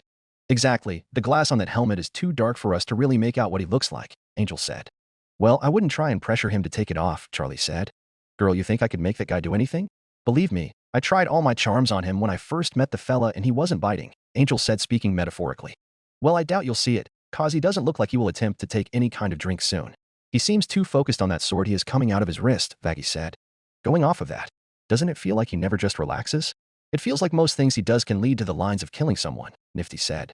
That is why I wanted to try and offer help to him. Something had to cause him to be like that. He clearly is dealing with a lot of pain, Charlie responded. That is why I'm dying to know his story, Angel said. He also only wears that suit of armor everywhere he goes. That armor has to be at least a little heavy cause it's literally a suit of armor. Angel, like the majority of demons in hell, wears the exact same shit, Vaggie mentioned, and by exact same, she didn't mean it by everyone wears the same armor as the Slayer. She meant is as demons like to wear the same type of clothing styles every day. Well, that is true, but we are not wearing a full-ass suit of armor. It's like demons walking around with a bulletproof vest on all the time. I wish he would speak like a normal person or at least write something down, Angel responded. When the guy actually manages to communicate, he only uses one word at a time. You really think he'd just fucking sit down and give us a whole life story? Vaggie said as she was pretty much asking a rhetorical question. Yes, that is true. But going back to the drink thing, Angel started to say before Husk cut him off. Okay, when did my bar become the fucking gossip table? Husk asked as all they were doing was talking about the Slayer behind his back. When do people not gossip at a bar? You know, when people get drunk off their asses, they'll spill their guts about everything, Angel responded. True, Husk said as he didn't have much argument about that. But this is the last thing, cause I want you all to give me your opinion on this. Have any of you even seen the guy drink or eat? Like anything? Angel asked, which caused everyone's brains to start working. Well, I guess I haven't, Charlie said. Neither have I, Vaggie responded. Me either, Nifty responded as well. See, that's what I'm wondering. That fellow was out in hell for what, weeks on end, and I don't know what he would have been eating or drinking, Angel said. Who knows, maybe he's got some secret stash in his room? Nifty suggested. Could be true, Angel said. Maybe he's on some kind of special diet? Charlie said, but probably was not the right answer. Pretty sure people like that have to eat more than normal people, Husk said, and by normal people, he meant people who weren't jacked. God, this guy is such a hot mystery, Angel said as the story of the Slayer wouldn't be solved today. The Slayer retracted his blade and got to his feet. The others looked over at him as he turned the corner to go up the staircase back to his room. As he got further and further up the stairs, something wasn't feeling right again. Oh no, it was happening again. The Slayer's body felt like it was failing him as he collapsed onto a knee. This one was not like the last few. This one was a bad one as he couldn't stay awake and fully collapsed onto the floor. The Slayer's armor made it a lot louder, which caught the attention of everyone else. What the hell was that? Vaggie said as she expected something broke. She walked over to the front of the steps and saw it like the others. Oh no, Charlie said as she hurried up the steps to come to the aid of the Slayer. What the fuck just happened to him? Angel said. I have no idea, he was fine just a second ago, Vaggie said. My, what an unfortunate spill, Alastor said as he made his way up the stairs as well. Did you do something to him? I know you got weird voodoo magic. Angel asked. I assure you I have not done a thing to him. I am just as shocked as you are, Alastor responded. Why do you sound like you're bullshitting? Vaggie asked. Cause that's just what he does, Husk said as he was leaning against one of the pillars in front of the stairs. Of course, Vaggie said. Should we even move him? Nifty asked. I don't know. I don't think it would hurt him if we did. Here, try to roll him on his back, Charlie said. The Slayer was currently laying on his right side with his right arm laid out and his left arm over his body as well. It took a small, light push for them to move him completely on his back. So now what? Angel asked. I think we should try and get him to a softer spot like a bed, Charlie said. Charlie, you expect us of all people to pick this guy up? Who knows how much he weighs with all that muscle and armor, Angel said, and he was speaking the truth. None of the members of the hotel had a ton of physical strength. I guess I see your point, Charlie said as he was trying to think of what to do. You don't find it dickish to just leave his ass at the top of the stairs just on the floor while he's knocked out? Husk spoke up. Nope, Alastor said as he looked at Husk. That was an inside joke the others wouldn't understand. You don't think anything is a dick move, Vaggie said. He's only saying that shit, cause he's done some shit like that to me before, Husk responded. Precisely. You got yourself into those situations. I knew you could get yourself out, Alastor said. You think whatever happened to him is his fault? Vaggie asked, speaking about the Slayer. Yeah, we cannot just leave him on the floor like that, Charlie added. Who really knows for sure, Alastor said with a shoulder shrug as he mainly was responding to Vaggie. I doubt whatever happened was his fault. Hey wait, you could move him to his room, couldn't you, Al? Charlie asked. Yeah, you can. I should remember since you threw my ass through a fucking portal, Angel said as she agreed with Charlie's claim. Oh yes, I do remember that fondly. It was quite fun on my end, Alastor said. So that means you could move him towards his room, right? Charlie asked. I suppose I could, Alastor said as he raised his fingers and snapped them together. All of a sudden the Slayer was gone off of the floor and back in his room. There, he is back in his room. Thank you, Alastor, Charlie said. Should we look after him? Nifty asked. Charlie looked toward the hallway in which the Slayer's room resided. Maybe we should just leave him to rest. None of us are real doctors who know what could possibly be going on with him. And she was right, they could have never guessed in a million years why he suddenly collapsed on the floor. The next day. Many hours had passed since the Slayer had yet another type of power withdrawal. This one was continuing to hit the Slayer hard as he was still unconscious in his room. That didn't go unnoticed by the members of the hotel, and a few demons were interested in a possible idea. While he is still out like a light, Angel said as he talked quietly to Nifty. I really wonder if he's alright. Should we have called a doctor? Nifty asked. I really don't know. As far as I know, he just passed out, which is odd cause this guy has given off the feel of a wrecking machine, Angel said. I know what you mean, Nifty said. Maybe he's having trouble breathing. That helmet being on his head probably doesn't help, Angel suggested. Angel, are you just finding an excuse to take off his helmet? Nifty asked as she could see what he was doing. Little bit of yes and no. Come on, you cannot tell me you aren't curious, and who knows, maybe I am right, Angel said. Well, I guess it wouldn't hurt anything to check, Nifty said as she was giving in. Exactly, and I ain't trying to hurt the guy or take off all his armor, Angel said as he walked around the bed toward the Slayer's head. He put 2 hands on the helmet and started to pull. It didn't come as easy as expected, but Angel was able to slowly pull off the helmet. Nifty had gotten on the bed and was looking downwards at the Slayer. It was big reveal time as Angel had fully pulled off the helmet, and at long last, the Slayer's face was seen for the very first time in the entire realm of hell. Holy fucking shit. Whoa, Nifty said. He's actually pretty fucking hot, Angel said as he placed the helmet on a nearby desk. Did you expect him to be ugly? Nifty asked. Well, I don't know. He was wearing a somewhat dark helmet, so I don't know if he was trying to hide something or he was some big brute who had the body but not the looks, Angel responded. I figured he would be good looking, Nifty said. Goddamn, look all around his face, like his chin, his cheeks, his lips. All those scars, Angel said as that became a very interesting focal point. Oh wait, you're right. Nifty replied as she bent down to see all the scarring on his face. He looks fucking badass, but this begs an even bigger question of what kind of shit has this guy gone through to get all these scars on his face, Angel said. Yeah, if I had to guess, he probably has even more scars around his whole body, Nifty said. I see where your head is going with that, girl, but I don't think we should take it that far, Angel replied with a grin as he would definitely not mind getting a peek under the armor.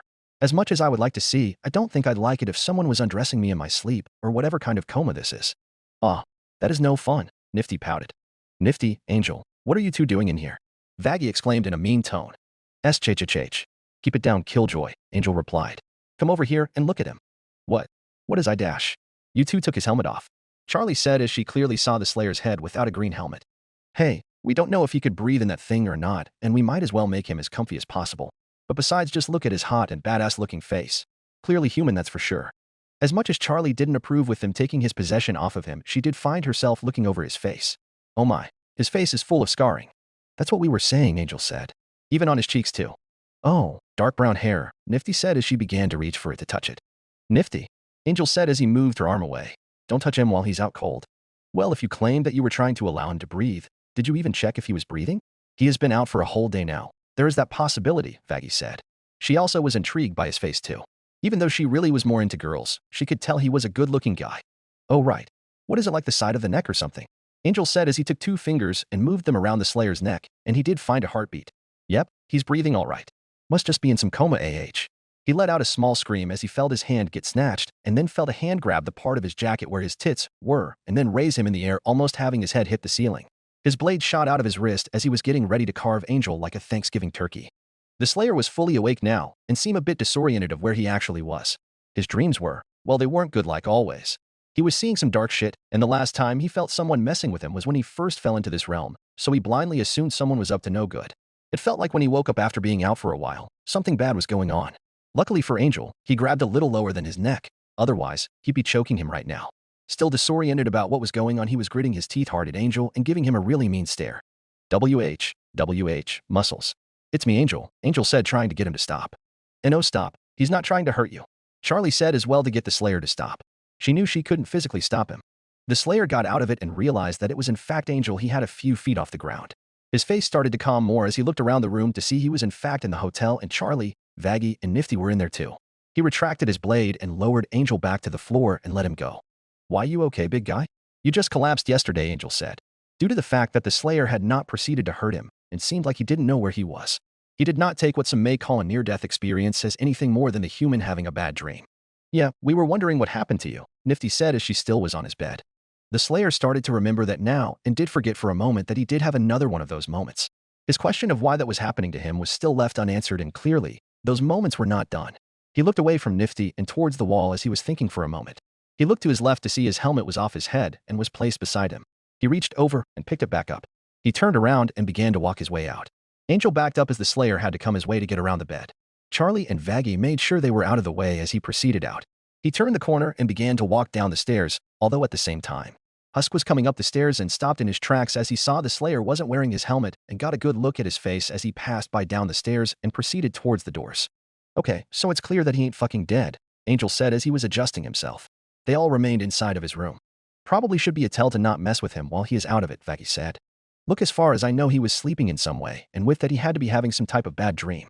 You did not see that look on his face as he was giving me the biggest death stare I had ever seen, and clearly, he didn't want to kill me as he gently put me down, Angel said. That's kind of a good point, Angel, Nifty said. Even so, that still was a scary situation. I truly didn't know if he was going to kill you, Charlie said. There is no doubt that the guy clearly is dangerous. If he has moments like that where he loses control, he could kill any one of us, or even a potential client, Vaggie said. She never trusted those with high amounts of power. Charlie didn't know how to respond to that. She was still kind of shocked by that whole situation. But the conversation would end up shifting as Husk made his way into it. What in the fuck is going on in here? Having a fucking party? Husk said as it was odd to him why they were all in the Slayer's room. When the human woke up there was an incident, Charlie said. What kind of incident? Husk asked. He was very close to killing Angel, Vaggie answered. What the hell? What the fuck did you do? Husk asked in a tone that clearly made it seem like Angel was at fault here. Hold on. Why the fuck are you giving me that tone like I did something bad? Angel asked as he took offense to that. Well, he ain't tried to kill you before, Husk replied. I kind of agree with what Angel said before, that he may not have been seeing what he thought he was seeing and thought Angel was a threat, Charlie said. Fucking thank you. I almost got skewered and I ain't sweating over it. Wouldn't be the first time I about died, Angel responded. Oh well, sorry to hear that, Nifty said. Oh. Thanks. Angel responded as he didn't expect to hear that. Look, I just think that we may have to watch him sometimes. Maybe you're right. Maybe he does have a lot of problems that we don't know about. But if he's going to stay here without going through any type of rehabilitation, we have to make sure he doesn't kill someone, Vaggie said. Funny that you are now worried about him more than freaking Smiles, Angel said. At this point, I know Smiles won't kill a guest, cause this is practically a business of his. That human is still a mystery, Vaggie said. Speaking of him, did you see him when you came to the room? Charlie asked, directing it towards Husk. Yeah, I did. Actually saw his fucking face for the first time. Didn't think that would happen, Husk responded. Hey, I was just trying to make sure he could breathe in that thing and he was comfy. It was just an added bonus, Angel said. Going back to the human, did he go somewhere? Charlie asked. He went outside again. An interesting decision to do this close to the next cleanse, but I guess he does have a few hours, Husk said, not thinking more of what he just said. Oh, wait a fucking minute, Angel said. Oh shit, Charlie also said. The fuck is it? Husk asked as he didn't expect that reaction. I don't think he even knows about that, Charlie said. Did any of you ever mention it to him? She asked, hoping one of them did. But she got a few heads shaking no and silence in response. Shit, it still is so surprising to me that he is a human in hell that I forget he doesn't know any of the events of hell or even the laws of hell. Well, maybe he'll come back before it starts, Nifty said. He also could not. I don't know. Maybe he went out there to clear his head or something, but that still is extremely dangerous, Charlie said. Well, what can we even do for him now? Nifty asked. I'm going to see if I can go catch up to him so I can tell him, Charlie said. Hold on, princess. Is that even a good idea? Angel asked. I gotta make it right because I didn't tell him in the first place, Charlie said. Wohan, this is a bit crazy. What if he already knows about it? Vaggie asked. Well, that may be true, but does he even know when it happens? Look, if I go out to try and find him and come back to him being here, then it will be good. But again, that part of me feels like I have to make it right to him, Charlie explained. If you are really going to do this, then you should already know I'm going with you, Vaggie said. See, I think that's a worse idea. Charlie may be able to get away with getting caught. Kashi is royalty, but you may not have that same effect, Angel said. Well, unfortunately, I would like to agree with you, Angel, but I know Vaggie too well and know there is no talking her out of it, Charlie responded. Exactly, Vaggie said, pulling out her spear as a way to reinforce that she was going. Okay, we got to hurry now to see if we can catch up to him, Charlie stated as she left the room and Vaggie followed close behind. Hours later. Well, congratulations all. You all have survived yet another cleanse and get to live another day in hell, Alastor spoke, forming a fake toast. How fucking grand. If you'll fucking excuse me, I'd like to drink this fucking event away, Husk said as he ventured away from the group. I say we should all fucking do that, Angel said with his head buried in his phone. The cleanse was only minutes away now. Charlie and Vaggie were still nowhere to be found and only Husk, Angel, Alastor, and Nifty remained in the hotel. GC and H are really pushing the clock here, he said as he checked the time on his phone. Pentagram is a big fucking place. He could have gone anywhere as he likes to venture outside, Husk said. There is nothing wrong with going on a stroll once in a while. You should try that more, Husker, Alastor suggested. Yeah, I don't think a stroll will really do me any good. But thanks for the suggestion, Husk responded. Oh, I am here to provide the most gracious tips, Alastor sarcastically said. Uh-huh. Sure, Husk said with an annoyed face. You're one creepy fuck, smiles, Angel said. And going on a stroll is fucking dandy, but not when it's pushing time against the goddamn cleanse. A man who likes to tempt fate, what is more entertaining than that? Alastor said. The doors were then opened, and in came Charlie and Vaggie, but no human man following behind. They all figured out quite easy they could not relocate him. Nowhere to be found, HM? Alastor asked. No, I have no idea where he went, and we ran out of time to look for him. I don't know what will happen to him out there, Charlie said as they had to close the doors behind them. Well, hold on, Han. Maybe the exterminators won't attack him. He's not a demon after all, Vaggie said, trying to calm Charlie down. The extermination was already bad enough on her. Now it seemed to be getting worse. Do you think those exterminators really judge who they kill? Why would they ever assume that a human has fallen into hell? They'll probably assume that he is a demon of some sort, Alastor said as he had gotten out of his chair and used his cane to be more dramatic.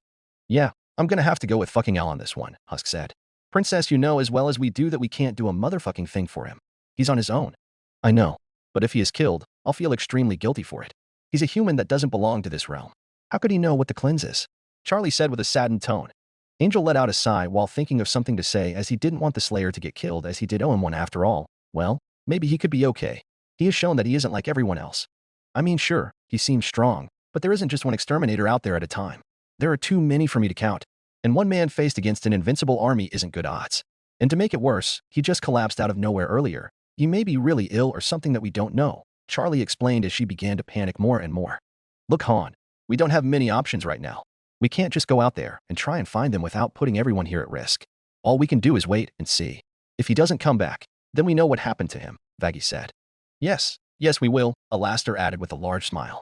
What the others didn't realize is Alastor could have located the Slayer faster than Vaggie and Charlie could do to his friends among the shadows. In a way, he purposefully let the Slayer be out in hell because he was very curious about what would happen if a human of his nature was out during a cleanse. This would be very entertaining for him, very entertaining indeed. Pentagram City. The Slayer looked to the sky as he heard loud sirens blaring all over hell. He wondered what was going on and started to notice that the streets of hell were looking very deserted right about now. His eyes went back up to the sky as he noticed a ton of bright lights filling the red sky. The Slayer watched as a ton of winged creatures came out of those lights. The Slayer watched them all fly all around.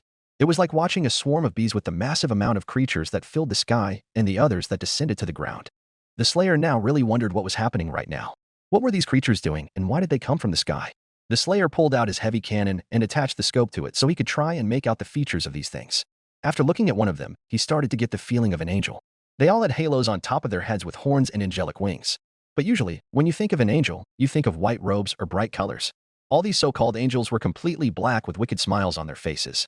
He lowered the gun as he had seen enough. He stayed in place as he observed what these creatures were doing. They all held long, jagged spears which raised even more questions for the Slayer. If these are some type of angels, why do they all have a weapon with them? The Slayer assumed they had it for protection against the demons of this realm. But he didn't think about it for very long. No, please. A demon yelled from nearby. The Slayer had sent away his heavy cannon by this point as he slowly turned to the sound of the screaming. He watched as two of those angels just mutilated demon with their spears. That started to become a bit of a theme as the Slayer could hear some more screams nearby.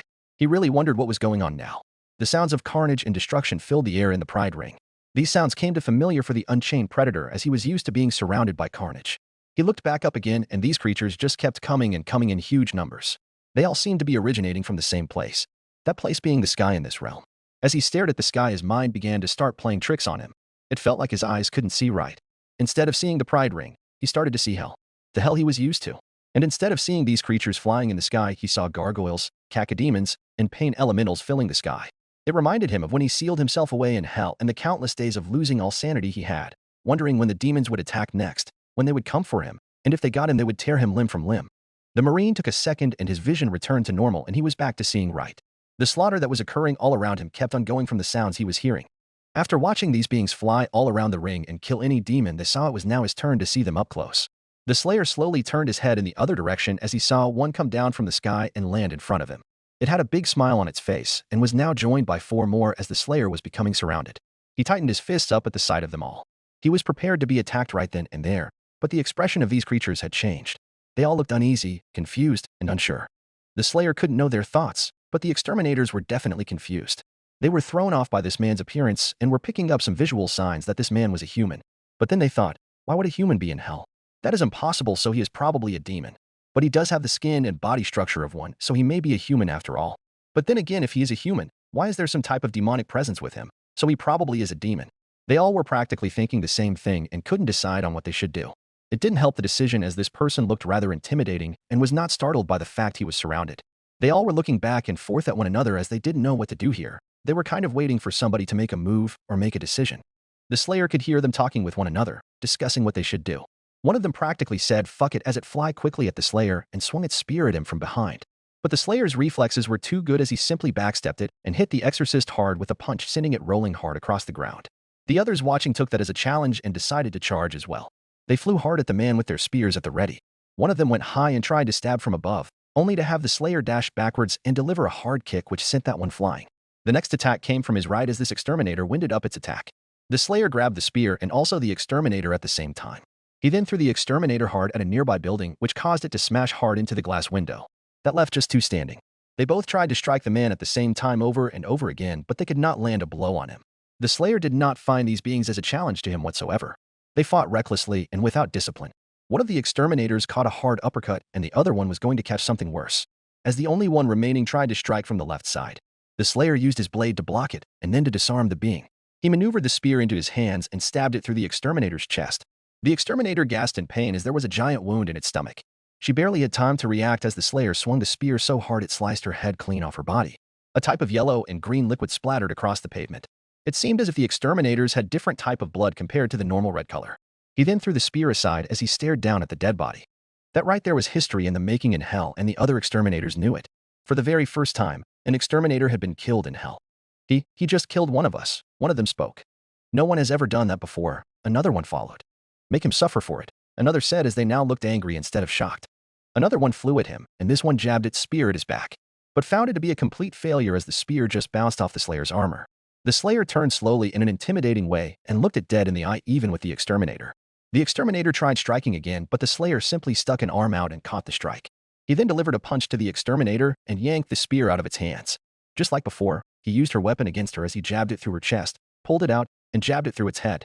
He then used his shoulder cannon and shot a grenade at the exterminator, which finished the job. One more thought it was up to the test as it took both hands and tried to take hard jabs of its spear at the Slayer. The Slayer with ease either blocked the attack with the other exterminator's spear or dodged it. When the exterminator tried to go for a high attack on the Slayer used his blade to block the spear and used the one he was holding to jab her through the chest. The exterminator dropped its spear at the pain and was trying to pull the spear out of its chest, but didn't have time as the Slayer chopped its head off with his blade. The Slayer slowly looked at the other two to see that they had a horrified look on their faces. They both slowly began to back away in a form of surrender. They had never seen any exterminators be killed so easily or really be killed at all. The guy looked like he did it without breaking a sweat, so that told them that he was very powerful, and on a special day like today, they did not want to be brutally murdered. Normally, not killing prey that they see is seen as a form of betrayal, but in this instance, they seemed like the prey of this situation. So since they can't decide if this guy was a demon, they would just try and leave him the hell alone.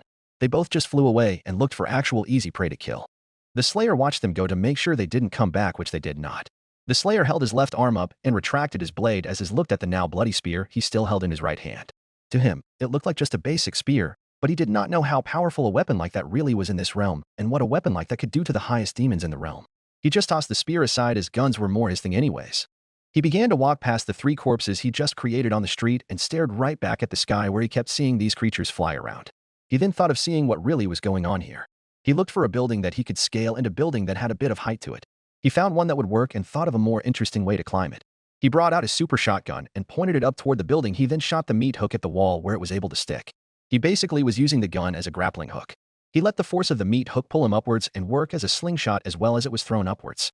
He used his suit to hit a sort of double jump as it grabbed onto the ledge of the building with one hand. As he was hanging from the ledge, he sent away his shotgun so he could use both arms. He then grabbed the ledge with two and pulled himself up. He walked along the rooftop towards a different street of hell to see the carnage that was ensuing. He saw these creatures patrol the streets and left their fair share of corpses behind. The Slayer could tell that they were only going after the demons. At that moment, a fake light bulb appeared over his head as his eyes were darting all around hell. He just remembered that big clock tower he saw months ago, and he was starting to remember that it said cleanse on it. He spotted it in the near distance and knew he needed his heavy cannon again. He brought it out, took aim, and what do you know? It had 3 straight zeros on it. So that is what this cleanse was about. The Slayer's brain was working now as he was starting to piece something together. He was thinking that these creatures come from somewhere, possibly heaven, and just kill whoever they find. Going off on his claim, he figured that is the reason why they attempted to kill him until he scared them off. The Slayer's claim of the real process of the cleanse was not too far off, and he basically was about to put his claim to the test as he would decide to just remain out in the open. He wouldn't try to take cover and let this blow over. He wasn't scared by these things, and he dared one to come to kill him even with him being in a weaker state than normal. And with that thought in mind, he spotted another one flying hard at him. It had its spear pointed right at him, ready to jab through his chest. The Slayer used his dash function of his Predator suit and dashed to the right and avoided it. Another one came flying in, and he once again moved out of the way. As the tall Marine was weighing his options, he decided he wouldn't let these creatures just fly around before coming in with a dive bomb attack. He then pulled out his super shotgun and aimed it at one of them. He was planning on cutting off the distance by using the meat hook to bring one in close, but he knew he had to lead the shot. He aimed just a tad in front of the one in his sights. He launched the meat hook and it closed in the exterminator's chest. It let out a gasp of pain as it was brought right to the shotgun. When it was brought all the way in, the Slayer fired the gun, which destroyed the exterminator's upper half. As it fell to the ground with its blood everywhere, the other flew down right into the Slayer. He dropped a shotgun and grabbed both of the exterminator's arms. The exterminator was trying its hardest to push the Slayer back as they both had a hold of each other's arms. But the Hellwalker was not moving. He brought the exterminator close and head-butted it to knock it off guard. He then unleashed a hard punch which sent it to the ground in pain. The exterminator on the ground couldn't believe how much that punch actually hurt. It felt like it just got struck by 50 men at once. As it was trying to get back up, a large metal boot stood right on its chest. It took its spear with its right hand and began to slash and swipe away at the man's armor, but it had no effect. A giant swarm of pain filled the exterminator's body as a grenade was just shot at its arm, blowing it completely off. But that wasn't even the worst of it. A double-barrel shotgun was just loaded and aimed right at its face before blowing its head clean off. The Slayer removed his foot off its dead body now. He popped out the shells and loaded in 2 new ones. He had just killed 6 exterminators without releasing how big that truly was. No one had ever done that in the centuries this realm had existed, and he managed to kill 6 in about 5 minutes. In total, he had been out in the cleanse for about 10 minutes. If he didn't go back to the hotel, who would truly be in for a longer day, himself or the exterminators? Chapter 18. What kind of human is this? Sometime later in Pentagram City, the carnage of Extermination Day still roared through the streets of hell. Screams, death, destruction. It was everywhere throughout the Pride Ring. Hundreds of demons being killed throughout the ring. But this year, demons were not the only ones being slaughtered, but the exterminators too. More time had passed, which led to more exorcists trying their hardest to kill the man who was not going down easy by any means. But that was failing hard. The Slayer moved through the cleanse like a pure, unstoppable force. He stared down at yet another exorcist he just killed. It was unknown how much time had passed since he had been out here, but it was not a surprise that he kept on getting met with more and more resistance, more and more of these things trying to kill him. It was also unknown to him how many of these things he had actually killed, but that number was definitely not small. His kill count wouldn't stop there as 2 more of them were up to the challenge and looked pretty confident too. The Slayer decided he would try to use more of his weapons during his fights as these fights were becoming way too easy with just hand-to-hand combat. He pulled out his plasma rifle as the 2 charged at him. He shot 3 plasma rounds at one of the exorcists, but he noticed that it didn't have much of an effect besides stunning it for a moment. He tried to fire more rounds into the other, which yielded the same result. He figured his plasma rifle wasn't going to be much of an option in this battle. Once they both recovered, they charged again. One exterminator came in with an overhead strike, but the Slayer grabbed a hold of its arm. The exterminator was simply helplessly dangling as it squirmed to try and free its arm, but to no avail. It tried to strike the Slayer with hard punches to try and break away, but it wasn't doing much at all. The shoulder cannon on the Predator's suit aimed right at the exterminator and fired a grenade right at it, which sent it flying back due to the impact of the explosion. It slowly started to get back up, but it couldn't get far as it was hit with a barrage of micromissiles. For a bit of overkill, the Slayer brought out his rocket launcher and shot several homing rockets onto the exterminator, which did the job in killing it. The other exterminator wanted vengeance as it charged again, ready to hit the Slayer with a hard jab. The Slayer dropped his rifle and moved away from the strike while grabbing the spear with both hands. He then yanked the exterminator over his shoulder and threw her to the ground where he jabbed the spear right through its upper chest. He then took his right foot and stomped directly on its head, which crushed it into several pieces. Yet another exterminator to bite the dust at the hands of the Doomslayer. He walked over and picked up his heavy cannon while he loosened up his shoulders. Something that he was starting to notice was that most of his weapons weren't having much of an effect on these creatures, only his powerful ones and of course his most powerful weapon, himself. But he noticed that the weapons they carried were quite efficient in killing them. Quite ironic, isn't it? He noticed that the weapons that did not do much damage before could cause more damage when they were weakened. It would be a useful tactic to remember, but then again, these beings weren't giving him much of a challenge. Something else he noticed was he felt like he had strength flowing through him again as he dealt with these creatures. He also found it to be good practice to keep him on his toes and for him to not lose that fighting edge. The edge was about to return as he could hear one making unintelligible noises from the sky behind him. He turned around to see one was dive-bombing him. When it got close, it hucked its spear at the Slayer. But instead of dodging it, he caught it out of midair. The exterminator flew by and picked up a lone spear on the ground and was ready for another attack. It came back around and readied another throw. The Slayer gripped the spear tightly and gave it a taste of its own medicine and threw it right back at it. It went right through the exterminator's wing and sent it out of control and towards the ground as it could no longer fly right. She let out a groan of pain as she was trying to crawl towards her spear that she dropped when she hit the ground. She got a hand on it only to see that the tank of a man was standing right in front of her now.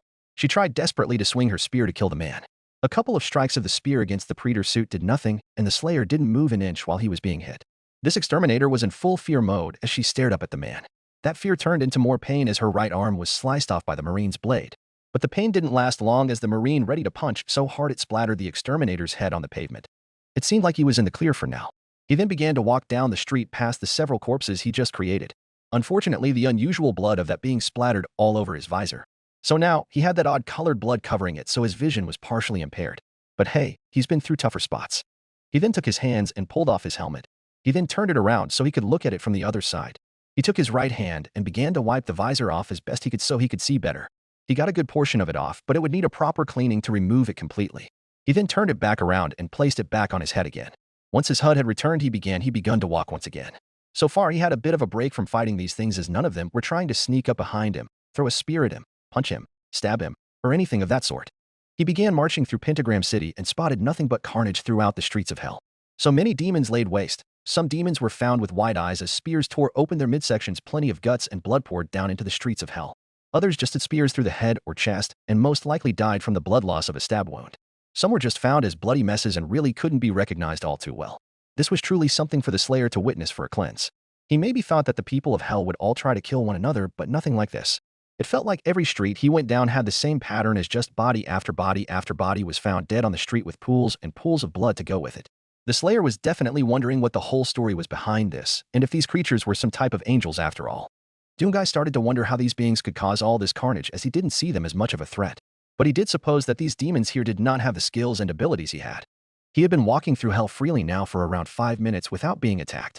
But hey, when are things ever easy in the Slayer's case, as that moment of peace would not last forever, as all things do not last forever. He heard the unknown noises of these things as he looked up at one that was flying shallowly to the ground and came to rest several feet in front of him, stopping him in his tracks. The Slayer's face grew quite angry as he started to reach behind his back. He then stopped to see that another one landed right next to it. Soon came another, then another, then another, and then another. He moved his arm back towards the side of his body.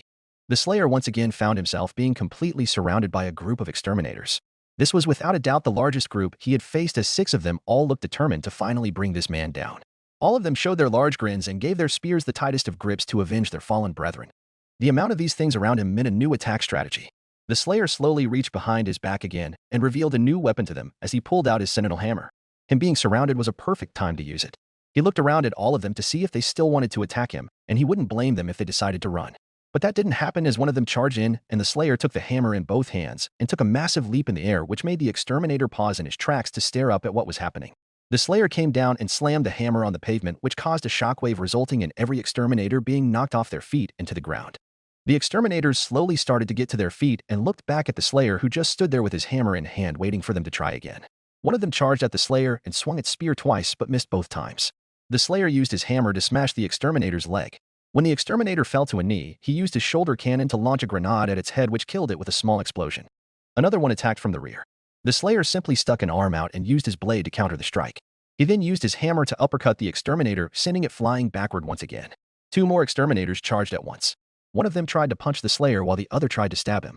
When the Slayer saw this, he dropped his hammer and caught the Exterminator's punch and caught the Exterminator's spear. As both of them fought to overpower the Slayer, he pushed their arms downwards, causing them to lose their balance and fall forward toward him. He grabbed the sides of their heads and smashed them together like he was cracking a couple of eggs, killing them both. He then leaned down to pick up his hammer and send it away for his super shotgun. Only 3 Exterminators remained now. He slowly made sure the 2 shells he loaded in earlier were still in, and they were. He stared at the 3 of them to see what they were planning. They made a coordinated attack as one of them bull rushed the Slayer. He tried to jab him directly in the chest but missed and received a powerful punch of ammunition to the chest, sending it backward and creating a hole in its stomach. Another one from behind tried an aerial attack, but the Slayer was too quick as he grabbed its leg and slammed it over his shoulder to the ground. He stepped on its chest, loaded 2 more rounds into the gun, and fired the super shotgun at its head, splattering its brain over the pavement. As the Slayer unleashed that shell into the Exterminator, he felt a painful sensation on his left bicep. He turned his head to see an Exterminator behind him. He backstepped its next strike and used the me-hook to pull the Exterminator close. Due to his super shotgun having no bullets, he simply pulled it in to unleash a powerful punch which caused the Exterminator to fall backward and onto the ground, still alive. The Slayer looked at his arm to see that he was actually cut by the spear and blood was pouring down his left arm. The Slayer couldn't help but actually let out a smug smile at the fact that he was actually bleeding. He hadn't felt that sensation in so long, not since he was given the power of the divinity machine. His old Predator suit wouldn't allow that because it covered his entire body, but of course, he outgrew that one. But this feeling was a feeling that made him feel human again. He looked back over to the Exterminator who was getting to its feet.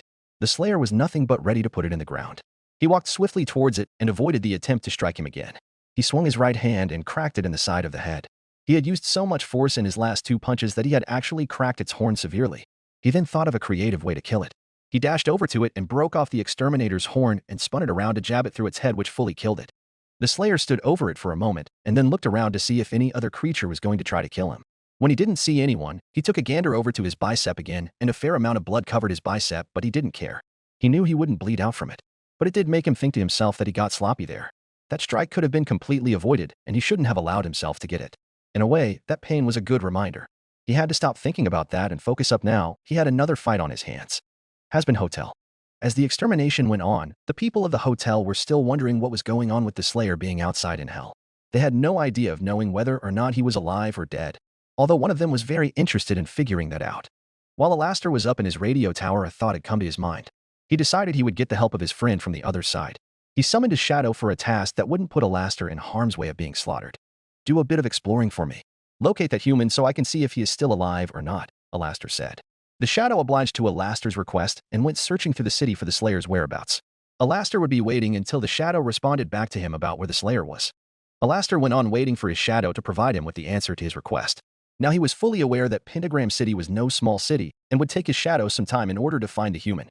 He also guessed that if his shadow took a long time and came back with no trace, then the human is most likely dead or he is in hiding. Another minute had passed and still nothing. Alastor began to grow a bit restless as he got up to his feet. He picked up his cane and walked towards the windows up in his radio tower. He peered through them to see if he could see anyone getting killed so he could be briefly entertained. He tried to squint as hard as he could, but the hotel was not in a good spot to see any good action. Perhaps I should invest in one of those telescopes so I can see further, he thought to himself. He knew that he would never see any action on the hotel's premises due to the fact that this place was in the Morningstar family name. Because of that, the exterminators never really came near this place. In a way, they knew not to touch the royal family as they did share the same blood as them. Alastor hit a lucky break as his boredom wouldn't last too long as the shadow was communicating with him, informing him that he had spotted the human. Alastor went back over to his chair so he didn't fall over while putting himself in a type of trance. He went into the world of the other side and could see through the shadow's perspective. He watched as the human was currently battling 3 exterminators at once and was easily winning the fight. But that wasn't the more interesting part. The bigger factor here was the human was actually alive. Well, look at that. He is still alive and well after all. And he's killing them. He's actually killing them. That wasn't said to be a possible task.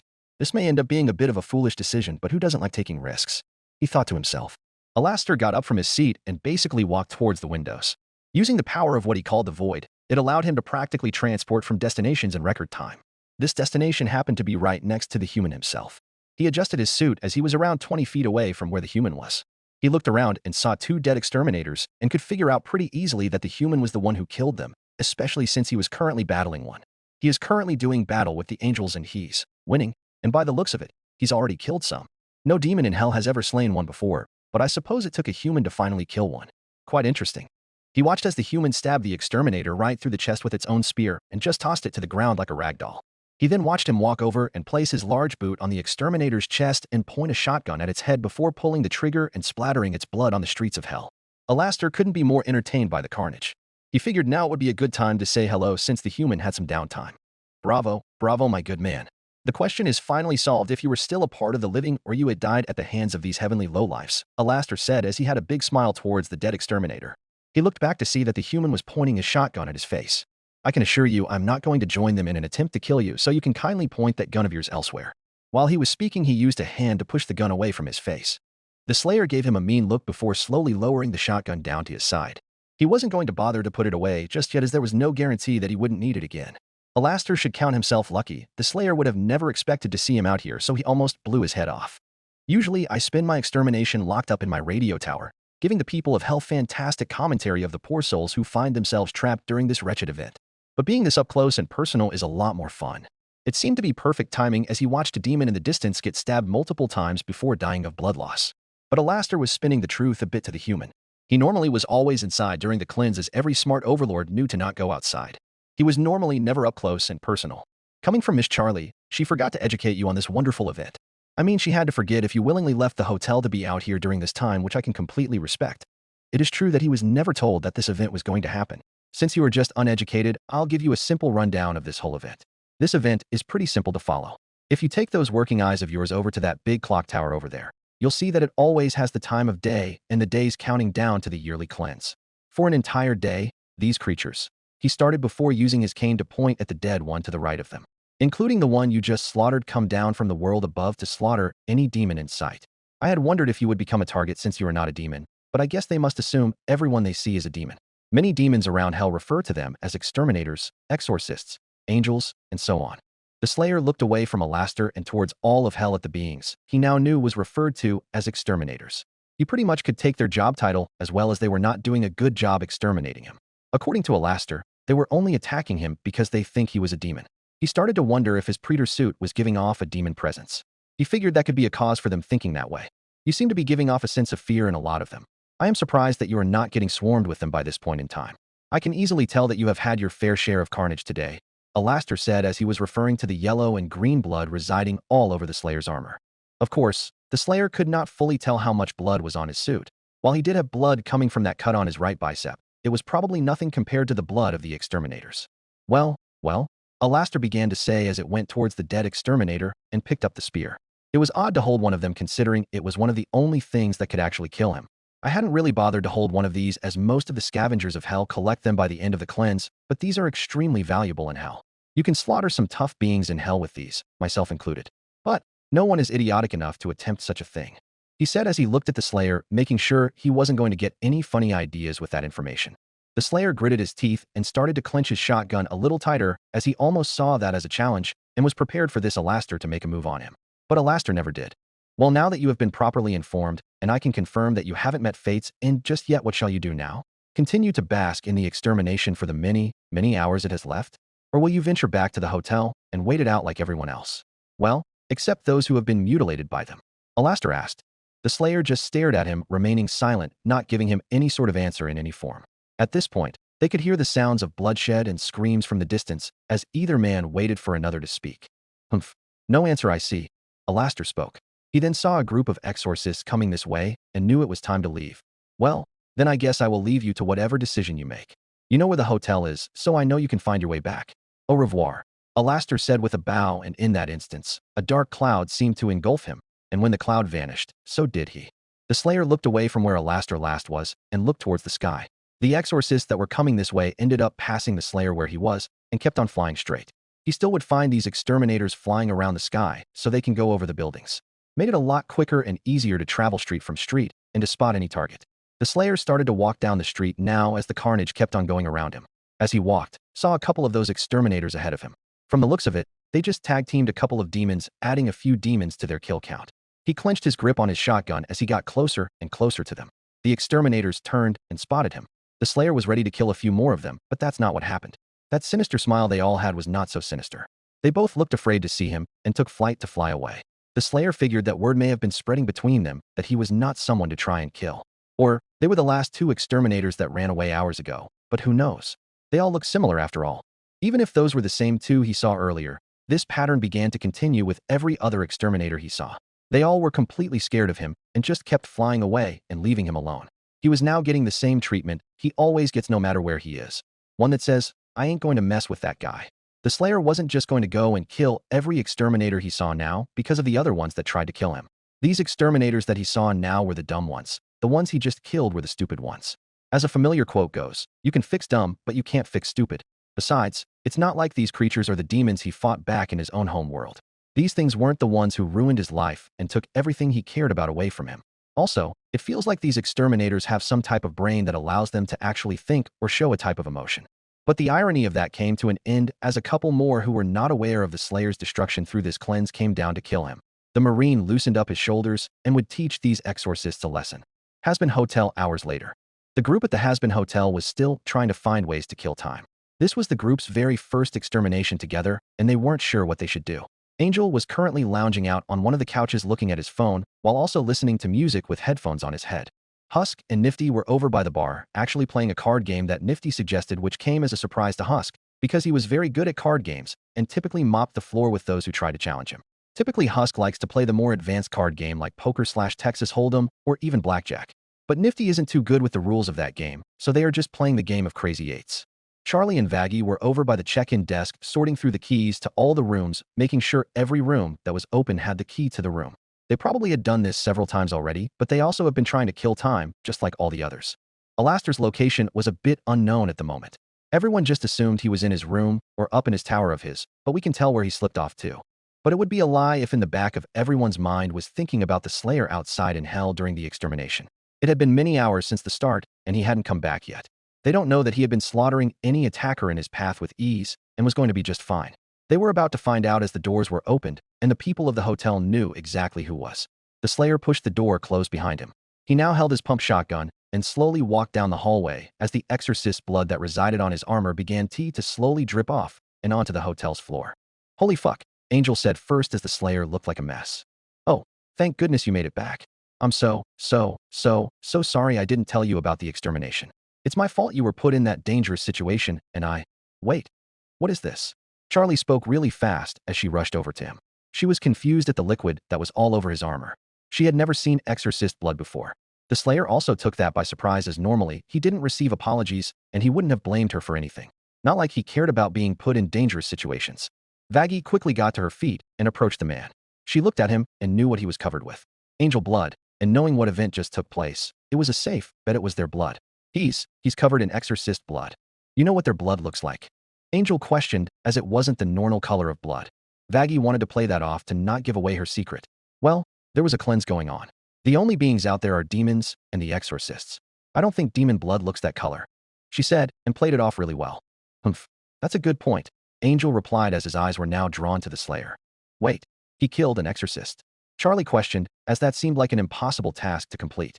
Considering how much blood is covering him, I'd say he killed more than one, Husk spoke. Of course the bad boy gets even badder, Nifty exclaimed.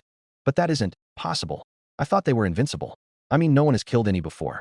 Anyone who ever tried always got killed, Charlie said, as this made her start to question some things. Huh, shit, Charlie is right. Well, fuck, big guy, what the hell is your secret? I mean, holy shit, you just did something nobody in all of fucking hell has ever done before, Angel explained as he found this to be an incredible breakthrough. Having a good chat, are we? Alastor spoke as he practically appeared out of nowhere. God fucking damn it, Alastor. For once, can you stop being a creep who comes out of nowhere? Vaggie exclaimed as Alastor did make her jump. Itchem, let me think on that. No, Alastor responded. Where the hell have you been this whole time? Angel asked. Where else would I be? My tower, of course, Alastor responded, which was only partly true. But the Slayer wouldn't bother to speak to call him out on that lie. It looks like the large man has returned. And I see he brought something else with him, he said as he was referring to the blood. Well, I guess that did answer the question if he would be attacked by them, Angel said, as it did in fact answer that question, but for all the wrong reasons. I still find that so shocking that they would go and attack a human, Charlie said as she stopped worrying and started to believe what the others were saying about him being fine. They probably just attack anyone they see. Don't look like they make any types of exceptions, Angel said. I guess so, Charlie said. But there is a whole other reason that they may never find out. Well, big guy, seems like you are the only human to ever experience an extermination, survive an extermination, and kill an exterminator, Angel said as he sat himself up and put the headphones around his neck. Human or not, he's the first one to ever do that. So, they can be killed after all, Husk mentioned, which was an interesting point. Yes, I suppose they actually can be killed. But he must have did something different that others haven't, Charlie wondered. She started to think about what he could have done only to have Nifty shout at the mess the Slayer was making. Oh my, there's a mess all over the floor, I'll get it, Nifty said as she went right away to cleaning up the blood. This caused the Slayer to look down to see that he was dripping Exorcist blood on the floor. If I may, I feel like we should probably leave him be, and also let him clean up. I doubt he wants to be covered in blood all day. Right? Vaggie asked the Slayer, but just got the same stare that everyone gets. Vaggie, how fucking long have you been around this guy? Husk asked, making Vaggie feel stupid for asking the non-speaker a question. Shut up, maybe I thought he'd give me a head shake or something, Vaggie said, defending her actions. Well, going back to what Vaggie had said, if you were, in fact, thinking about it, your room does come with a bathroom if you wanted to clean up. All that blood, Charlie said, motioning to pretty much all of him. It was definitely an idea that the Slayer could do, cause he did like to keep his armor in the best condition he could keep it, and he definitely needed to see out of his HUD. He looked away from Charlie and began to walk towards the stairwell. Everyone could tell what he was going to do after what Charlie just said. Phew. Well, that's a relief that he isn't dead after all, she said to the others, and truly did mean it. Motherfucker is too angry to die, I guess, Husk said, just trying to be creative with that statement, as this human did seem pretty unkillable. But he didn't know how right he was. He is quite the opponent, that's for sure. After seeing how easily he was able to best them, I'm surprised he didn't spend more time out there, Alastor said as he held his hands behind his back and watched the Slayer march away. Wait, what is that supposed to mean? Vaggie asked. Oh, did I forget to mention that I checked on him during the extermination and also had a short conversation with him out in hell? Alastor asked, even though he definitely meant to keep that to himself. Yes, you didn't mention that, Vaggie responded. Wait, you just fucking said you were up in your tower the whole time, Husk said, going back to Angel's question from a bit ago. Did I say that? Oh well, that was just an accidental mix-up, Alastor said with a sarcastic shrug. Sure it was, Husk responded. Wait, so you knew he was alive this whole time? Charlie asked, going back to the point. Perhaps not the whole time. I had my suspicions he was dead, and I was nothing but interested to see how he was handling it out there. And clearly he was making even more history in hell, being the first and most likely only human to experience a cleanse, and the first being to kill one of them, Alastor responded. Why didn't you tell us that? Charlie exclaimed. I've been worrying for hours now if he was going to come back alive or dead. That would have been nice to know. To be fair, my dear, I did not know the entire time. But once I did find that out, I thought it would have been fun to build suspense, of course. How boring would it have been if I just came back and gave the news that he was still alive and most likely would have survived? Probably would have been reassuring that he wasn't slaughtered, Angel said as he paused his music to make that point. Exactly, Vaggie said, actually agreeing with Angel for once. Oh, I assure you, that man was not going to be slaughtered by those beings. I do not believe any of you have seen that man in real action. He slaughtered several extermination with literal ease. He literally put fear in their hearts that they didn't even bother to attack me when I was near him. Hence why there was no reason for me to tell you that he was alive, since you all would find out for yourselves. Alastor responded. Yeah, again, thanks for that information now, Vaggie said sarcastically. Wait, you went out there in the middle of the cleanse too? Charlie asked, as that did sound like what he was implying. Indeed. Although it was only for a brief moment in time, Alastor responded. What the fuck? Why would you even go out into the cleanse just to have a conversation with a guy who doesn't talk? Vaggie said as she wasn't seeing the logic here. Dear Vagatha, I appreciate your concern, but I knew exactly what I was getting myself into, Alastor responded. It is more of the fact that you getting killed would be a terrible time for the hotel. As much as I don't like saying, you are an important piece to this hotel's future, and we really need to get the ball rolling after this cleanse, Vaggie said. You gift me your concern, and now are giving me a compliment? My, I don't know what to say, I am flattered, Alastor said with a big teeth smile. Oh, shut the hell up, Vaggie said with a sigh, as Alastor was someone who could always push her buttons. That would be the last thing the Slayer could hear as he now entered his room and closed the door behind him. What a day he just had in this hell. It had been an eventful one, that is for sure. He hadn't seen that much action since he embarked on his quest to kill the Dark Lord. It was definitely something he needed to get his strength back in order. He placed his shotgun on a table and went towards the mirror he had in his room. The Slayer looked at himself through the small area of glass that wasn't covered by blood. His armor definitely needed some cleaning, as the green was looking very red in some places. The first thing he did was remove his helmet. He pulled it off with both hands and turned it around so the glass would face himself. He tried to just use his hands to rub the blood off, but that didn't help that much. He knew he would have to do more to clean it. He briefly looked at himself in the mirror again to see his suit better. He knew that he was going to need to take off the armor. The Slayer's Predator suit didn't come off like regular pieces of clothing. It had a lot of parts to it, which is one of the reasons why he didn't like to take it off, besides the fact of always being ready for a battle. First, he removed the top chest piece, which was covering his pecs, and placed that aside. Next, he took off the bottom chest piece that was covering the rest of his stomach. Now his entire chest was revealed. From there came the easier things to remove, which came to his gauntlets, as he could just slide those off. After that, he could just take off his shoulder piece. Now he would spend some downtime tending to his armor, but before he did that he looked over at his arm that was cut. Now that his entire upper half was revealed, he could see it better. It looked like the bleeding had stopped. Now it just looked like a nasty cut on his arm that would heal up rather fast once he gained his strength back, and would probably become yet another scar in his collection. Kingdom of Hell, after the end of the yearly cleanse. The door to Lucifer's private quarters was opened and shut softly behind him. He took off his hat and placed it to the side of his desk, and then leaned his apple cane against a nearby bookshelf. Lucifer sat down in his chair and let out a sigh. He started to twiddle his thumbs as he was really bored right now. There was nothing to do right now and definitely no one to talk to. He decided to pick up his phone and see if there were any new drastic changes in Hell or any big news stories in Hell. The extermination was still occurring like usual, and it was a time of confinement that he always had to find a way to pass. He started to check his phone to see what kind of things people were saying during their time of death or being locked away in their homes. One of the common things he was seeing was a lot of pictures and controversy of slain exterminators from demons' windows. He practically raised an eyebrow at that, as that was something he didn't see very often. It wasn't just one picture, it was many.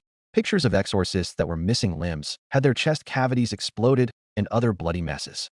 He didn't feel too bad about it because he enjoyed it when something didn't go well, for heaven's sake, but that still was not a usual sight. That cannot be right.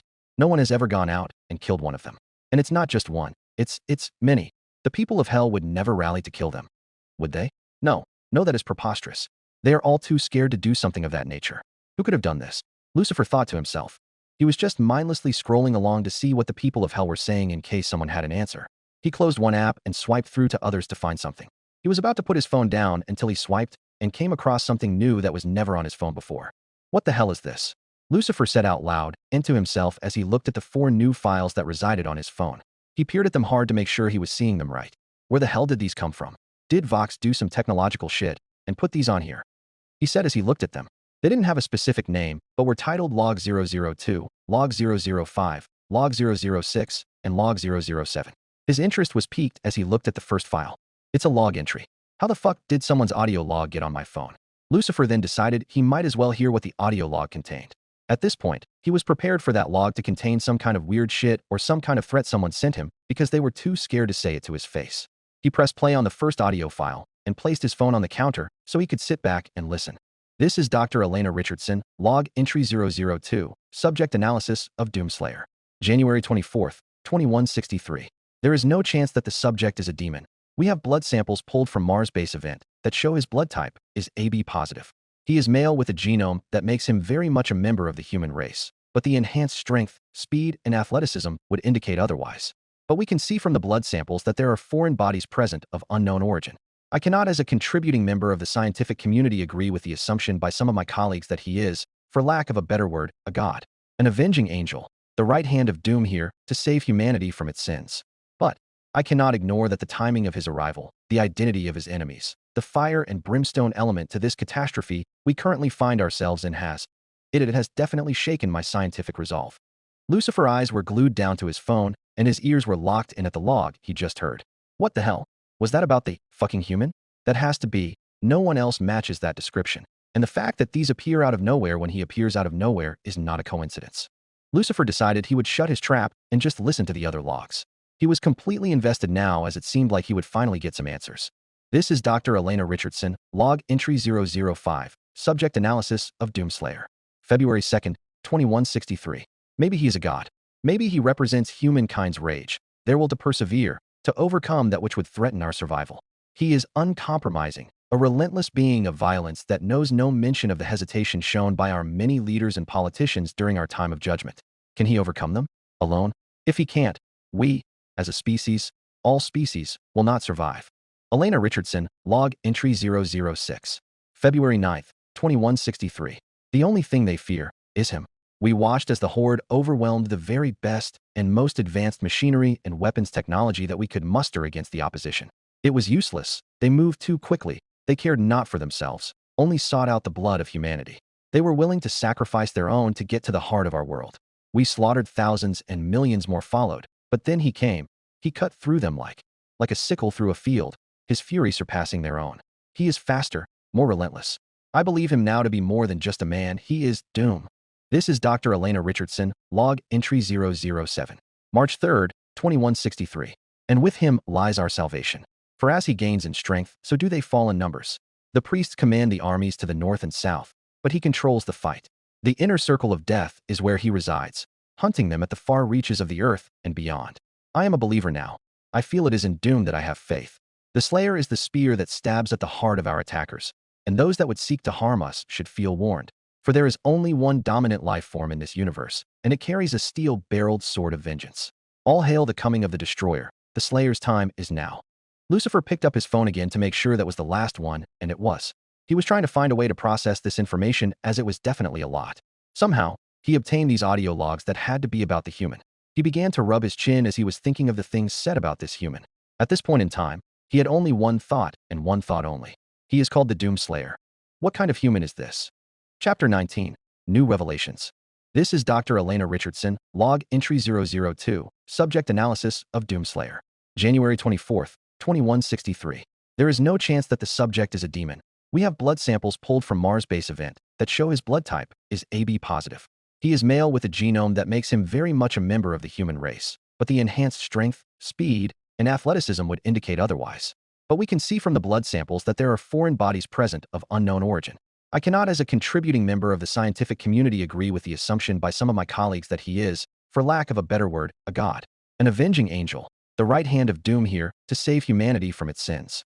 But I cannot ignore that the timing of his arrival, the identity of his enemies, the fire and brimstone element to this catastrophe we currently find ourselves in it has definitely shaken my scientific resolve. This is Dr. Elena Richardson, log entry 005, subject analysis of Doomslayer. February 2nd, 2163. Maybe he is a god. Maybe he represents humankind's rage, their will to persevere, to overcome that which would threaten our survival. He is uncompromising, a relentless being of violence that knows no mention of the hesitation shown by our many leaders and politicians during our time of judgment. Can he overcome them? Alone? If he can't, we, as a species, all species, will not survive. Elena Richardson, log entry 006. February 9th, 2163. The only thing they fear is him. We watched as the Horde overwhelmed the very best and most advanced machinery and weapons technology that we could muster against the opposition. It was useless. They moved too quickly. They cared not for themselves, only sought out the blood of humanity. They were willing to sacrifice their own to get to the heart of our world. We slaughtered thousands and millions more followed, but then he came. He cut through them like a sickle through a field, his fury surpassing their own. He is faster, more relentless. I believe him now to be more than just a man. He is Doom. And with him lies our salvation. For as he gains in strength, so do they fall in numbers. The priests command the armies to the north and south, but he controls the fight. The inner circle of death is where he resides, hunting them at the far reaches of the earth and beyond. I am a believer now. I feel it is in Doom that I have faith. The Slayer is the spear that stabs at the heart of our attackers, and those that would seek to harm us should feel warned. For there is only one dominant life form in this universe, and it carries a steel-barreled sword of vengeance. All hail the coming of the Destroyer. The Slayer's time is now. The audio log ended and Lucifer crossed both of his arms and leaned against the wall in his private study. This was now his second time listening to all of the logs, and he was still as confused as the first time he listened to them. It has to be about him. As far as I am concerned, I don't know who else it could be of. I mean, it talks about a man with enhanced speed, strength, and athleticism. That doesn't sound like any demon I know of. He started to walk back and forth, but found himself picking up a rubber duck and giving it a few squeezes, which caused the duck to let out a few squeaks. I wish I knew. Things just don't randomly appear on my phone. Knowing the way technology works, someone had to put these on my phone, but I don't understand how anyone could ever have these. He then took a seat and placed his phone with the screen facing up on the table in front of him. He let out a sigh as he stared at the blank screen. I mean, there could really only be one person who could have done this. Vox. He is probably the only logical suspect. But if someone like Vox had this data, he would make sure all of hell knew it came from him instead of just anonymously sending it to me. But maybe I'm not the only one who has these. He picked up his phone again and went to his contacts. He scrolled over his daughter's contact and pressed it to give her a call. He put the phone up to his ear and waited in nervous suspense. He just started to realize how he would go about this if he really was the only one who got these. Oh, hey Dad. Charlie responded from the other end of the phone. Hey Charlie. So, how's it going? Lucifer asked, still trying to think about where to take the conversation. It's still going fine, Dad. Still. Working on the hotel and all. Charlie replied in a bit of a confused tone as her dad's tone was questionable. All right. That little thing. Lucifer then got up again and started to pace again. So, I just got a little question for you. Nothing real major. But, have you gotten anything, I don't know? Like weird? Weird? Weird how? Charlie questioned, as that was an odd question. You know, like something out of the ordinary? Like something that you didn't have before and now you do, and it's something that's left you super confused, and you are left wondering if anyone else is confused. He spoke in a real fast tone, without taking any real pauses in his sentences. But once he noticed he was doing that, he took a breath. You know, something of that nature. Nope. No, I have not gotten anything. Weird as you put it, Charlie replied. She started to think that he only asked her that because he got something. Did you get something weird? Well, yeah, kind of. Just got some really odd audio logs out of the blue. But it's starting to seem like I'm the only one who got them, Lucifer answered. Oh. Charlie spoke as she finally got an answer to this call. So what were they about? Maybe I can ask the others about it. Well, I don't know if you have to ask the others if they didn't get it too, because if they did, they would definitely know. But they are about a certain individual. A certain individual who's quite new to this realm, Lucifer explained while trying to avoid saying who it actually is. A new individual? Charlie replied as she thought about that for a moment. Wait, are you talking about the man? You know, the human man. Well, I might be, Lucifer slowly responded. Wait, so you actually have things about him? Charlie spoke as her tone became more excited. Well, that is great. I've wanted to know more about him. What are they about? Did he make the logs himself? Wait, if they did, how did you even get them?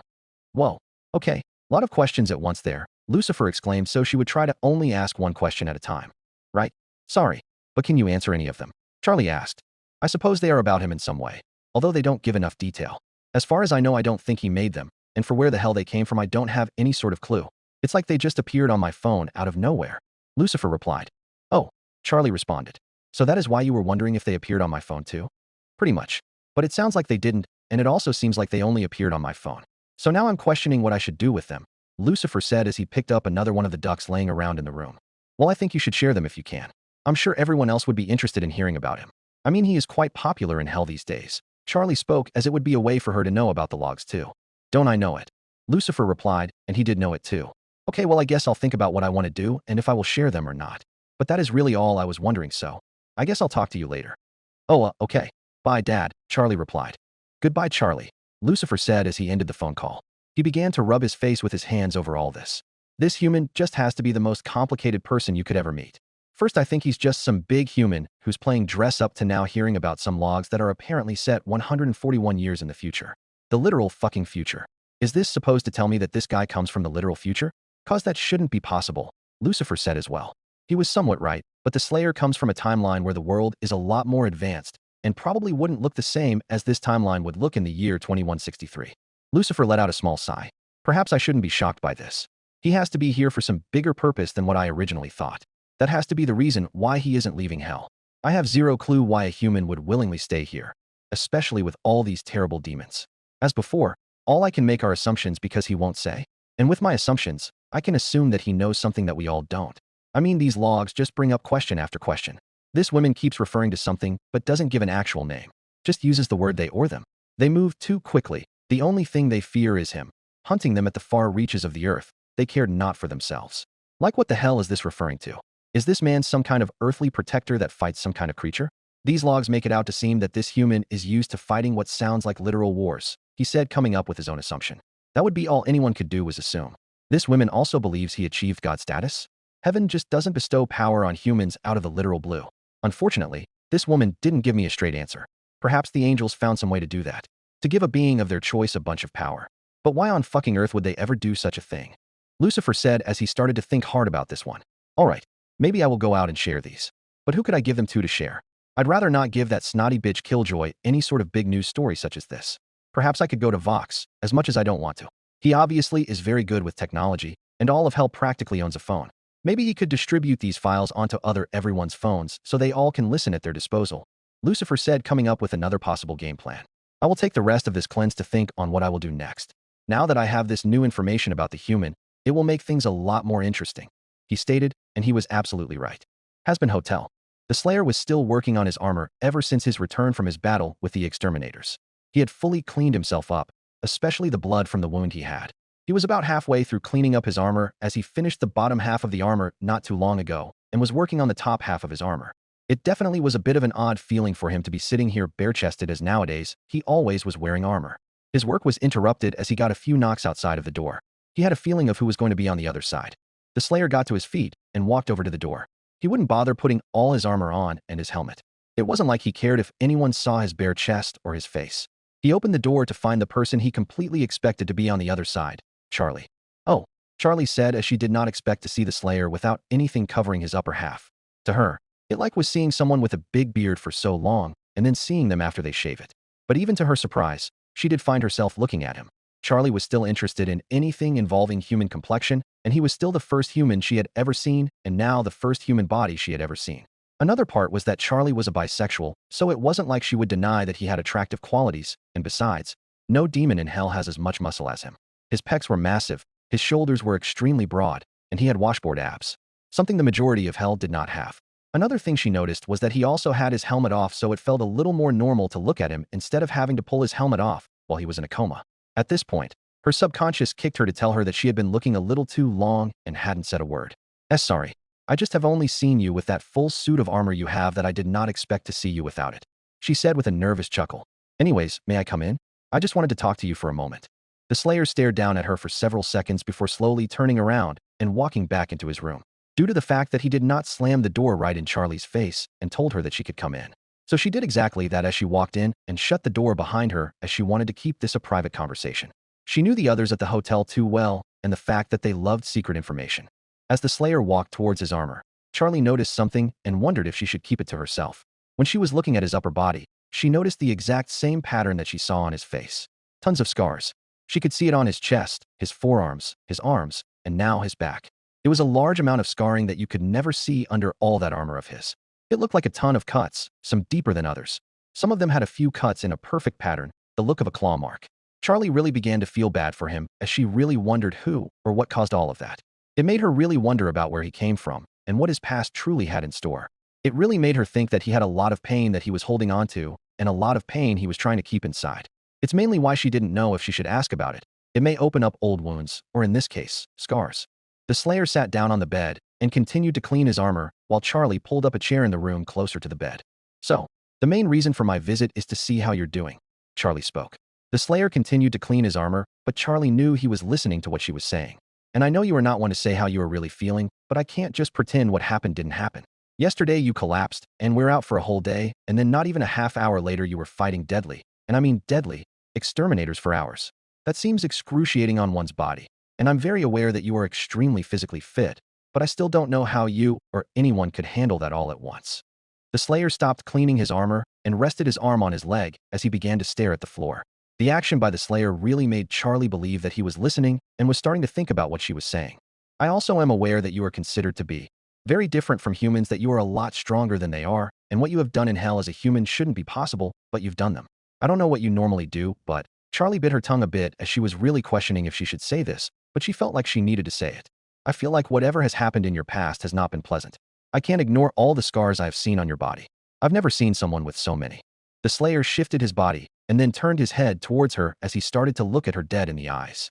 He only turned his head to where half of his face was visible to Charlie. Charlie could see that he still had that usual serious look on his face, so she really couldn't tell if what she said upset him. "Sorry if any of that made you feel upset. I didn't want to try and open old scars, no pun intended. It is just a big thing for me to not notice," Charlie said to try and ease the tension if she unknowingly created any. She then decided to give him a reminder of what she was trying to do.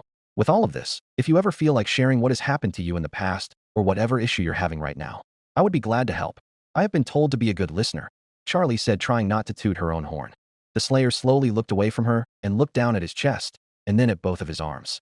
He did look over the scarring on his body, and it did bring on a short burst of anger as he clenched both of his fists tight together for a few seconds. He then released the pressure he was creating in his fists and moved his eyesight upwards. That also continued to tell Charlie that there was a lot going on with the Slayer. "Well, I hope you keep what I said in mind. I'll leave you to that armor of yours," Charlie said as she stood up and moved the chair back to its original position. "I would greatly encourage you to take it easy and get some rest. You probably need it. And if you're hungry, we have prepared some food in the dining room. It's pretty much on the completely opposite side of your room," she said as she opened the door and was about to close it, but thought of one more thing to say. "If you didn't know this, where we are right now, the Pride Ring, is filled with mostly sinner demons. People who once were human like you. Even in death, they still keep the same emotions they had when they were alive. Everyone goes through things here and there. Whatever you are going through, you don't have to do it on your own," she said. That was the last thing she had to say before giving him a smile and then closing the door. The Slayer looked away from where Charlie was and back to his armor. He then began to think to himself about what Charlie said before muttering an angry phrase loud enough for only him to hear it. I have to. From outside the room, Charlie had begun her short walk over to the dining room where she assumed everyone else would be. She found out that once she turned the corner and walked in that she was absolutely right. There you are, Charlie. I was wondering where you went, Vaggie said. Yeah, sorry if I disappeared there. I was checking on him, Charlie responded. She didn't even have to refer to him as the human, as everyone knew what she meant. He is a grown-ass man after all, Husk said as he was already settled with some liquor to down his food with. Obviously I know that. But passing out just to fight for your life for a few hours straight might put a strain on someone, Charlie said. Guess so, Husk said, but just left his train of thought at that. What was he up to? Something cool, Nifty asked as she was collecting plates and silverware. He was still in the process of cleaning himself and his armor off. Oh, and do you remember all the scars we saw on his face before? Charlie asked as she felt like she needed to bring that up. You mean when Angel took off his helmet while he was unconscious? Vaggie spoke as she reminded the group. Okay, fuck you. Stop trying to make me seem like the fucking scapegoat here. I know you bitches were just as curious as I was, and you were probably happy I did, Angel said, taking offense to that statement. That is not the point. Another part of being a better person is something called respecting people's boundaries. If he wanted to take it off, he would have done it himself. She responded to him, mentioning another redeeming quality. Then why the fuck didn't you bitches try to stop me? Angel questioned as he wasn't really buying that. We did. She responded back with a sigh, whatever. But yes, I do remember, Vaggie said, going back to the question. Well, they don't stop there. He has them all over his body too, Charlie said. I mean, I'm sure everyone has scars here and there. I don't know if that's really that big of a deal, Vaggie responded as she just knew scars came from fighting. But that was an incredibly unhealthy amount of scars. I mean, some even looked like literally claw marks. It was so odd. Charlie responded, trying to think of what in hell could have caused that. Whoa. Back that right the fuck up, Charlie. You saw his body, Angel exclaimed as he was started to piece together what Charlie was saying by seeing all his scars. And to Angel, the only way she could have done that was to be able to see the rest of his body. I mean, yes. When I went to talk with him, he wasn't wearing the top half of his armor, cause he was cleaning it, Charlie responded. She used her hands to motion from her waist to her head to show what part of the armor the Slayer wasn't wearing. Wait, really? Nifty asked as she was really interested in that information as well. You were the first person to see that fella's bod, and you didn't want to start the conversation with that? And why the FUCK didn't you invite us to come have a fucking look? Angel asked, and he felt a little betrayed that she didn't tell them. I'd greatly prefer if you didn't, Alastor said. And who should start a conversation like that? It isn't a very appropriate piece of table talk. Oh, you're just letting your dear, virgin instincts take over, Angel said as he basically shush off what Alastor said. Well, no. I mean, I didn't think it would matter, Charlie said with a shrug. And she was also respecting his boundaries by not getting everyone else involved, Vaggie said, going back to her original point. Okay, stop talking about respecting people's boundaries and shit like that, the porn star said with a wave of all his hands. Girl, we are curious to what remains under that armor. Did you at least take pictures or something? He asked as he really wanted to look. What? No, that was definitely not a thought that crossed my mind when I saw him, Charlie said as she was a little offended that Angel would think of her that way. Lame. Nifty spoke as she folded her arms. I agree, Nifty, it is very lame. Could you give us a little insight then? Does he have the perfect, toned body that we all think he does? Does he also have a huge dick down there? Angel asked, trying to draw a mental picture. Charlie, please don't give in to them, Vaggie said as she had no interest in this. Well, yes, I guess. Charlie responded as she had a feeling what the Slayer's upper body looked like was probably what Angel was referring to. But she forgot about the last question she asked and didn't specify what she was talking about. So you did see his fucking cock? Angel. No, I didn't see anything like that. I only saw his upper half. She looked at Vaggie while she said it as she was a bit peer pressured into answering. She also knew that Angel would keep prying her to answer, so she would try to drop the conversation as best as she could. He has broad shoulders, big chest, abs, I guess. What do you mean you guess?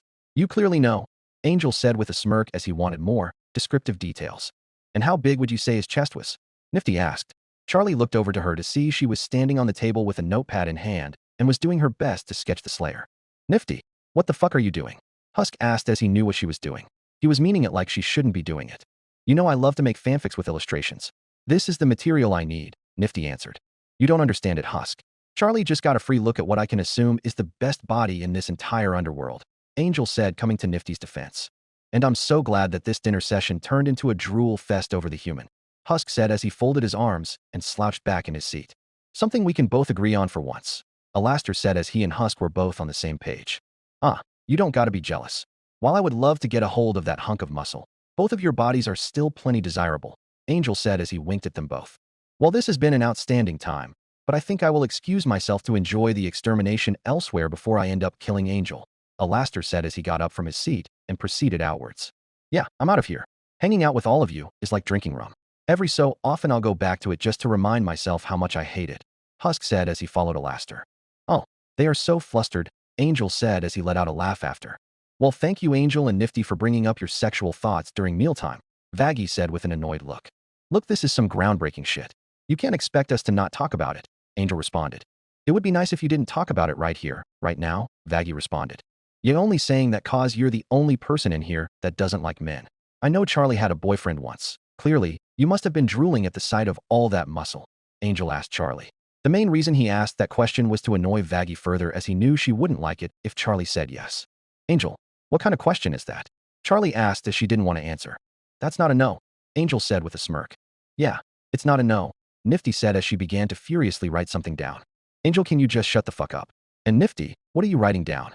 Vaggie said, trying to help her girlfriend out. I have gotten a ton of new story ideas now. Charlie becomes so interested in the human that it blossoms into something more, Nifty said, illustrating a plot for a new fanfic. Hell yeah, girl, Angel said, showing his support. What? No, Nifty, don't do that, Charlie said as this was becoming a really awkward situation. Yes, please, don't, Vaggie said. Angel starting to be overflown with laughter. Oh, this is fucking perfect. Who knew being cramped up in a hotel with all y'all would be so entertaining? If you want, Vaggie, I could include you as well, Nifty said. Okay, can we focus on cleaning up these plates and not on any more of these sexual stories? Vaggie said as she now wanted the subject to be changed. Charlie was quite happy, Vaggie said, that as she didn't want to be the one to have to. Why, yes, I agree. Okay. Nifty complied and got to quick work on scrubbing the plates with complete efficiency. When Charlie and Vaggie were away from Nifty, Angel got out of his seat and walked over to her. He leaned in close and spoke in a whisper. I still didn't hear a no from Charlie. Neither did I, Nifty said in a loud whisper. Got a lot of cleanse left? You could probably put in some good work on that story, Angel said as he wanted to encourage her so he could antagonize the girls. Good idea, Nifty said. That is exactly what I'll do when I am done cleaning up. Yeah, Angel muttered as Nifty started to clean up. Angel now had to think of what he wanted to do now to kill time. He could keep on messing with Charlie and Vaggie or try to convince Husk and Alastor for a good time. Hell, maybe he would try to pop in on the human for a peep show. It was a world of possibilities. Chapter 20. The truth is coming out. UAC base, Earth a long time ago. Chick, chick, chick, chick.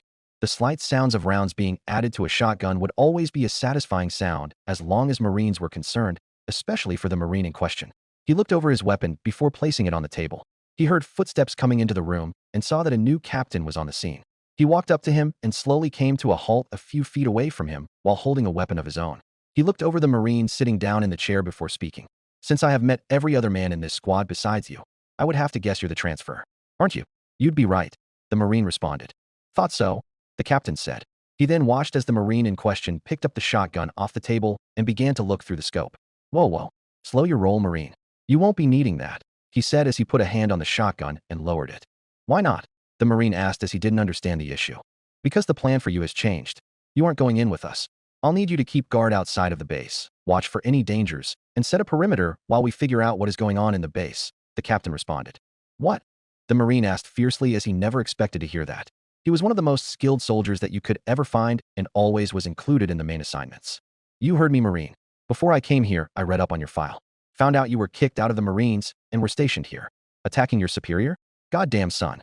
That is not something to neglect. I cannot have you being reckless inside there. The captain responded. Reckless? You cannot be serious, the Marine responded. I am very fucking serious. That's an order and it should be a pretty goddamn easy order to follow, am I clear? The captain said. The Marine didn't look happy at the order he was given as he was one of Earth's best soldiers. But he ended up following the order. Fine, but it would be hard for me to defend anything without a gun. Fair point, the captain said. He looked around for a moment and came up with a solution. He pulled a pistol out of his holster and handed it to him along with a few ammo cartridges. Take this. I doubt you'll need any huge firepower. The Marine reluctantly took the pistol and handed over his shotgun to his captain and would stick with just using the pistol for this assignment. As the captain walked out of earshot, one of his other members on the team walked over to him. The Marine knew him as Omar. Don't let him give you shit. That's how he always is, especially when he meets a new team. Likes to get under people's skin, Omar said in a soft voice. Well, it's working. Won't even let me carry anything more than a sidearm, the Marine said as he held up his pistol. It was quite the downgrade from his previous weapon choice. I see that, Omar said. He then began to look around to see if anyone was in earshot. He then talked in a lower tone about something not many on this team knew. Look, I did some digging as well and eventually read up on your story. I know that you have been keeping it hidden of the shit that ended you up here, Omar said. Oh yeah? Do you also think I'm a loose cannon that doesn't know how to follow orders? The Marine asked, as that was the vibe he was feeling lately. Fuck no. I respect what you stood for. They wanted your squad to kill innocent people? That's some fucked up shit, Omar responded. Tell that to all my superiors that sided against me, the Marine said in a displeased tone as he unloaded and reloaded the pistol. A little bit of anger was growing inside him. I forgot about those motherfuckers. You know we ain't dealing for them, Omar said, which was true. This wasn't a team that was fully tied to the Space Marines. Humph. Well, nice to know I got someone on my side, the Marine said with a smirk. Don't worry. We all got your back, Marine, Omar said. He used that as a new nickname since he knew he was a real soldier before all of this. He then held up a fist for a fist bump. The Marine said nothing as he didn't leave Omar hanging and acknowledged the fist bump. He had been assigned to this time for a little while. He had gotten to know all the other members of the team and had definitely become friends with them, especially to Omar. Omar seemed to be the very first person to figure out what landed him on this team in the first place. He always would tell a bullshit story of how he was relocated to this team for a special assignment. But he was glad that Omar was on his side, as many of the superiors were not. The Marine watched as the rest of the team walked over to the captain as he was about to give out a final sitrep. Okay, gentlemen, we know our assignments for this. We go in and eliminate whatever threat has fallen on the base. We also need to do our best to locate the scientists and members working the base and bring them to safety. According to the distress signal, they need military support against some type of threat. We have yet to figure out what it is, as I do not know how anyone else but the UAC could have gotten access to the base. So be prepared for what danger is up there. Remember, we are the only team that is available for this. Watch each other's back and stick together. Let's get this down, shall we? He said as he turned around towards the portal. The rest of the team followed as one by one.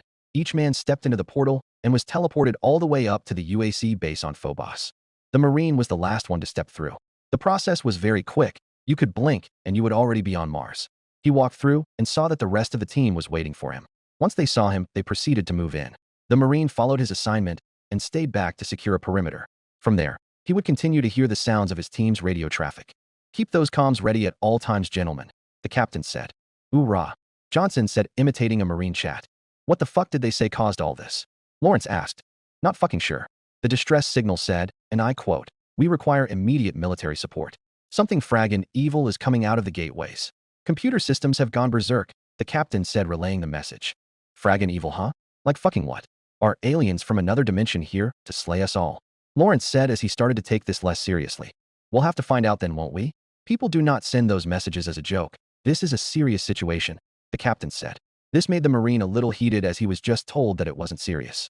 This made the Marine think that the captain was afraid he would get the shit kicked out of him if he gave an order the Marine didn't like. Oh fucking hell. Look at this shit, Ter said as it sounded like they spotting something bad. All this blood. Who could have done this? Cormac asked. Some fucking invaders is what? We'll make them pay, Kelly said. What the fuck was that? Johnson asked as something seemed like it freaked him out. You pissing your pants already, Johnson? Rodriguez asked, trying to make fun of him. The squad giving each other shit was how they kept themselves cool. Shut up. I swore I heard some weird-ass shit coming from the vents, Johnson responded. Just keep your heads on a swivel. Whoever caused this bloodshed is probably still in the base, the captain said. They better not be, or we'll make them wish they never stepped foot here, Ter said. Hoorah, Johnson said again. Some time had passed in the radio communication. From the Marines' perspective, it sounded like they were all trying to keep quiet. The radio went dead, or they were just concentrating too hard. Eventually, the radio chatter did pick back up, but this time, it seemed a lot tenser than before. What the fuck was that growling? Lawrence said, sounding on high alert. See, I told you motherfuckers I heard some weird shit, Johnson said, proving he was right. Fuck, I swore I just saw some type of figure over there, Ter exclaimed. Hey, looks like we have a survivor here. Hey, are you okay? Lance asked. It seemed like the first set of good news on the base. What the fuck? That doesn't look right. I've never seen a person look like that, Omar said as he spotted something wrong. HQ, we found a survivor. Looks like they will need medical. No other survivors at this time, the captain said, giving a report. Is he growling at me? What? What is AUGHHHHHHH? Johnson yelled as the frantic sound of gunfire filled the comms, followed by the sounds of growls and screeches. Johnson, Lance yelled as he began to fire at something. Holy shit, what the fuck are those things? Kelly exclaimed as something bad was going down. HQ, we got a situation here. The voice of the captain yelled. The sounds of gunfire got louder and louder, followed by sheer panic. Fall back, Kelly yelled and instructed. What the fuck are these things? Omar yelled. The same noises of gunfire and screeches remained. Help me. Aughhhh. Kelly yelled, but his screams didn't remain much longer as the sounds of crunching bones and gargling came after. HQ. HQ. We need reinforcements. We have lost Kelly and Johnson. Shit, they're all around US. The captain exclaimed, trying desperately to call for help as the situation sounded really bad. No, stay back, Lance exclaimed as he sounded like he was firing like a madman. They're breaking through the walls. Cormac yelled. Don't stop firing. The captain yelled. But from the Marines' perspective, whatever they were doing wasn't working. They keep coming. Cormac yelled again. These things aren't human. They aren't friggin' human. Lance yelled out. No. Rodriguez shouted. HQ, do you read me? HQ. The captain yelled out for help again, but never got any. Help me SSSIR. Hi. Lance exclaimed. It sounded like his radio fell off as his voice trailed off. The Marine had no idea what was going on. Whatever his team had gotten themselves into, whatever they were fighting, it wasn't human. From the sounds of it, they were all being slaughtered one by one. It sounded extremely brutal too, as their death cries could be heard by no one else but themselves. The Marine had never expected this would happen. The radio chatter picked up once more. WWE need help. Cormac yelled out as the gunshots were starting to sound less and less due to the fewer soldiers. I'm running out of ammo. We can't hold them off. Omar yelled out as he experienced some kind of pain. They can throw fire. Omar is down. Omar is dash, Cormac yelled. But that was the last thing he said. Look up there. Food dash, the captain said, which was also the very last thing he said too. In that instance, the radio chatter was no more. His team was completely silent. The Marine didn't know what to say at the moment. From the sounds of it, he just listened as his team was brutally slaughtered by something dangerous. Anyone out there? The Marine shouted over the radio but got nothing in return. Guys, do you copy? He tried asking again, but still got nothing. Anyone? HQ, do you read me? He tried again, but still got nothing. It seemed like he was alone in the dark out here. A wave of anger started to form in him as the weight of what happened just started to sink in. These guys that he had grown accustomed to were just brutally murdered. They had friends, families, wives, sons, daughters, brothers, sisters, mothers, and fathers. Those people would never see them again. That made the Marine really angry now. He knew that the comms would not be his friend, and he didn't have a way to make a portal to go back to Earth, so he was trapped here. Trapped alone with whatever just murdered his team. But even in situations like these, he still was the hardened Marine that was ready for any form of combat. So, there was only one thing for him to do. Fight. Fight until he couldn't. Fight like hell. If I die, I'm making sure I take whatever is in there with me. Guys, I'll make them fucking pay. He said to himself as he marched in. The Marine quickly moved into the facility, staying completely on guard of whatever danger is out there. He thought whatever threat could be up here was just some crazed humans with guns, but whatever was being described over the radio didn't sound like a crazed human. What the hell? The Marine exclaimed as he stared at a lengthy creature with red eyes, sharp claws, and horns coming out of its shoulders. The creature screeched at him before charging. It leaped in the air as it swung its claw at the Marine. He reacted at the last second and rolled out of the way. He held up his pistol and fired a few rounds into its chest. The creature started to bleed and didn't seem effective as it charged again. It swung its sharp claw at the Marine, but he ducked out of the way and aimed toward its head. He fired nearly the whole clip into its head, which finally killed it. As it lay stiff on the ground, he had a good chance to look over the body. What in the hell is that thing? That's not human. He then started to walk into the base. The sight in front of him was not pretty in the slightest. There was blood and bodies everywhere. The blood smeared the walls and almost looked like it was trying to say a message in blood. My God. The Marine kept moving onwards until he saw someone walking. He saw that it had the figure of a human this time, so it could be a survivor. The Marine didn't speak as he moved toward the figure. The figure noticed him and let out a loud growl at him before charging at him with murderous intent. The Marine was a little more prepared this time as he held up his pistol and fired the rest of his clip into the being's head. It tripped over itself and fell dead on the floor. The Marine walked over to examine the body. Lab coat, an ID. This was a person. What the fuck happened here? He said to himself as this situation was becoming direr and direr. He heard the sounds of groans as someone walked in holding a gun. Hey, who are you? The Marine asked, thinking it was an alive soldier. The being growled at him and aimed its gun right at him and began firing. The Marine quickly got to his feet and ran quickly to cover. He found his opening and fired 5 rounds into the being, which killed it. He then ran up to inspect this body as well. This person has the same features as that scientist. Was this a soldier? He then was caught off guard as another one of those lengthy creatures launched at him. He tried to backstep it, but he did not come away clean as it sliced him across his stomach area. Hazbin Hotel, present day. The Slayer opened his eyes and awoke from his slumber. He sat himself up on the bed and realized that it was just a dream, and he was still in the same room as before. It felt like the pain he felt in his dream was felt in real life, and it seemed to jolt him awake. Dreams. They never seemed to be pleasant for the Slayer, always reminding him of the mental scars he carried. As he stared down at his lower chest, he looked at the 3 claw marks on his abs. He was reminded of a physical scar too. He realized this was the first time he had slept in a long time, or at least, the first time he made himself sleep on his own. He got to his feet and walked over to the rest of his armor. He then began the process of putting it back on his upper body. He placed the shoulder piece over his head and on his shoulders, followed by the 2 chest pieces that cover his pecs and abs. From there came the 2 gauntlets. He looked down at his left arm and tested his blade was still functional. When it shot out on his command, he knew it was still good. He then walked over to his helmet and picked it up and placed it over his head. He then cracked his neck and his knuckles and loosened his shoulders. He then walked towards the door and opened it and walked out to the balcony outside. Ah, there he is. The Heavenly Slayer himself. Alastor spoke as he approached the Slayer, giving him another nickname that wasn't too far off from his actual nickname. I see that you have finally emerged from that room of yours. Fortunately for you, you did not miss anything of value during your absence. If you also were looking to fill that bloodlust you hold by killing more of those exterminators, I'm afraid to inform you that the cleanse ended a little while ago.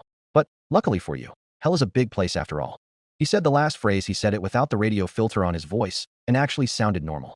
The Slayer watched as he proceeded down the stairs, but then turned his attention away from him. At the moment, he was just staring directly ahead, lost in his own thoughts. Well, hey there, hot stuff, Angel said as he seemed to appear to the left of the Slayer. The Slayer simply turned his head towards Angel, where he was standing with one of his hands on his hip. Feels like a hot minute since I've seen you. See, you're still kicking after being out there for all that time. Did I come over to give you shit or something?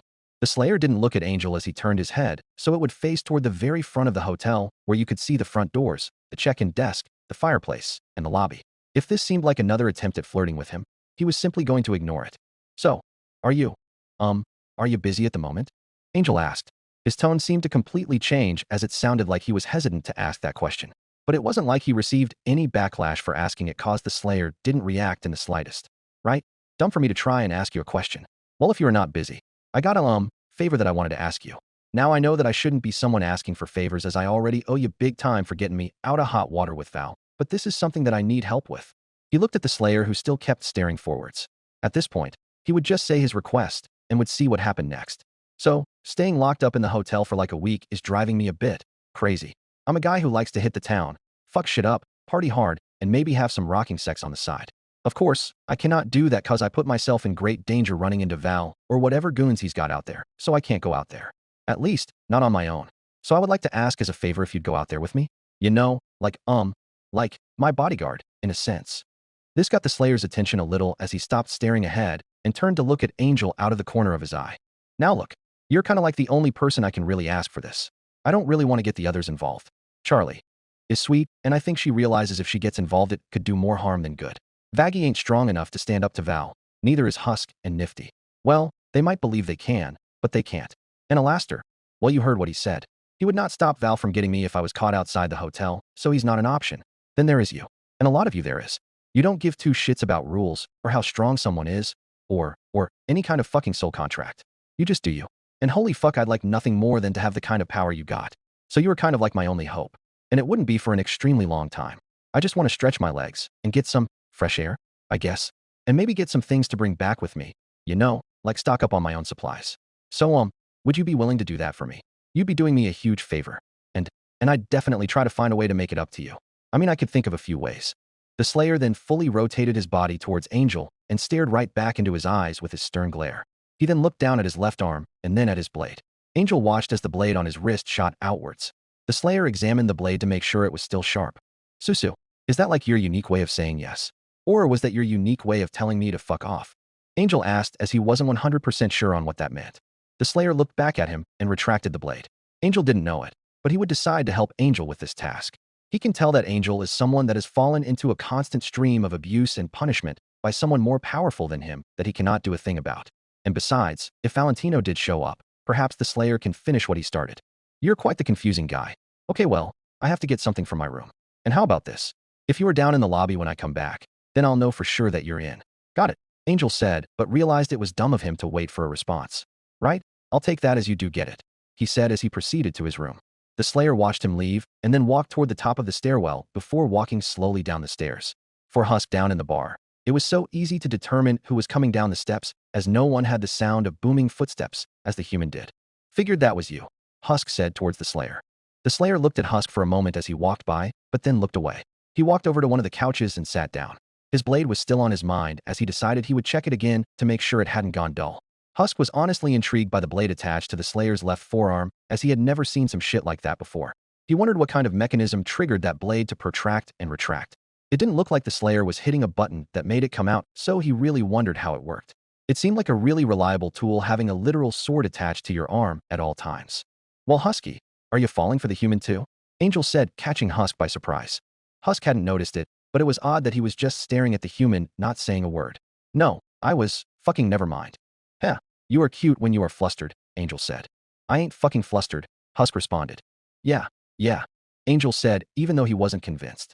Well, I guess you weren't telling me to fuck off after all, he now said to the Slayer who was still on the couch. The fuck are you talking about? What are you doing? Husk asked as it looked like Angel was going somewhere. Going out to get some things, nothing major, Angel responded. Okay, I thought that was a terrible fucking idea, Husk said as he was confused about why Angel would want to go out. Oh, it definitely is if I'm going out alone, but I'm not. I got a date with Muscles here, Angel said, pointing a thumb at the Slayer. Did you now? Husk said as he looked at the Slayer who had retracted his blade and was now massaging his left wrist. He figured a date with that guy seemed unlikely. Yep, should have acted faster, Husk. The good ones always get snatched up if you wait too long, Angel said. Well, I'll make sure to fucking remember those wise words, Husk said sarcastically. Please do, Angel said as he walked towards the door. You coming, Muscles? The Slayer clenched the fist to the hand he has massaging and got to his feet. And don't you worry about a thing, Husky. I'll be back before you can miss me, Angel said. Yeah, whatever, Husk said as he simply rolled his eyes at that. Angel let the Slayer go first out the doors because he was a lot wider than he was. The Slayer pushed both the doors open at once, and Angel followed outside. And just like that, their little adventure was underway. Around 5 minutes of walking is all it took for them to get into the big part of the city, as the hotel was around the center of it all. As they both walked down the street, the Slayer saw it to be a bit more crowded than usual, and it still looked like there were remnants of some demons.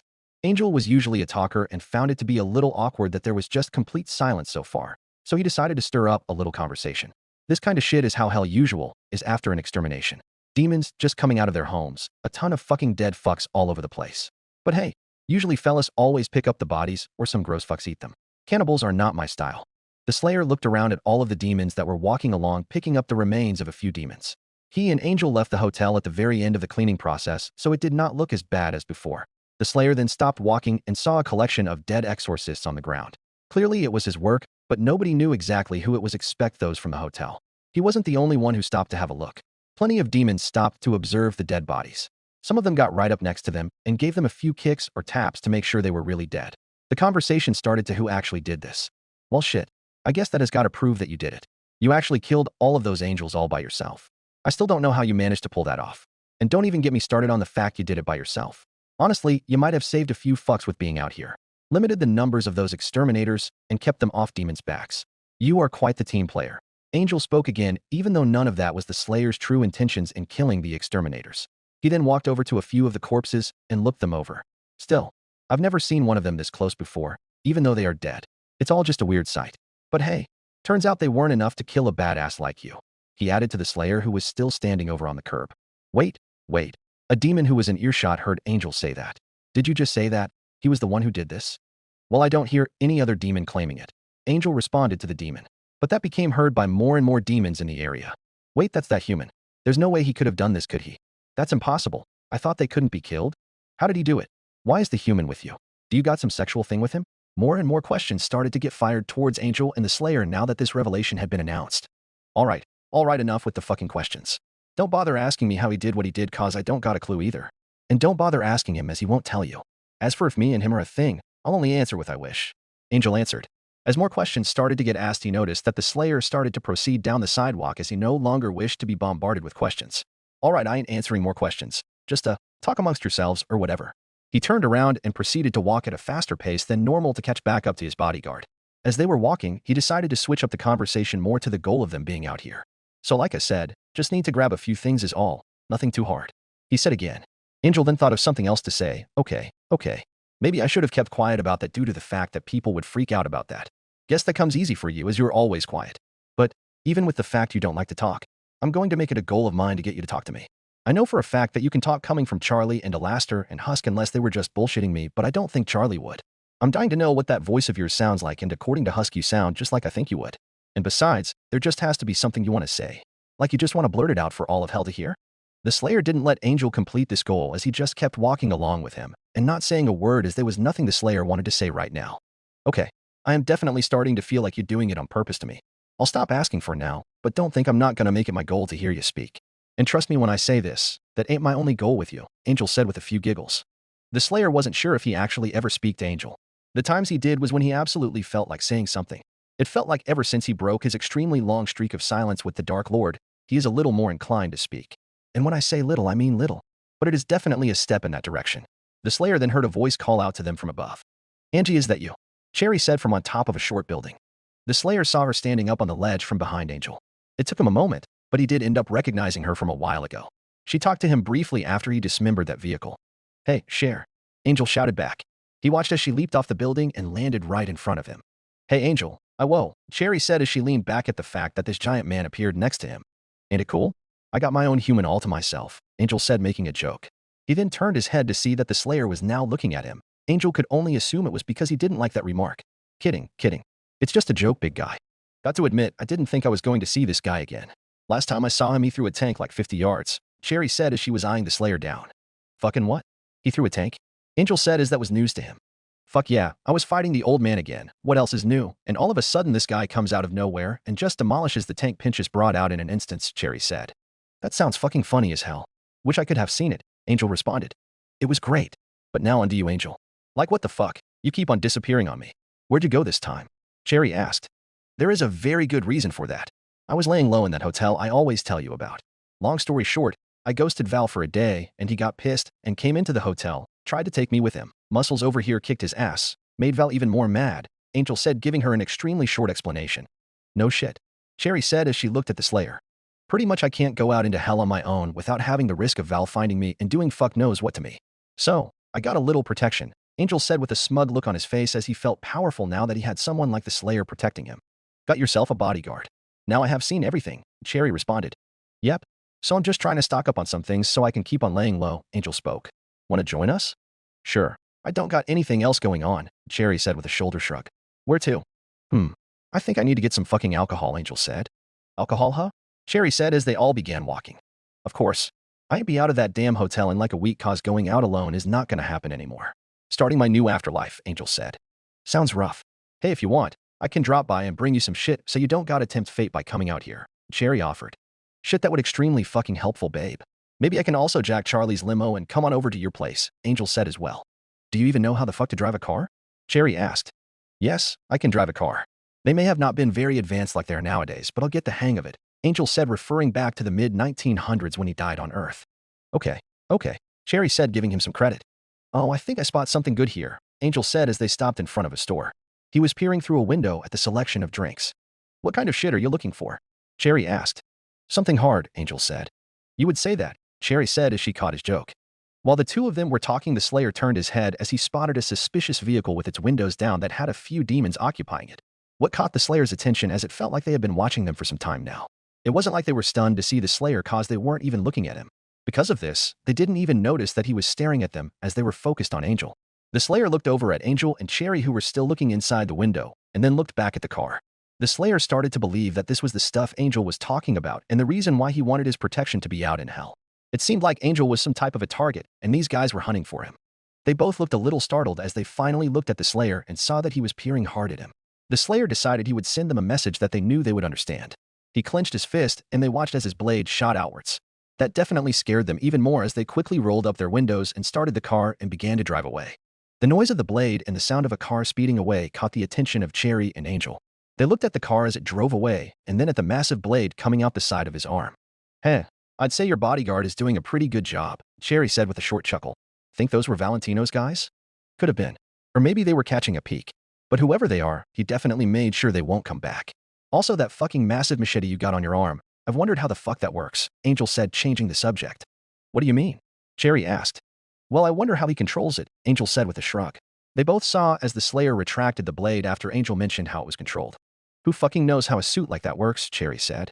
Alright, well, I see some shit that Daddy wants, Angel said as he turned the focus back to the store and went over to the doors to go inside.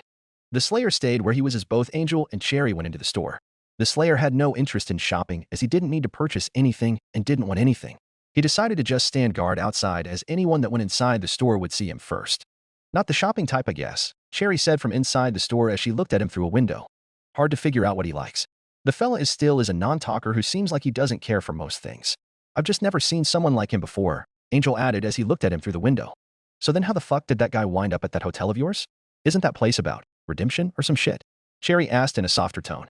One of the gals there felt bad for him or something and offered him a free room and don't even make him do any redemption shit like they make me do. Like the fuck is up with that? Angel said, feeling jealous. I don't know, maybe cause he's not actually dead and you are, Cherry said. Yeah, whatever, Angel said as he started to look at the options for alcohol. So, what is he like? Cherry asked as she wondered if the human had a different personality behind closed doors. Complicated to say the least. I've never in my entire existence met a fella like him before. I mean, I don't know how he stays consistent in being completely silent all the time, like not talking would have to drive someone crazy, Angel said. Still angry as shit? Cherry asked as that was the one thing that everyone described the Slayer as. Absolutely. I don't think the guy likes to be happy.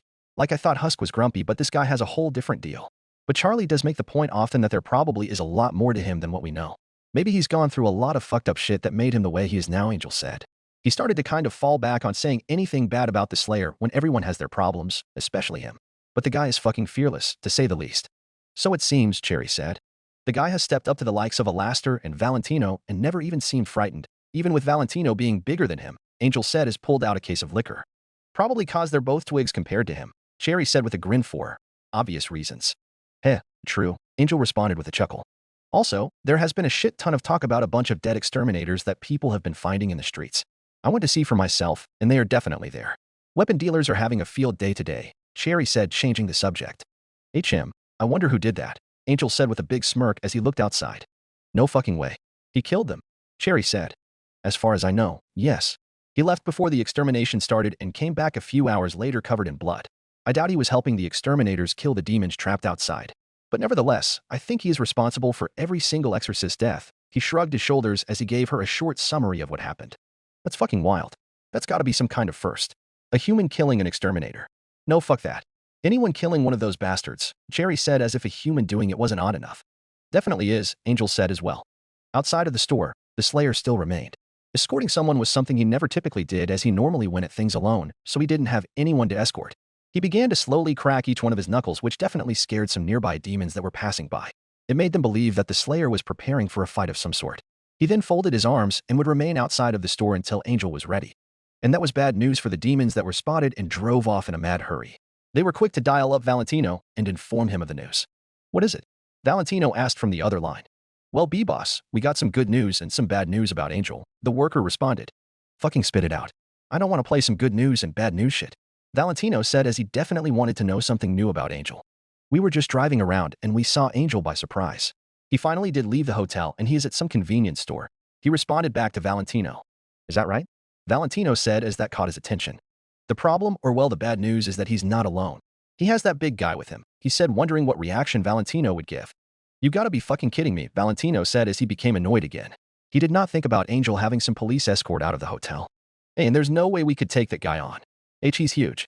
The worker responded, hoping Valentino wouldn't make them. Of fucking course you can't. I don't have fucking time to deal with this shit right now. I got a fucking business to run, Valentino said as he hung up the phone as there was nothing more that could be done. Let's just head back to the studios. As the big man said, there ain't shit we can do about this, the demon who was driving the car said. Back at the store, Angel and Cherry had came back out to find that the big 6 feet 8 inches man was still exactly where they left him. They both were impressed with how unfazed he really is. Well, if you were looking for any sort of job, I definitely think being a bodyguard could be a good fit for you, Angel mentioned as he approached the Marine. You are definitely overqualified, Cherry said, giving him more words of encouragement. Well, we're ready if you are, Angel said. The Slayer did seem ready as he unfolded his arms and proceeded to walk back towards them, showing that he was ready enough to walk with them again. It was now on to the next step in this so-called journey. Porn studios.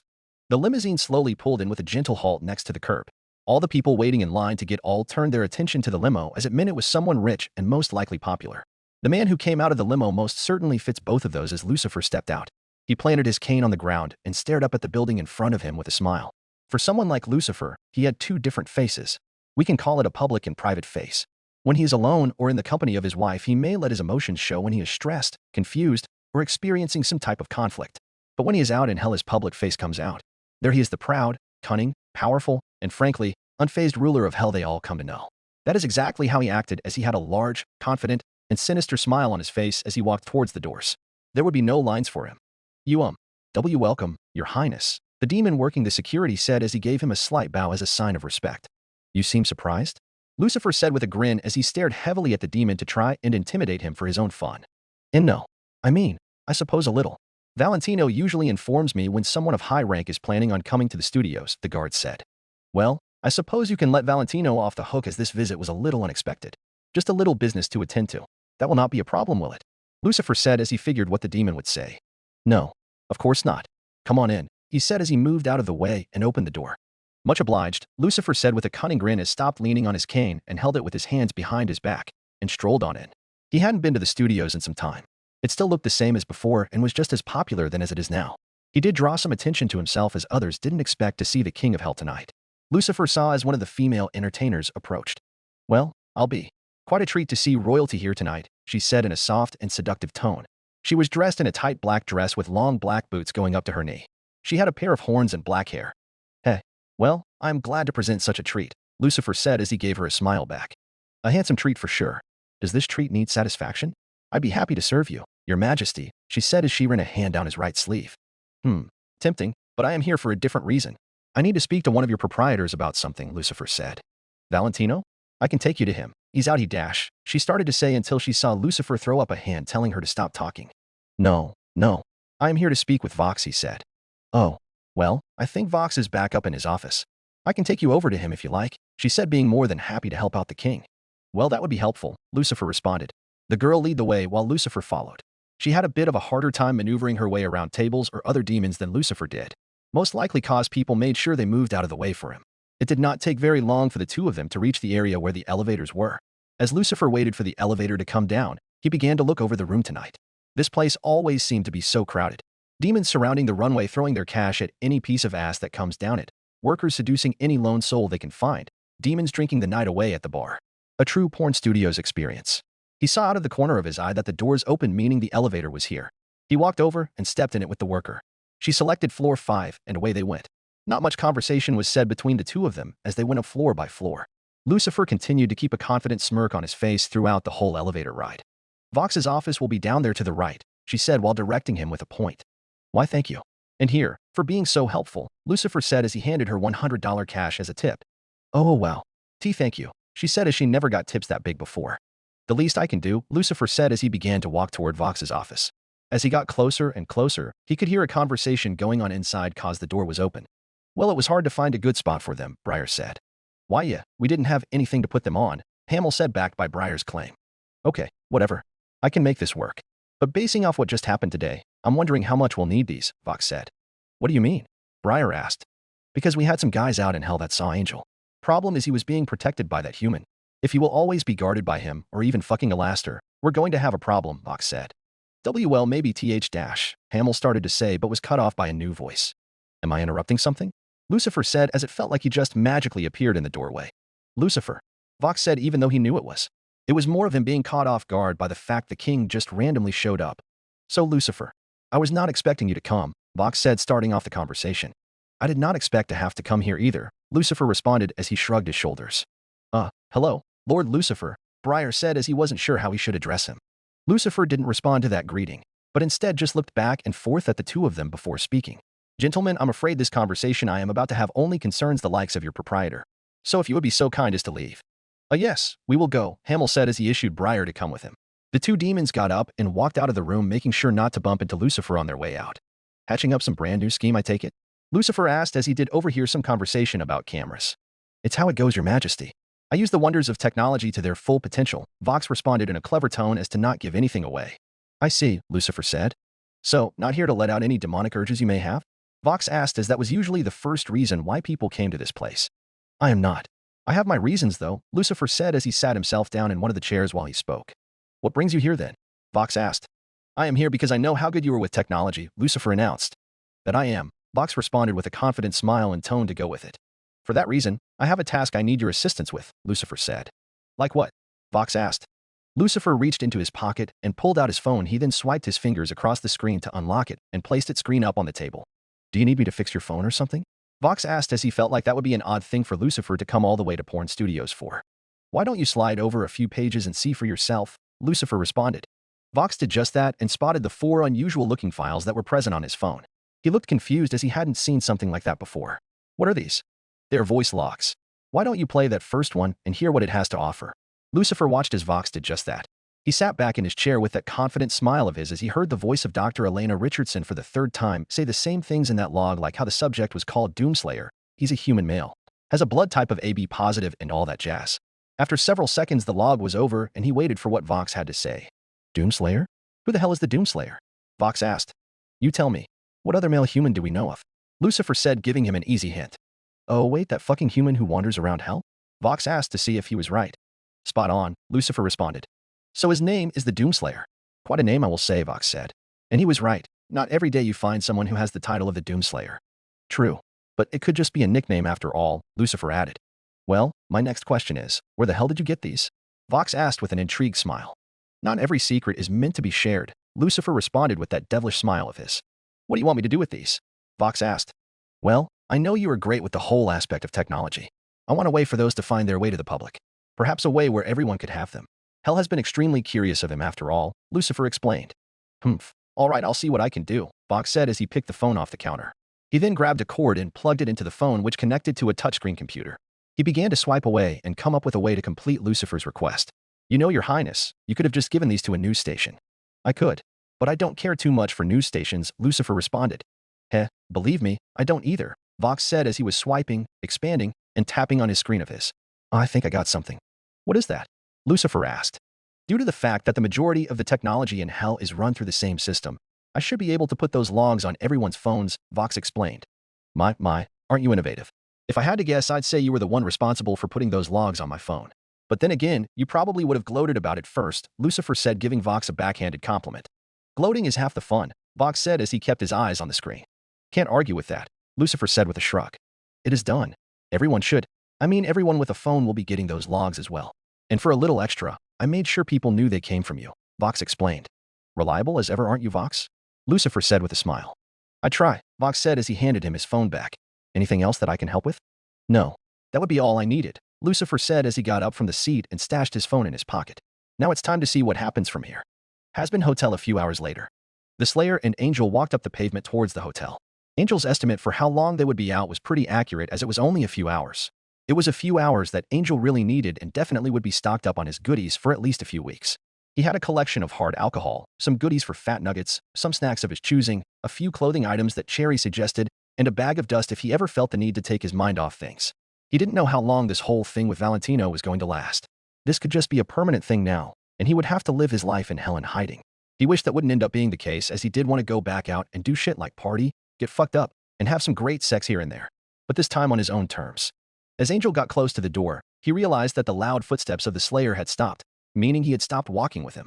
He turned around to see that the Slayer was just standing there looking out into hell. Angel figured he didn't feel like going back inside yet, but he still had some things to say to him. He put his stuff on the ground and walked over to his side. Well, thanks for this. Getting out to finally stretch my fucking legs again was nice. It was definitely something I needed to take my mind off of all this shit going on. Like I said, I definitely owe you some favors of my own, and hey, if you come by my room, I could dish out a few favors if you'd like, Angel said with a wink. He was hoping to maybe get some words out of the human, but still got nothing. I hope one day to really learn more about you. I feel like you're not that bad of a guy after all. That was the last thing Angel said before he headed back into the hotel. The Slayer turned back around to face out into hell. He crossed his arms and decided that he would continue to stay there for some time. Inside the hotel, Angel was a little confused as everyone was in the lobby but had odd looks on their faces like they were discussing something important. Oh, what the fuck going on here? Someone die or something? Oh, Angel, there you are. We've been looking for you. Charlie greeted him as some pressure was finally off her shoulders. Yeah, I was out in hell getting some things. But before you freak out, I didn't go alone, Angel said. We know. Huss told us that you got the human to go with you. Or I guess you got the Doomslayer to go with you, Vaggie responded. Huh? Come again? Angel asked as he didn't understand who the Doomslayer was. Did you not get these voice logs on your phone? Vaggie asked. Voice logs? Oh, I don't know. Haven't checked my phone in a while, Angel said as he put down the bags and went for his phone. We all got them. Well, except Alastor because he doesn't have one, Charlie said. Oh shit. Yeah, I got them too. But what is the deal with them anyways? Angel asked as that hardly seemed that significant. Because they are about the human. Something that gives us a little insight into who he actually is. Because of that, I think it is definitely something to talk about. To talk about what kind of person we really have staying here. Vaggie spoke as the truth was finally beginning to come out. Chapter 21. Stirring up trouble. IMP City. I'm telling you I did not put anything on your phone. How would I even do that? Moxie asked as questions were starting to arise. Beats me, Moxie. I just sometimes see you as some kind of person who's good with tech, Millie said with a shrug of the shoulders. Currently, Moxie and Millie were the only ones in the IMP business. It was once again the first day back from the latest extermination, and with that brought up all the new questions about these mysterious logs that everyone was seeming to get. Well, I can assure you that I'm just as good with tech as anyone else would be, Moxie replied, besides I have them on my phone as well. So someone else had to have put them on our phones, Millie said. Gee, and I wonder who could have done that, Moxie said as he thought he had figured it out. You really think we would know how to do any of this shit? Millie asked as fingers were beginning to be pointed. Of course not. I would never credit him with doing anything in the intelligence category. I just know he always finds a way to fuck with me, Moxie replied. I doubt that Blitz did something like this, and if he somehow did, why would he send you some voice memos of some chick, Millie said, trying to reassure her husband. That's a fair point. But that still makes me wonder why we got these. Are they important to us? Moxie spoke. I can figure out that they are talking about that one human wandering around hell, Millie stated. Oh, that's right. I totally forgot about him. Well, I suppose that does add a lot more context to this whole situation. But that still doesn't explain where they came from, Moxie said. Wham. Okay, what the fuck is going on? Blitzo exclaimed as he kicked open the door, being just as confused as Moxie and Millie were. Something wrong, Blitz? Millie asked. Somebody thinks there's a real fucking wise guy tapering into my phone and putting weird shit on it, and I got a feeling who that might be, Blitzo said as his eyes slowly peered at Moxie. You also think it's me? Moxie asked as he didn't expect to be accused again. I'm not naming any names, but I have my suspicions, Blitzo said. Ultimately, his eyes still went back towards Moxie, making it really obvious who he was accusing. You seem like the type, Luna said as she had come in with Blitzo and also was wondering how the logs got on her phone as well. What is that supposed to mean? Moxie asked as he truly didn't know the type he was. The short, fat, and geeky type. Someone who has a secret hobby in computers, Luna said with a grin. For the last time, I am not fat, and I did not put anything on anyone's phone. Millie and I have the same issue, Moxie responded. So there's some fucking bitch out there trying to pull some shit on us, Blitzo said, even though he still wasn't completely convinced it wasn't Moxie. I mean, this isn't really much of anything, Millie said. Agreed. If this is some type of a prank, it's a pretty shitty one at best, Luna said, backing Millie's statement. The fuck is a prank? Blitzo asked. A prank? You know, like a practical joke you pull on someone, or like a mischievous act. Moxie said as he figured Blitzo would know what a prank was. That's a stupid name. I just call that fucking with someone, Blitzo responded with a smile. Whatever you fucking call it, it still was stupid as shit, Luna added. Exactly. I don't see anything fucking practical about some bitch putting shit on our phones. But whatever it was, it's gone now, Blitzo said, folding his arms. What does that mean? Moxie asked. Fucking hell, Moxie, it's gone, deleted, booted the fuck out of here, not coming back. Do you fucking get what I'm saying? Blitzo said as he dumbed it down. You deleted it without even seeing what it was? Millie asked. Why would you do that? Moxie asked as well. Why the fuck would I care about something I didn't want to have on my phone? Besides, if it ended up being a prank as you two described it, I don't want anyone having the last laugh, Blitzo said with a devilish grin. What if it was something from a client? Moxie said, bringing up a scenario. Who the fuck would send me some random ass shit without coming to us in person or even leaving a call or text? If that was from someone who wanted us to kill someone, they can try again by doing it a normal way, Blitzo said. Well, I can assure you it wasn't from a client, Luna said. Okay, you three apparently seem to know what the fuck is going on, so why don't you spill it, Blitzo said. The logs are about some lady who seems to come from the future talking about that human, Millie said, giving him a short version. What human? Blitzo asked. The one that's been in hell, sir, Moxie said in a bit of an annoyed tone. Oh, that one. Well, why should we care? Sure, a human in hell is a bit strange, but we don't ever see the guy, Blitzo said, as it didn't seem important to them. While that is true, it does seem to provide a lot of context about who he is. According to these, he's from the future, Moxie stated. What? No fucking way he's from the future. I'm finding that to be a big pile of shit cause no way time travel exists, Blitzo responded. We literally have a magical book that allows us to literally travel to a different realm among other things. You don't think time travel could exist? Luna said. Well, when you put it like that, Looney, I guess I'll have to agree with you, Blitzo said. It was hard to tell if he actually agreed or was just biased because Luna said it. It seems like he protects human folks from something, Millie said, and it was hard for them to tell cause nothing was specifically stated in the logs. Sounds like something intense. But apparently, he protects the humans from whatever it is, Moxie said as well. Okay, why the fuck should we care about the fact he apparently protects humans from something in the so-called future? Blitzo asked. Even if he's from the future, he'll still want to protect humans in our time, Moxie responded. Uh-huh, Blitzo responded as he acted like he knew what the hell Moxie was getting at. And we kill humans, sir. If he knows that demons in hell are going up to the surface to kill humans, don't you think that might make him a bit mad at us? Moxie asked, making it as clear as he could. Moxie, you're being hysterical again, Luna said. I'm not being hysterical, it is a very normal thought to think of, Moxie responded. Moxie, you are definitely getting your tiny cock in a bunch. We should not give a shit about that human in a big-ass place like hell, Blitzo said as he was clearly on Luna's side. Fact that he came from the future to our time is a little strange. I wonder if he's here to prevent something from going wrong in the future, like in those sci-fi films, Millie said, changing the subject. Pretty overused plot if you ask me, Luna chimed in. Come on, they're fun, Millie responded. Look, going back to my point, it is not an impossible outcome. Shouldn't we just keep it in the back of our minds if he does get mad that we murder humans?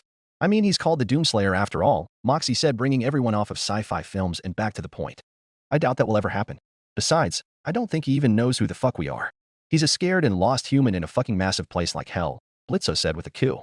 What about the billboards? And the commercial? Moxie said. Fair point, my billboards are pretty fucking amazing that it could obviously attract his attention, Blitzo said as he placed his hand under his chin. He still wasn't concerned about the Slayer hunting them down, he was more focused on himself. I still doubt he gives a fuck. From what I've heard, he hates everyone, Luna said, and she would know as she spent a lot of time on social media. Sounds like a great guy, Blitzo said with a grin despite Moxie. If he did want us dead, why hasn't he come for us yet? Millie asked. It was clear she was leaning towards Blitzo and Luna's side. Maybe he just hasn't found us, Moxie said. Look, Moxie, you just need to calm your tiny ass down. That fucking guy probably doesn't give a fuck. If some shit happens where he does want to tear our assholes off, I'm sure we could manage in the end, Blitzo responded. I mean, that is possible. But he isn't like any other human we've seen, Moxie said as he wasn't convinced. We all know the four of us have had our fair share of trials, Blitzo said as he walked around to Moxie and Millie and put an arm around both of them. Millie didn't mind, but Moxie was slightly annoyed. I mean, we survived some crazy-ass family, that slutty toy clown, my whore bag of an ex and her slutty crew, a sea monster, whiny bitches from heaven, a bounty hunter, a ton of armed fucking agents, and, the downfall of my acting career, he said as he practically shed a tear at the end. Very true, sir, Moxie said as he wanted to find a way to disagree with Blitzo, but couldn't find one. I'm fucking aware that he's some strong and built human, but whatever happens with him, we always manage to find a way to fucking win, Blitzo said as he clenched a fist. I guess so, Moxie said. Let him come for us. But for now, we still gotta figure out what bitch hacked into our phones, Blitzo said. Hazbin Hotel. The Doomslayer. That name is pretty fucking cool, Angel said as he now had been filled in on what was going on. Yeah, unfortunately, it doesn't have anything on his real name. I mean, that's got to be a nickname, right? Nifty said. I doubt someone would name their fucking kid the Doomslayer, Husk said, giving his feedback. Some people got weird fucking names, so you never know, Angel said with a shrug. Okay, can we get back to the bigger picture here? Vaggie asked. I'm not understanding the problem here. We finally got a little bit of backstory on the guy telling us how he is a god, which is incredibly useful in a place like hell, Angel said. Why's that? Vaggie asked. Duh. 'Cause nobody will try to fuck with any of us if they know we have two gods staying here, Angel responded. First off, the only people who know that he is here are everyone in this room and Valentino, and second, is that really the look we want to be putting off here? Vaggie said, bringing up a thought. What do you mean, Vaggie? Nifty asked. We are still trying to get other sinners to stay at our hotel, and we haven't been having much luck lately.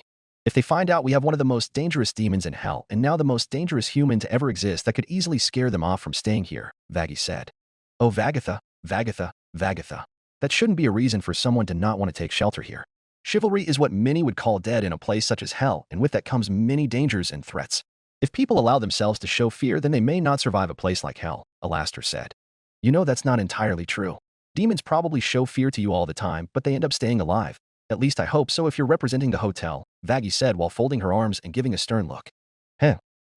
I'll leave that up to mystery. But do not digress from my point, dear Vagatha. If the sinners of hell really want something, such as redemption, they'll have to go through some obstacles to earn it, Alastor said with a clenched fist, even though he still believed redemption was impossible. Basically what Alastor is trying to say is if you want to stay here, you can't be a pussy, Angel said. You do fucking realize he's not one of the hotel staff that stays here, Husk said as he did the motion of air quotes with his claws. Exactly.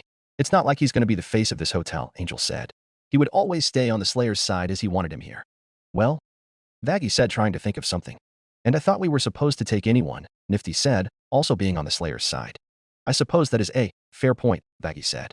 I have to agree with him, Vaggie. I mean, he hasn't done anything bad that could cause us to kick him out of the hotel, Charlie said, finally speaking up. She was mainly listening to the others' thoughts to help with this discussion. I know. He is just a concerning person.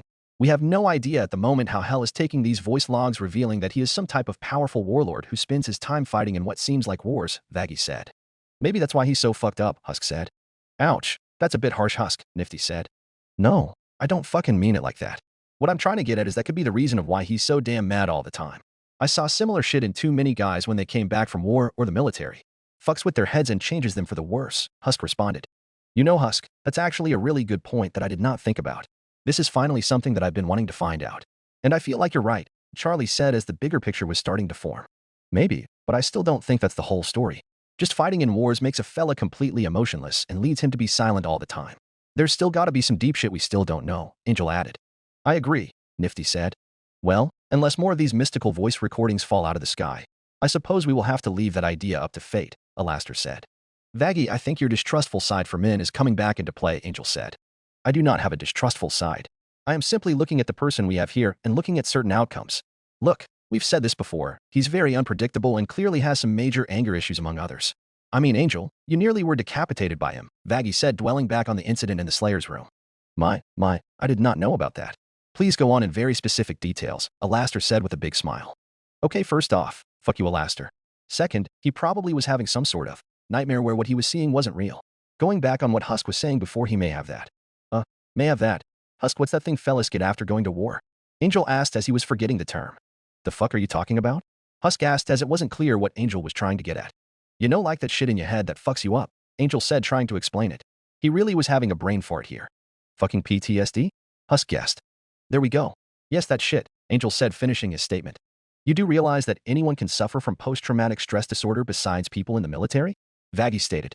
Yes, I fucking know, but PTSD is normally assigned to Marine fellas, Angel said. It was an odd way to get there, but I do sorta agree with Angel, Charlie said with a nervous smile as she didn't want to make it seem like she was always siding against Vaggie. If you really want to kick him out of the hotel, then go ahead. But what if you don't want to leave? I'd love to see you try to make that big fella leave, Angel said with a grin at Vaggie. Look, my main point here is just to be wary of what could happen. Maybe I am being harsh on him since we still don't fully know his entire backstory. But we will need some kind of plan if he ends up killing people. Never would I see the day where someone would be more worried about this Doomslayer killing someone than Alastor, Husk said as that almost made him laugh. I'm still very skeptical of Alastor at times, Vaggie said. Much obliged, Vagatha, Alastor responded. I don't think you'll have to worry about the human Miss Vaggie. We haven't been mean to him or tried to harm him in any way, and he hasn't done anything to us, Nifty said. Exactly, he's really like a gentle giant. Okay, scratch that he is anything from gentle, but you get where the fuck I'm trying to go with this, Angel said, adding on to Nifty's comment. And while people in hell are fucking dumb, they ain't stupid. I doubt anyone that sees him will try to kill him, Husk added. Not unless they want to be double dead, Angel said. I can't argue with that, Vaggie said. I think it will still be all right. I doubt us learning this information about him will change how things have been here. I think it depends more on how just everyone else is reacting to this, especially my dad, Charlie said. Would he really care that much? I mean, I wouldn't think how it would affect him, Nifty spoke. Well, knowing my dad, he doesn't like people who obtain a lot of power that he can't control or keep in check. That's why I'm really hoping that my dad and the Slayer do not meet face to face. I'm afraid to know what that outcome would bring, Charlie said, not knowing what events had already happened in the past between Lucifer and the Slayer. Perhaps an outcome of epic proportions. A fight to the end, Alastor said.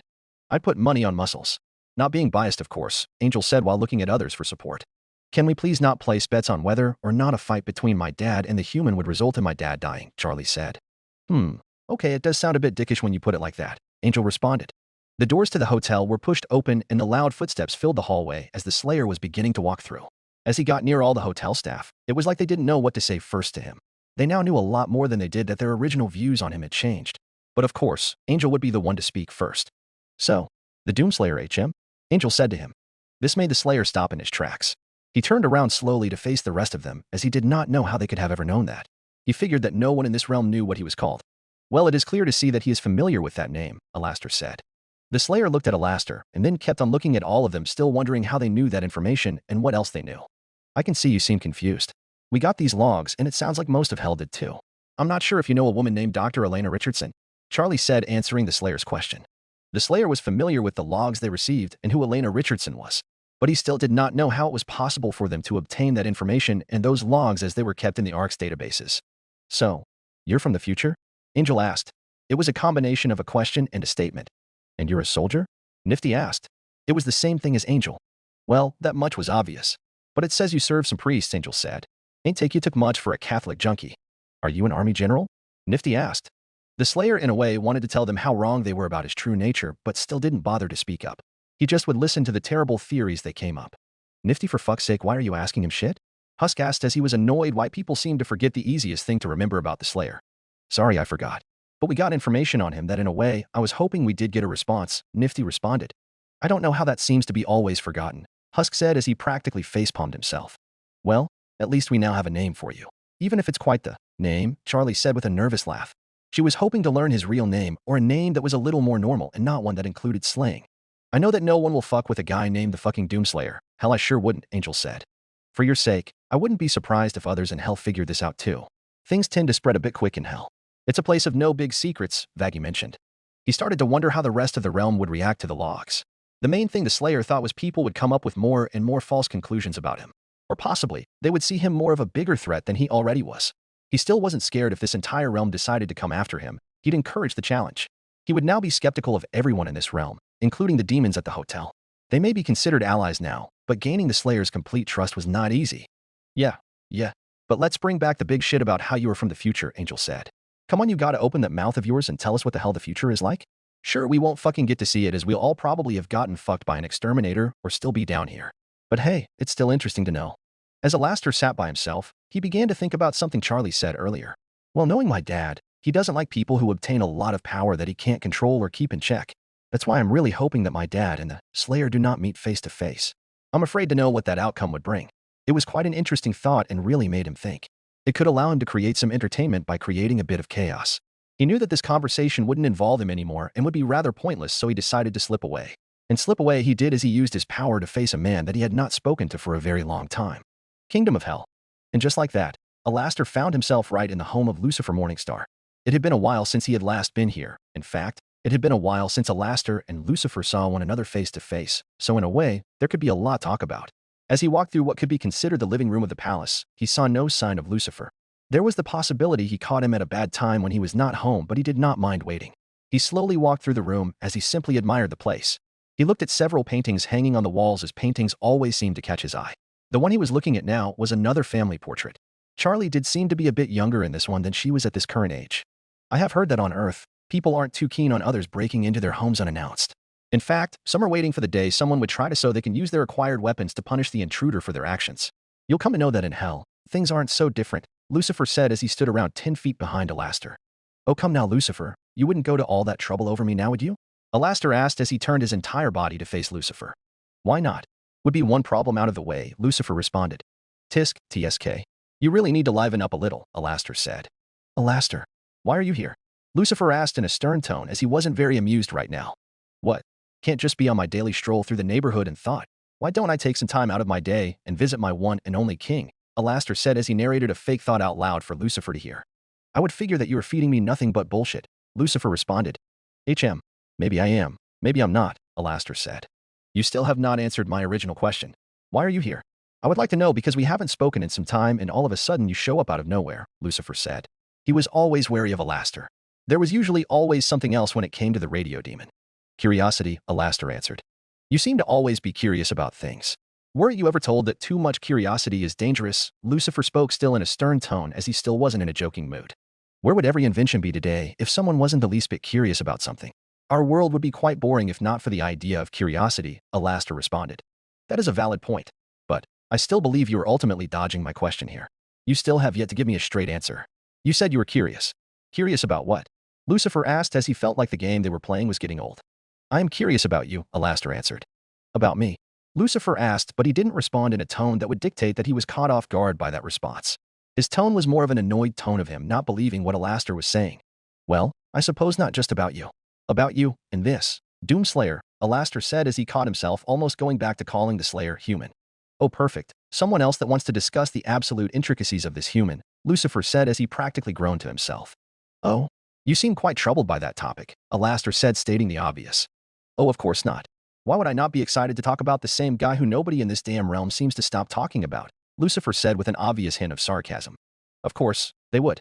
The demons in this fair realm seem to be obsessed with popular subjects, Alastor said. It appears that you do as well since you came into my home after all this time to simply talk about him, Lucifer responded. Fair point.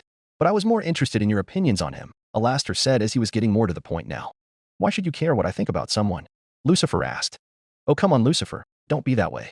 It's been so long since we last conversed that you cannot blame me for being curious about your thoughts on the unthinkable, Alastor said. He was mainly trying to guilt-trip Lucifer in a way that would get him to answer. If you must know, I do not care for him very much, Lucifer answered. I had quite the feeling you wouldn't like him, Alastor said. I don't like him at all. All he has done is gotten on my nerves. So you'll probably guess my utter excitement when everyone won't stop talking about him, and now you come here wanting to talk about him, Lucifer explained. Oh, don't be so distasteful, Lucifer. You cannot expect me to not be curious about your opinions of someone of his caliber, especially after the rumors about these voice memos that were distributed to the public. And after our first meeting, you tend to be a bit wary of powerful specimens, Alastor said. Lucifer didn't respond after that. He then let out a sigh as he figured that Alastor was not going to just buzz off and leave, so he figured he would share his thoughts with him to get this over with. They're not rumors. I should know, as I was the first one to possess those voice locks. Really?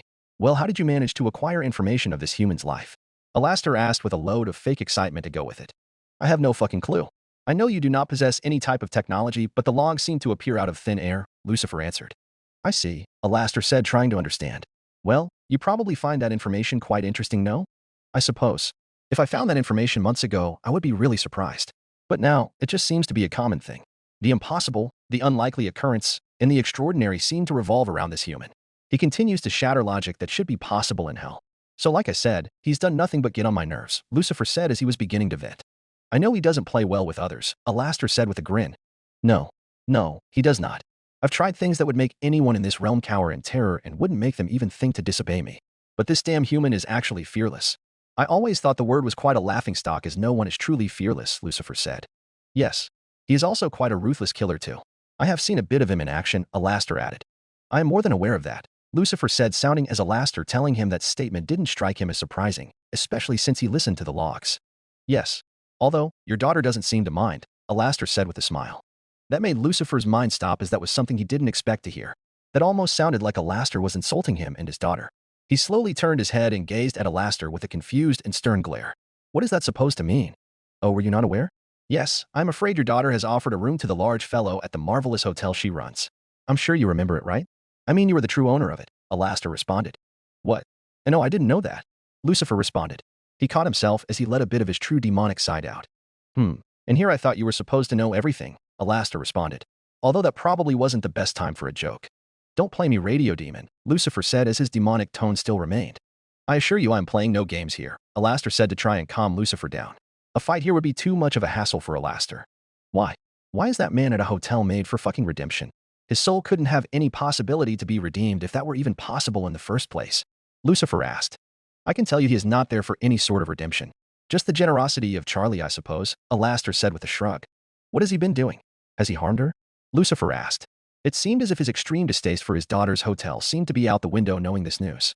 No harm has been found upon her, at least not yet anyways. There have been a few close calls, Alastor responded. He was clearly exaggerating some of the events that occurred at the hotel. Lucifer didn't say a word to that. He then turned away from Alastor and began thinking to himself. Alastor merely looked at him and leaned on his cane, waiting to see what Lucifer was going to say or do next. Lucifer then opened his mouth and took the conversation to a little different topic. For all of her life, I have taught her what our world is like. How to survive, how to command. But through all, I have taught her she just loves to put herself into bad situations. Defying me by coming up with this idiotic idea to take sinners away from me through redemption, making a mockery of herself on live TV, and now inviting the most dangerous I have ever laid eyes on to stay under the same roof as her. The man clearly contains extreme power and could slaughter her in an instant. Then what? It is not impossible.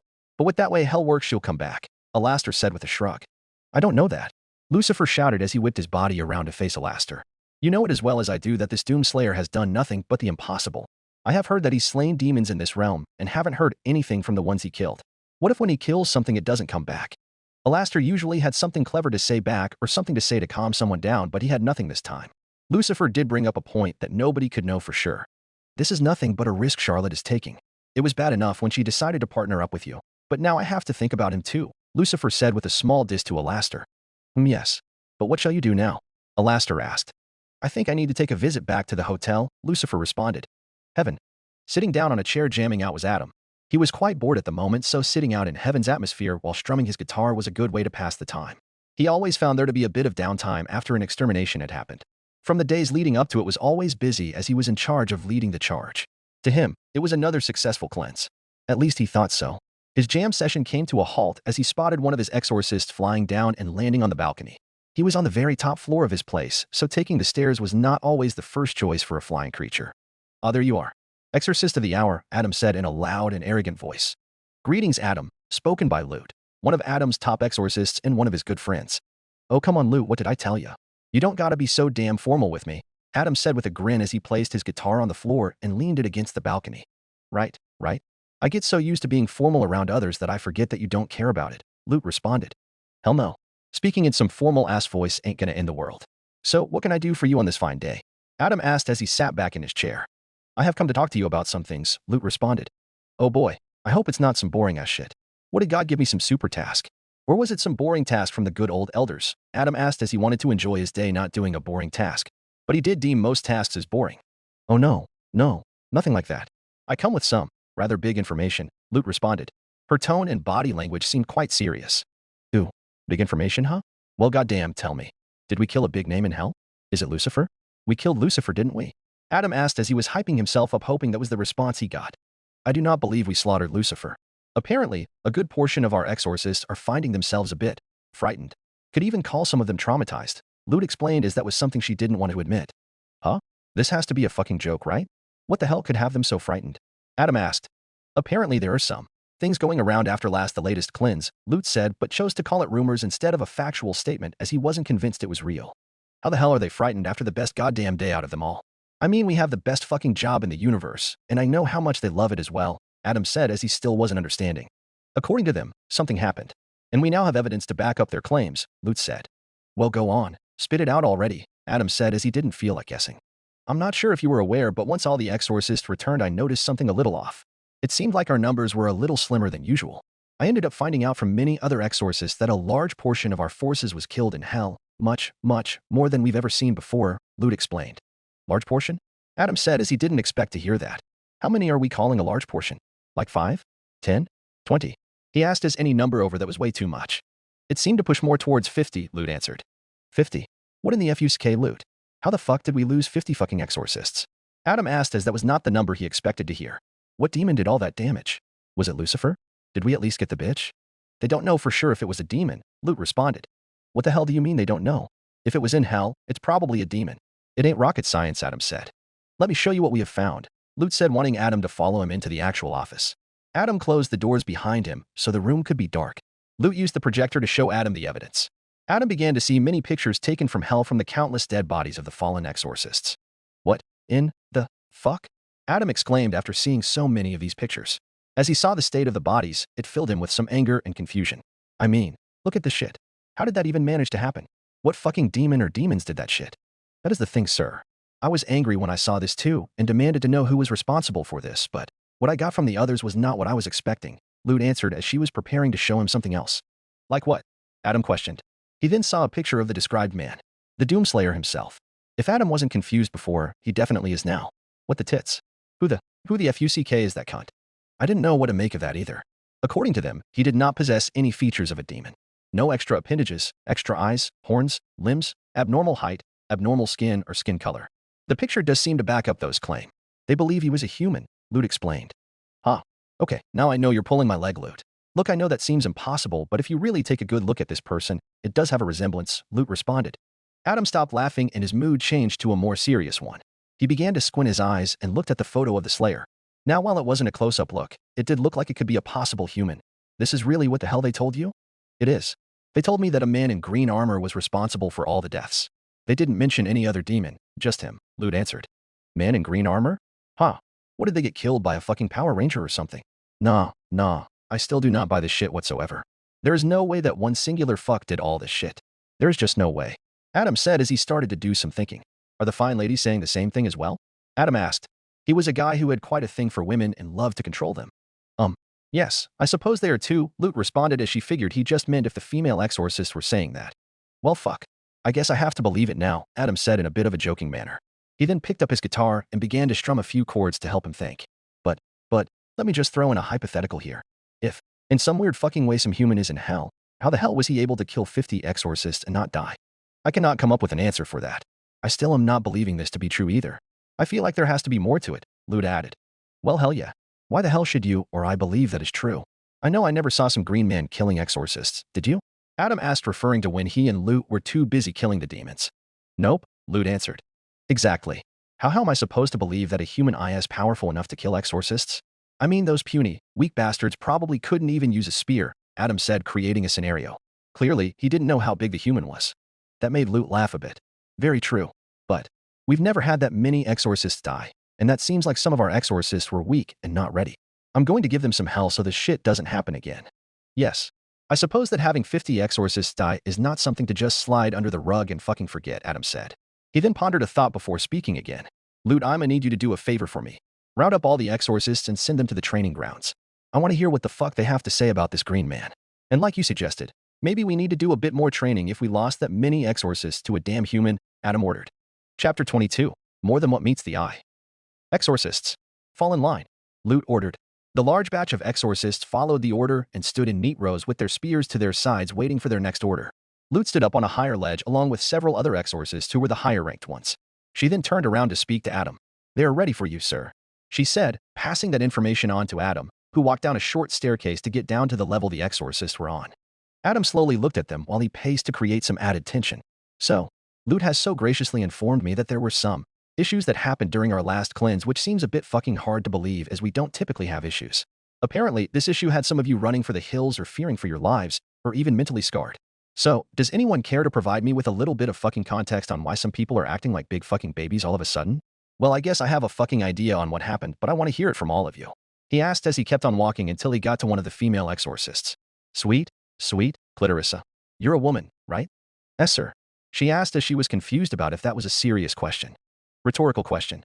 I know how you ladies always love to fucking gossip, spread rumors, or curl each other's hair. Point is, I have to believe some news has made it around.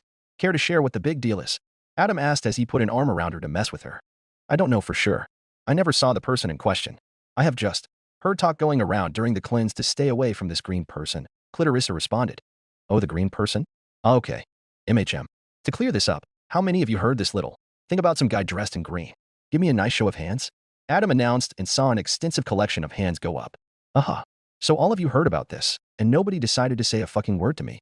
That thought just didn't cross anyone's mind? He practically shouted now as he was a little annoyed by that. He wasn't getting an actual answer as every exorcist seemed to look at one another, waiting for someone else to answer. Okay. Fucking spectacular. So somehow we have an unknown slut who somehow managed to slaughter several dozens of our fucking forces. Who can actually give me a damn answer? Or just give me anything at this point? Well, Alpheus and I could, sir, one exterminator spoke up. She raised her hand to make herself known, as a lot of the exorcists did have similar looks with their uniforms on, so it would be hard to spot her in a crowd of them. Diana, Adam said as he flew over towards her. Alpheus and Diana, come up to the front here, he ordered. Both exorcists followed the order and came up to the front. Since the rest of you do not seem to be fucking helpful, you can proceed to whatever Lute is planning for y'all to do. Go on, Lute. Don't let me take up any more of your time, he said as he made a hand motion to illustrate his point. Lute simply nodded in response. All right, exorcists. We lost too many in our last cleanse, and that is unacceptable. I do not care what kind of scum was down there. We are the heavenly elite. There is no fucking reason that our numbers should have shrunk like that. So, it had become clear to me that I must have been far too lenient with your training, and those who died clearly slacked off and took it too easy when it came to their training. Everyone line up because I do not want any more of those low-life demons down in hell to get their grubby paws on any more of our arms, Lute ordered to all of them, and they followed her instructions. While that went on, Adam brought Diana and Alpheus over to a better spot for them to talk amongst themselves. Okay, you two. I have heard one side of the story from Lute, he said as he started to grow a bit pissed off thinking more about what had gone down. Why don't you two share with me what the hell happened since you didn't feel like sharing it before? WL, the cleanse was going as normal. Slaughtering the demons of hell left and right. Alpheus started but was then cut off. MHMYP, best time of the goddamn year. Oh sorry, I just had to interject. Do not let me hold you up, Adam said as he gave him a gesture to continue. A group of us found this man that we had never seen before. We assumed it was a demon, but after looking at this man up close and seeing the things he did, I'm not even sure, Alpheus said trying to give the best answer she could. Humph. Well, how about you tell me everything that happened? Don't spare no details either. Makes the story more fun for me, Adam commanded. Many hours ago, during the cleanse. No, please don't. GHHH, this is coming from the mouth of an unfortunate demon who found himself outside. Alpheus still had her sinister smile on her face as she pulled her now bloody spear out of the sinner's abdomen. It's always a laugh that they think pleading for their life will somehow save them, she thought to herself. She looked to her right, where she heard more screaming followed by the sounds of stabbing, gurgling, and even what sounded like a few bones breaking as a few more of her colleagues found themselves a target. Beat me to that one, she thought to herself before drawing her attention to an alleyway. She heard a sound that sounded rather suspicious.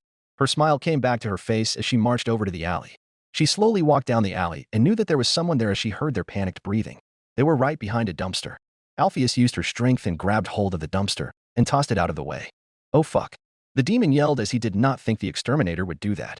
Alpheus sauntered as the demon crawled back as fast as he could. He reached behind him and picked up an empty bottle and chucked it at Alpheus's head. But she was too quick as she simply dodged it. The demon tried to use that as a distraction and tried to run but ended up getting a spear through the back. The demon couldn't even let out a scream as it couldn't even breathe as both of its lungs just got punctured. Alpheus decided to finish him off by stabbing him right through the back of its head. Another good kill. Let's see who else I can find, she said. She turned around and then took to the sky to look over the streets of hell, where she could see alleyways where demons could be hiding. After some flying, she spotted another target. This target was covered in green, making them stick way out in the middle of the street, looking like they had a death wish. Alpheus simply smiled as she started to fly down to him. She figured out soon enough that she wasn't the only exorcist to think that way as others began to fly down. Beat me to it, she thought again. But then another thought came. Well, this demon looks rather big. Maybe I'll help just in case. She then flew all the way down. He found himself joined by 4 other exorcists all looking for another kill, but when they all got a good look at their next target, everyone looked confused, and Alpheus began to know why. The person in front of them didn't look very demon-like. Is this a demon? They almost look human? No, that can't be right. This is hell. It has to be a demon, right? She said to herself. She was looking at the others to see what they were doing, and they all looked confused. Shit, everyone else looks as confused as me. I can't fucking tell with this person. I don't see any disfigurations or any type of demonic features. The skin color of his arms, why they are quite big, are similar to a human. His attention turned back as someone finally made a decision and advanced on the so-called demon. Alpheus then got himself ready to attack too, until she saw what just happened to this exorcist. This person just slaughtered an exorcist, a literal exorcist in what felt like a blink of an eye. The decision to attack led that exorcist to be splattered on the pavement. The person slowly looked up from bashing the exorcist's head on the pavement at all of them. Alpheus couldn't believe her eyes and felt like she was too stunned to attack. That didn't stop someone else from trying. Once again, it did not go well. Another exorcist was killed in what felt like a blink of an eye. The person disarmed the exorcist and ended up killing it with their own weapon. Quite the irony. Alpheus did not like this anymore. This person seemed to be very strong and quite good at fighting. The person would be put to the test again as one more tried to fight him. The exorcist tried so hard to even lay a hit on this person, but it was like the exorcist was being toyed with. The person kept dodging left, dodging right, and even blocked the attacks.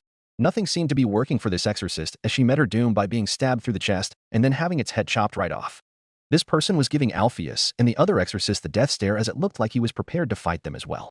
They both had terrified looks on their faces as they both held their spears at him as a sign of defense while slowly backing up. Alpheus then looked at the other, who she identified as Diana, and both prepared to make a strategical retreat. They both used their wings and flew back up into the sky. Alpheus looked down once more at the person who was staring back up at them. What the hell just happened? Diana said to her, still a bit freaked out. I don't know. I've never seen that thing before. It looked like a man, a human man. Alpheus responded back. How could a human do that? That human was so quick, so powerful. I mean, he didn't use any fancy magical powers or any powers at all. He was able to fully dismember our fellow exorcist with just his bare hands, Diana said as she was spilling her thoughts. I know. I have never seen that person before. Where did he get that suit of armor? I've never seen something like that every time we've come down to hell, Alpheus said. That fucking guy set us up, Diana said, coming up with her own ideas. How do you mean? Alpheus asked. Even the most powerful demons in the shitty realm aren't dumb enough to tempt fate out in a cleanse. But that guy wanted us to attack him. He was setting us up to get slaughtered. We got played, Diana answered. It was clear that he was losing her cool. But in her defense, she had never seen something like that before, which freaked her out. Look, we can't know that for sure. I think the best possible thing we can do is just to leave that guy alone and find other demons to kill. From the looks of it, we may need a whole army of us to take him down, Alpheus said. Yeah, all right. We should also spread the word about this cause if someone thinks they can take him one-on-one. They'll die for sure. Diana responded as the two of them made sure to fly well away from that man. Present day. Well, what an interesting goddamn story, Adam said, being a smartass. That is really what happened, sir. None of us are even positive that this person was a demon, Alpetus said. Yeah, so I've heard. But it sounds to me that you both acted like a bunch of pussies by retreating against a demon in hell, Adam said, trying to be funny and also putting the word demon in air quotes. We had to, Adam, sir. That was a losing battle.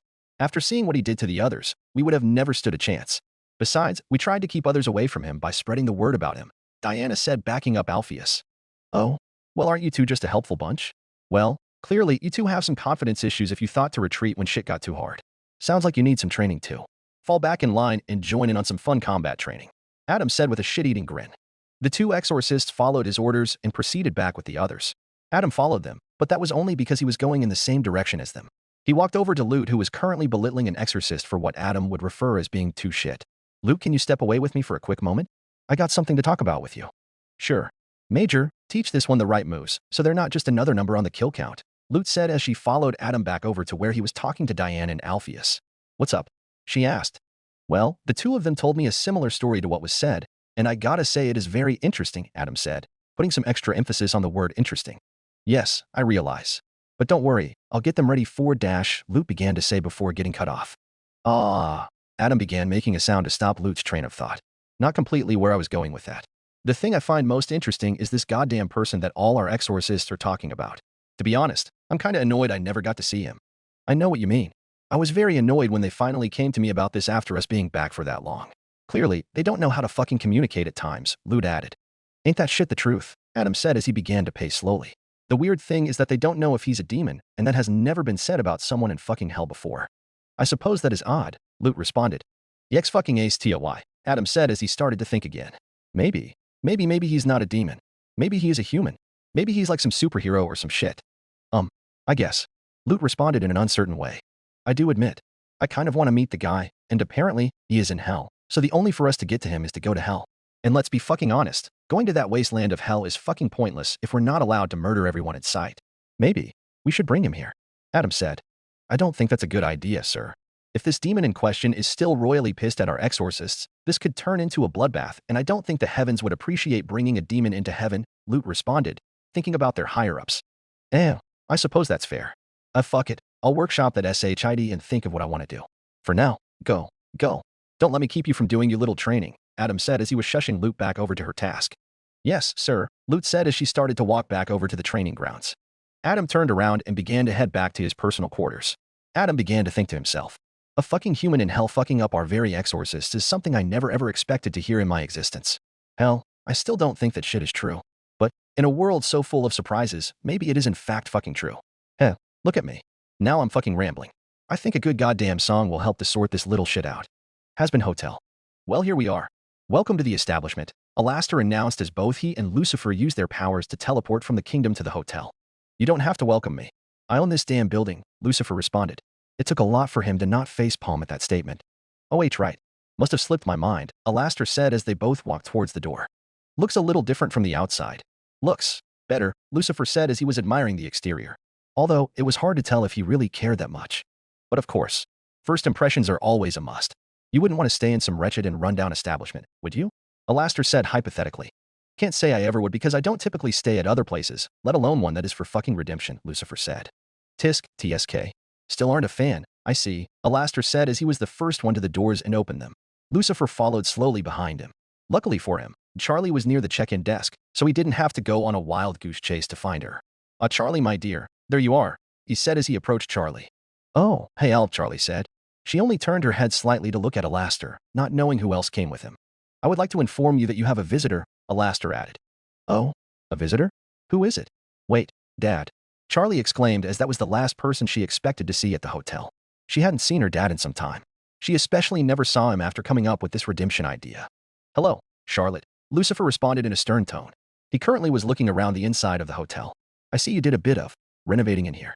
Looks better than I remember it, he added, as this place was originally owned by him after all. He kept on looking around at the interior, but this time, it wasn't at the decorations. Wow. Well, this is unexpected.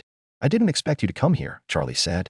Can't say I expected to be here today, but I came to talk with you, Lucifer responded. Oh, is that right? Charlie said in a nervous tone. She figured she was about to get scolded or told once again to stop pursuing this idea. I would like this talk to be in private, Lucifer said as he looked at Alastor, then Husk, Angel, and Nifty at the bar. I know this one always feels the need to eavesdrop, and I don't know any of them. We could change that handsome, Angel exclaimed from the bar. Angel, Charlie responded. She then focused back on her dad. Okay, we can talk. Let's just go outside. Fine, Lucifer said. Now he was leading the way outside. The others watched as they left and then looked at Alastor who walked near them. So what the fuck was that about? Husk asked. How do you mean? Alastor asked, acting oblivious. Okay, I don't play fucking dumb. You come in, and the fucking king of hell strolls in behind you wanting to talk? In the entire time I've been down here, in the entire time I've been dragged to this place, I've never seen Lucifer before, Husk responded. Yeah, clearly, you were with him before you came here. What were y'all doing? Fucking. Angel asked. Of course not. But I will admit we did participate in some discussions, Alastor answered, stirring away from the actual answer. Something sexual? Angel asked again. Not everything is about sex, Angel, Husk said. Shit, I know, but towards a guy like Alastor it makes it funnier, Angel said with a short laugh after it. So, what did you and Lucifer talk about? Nifty said to Alastor. Nifty, my dear, not everything needs to be shared, Alastor responded. Okay, that's always fucking suspicious, Husk said with a stern look. Yeah, you seem real against spilling whatever is going on. You sure you two didn't let out some pent-up overlord aggression on one another? Angel said, asking the same question in a different way. There is nothing wrong with me not wanting to share the intricacies of our conversation with one another, Alastor said as he just ignored Angel's response this time. Well, you clearly said something about Charlie to make him want to talk to her, Nifty said. She was brought up, but I'm afraid that wasn't the topic of discussion. But that is all I will reveal. Good day, Alastor said with a gesture as he proceeded up the stairs. Something is fucking up, that's for sure, Husk said. Most likely, Nifty said as well. What do you both think it is? Angel asked. Usually when Alastor plays this little game where he doesn't want to share something, it usually means he's got some trick up his sleeve, Husk explained. We'll call it an ulterior motive, Nifty added. Bingo, Husk said as he pointed at Nifty with one of his claws after she said that. Well, I guess I'll take your word for it as you both know him a lot better than I do, Angel said. Outside, Charlie kept following her dad down the path. He wanted to be well away from the door, so nobody could eavesdrop on their conversation by placing their ear against the door or something of that nature. So, Dad, what is up? What is up? Charlie said in a nervous tone, followed by a nervous chuckle. Due to the fact they hadn't spoke or seen one another in a while, she figured this was something big. Lucifer currently said nothing as he just admired the exterior again. He slowly moved his eyesight down towards his daughter. So, I see you still are committed to this hotel of yours. Charlie figured that would be the topic of conversation. That was not a good sign, but she would stand behind her idea 100%. I am. We have a good thing going right now. We got a lot of help thanks to Alastor, and the hotel is looking good as new.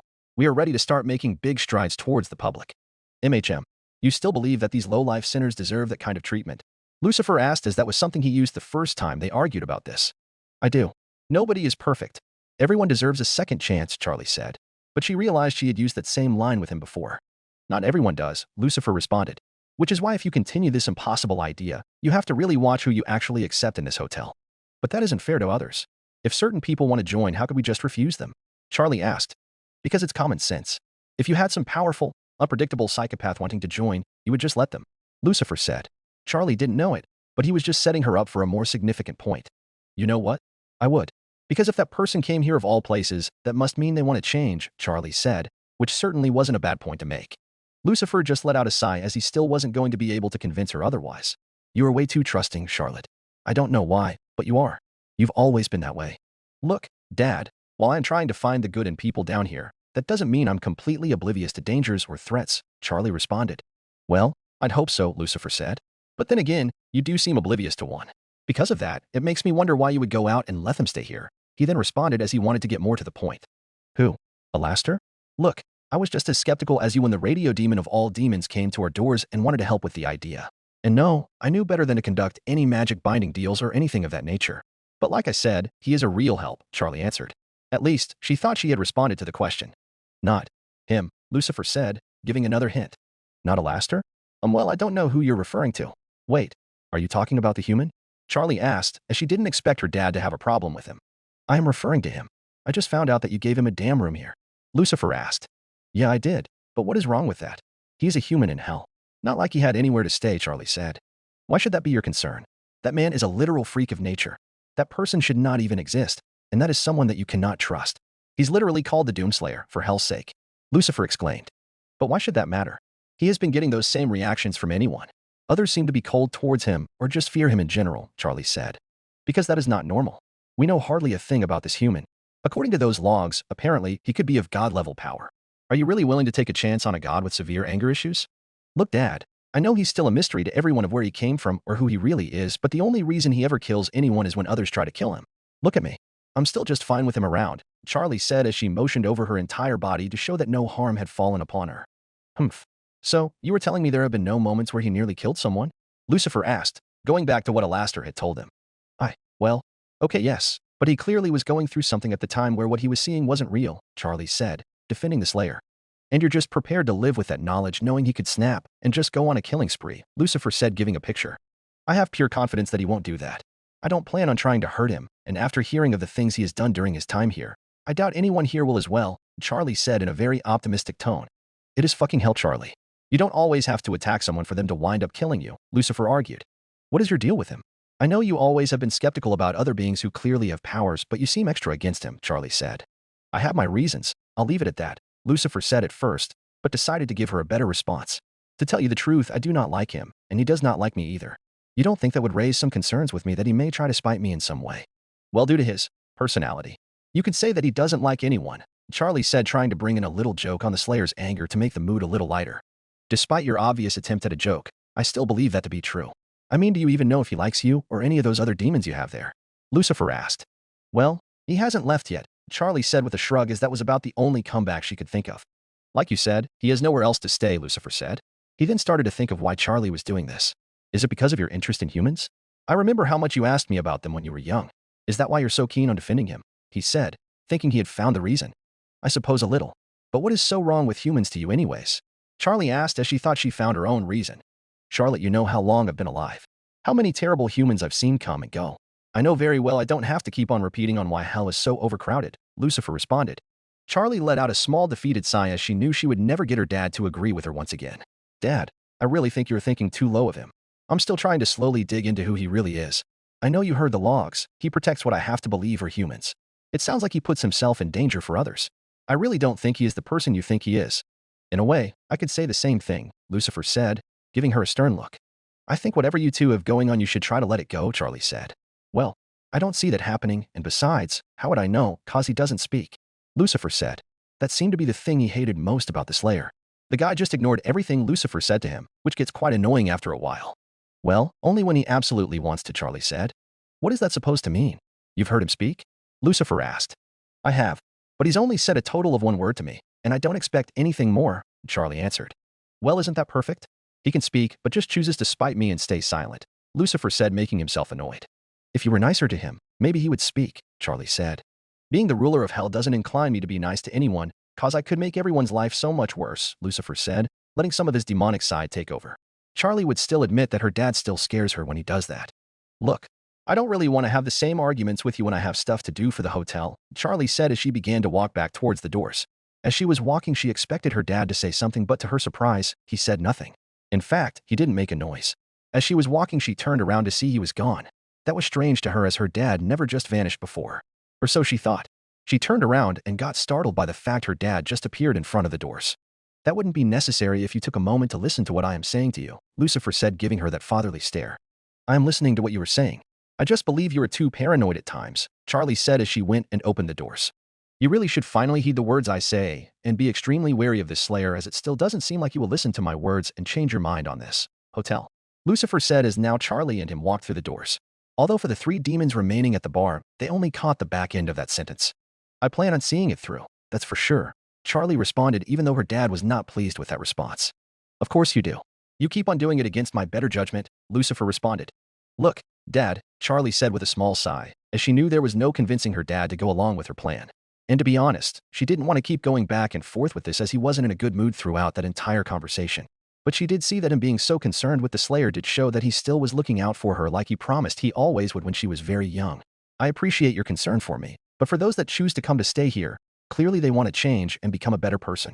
And I don't see him causing any harm to me. You should realize there is always more to someone than meets the eye, Lucifer said. His attention went elsewhere as he heard a few loud noises.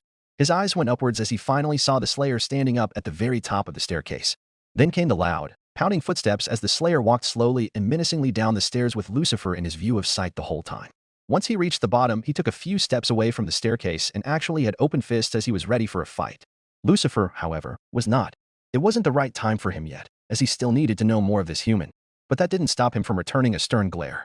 It seemed like Charlie was maybe getting through to him about the human, but once he saw the Slayer come down and square him up again, it seemed to go right out the door. It is why he decided to speak loud enough for everyone in the room to hear it, especially people like him, he said. He then turned around and began to walk towards the doors before vanishing out of thin air. Damn. Looked like they were about to fuck each other up, Angel said as he did want to see that fight. I think it's clear now who they were really talking about, Husk spoke. Yep, Nifty said as well. Well, judging from this giant wall of tension that was just created, I'd say they don't like each other very much, Angel said. He then looked at the Slayer as he proceeded towards the doors and out into hell again. Then, their attention went towards Charlie as she was walking near them. So Charlie, your dad not a fan of muscles over here? Okay, no, he clearly doesn't like him. But I really don't know why. I don't know what he could have done to my dad to make him so against him, Charlie answered. She then started to think about something else. But after seeing after seeing the Slayer's reaction to seeing my dad, there must be something going on between them. Definitely seems that way. They both didn't seem like they were happy to see one another, Nifty added. That is what worries me. I feel like it may lead to them fighting, and I couldn't even tell you what that outcome would bring, Charlie said. Probably a good-ass fight, Angel said with a slight chuckle. Oh, come on, princess, it really would be. He added as Charlie still didn't want to think about that. Kingdom of Hell.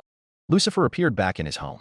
He let out a small breath of air as he walked over to a fancy table that had a mirror hanging over it. Lucifer took off his top hat and placed it on the table and looked at himself in the mirror. He decided to fix his golden hair until something unexpected happened. You would be wise to cease the path you are proceeding. This made Lucifer turn around in an instant and caused his eyes to dart around the room as he swore he just heard someone speak to him. Who is there? You would be wise to show yourself since you already pissed me off by breaking into my home unannounced. You wish to gather knowledge of something you know nothing of. What the hell are you talking about? Who are you? Lucifer exclaimed, and he was about to find out. Chapter 23. Known by many. Many years ago. On a porch sat a muscular man, with green eyes and brown combed back hair with his wife who had completely blonde hair with blue-green eyes. It was a warm, sunny day with a cool breeze. Many would consider this perfect weather to relax in, although it wasn't a relaxing situation at the moment for this family. A security team? This question was asked by the confused wife of a Marine that's been under significant fire lately. That's right, her husband responded. A security team that on Mars? They want to transfer you to literal Mars. She asked, making sure he got the facts right. That's right. Since they actually gave me that instead of sending me to prison, I have to assume that's a position that is not well liked. The man responded in a very unenthusiastic tone. That sounds crazy to me. And saying it like does not make it sound better, the woman responded. Well, you know I was trained for these things. No matter what kind of shit happened with my superiors, I still am a Marine, the man responded. There is no other position they can transfer you to? Nothing actually on Earth? Perhaps I could try to convince them to transfer you to my division, she asked. She had met her husband in the academy. While he was training to be in combat, she was training to be a doctor for the UAC Space Marines. I doubt they would allow that. Besides, I'd never catch on to that medical stuff, the man said, trying to make a joke before speaking again. You know I was discharged, and that doesn't open the door for too many opportunities. They all say that I am too dangerous for most jobs. Can you believe that shit? Too dangerous. But no, not the commander who ordered us to fire upon those people. Oh no. He's not. No, I was discharged, and that doesn't open the door for too many opportunities, the man responded as he grew annoyed of this whole situation. Yes, I know, she responded. The man could tell that his wife was still not happy and on board with him being permanently stationed on the giant red planet that was incredibly far away. At least when he was in the Marines, he was mainly on the ground and would be sent into space if it was needed, and she could see him a lot more often.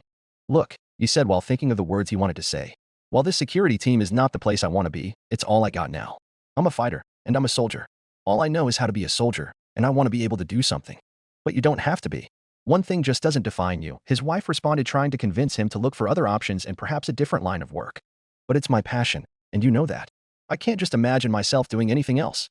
He responded as he raised his voice a little. He tried not to let his anger get the better of him. His wife had noticed this about him lately. She figured he was really stressed as of late, and it put him on edge.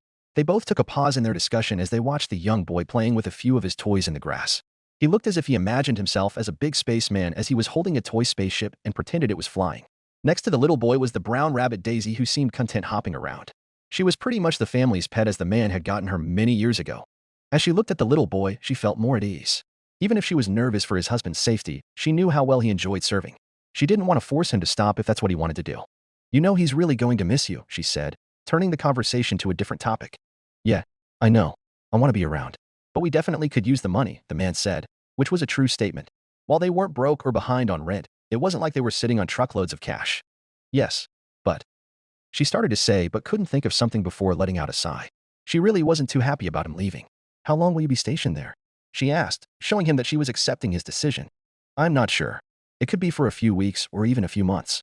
But I think it will be okay. I don't even know what type of action I'm even going to get into compared to the Marines. Who knows, maybe they'll stick me on some desk job, and I'll never see any action, the man said, trying to put his wife at ease. I doubt it. You're one of the best Marines, after all, she said with a smile. That comment did bring a small smile to the man's face. Yeah, that's probably why they haven't arrested me for this. Look, I'll be back before the two of you know I'm gone. He said with such confidence at the time, not knowing the terrible fates his family and the rest of mankind had in store for them. Present day. The Slayer had nothing but time lately. With that time came more and more thinking. As he sat down in his room, his past started to creep up on him again. He began to remember the very last real conversation he had with his own family. He never got a final talk with the rest of his friends or other extended family members. All he could remember was telling them not to worry, telling them it would be all right. It didn't hit him until now about how wrong he was, about how he lied to them. In a way, he wished he never took that job, and he wished he had gone with her advice and done something on Earth. At least then, he would be closer, not millions of miles away in space. If he was back on the ground, he could have done more. He could have saved them. He could have kept others safe as well. He always spent his time pushing thoughts like this to the back of his mind. He didn't like to think about his past as he was no longer the man he used to be. That man died when the demons invaded. That man died with the rest of his loved ones. The Slayer got to his feet and proceeded to exit the room. He needed some time to clear his head, and being stationary for so long was not his style. He walked down the hallway like normal towards the staircase. But someone caught his eye. Lucifer. The Slayer peered at Lucifer through his helmet as this demon was really getting on his nerves. It seemed like this demon always wanted to pick a fight with him but never actually had the balls to strike. The Slayer walked slowly and menacingly down the stairs with Lucifer in his view of sight the whole time. Once he reached the bottom, he took a few steps away from the staircase and actually had open fists as he was ready for a fight if one came.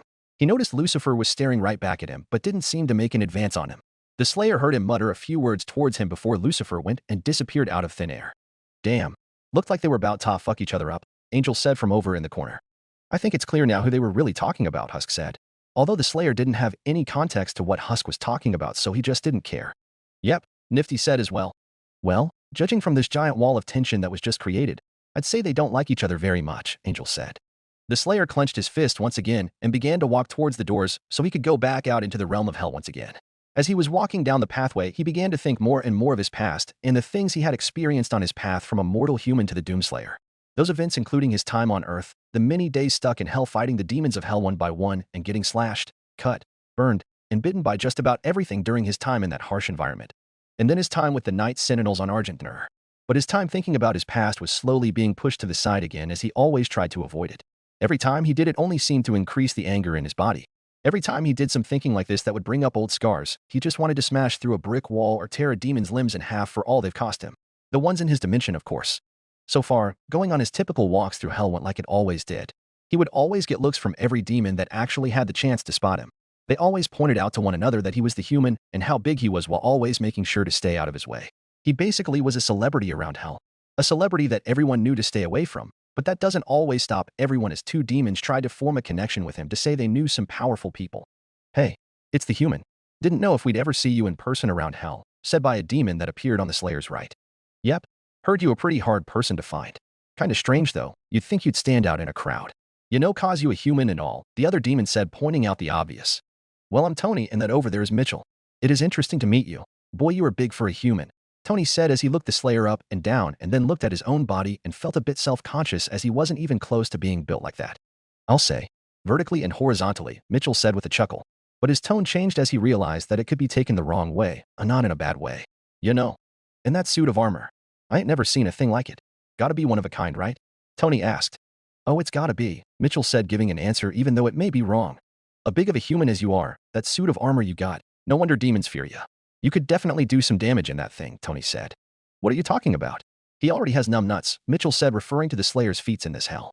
Right, my apologies. On a different note, I don't know if you know this or expected this, but in hell, there is money you gotta earn to get shit just like on good old Earth, Tony said, getting to more of the point. That is right.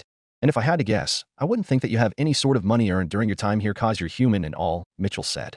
Right. And because you were such a lean, mean, killing machine. You would definitely be able to accomplish some hard tasks, Tony said. And you got something that most don't have. The power of intimidation, Mitchell said. That is right. And you could use that power of intimidation to get yourself some money, Tony said. They were slowly building up to the point. The two demons didn't know it, but they were about to find themselves lucky. The Slayer was in a worse mood than he typically was in and was about to make these demon fuck right off in a violent way. Until the sound of rolling tires on the ground caught his ears as well as the sound of an engine. As he walked, he looked towards his side to see that a limo was slowly coming to a halt next to the sidewalk. As the limo came to a halt, so did the Slayer. He just stood there and stared at the limo that pulled up beside him. This started to become a common theme, and he wondered who would emerge from this one. Out of the limo came the one and only Valentino. The Slayer simply stared at him as he got out of the limo and slowly stood himself up straight. Whoa, Valentino, didn't expect to see you, Tony said, trying to sound confident. Cut the fucking bullshit and fuck off you two before I put a few in your fucking skulls, Valentino said as he didn't give a shit about these other demons. He was focused only on the Slayer. You are right. We'll be going now, Tony said as he and Mitchell made sure to go in a quick manner. After they were gone, Valentino walked closer to the Slayer. As he did so, he saw that the Slayer's fists were balled up. Look, freak, I'm not here to fucking fight if that's what you were thinking. That was the boring answer to the Slayer. He also noticed that Valentino had on a new pair of glasses. These did not have heart-shaped lenses like the last ones the Slayer crushed. These just had circular lenses but still were gold-colored. But he was not wearing any type of hat on his head this time for obvious reasons. You really are being a huge pain in the ass. Why the fuck do you have to interfere in business that is not yours? Valentino said as he folded his arms. He then let out an annoyed sigh and held a hand to his forehead as he did forget that he wasn't going to get an answer. Listen up. I don't know where you come from or whatever time you come from, but shit probably doesn't work the same here as it does, wherever you come from. I don't know if you were trying to make yourself feel good by protecting Angel, but you don't realize that where Angel is at right now is his own doing. Angel personally agreed and signed himself over to me, so it's not like I forced him to sign it. He wanted to be in the spotlight, to have demons everywhere give him attention. To make it a little easier for you, he is a conjured soul that will always belong to me unless I choose to let him go or he gets killed in one of these cleanses. But he's not stupid enough to do that. It sounded like the other demons in hell didn't know about the things said in that log since Valentino mentioned the word time in his words. The Slayer still wondered how they ever got access to those. It seemed like his world was starting to come here in some shape or form. I figured Alastor would be my only fucking issue at that stupid fucking hotel over there. But no. I find out that you were acting as Angel's little bodyguard. You all going to play this fucking game with me doing your very best from having Angel come back to me? Valentino asked, even though he knew the answer. The Slayer figured he sparked fear into this Valentino, not like it wasn't normal for him. He could tell when he had someone scared when they seemed to be all bite but no bark. Valentino is just saying all these things to him but isn't actually stopping him from doing it. I really want to know why the fuck you should really give a shit about this or why you should give a shit about any of them, including Angel. Is Angel acting as your little fuck toy, letting you fuck every last inch of brain he has? Or maybe it's not him. Maybe it's the little princess at the hotel. Maybe she's your little fuck toy and ordered you to keep Angel away? Is that it? Because I don't understand why a human would want to defend a demon, Valentino exclaimed, asking question after question after question. The Slayer didn't want to bother to listen to this demon just spit words at him all day. No matter what he said or whatever laws this place had didn't matter to him. He'd do whatever the hell he wanted. He started to walk around Valentino toward the left side of him, but Valentino wasn't having that. Oh, no. You are not just going to walk away. Not until I fucking know in some fucking shape or form that you're going to let me have Angel back, Valentino said as he made a wall in front of the man. The Slayer tried to go around the other way, but Valentino moved in front of him again. Valentino couldn't see it, but the Slayer had a mean look on his face now as he took his left hand and placed it on the right side of Valentino's body. What the fuck? The fuck do you think you're doing? Valentino couldn't finish that word as the Slayer simply shoved him the fuck out of the way into the side of his own limo before merely walking away as if nothing happened. Valentino hit the side of the limo with some force as he ended up falling to the ground. He then let out a frustrated grunt as he slowly got to his feet by using the limo as support. His shoulder was definitely throbbing as it caught most of the impact of the vehicle. But the pain didn't stop him from cussing at the Slayer. You fucking CUNT. You aren't going to walk away from this SHID. Angel belongs to me. I'll fuck up every bitch in that hotel, including you. You are going to fucking wish you were dead, he shouted. The Slayer just kept walking, practically ignoring anything Valentino said to him. He could throw out every swear word, every insult, or every threat in the book. The Slayer would just send it through one ear and out the other. Kingdom of Hell. Lucifer kept looking back and forth, up and down, to and fro, but couldn't see the person who was speaking to him now. Who are you? Where are you at? You would be wise to stop hiding from me before you regret it. That is not a choice that can be controlled or reversed at this point in time, the voice spoke to him. What the hell is that supposed to mean? You were telling me you cannot come out of hiding and show your face, Lucifer said as he became annoyed. He tried to use his power to see if he could sense where this person was hiding. I have no face to show, nor have I a form to present, the voice responded. What? So what are you trying to tell me? That you're some type of spirit? Lucifer said as he continued to look around. He started to notice that this voice sounded very odd. It had its own echo effect to it. At least, Lucifer thought it was an echo. That could be a possible way to consider it. I no longer retain a physical form. Now, I am what can be considered as a presence, the voice said but took a short pause before speaking again. I have spent some time observing this world. I am not familiar with it. It holds beings and realms that I would have never believed would have existed outside of my own. Where I reside, a holy place, as well as an underworld exist, but the beings who inhabit those realms differ from the ones here. Care to give a little more context than that? What in the hell are you talking about that you don't have a physical form and wherever the hell you reside? Lucifer asked as his search for who was speaking was coming to an end. This dimension, as a whole, is a place that I do not reside, the voice answered. So, where do you come from? Lucifer asked. The realm where I exist is a realm unreachable by man. It is an advanced technologically driven domain known as Urdak. From observing the several realms of this universe, it seems as if the advancements are behind, said by the voice. Urdak? I never heard of such a place before, Lucifer said. It would not be possible that you would be familiar. Our world and the realms that reside in it are located in a completely different universe. There had always been the search for more in the grand scheme of the multiverse.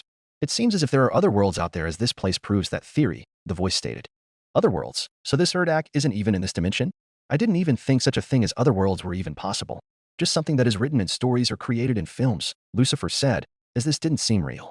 So then, if you are from a different universe, how the hell did you even get into ours? By following the trail of another, the voice answered. Okay, and who would that be? Lucifer asked, as that didn't give him a straight answer. A being holding unmeasurable strength and power that has entered this realm, the voice said, giving him context clues. It's the human, isn't it? Lucifer answered, as it seemed like the only person who fit that description. I know the search you have been on to gain knowledge of the Slayer's origin, the voice said, as he never referred to the Slayer as just human. Yes, I have. Wait, are you telling me you actually have something to tell me about this human?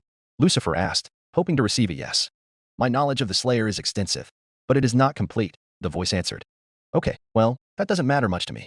All I know about this fucking human is some shit about him serving some priests and fighting against some creatures, Lucifer said as he went back to referring to the logs. The voice logs that you received did provide information about the Slayer. But it seems as if you have inherited the information incorrectly, the voice responded. Well, you can't fucking blame me for that. I don't know anything about this man, and I am just left with assumptions and…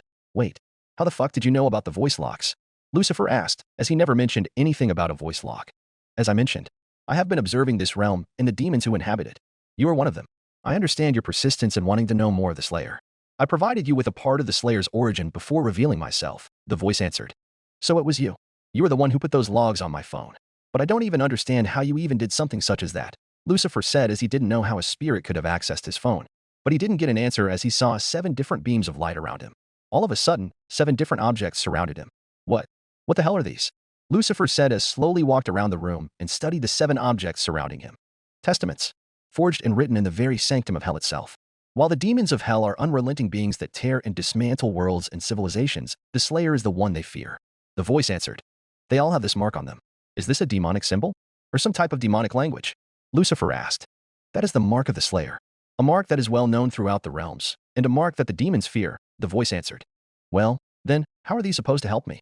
Testaments typically contain some type of writing, Lucifer asked, as all he saw was the so-called mark of the Slayer and nothing else. The testaments can be activated by a singular touch on the Slayer's mark, the voice explained. Lucifer looked back at the testaments and walked up to one of them. He looked to his right and made it flat. He placed his hand on it and pressed down. He didn't think that worked until he heard a deep and groggy voice speak out of nowhere. In the first age, in the first battle, when the shadows first lengthened, one stood. Burned by the embers of Armageddon, his soul blistered by the fires of hell and tainted beyond ascension, he chose the path of perpetual torment. In his ravenous hatred he found no peace, and with boiling blood he scoured the umbral plane seeking vengeance against the dark lords who had wronged him. He wore the crown of the Night Sentinels, and those that tasted the bite of his sword named him the Doomslayer.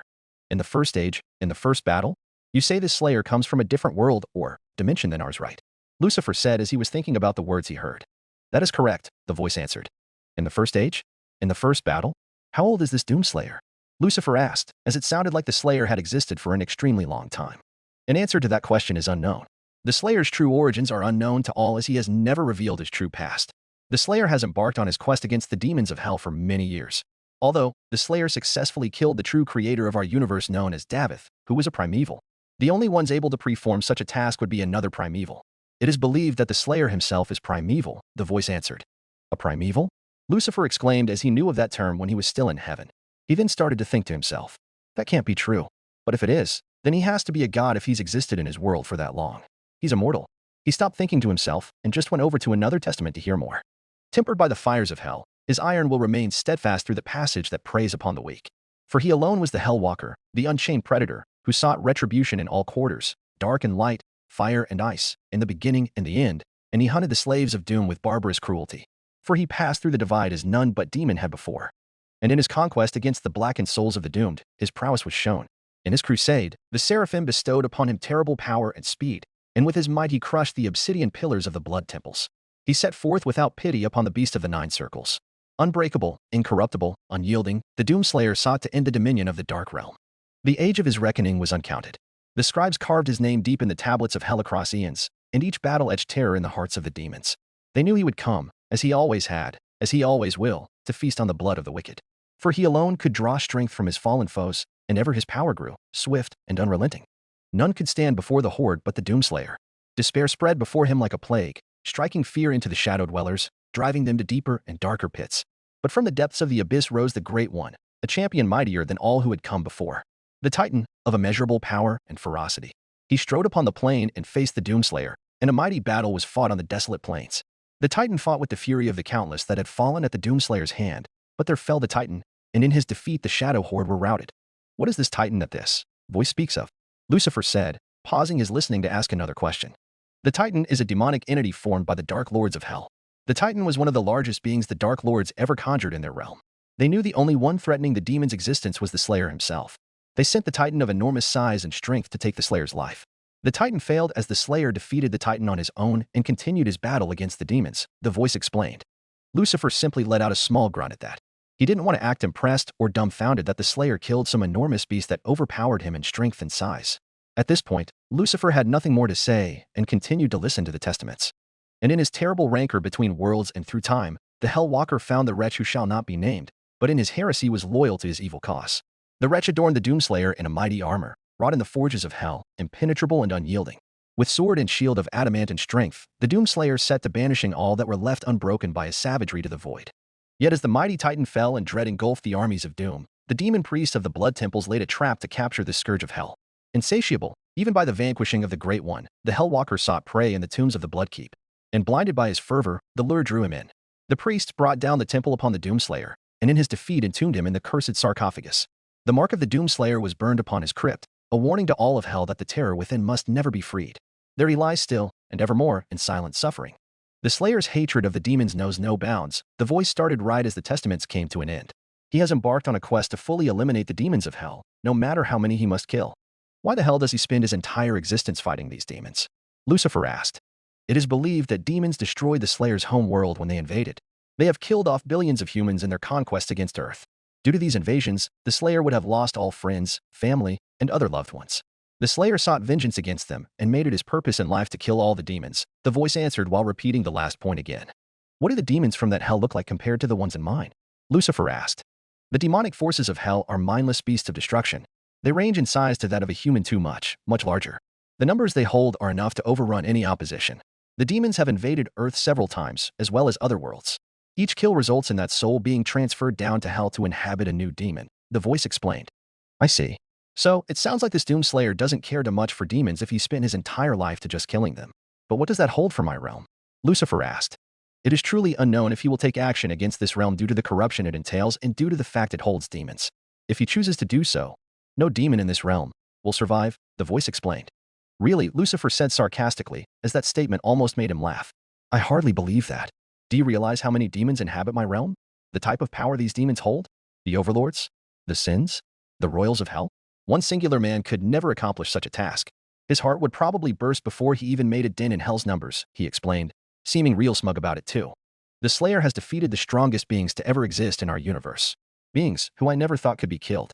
The Slayer's power is unmeasurable as he seems to always grow stronger, the voice added. Well, I have zero way of knowing that for sure since I don't know what your world is like. Maybe it's true, maybe it isn't. But you were telling me that he could kill an entire underworld of demons? The number of demons here has nearly lasted throughout the entirety of human existence. Completing such a feat while the demons fight back is impossible, Lucifer said. The demonic creatures that the Slayer wages war against contain more power than a typical demon in this realm. While the total amount of demons the Slayer has killed is also an unmeasurable number, it is believed that he has killed billions on his own. The voice responded, trying to show Lucifer that the Slayer could in fact kill billions of demons in this realm too. Okay. Well, mindless beasts are different from those that can plan strategies, Lucifer said, trying to shoot down every point that is thrown at him. He had such a strong dislike for the Slayer that he didn't even want to say anything good about him. As I mentioned before, from my observation of this world, the demons of this world, including you, seem to hold a true sense of thought and a true sense of emotion like a typical human would, the voice stated. Well, of course, the majority of the demons in this ring are former humans, Lucifer said, confirming his point. That would lead me to believe that these beings would also experience pain like they would when they were once human, the voice added to his original point. Yes, I suppose they would. However, the demons here are stronger than humans on Earth. But what is your point here? Lucifer asked. That would continue to make me believe that if a demon was harmed in battle, they would become immobilized. The demons from hell in our dimension are not the same. While they can be harmed or experience pain, it is not something that stops them from their goal. They do have the same sense of thought besides dismantling their target by any means necessary. No matter how hurt they may be, the voice said. How do you know all this for certain about this man? Do you watch him every second of every day? Lucifer asked. I have aided the Slayer on several occasions through several forms, as well as observed the actions and the battles he has been through. Especially now, when I no longer retain a physical form. My presence can go anywhere, the voice explained. So if you've seen him through battle many times, that must mean you know his tactics and his weaknesses, Lucifer said. This is the information he really wanted to know. As far as I have seen, the Slayer does not possess any weaknesses or any weakness that is noticeable. The Slayer's will and determination push him through any fight no matter who he is engaging battle with or how hurt he truly is. The Slayer is truly fearless, the voice responded. Yeah, I got that part of him, but I don't know how much I believe that. I feel like everyone has to have some type of weakness or vulnerability to exploit, Lucifer said as he began to rub his chin. He then wanted to shift the topic over to one of his original questions. There is still something we haven't established. Who are you? I have been given many names throughout my existence as well as taken on several forms. But I am known by many as the Father, he announced. Chapter 24. Consider it an honor. Heaven. Seraphim. An angel spoke as they approached the high seraphim of heaven. Ah, hello. What brings you here today? Sarah questioned as this visit was unexpected.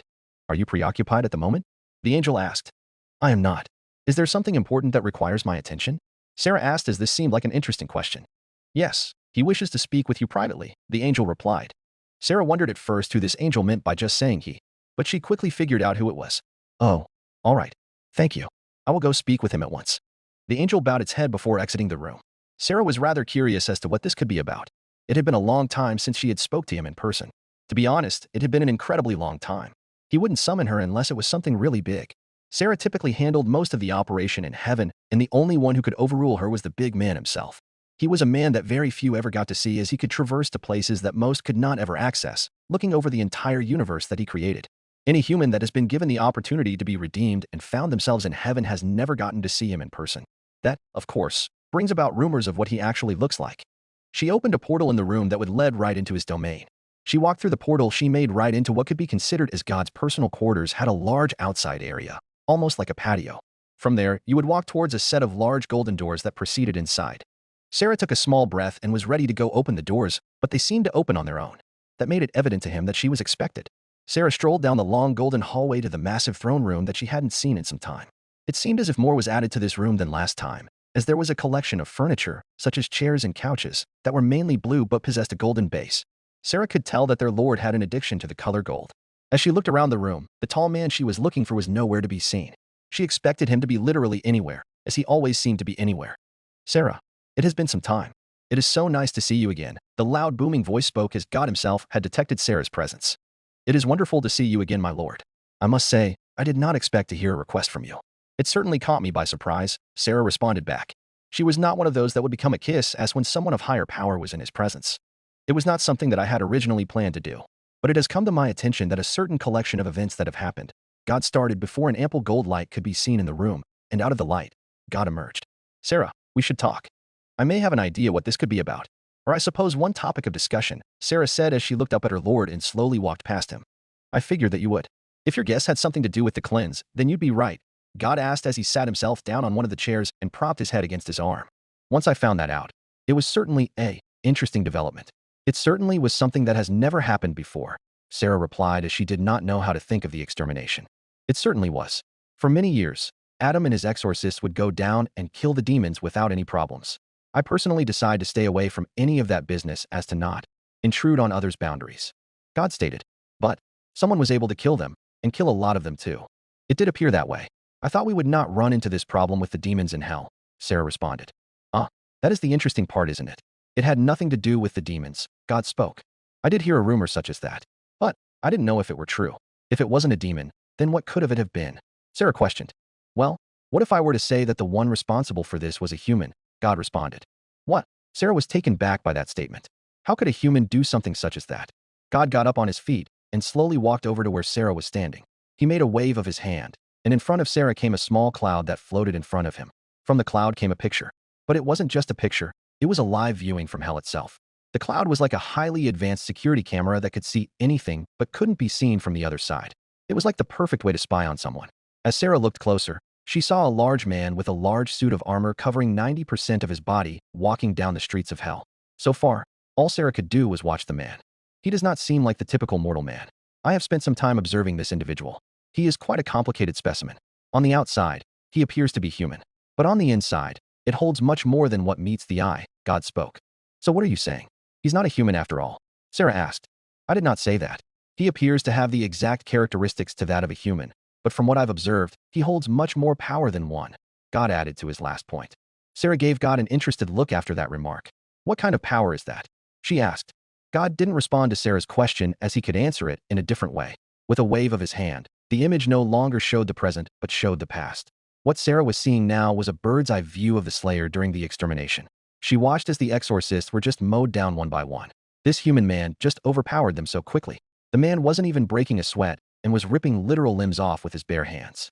Wow, that is, she muttered as he was trying to think of something witty to say. That is the power I am talking about. No normal human, even the strongest humans on Earth, could not do that. Not even the demons could beat them or harm them physically like that. So, it leads me to believe that this one holds superhuman strength, speed, and reflexes. He is a human that I've never even seen before until he just recently. It's almost as if he appeared out of nowhere. God explained. So, what should we do about him? I mean, I don't know how to take this. Should we see him as a threat to the realm? Someone who will need to be dealt with before things get any worse? Sarah asked as he was preparing for the worst. Well, hold on now. God responded as he held up a hand to get her to pause her speech. Perhaps not.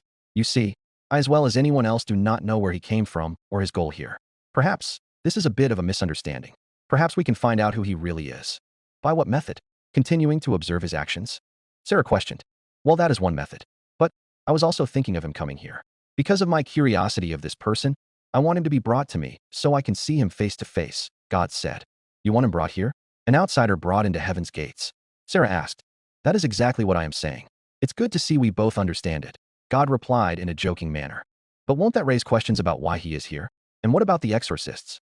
I feel like this could expose the cover of the yearly exterminations in hell if he is brought here, Sarah said, voicing her concerns. Well, if no one knows about the cleanse, then why would they suspect it in the first place? God responded. He then started to realize what point she was getting at there. Emily still does not know about it. Does she? No, she doesn't. I would want to keep it that way, Sarah responded as her eyes shifted towards the ground. Well, if you wish for her to remain in the dark, then do not mention anything to anyone. Like I said, if no one knows about it, why would they suspect it at all? God said, reiterating his previous point.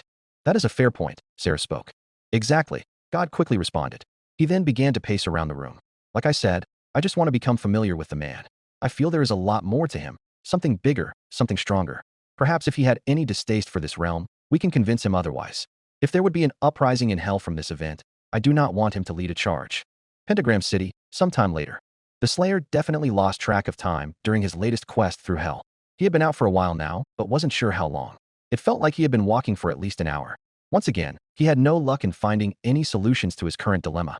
The only thing that was somewhat eventful that occurred with him was his brief encounter with Valentino, which ended up with him tossing him into his own car. But it definitely would get a lot more eventful as he came to a halt when something opened in front of him. It was a fiery, oval-shaped portal with a golden outline to it.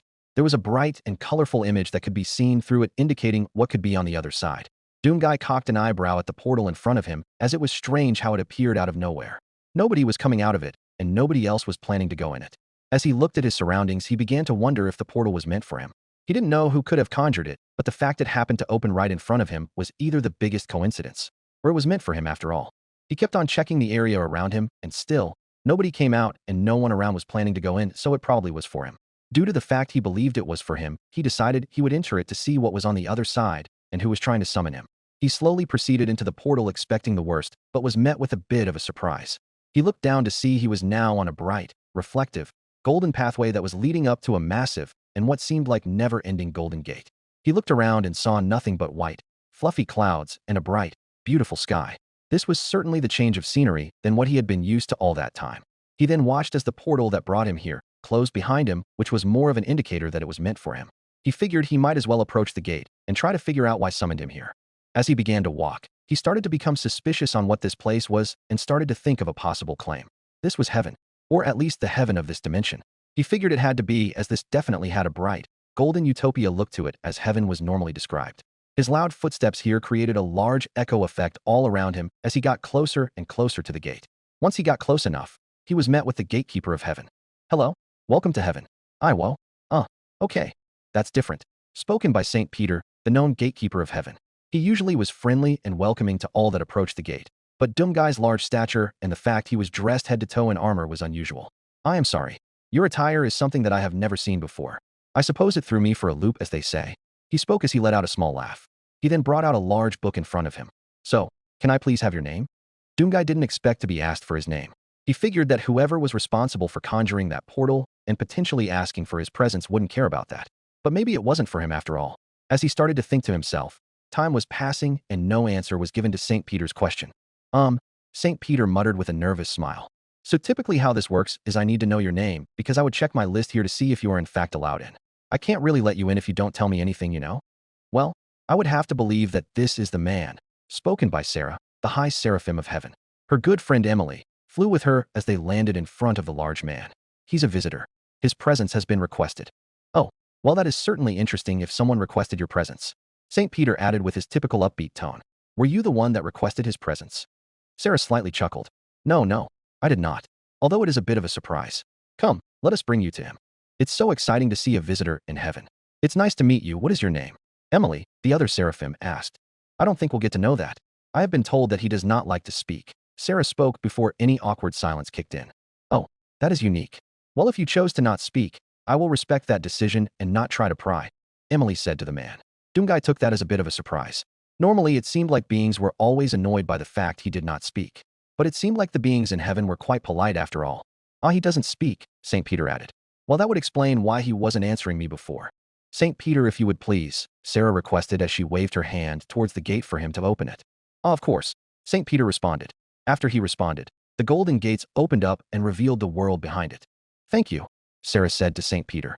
If you would follow us, we could take you to your destination, she now said towards the Slayer. The Slayer followed both of them into the gates of heaven. He officially became the first human to ever set foot in heaven. It was almost a wonder what the Slayer hadn't done yet. The realm was undoubtedly something to look at, as it was quite bright with the many glowing lights. The place looked incredibly clean, fancy, and rid of conflict. It was definitely a nice change of pace. In a small way, it was similar to hell and earth, but the only similarity was the city vibe it gave off. Although most of the buildings in this realm had a very unique-looking shape, not like your typical square or rectangle. It was a wonder how some of these buildings stayed up with their structural designs, but it was best not to think too much about it. The entire realm just looked like it was resting on top of a massive cloud, whose total distance couldn't be measured. As they proceeded down a golden pathway, the Slayer caught a look at the angels that passed them by. Like hell, most of them had all unique types of looks. Some of them seemed to have a type of ethereal and alien-like aesthetic, some had a more humanoid look, and others did have that animal-like look to them. Just like in hell, every angel that saw him following Sarah and Emily stared at him and studied his features and seemed like they were talking about him to those around them. It also seemed like these angels didn't use their wings to the fullest, as they all decided to walk around instead of fly. Please mind their staring. It's not like we see many like you on a daily basis, Sarah said to the Slayer. But he was used to this by now. I am also sure you will find this change of scenery of culture an improvement over what you are used to. I do not even understand how you found yourself in the predicament you are in or how you entered hell. The realm was certainly a lot nicer on the eyes to look at, especially after being stranded in hell for many months. Although, there was the wonder of what would happen to him after this. Would he now be stranded in heaven? Would be mistakenly sent to this universe's earth, or be sent back to hell? That was a question only time could tell. They probably are interested to see you. It is not normal for us to get visitors in heaven. May I say that it quite the attire you have. I have never seen something such as that, Emily said as she looked up and down at the Praetor's suit. I also really think you'll enjoy the sights here. Heaven is a wonderful place. I also have to believe you are a human, so hopefully after you've seen our realm, you'll definitely want to come back when your time comes. While this certainly looked like a calm and peaceful place to go when you die, Doomguy figured that there was probably nothing waiting for him in the afterlife. The curse and pain he holds will always stick with him forever. And the big thing there would be if he actually ever died, and if he did, where would his soul go? He cannot die of old age and could only be killed by another being, which would likely never happen as the trillions of beings he's killed already have failed in doing so. As you can see, there's so much to do here. So many shops, sights, and places to see, Emily exclaimed. She started to talk more and more about heaven and all of the great things it had in store, but it started to become a blur to the Slayer as he spotted a group of beings walk together. A group of exorcists. They caught his eye, and he caught theirs as well. The Marine was surprised to see that these exorcists are not all what they appear to be. They have a human look to them and don't have horns growing out of their heads after all. Those are just masks. He could tell that as some of the exorcists wore their mask and others simply held it in their hands. As mentioned before, the exorcists spotted him and it didn't take them long to remember who that was. They all started to become uneasy, angry, and even a little scared as they didn't have any weapons on them to protect themselves should they need to. Huh? That's odd, Emily questioned. What is odd, Emily? Sarah asked. The exorcists, Emily began to answer. They look scared, and they are looking at him, in a weird way. A way that is not typically for an outsider. Sarah became a bit nervous of what to say next as Emily did not know the reason for their fear. Perhaps they are just taken back by his appearance, and because of that it is making them a bit territorial of this place. Doomguy caught that to be quite an odd thing to say in response, as that was not the reason at all. He figured there were a couple of reasons why she said that. One was that she did not know the real reason either, and was just spitballing, or two, she knew the reason but was trying to deny or hide the truth. Maybe. Just seems a bit odd to react to an outsider such as that. Emily replied as she kept looking back and forth at the exorcists. Yes, but let us proceed for now, Sarah said, trying to push them along. The Slayer kept on staring over at the exorcists for a little while longer before slowly turning his head back toward the direction of Sarah and Emily. For now, he would put the past aside and not continue his rampage against them. But who knows how long that would last. They were going to start walking again until someone had to take a real close-up look at the man of the hour. Who the hell is this? Lute muttered as she seemed to just appear behind the Slayer in them. She had seen the man over in the distance and just had to see him up close. The Slayer turned around to look at Lute. He noticed that she also had a human-like look to her. This is a visitor to heaven. We don't know who this is exactly, but he has been requested to come to heaven, Sarah happily answered. Lute looked the Slayer top to bottom. A human being in heaven? Well, while I will admit he's quite big for a human, but I don't see what's so special, she said as she folded her arms. It does not matter what is or is not special with him. He has been requested all the same. Sarah spoke as she was hoping Lute wouldn't reveal anything. Well. This voice came from Adam as he slowly descended from the sky to the ground. The tone in his voice was his usual tone of joking around and being a smartass. I gotta say, it has been so long since someone outside of heaven's standards has visited heaven. Just let me take a gander at him. You can't blame us for wanting to just take a little peek. Adam began to look at the man. He placed a finger on his chin and began to pace around him. Well, you are quite big and not some skinny bitch like most humans. I see Mama fed you well, didn't she? With the looks you got, I bet you're a real lady killer, am I right? Adam said as he gave the Slayer a playful punch to his shoulder, only to be met with his preacher suit. Damn, that's hard as a rock. Pretty cool though, that you're all dressed up in your little superhero suit. By the way, where the fuck did you even go about acquiring hardware like this? He asked while subtly mocking the Slayer. But the Slayer could quickly tell that he was being mocked. He could tell that he was not well liked by these two as well as the other exorcists in this realm, but it's not like he gave a shit about that. He just assumed they were trying to get a rise out of him, but it wouldn't work. If only they knew who he really was, they would never try to mock him. What? No answer? Damn, I didn't think I was being that mean. Adam spoke again. Guess he's one of those that's tough on the outside but soft on the inside. Lute added, even though that was an incredibly false statement. From what we know, he does not speak, so we should respect the fact he chooses to not speak. Emily replied in the defense of the man. There ain't any fucking way someone just doesn't speak. Everyone speaks in some way, shape, or form. Unless he's deaf. Are you fucking deaf? Nah, never mind. That would be an incredibly stupid question if that was true, Adam said, answering his own question. I would have figured he would have more of a backbone to speak up and not be so shy, Lute added. Oh, we can't be so judgmental. Maybe he was in some freak accident that fucked up his vocal cords. That didn't happen, did it? Adam asked to the Slayer. The Slayer just stood there, giving him no type of answer. Nothing? Alright, well fuck us I guess. The Slayer was becoming annoyed now. His hands were not balled up in fists like they typically were. But on his left hand, you could see his fingers twitching and wagging like he was preparing to do something violent. But the Slayer was trying to keep himself under check as he would like to just kill both of these two and be done with it. Or at the very least, hit them both with a powerful punch to finally shut them up. But that could start a massive battle between himself and this realm. While he figured he could easily wipe this realm out, he didn't feel like there was a need for that. He had no grudge against this realm or the beings that inhabit it. That is enough, Sarah spoke as she was becoming annoyed and did not want any conflict to arise from this situation herself. She then turned to Emily. Emily, would you continue to escort him? I need to discuss some things for a moment. Oh, I'm sure. I would be happy to, Emily said. She now looked at the man. If you would follow me this way, we can continue forwards. She saw that the man looked at Adam and Lute once more before looking back at her. After that, Emily and the man began to walk forward once again. Once they were out of earshot, Sarah decided to speak up. You two with me, she commanded as all of them were teleported into Sarah's private quarters where no one else would be able to hear. Okay, Sarah, what the fuck is this? Adam exclaimed. First, I find out that this fucker killed of dozens of our exorcists during the extermination. Second, now I see that he gets to magically come into heaven? What the hell is the reason for that? Is this some type of a joke? Some sour taste at impractical humor? Lute said, speaking first as she was quite pissed. Exactly. Is this some type of stupid fucking joke that's being pulled on us out of spite? He asked, going off of what Lute said. No, this is not any sort of decision to spite you in any way. But the actions that man has done down in hell can clearly raise some concerns. Concerns I know you all are quite aware of, Sarah responded. The fact that he was somehow able to kill a part of your legion, Adam, makes this a rare situation. We don't want any uprising or war to start, and certainly not a war with that man involved. So because of that, he just gets to waltz into fucking heaven like it's not big deal. Adam questioned with the offended tone. I did not make the decision, nor was I the one who brought him here. His presence has been requested in this realm, and nothing more, Sarah answered. Requested? That shit don't happen often. Who the fuck even requested that fucker? Adam questioned as he didn't know what to call the man. He has requested him as he wants to meet him in person, Sarah answered, trying to give an obvious hint on who he really is. Lute spoke as she had to think about who that was for a second. You could clearly see in her face that it came to her real quick. Wait, God, are you saying God wanted him to come here? God? Oh, come on, Lute, you really think God would have brought that guy here? Adam said, all smug-like. After there was some awkward silence and no answer to his question, he asked another. That's not it, right? Yes, our Lord is the one who wanted him here, and he did not want any conflict to arise from this situation. Sarah answered, although felt like she was about to be hit with a tidal wave of questions and remarks from the two. And she was right. What the fuck?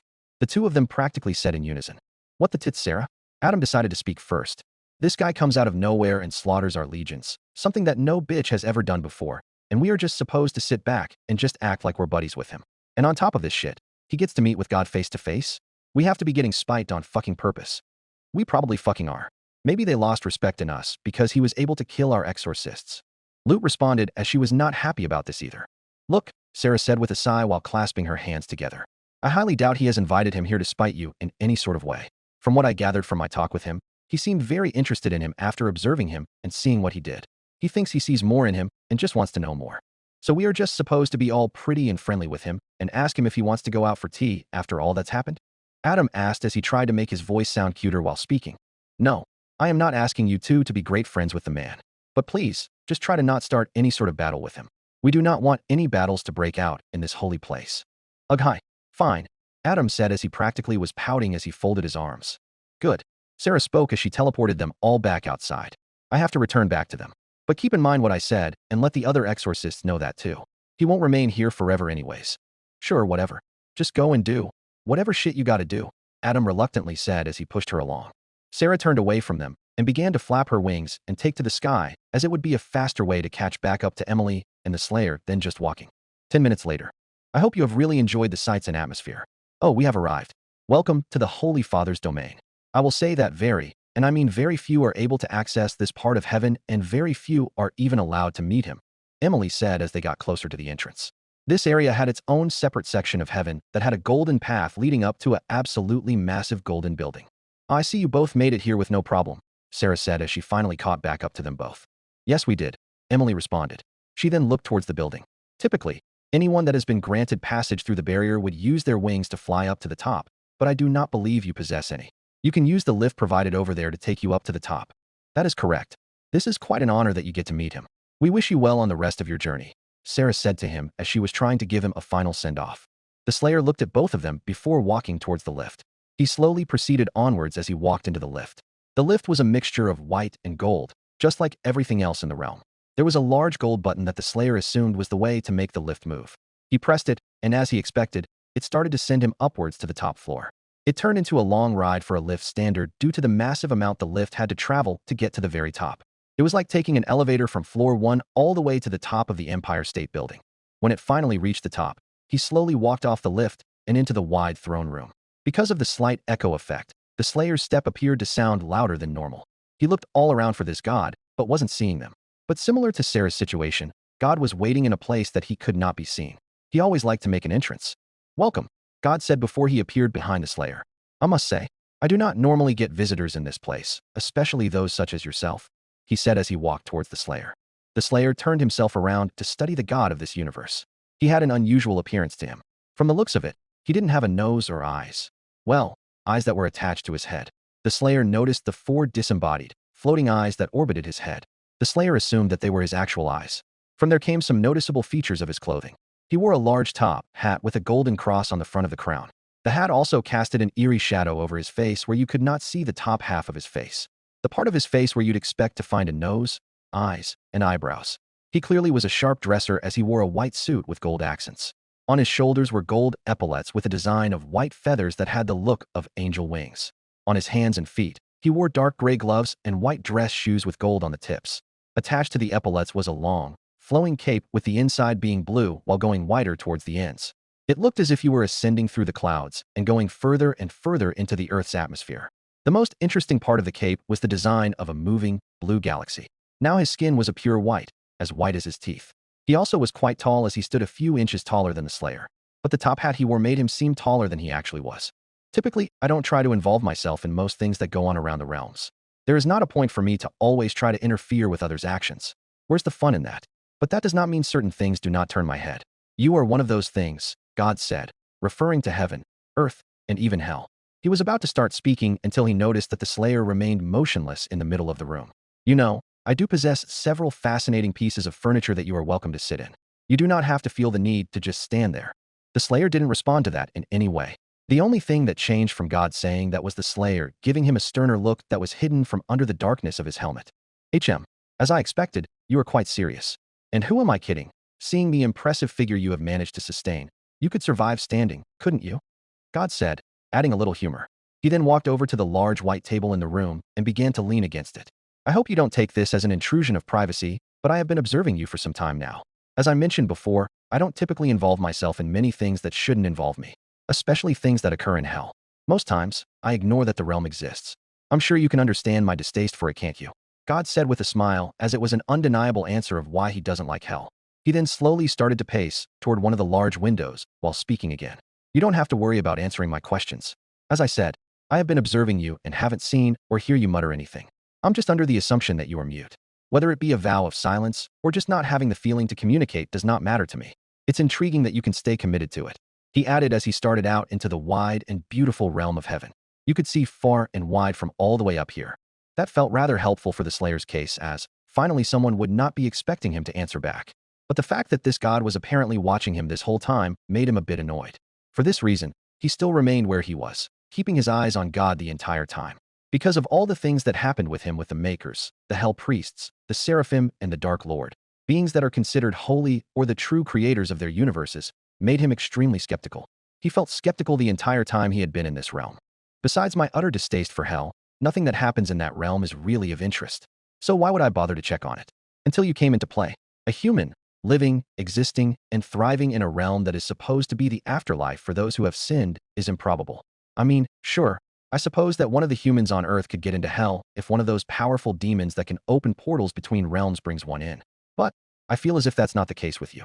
And with the fact that you are the only human that I've ever seen in hell exist for so long. You murdered a fair amount of the exorcists that reside in this realm and spilled holy blood all over hell.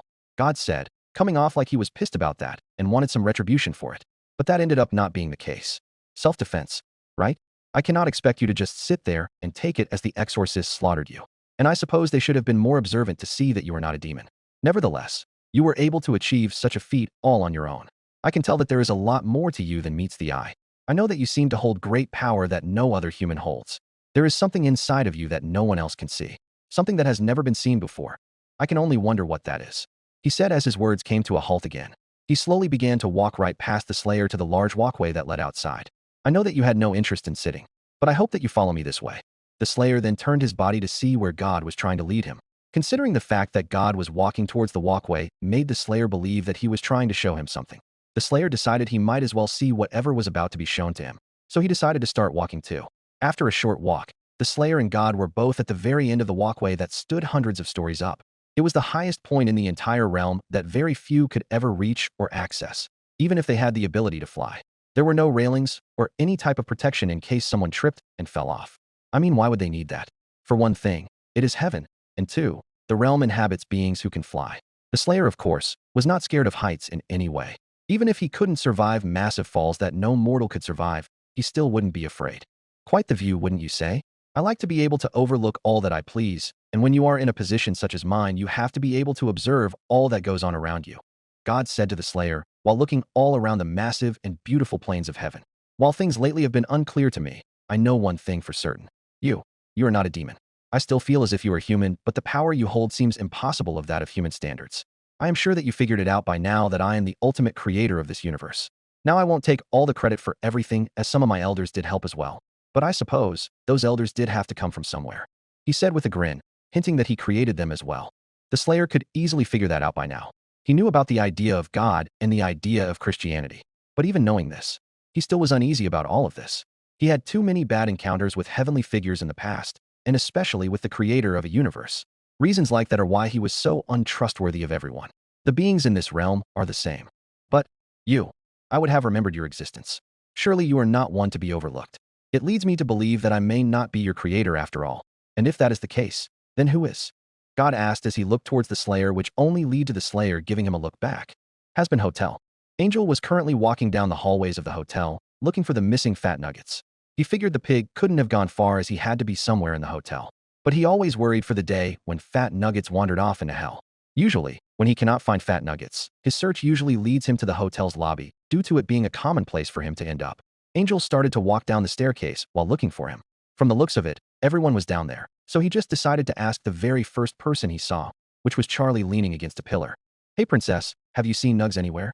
Angel asked as he proceeded down the steps. "Yeah, he's over there with Nifty," Charlie said, pointing over to Nifty's location. "Oh, you took Nuggets out of my room?" Angel asked as he approached Nifty. He at least felt better knowing where he was now. "No, of course not. He was just wandering out about the hotel. I was thinking about bringing him back, but then thought of the fact that he and Kiki have never really met one another," Nifty said.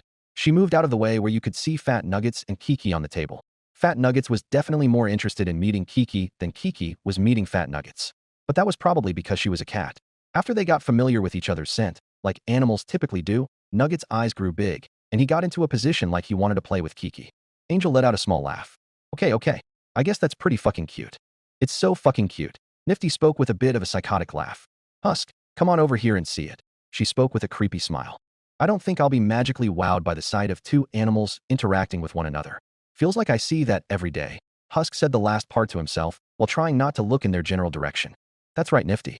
Grumpy Pants over there hates fun," Angel said. "Now you're catching on." Husk responded as he continued to shine the glass he was working on. Bang, bang, bang. The three loud knocks could be heard throughout the entire hotel lobby and got everyone's attention as the last thing they expected to hear today was a knock. "Did someone just fucking knock on the door?" Angel asked, making sure he heard right. "Yes, someone definitely did. Are we expecting someone, Charlie?" Vaggie said to her girlfriend as a knock at the door didn't happen very often. "No, but the last time someone knocked at the door, it was Alastor, and look how that turned out," Charlie said, using Alastor as an example. "Fucking amazing," Husk said sarcastically. "Husker, my good man, I couldn't agree more," Alastor said. "Point being, the last time that happened someone came wanting to help out the hotel. And when that happened, we got the great opportunity to meet all of you," Charlie said, referring to Alastor, Husk, and Nifty. "So with that logic in mind, this could be someone else wanting to show support or someone else wanting to stay at the hotel," she said as she walked towards the doors to open them. "Heh, I doubt it," Angel said to Nifty. He had a smug look on his face for a moment, but it was only for a moment. As Charlie opened the door, it wasn't just one figure standing in the doorway, it was several, and the sight of them made his heart sink to the floor. "Well, hello there, princess," Vox said to Charlie, still standing in the doorway. To his right stood Valentino, who looked really pissed, and to his left stood Velvet, who had a pure sassy look on her face. "It has come to my attention that there has been some conflict between our two parties. Princess, we should really talk." Charlie had started to become nervous now. She didn't know how this was going to turn out as there had been a lot of heated conflict between the members of the hotel and the 3Vs. The big difference this time, the Slayer was several realms away and wouldn't stop Valentino this time. Chapter 25. Let's talk. The Hazbin Hotel lately seemed to be the place of surprise visits. Today that trend would continue with the unknown arrival of the 3Vs at the doorstep. Charlie remained calm and decided to act a little smug for once. "Is that so?" Charlie responded to Vox's proposal to talk. "I would certainly say so. And it's probably a lot better alternative than anything getting physical. I'm sure someone such as yourself wouldn't enjoy that outcome, right?" Vox asked. "I suppose so," Charlie responded. But before she could say anything else, someone else wanted to get in on the conversation. My Charlie. We certainly have a knack for attracting certain folks to this establishment," Alastor started as he walked towards the door. "Oh, fabulous day. My three favorite demons in all of hell," he said with obvious sarcasm. Everyone knew Alastor and the 3Vs were not a good combination. "Glad to know we're your favorite," Velvet said, obviously knowing Alastor was being sarcastic. "Alastor, it is absolutely great to see you. How have you been? Good? Oh, that's great to hear," Vox said as he stared back at Alastor and just hit him with sarcasm. So far, it felt like every word out of someone's mouth was sarcasm. "May I ask why the three of you are here?" I know this isn't the place for you, Alastor asked. You fucking know why, Valentino said in a low voice before speaking up. Both of you fucking know. Perhaps we both do. I would say we are both demons of intelligent minds with the brain capacity to do a little problem solving, Alastor responded. I agree. I don't think we have anything to talk about, as I doubt anything will be resolved. This will turn into nothing more than a physical dispute. Clearly, you are prepared for it as all three of you showed up, Charlie said, adding on to Alastor. While the five demons were going back and forth, Angel remained uneasy over by Nifty. He started to look all around, and his eyes eventually went over towards Husk, who also had his eyes trained on the 3Vs too. Angel slowly walked over to him to talk to him in private. Hey, Husk, Angel said softly. What is it? Husk responded softly as well. He figured Angel was nervous as he didn't call him Husky. Got any predictions on how this will play out? Angel said in a nervous tone, followed by a shy smile. Probably not fucking well. They clearly all came for a reason, and that was so they could stand up to Alastor if it goes fucking south. Which I would bet some money on it happening, Husk responded. Right? Yeah, that is kind of what I was thinking. We should probably get muscles down here, right? That would give us some extra firepower, Angel said, looking around to see if the Slayer happened to come into the lobby like on cue. I don't even think he's fucking here, Husk said. He's not. Angel asked for confirmation. Don't think so. I remembered seeing him leave the hotel a while ago, and I ain't seen him come back in. I don't think he has any fancy magical powers where he can just make a portal to his room, Husk responded. Fuck. I mean, I would think after all the shit Vaggie told me about Alastor that he could handle it. But then again, I would feel much better if he were here, Angel said. I can fucking see why. Not many in hell can just toss someone with one hand, Husk said, referring back to the incident between Valentino and the Slayer, which Husk still found funny. We'll just have to see how this goes. He added, Alastor, just swallow your pride, which I know is so massive, and let's have a civil discussion, Vox said from the door. Husk and Angel stopped their discussion to listen back in. This has nothing to do with pride. I just don't think there is anything else to discuss, Alastor responded. Breaking a hell law is something to discuss. You should have known that this issue wouldn't just disappear out of thin air, Vox responded. From here, Alastor would typically want to make the final decision and tell them all to piss right the fuck off. But he decided he wouldn't make that decision. After all, this wasn't his establishment. All right, I shall leave this decision up to you, my dear. Shall we attempt to discuss this in some type of matter that could be considered peaceful? He asked. As much as Charlie would instead turn away the 3Vs and ignore this conversation as a whole, she had to admit that trying to find a peaceful way to solve this may be for the best. She figured that there would be a battle between them all otherwise, so she would play ball. Fine, we can discuss this, but only if this is to be done in a civil matter and not resolved by violence, Charlie said, finally responding. Oh, give me a fucking break, Valentino muttered as that shit seemed incredibly cheesy to him. I'm pretty sure Radio Boy over here would be the one who wishes for shit to hit the fan the most. I'll need a resounding yes, Charlie added. Fine, whatever, Valentino reluctantly agreed. Then it's settled, Alastor said. He then walked away and gave a snap of his fingers. All of the demons watched as, out of nowhere, a large table appeared in the middle of the lobby. From there, chairs seemed to appear as well. Alastor decided to equally distribute the chairs on each side to correspond with how many members were in the two parties. On one side of the table, there were 3 chairs, obviously, for the 3Vs to sit in. And on the other, there were 7 chairs for the members of the hotel to sit in. If we wish for this conversation to be conducted in a civil manner, then why not give the room a bit of a civil look to it, he added as he proceeded to the other side of the table. Wow, aren't you just so inventive, Vox said sarcastically. Of course, I am, Alastor responded. Where in the hell did you even get all this from? Vaggie asked as she brought up an interesting point. Alastor had to get this giant table and these chairs from someplace. The less you know, Vaggie, the better it will be for us all. So, how about we take our seats? Alastor said to everyone in the room. Everyone did just that. Valentino rolled his eyes as he was the first one to take a seat at this arrangement that Alastor set up. He sat down on the chair to the right, while Vox took the one in the middle and Velvet took the one on the left. For the hotel staff, Alastor took the seat directly in the middle so he could face down all the members of the 3Vs equally. Charlie went and sat down on his left, while Vaggie went and sat down on his right. Nifty went over and took the far seat next to Charlie, while Husk and Angel took 2 out of the 3 seats that were open next to Vaggie. Once everyone was seated, it was obvious that there was one seat left for a particular individual. An open seat. Perhaps that mind of yours isn't as strong as it used to be. You miscounted, Vox said, but he knew who that seat was supposed to belong to. I do not make mistakes, Alastor responded. Oh, that's right. That's for the big human, isn't it? Well, as far as my eyes can see, he doesn't seem to be here. Shame. Guess he'll have to miss out on this little discussion, Vox said with a grin. Sounds like you're fucking implying something, Husk said as he caught the tone from Vox's voice.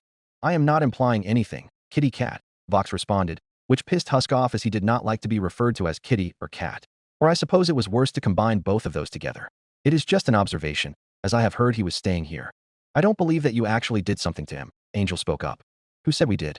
Velvet said, speaking this time. I just wouldn't expect the fella to make an appearance at this little meeting. The hotel staff was all unsure if the 3Vs actually did something to the Slayer. Obviously, they did not, as the Slayer was still several realms away, but nobody but the Slayer knew that. To the demons in the hotel, the Slayer left the hotel some time ago and hasn't come back. But he seemed so unkillable they didn't know what to believe. They would just have to go on without his presence. Well, as Vox so graciously pointed out when you all arrived, there have definitely been some issues between our two parties, Alastor said, starting off the discussion. Indeed. While neither myself nor Velvet was present during the original incident, apparently, you all have been withholding a conjured soul that is entitled to porn studios and owned by Valentino, Vox said as now the conversation was truly underway. Have we really? Alastor asked, wanting to make them think. I don't know. The fact that you have been keeping him trapped in this hotel nearly every day seems like it to me, Velvet spoke. Or it is the fact that Angel truly doesn't believe it is safe for him out there. We are not keeping him trapped in the hotel in any way, Vaggie said, adding her rebuttal. She's right. Valentino, all you've done is just throw out threats left and right to Angel, and you made it clear that if you ever found Angel outside of the hotel's premises, you would take him, Charlie said, backing up Vaggie's point. Fuck yeah, I would have. Maybe because, and stop me if I have said this 20 fucking times by now, I own him. I've explained this shit in a way even you retarded fucks could understand. Valentino said, growing more and more pissed. Wow. It's no wonder why Angel doesn't want to go back to you, Vaggie said in a sarcastic tone. Valentino, I know far too well the association that you have with Angel. I know far too much that he does rightfully belong to you, and I am not preventing you from retrieving him, Alastor said, voicing his opinion now. Really? Is that fucking right? Didn't you say you were going to tear me limb from limb the last time I was at this dump? Really proves your point there, doesn't it? Valentino responded. Oh, Valentino, that was for a completely different matter, and you know it. Besides, what's in the past is in the past. I clearly haven't made any harsh advancements to you, nor have I conjured up any new threats now, have I? Alastor responded. Do you want some kind of fucking medal? Valentino said, growing tired of Alastor. So you all are claiming that you are not intentionally keeping Angel away? Vox said, getting back to the point. I would say no. What about the rest of you? Alastor said, seeing if he had the same thoughts as the rest of the staff.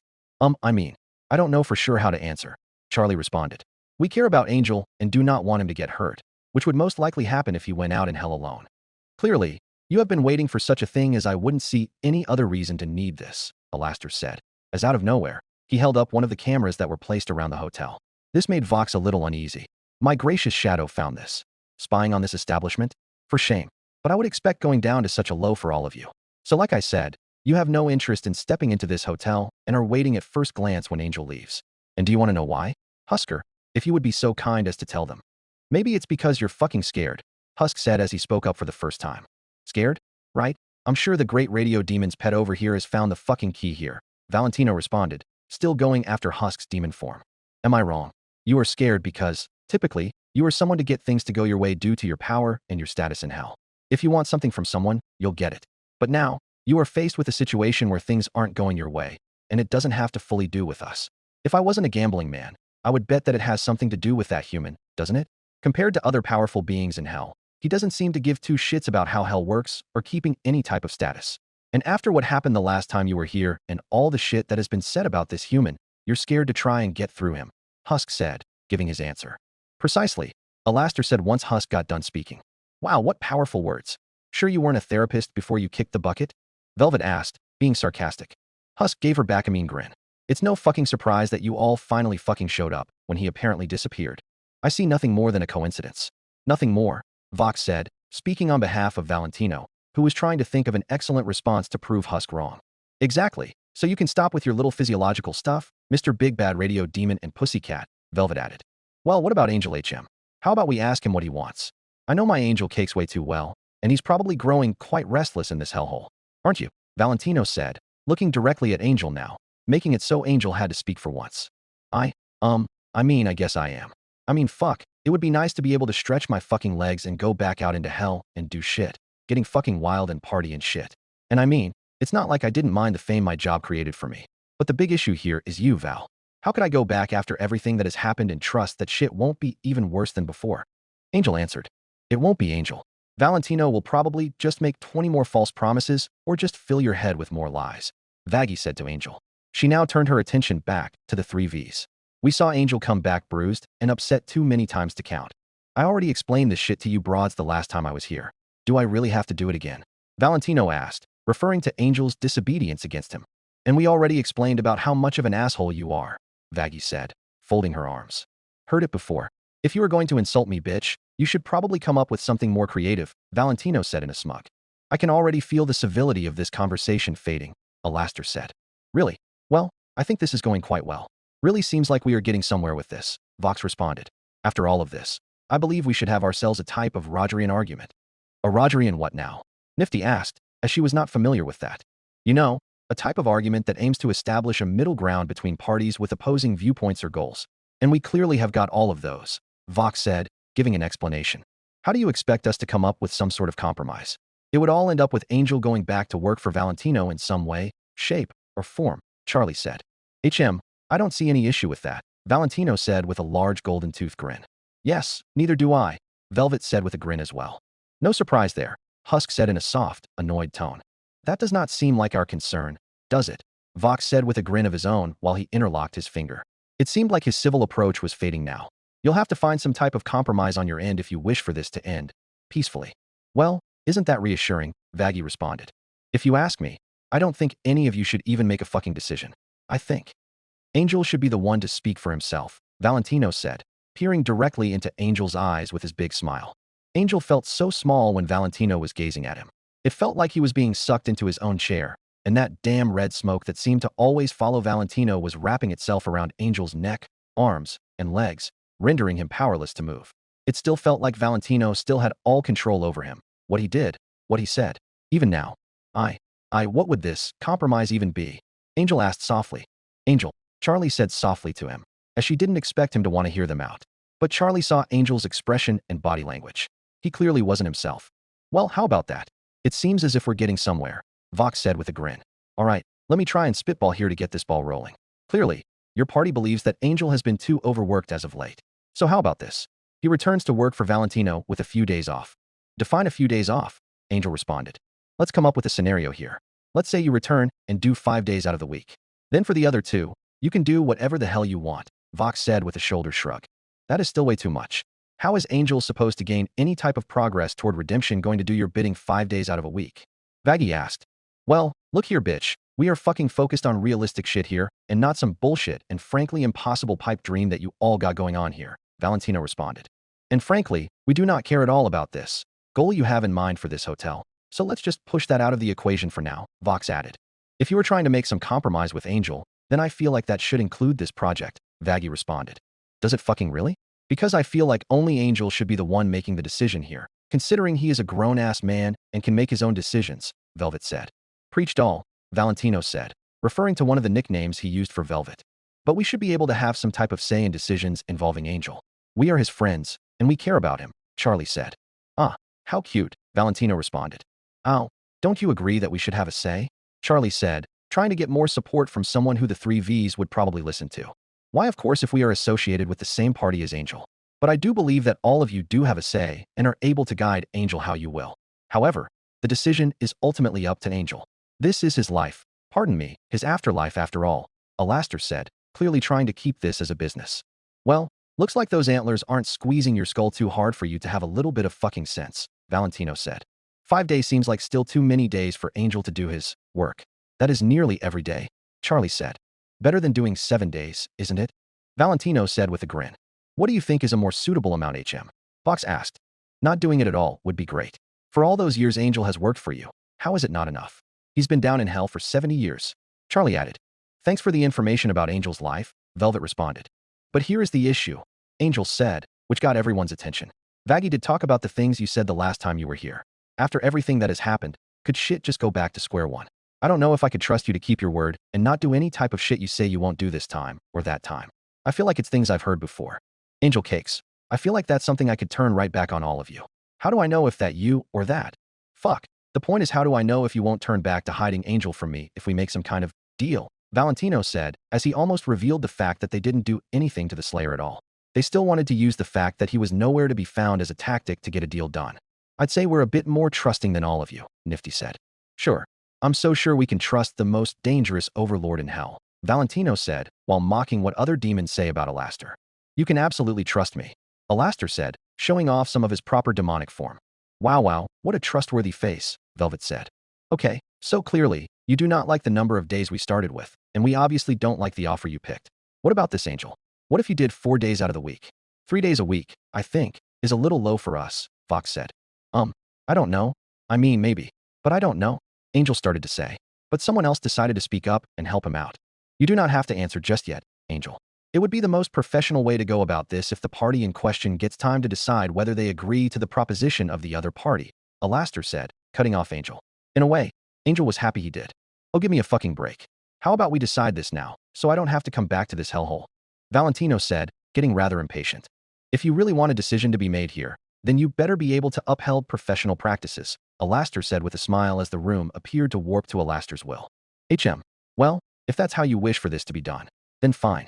Are the rest of you fine with this? Vox said, asking Velvet and Valentino. I don't give that much of a shit, Velvet said as she was just kind of along for the ride. Whatever, Valentino said as he rolled his eyes. Looks like we have ourselves a decision for now. I think we are done here, Alastor said, practically dismissing this meeting himself. Seems the way, Vox said as he stood up. I'm glad you could be so civil about something for once, Radio Demon. I must say it was a challenge with you because I am always civil to those I respect, Alastor responded. Okay, ladies, don't go pulling each other's hair now, Velvet said as it felt like they always ended up like this. Well, shall we go? Vox said to his group. Both Velvet and Valentino got up from the chair. I'd come up with a decision quickly, Valentino said as he was about to walk out the door. You should know, Alastor, I never give up a conjured soul that easy. He added before shutting the door. Angel finally felt like he was able to breathe as he let out a sigh. Fucking hell, he said softly. So we've heard, Husk said as he got up from his chair. Well, I guess that went better than expected, Charlie said as she didn't even know herself. If you were picturing an all-out brawl that ended in the destruction of the hotel, bodily harm, and most likely death, then yes, I guess it was better than expected, Vaggie said. What are we going to do with this big table in the room? Nifty asked. Oh, right. Let me take care of that, Alastor said with a snap of his fingers. OW, what the fuck, Al? Angel exclaimed as he was stuck in his own thoughts that he didn't know Alastor was getting rid of the chairs. Oh, my apologies. Were you still sitting down in one of those chairs?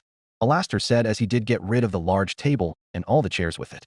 No, I was just simply floating in mid-fucking air, Angel said in an annoyed tone. Well, at least there wasn't a fight, Nifty said, trying to find a positive. I'm kind of surprised there wasn't one. Never thought the 3 Vs would ever try and resolve something peacefully, Husk said. Oh dear Husker, I thought you would have learned by now that the 3 Vs are all bark and no bite. They can say whatever they damn well please, but they usually do not mean it, Alastor said. Angel, you doing okay? Charlie said, seeing how Angel still looked stressed. I don't really fucking know. It feels like I got to pick something here, Angel responded while still sitting on the floor. You don't have to go back to work for them. All of those Paris can find someone else to do their dirty work, Vaggie said. But is this really the way to spend the rest of my fucking afterlife? Just sitting up in this hotel every day of the week? Besides, maybe if I go back, then none of you will have to pay on my fucking behalf. And who knows, maybe one of you already did, Angel responded. Who would have paid on your behalf? Vaggie questioned. Well, we don't really know anything yet. But where the fuck is the big guy at? Husk made some good points during this about how he goes MIA for a while, and then they show up after, Angel answered. I don't think they actually did anything to him, Vaggie replied. First off, there is no proof of it, so I think they are just trying to scare you. Of course, there's no way that big, bad boy would go down that easy. Right, Nifty said, but then asked for everyone else's opinions. I mean, I wouldn't think so. But since we have no way to communicate with him when he's not within earshot, we'll just have to wait and see in the coming days if he does or does not come back, Charlie said. Guess so. Well, now I gotta make a fucking choice. I'm going to need some TI, Angel started to say before being cut off by a pair of knocks at the hotel's doors. The members of the hotel looked at one another, wondering if anyone else was expecting somebody. Oh, for fuck's sake. Who is it now? Vaggie groaned as this sounded like another lousy surprise. Perhaps they have returned to gloat once more, Alastor said, turning his attention to the doors. I'll get it, Charlie said as she proceeded back over. I doubt it's the 3 Vs again, as it wouldn't make sense for them to knock. She opened the door to see a crowd of people shoving microphones and cameras in her face. All the reporters kept shouting off questions one by one, not giving Charlie a chance to breathe. Princess, rumor has it that the human, the Slayer, is staying here. Why would he? Isn't this a place of redemption?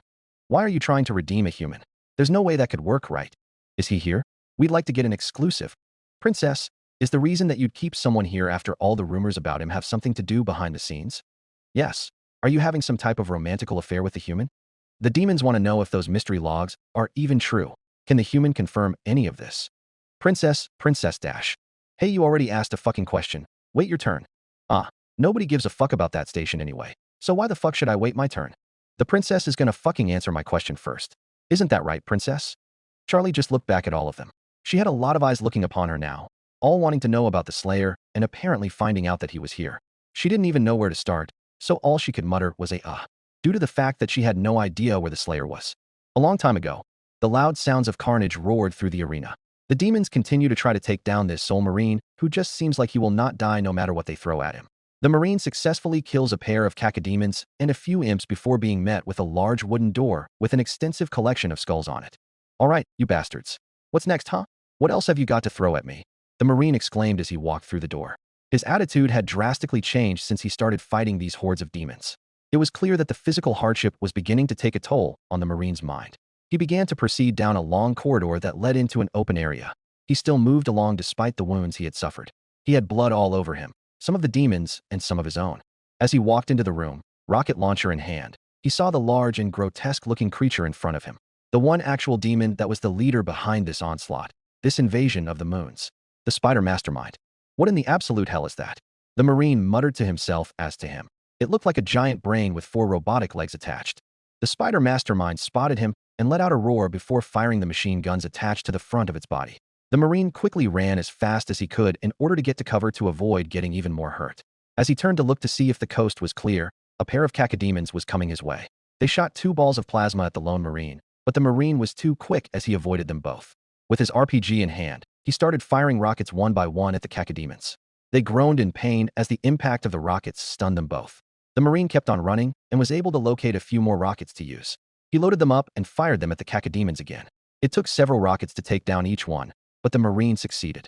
Now it was time to focus on the real threat, and that was the large mechanical spider. The marine tossed his RPG aside due to it being out of ammo. He switched to his plasma rifle and began to fire at the spider mastermind. As he went on the offensive, he got sloppy and paid the price for it as the spider mastermind fired its chain gun and hit the marine multiple times. But fortunately for the marine, his green body armor took most of the blow. The spider mastermind kept on spraying bullets at the marine to no end. The marine sprinted as fast as he could while firing more plasma shots at the mastermind's large exposed brain. The demon roared in pain as it kept on firing back at the lone marine. He retook cover and switched over to his shotgun for a bit. As more cacodemons came on the attack, the marine quickly fired rounds at them before ducking back behind cover. As the cacodemons drew closer and closer, the marine darted out behind cover and began to fire more rounds as he used his quickness to avoid any sort of attack. As he dodged the cacodemons, he concentrated fire back on the spider mastermind that had fired up its gun again to fire back at the marine. The marine put away his shotgun and fired the plasma rifle again. The spider mastermind started to lose balance as the constant fire of the plasma rifle was blinding it, so it had no control of its shots. As the marine was running, he found a few more spare rockets lying on the ground and picked them up. He then kept on firing as he made his way back over to his RPG that was lying on the other side of the compound.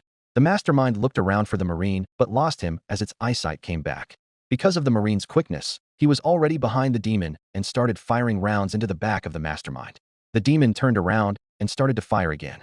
The marine was hit a few more times in the shoulder and back by a few stray bullets before sliding to a halt to pick up the RPG. The marine loaded the weapon and fired both rockets at the spider mastermind. The spider mastermind let out one final roar as it collapsed into a bloody mess.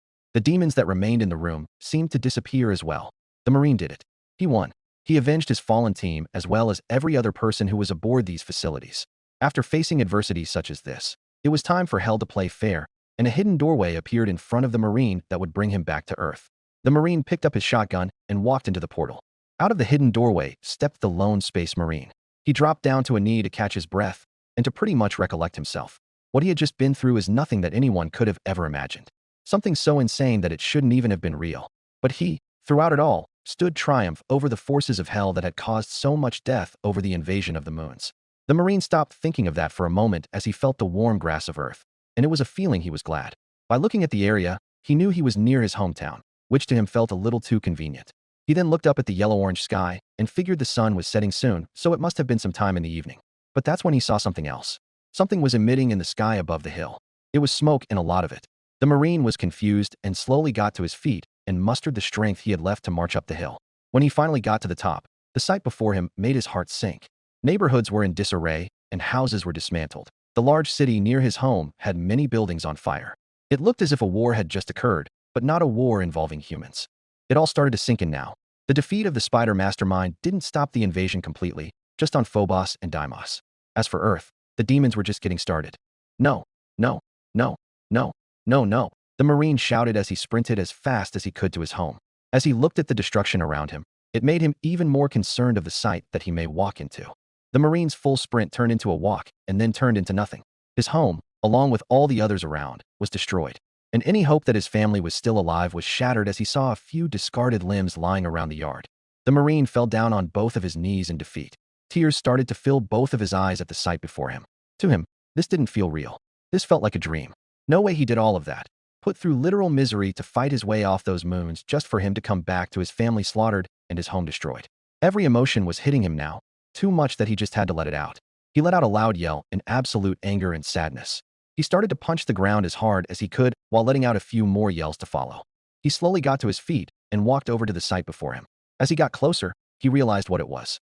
Daisy, he said to himself as he saw Daisy's head torn off of her body and mounted on a spike. The Marine didn't even know how to react in that moment. It felt like all feeling in his body was sucked out of him. He put a hand on the spike and removed it from the ground. From there, he took his other hand and grabbed Daisy's ears and slowly pulled the head off so as not to crush it even more. As he looked at the lifeless eyes of Daisy, this all started to make sense to him. Why this was left at his own home. They knew. They knew who I was, who I am. They knew. The Marine shouted at this new discovery. He then looked at the burning city in front of him and began to become more angry. He gently placed Daisy's head on the ground before marching over and picking up the shotgun off the ground. They'll pay. All of them. I will tear their fucking guts from their chests. I will kill them all. And I'm going to make it hurt, he exclaimed to himself as he picked up the shotgun. His body was filled with nothing but anger now as he charged into the city to find any demon he could. He would avenge his family, Daisy, his friends, and any other people who fell victim to the demons. He didn't care how long it took. He would kill them all. Heaven. The Slayer still remained in what was supposed to be considered the greatest realm of them all. Well, this version of heaven was undoubtedly different than Urdak. This one actually had that stereotypical look that people would think of when it came to heaven. At the moment, the Slayer was left alone on top of God's domain. Once again, with the Slayer having a lot of time to think, it would lead to him bringing up bad memories of his past. He didn't know why he would keep doing it to himself, controlling the pain of what he lost as a recurring thought in his head. But he couldn't stop himself as it would always be a fuel for his anger. Anger can be a weapon if used properly, and the Slayer would know it. You know, you really should find some type of stress reliever, God said as he came back to the Slayer. I can tell that something is making you angry. Otherwise, you wouldn't be squeezing your hands so hard. While I am quite powerful, I cannot read minds, so I'll never know what goes on in your head. But it seems you carry a lot of hate with you. Too much. Do you ever really smile now and then? I feel like that would be a good place to start, he said. This was coming from a being who seemed to always have some type of smile or grin on his face. The Slayer was obviously not going to smile. But what started to catch his attention was the sound of wings flapping coming from behind both of them. The Slayer turned his head to see that Sarah and Emily had returned once again. Ah, Sarah, Emily, my seraphims. I have to assume that you are familiar with them as they were the ones who brought you here. I say they did a pretty good job since you are here, God explained while including some humor. I would also assume that you probably are familiar with someone else in hell, since you have been down there for so long.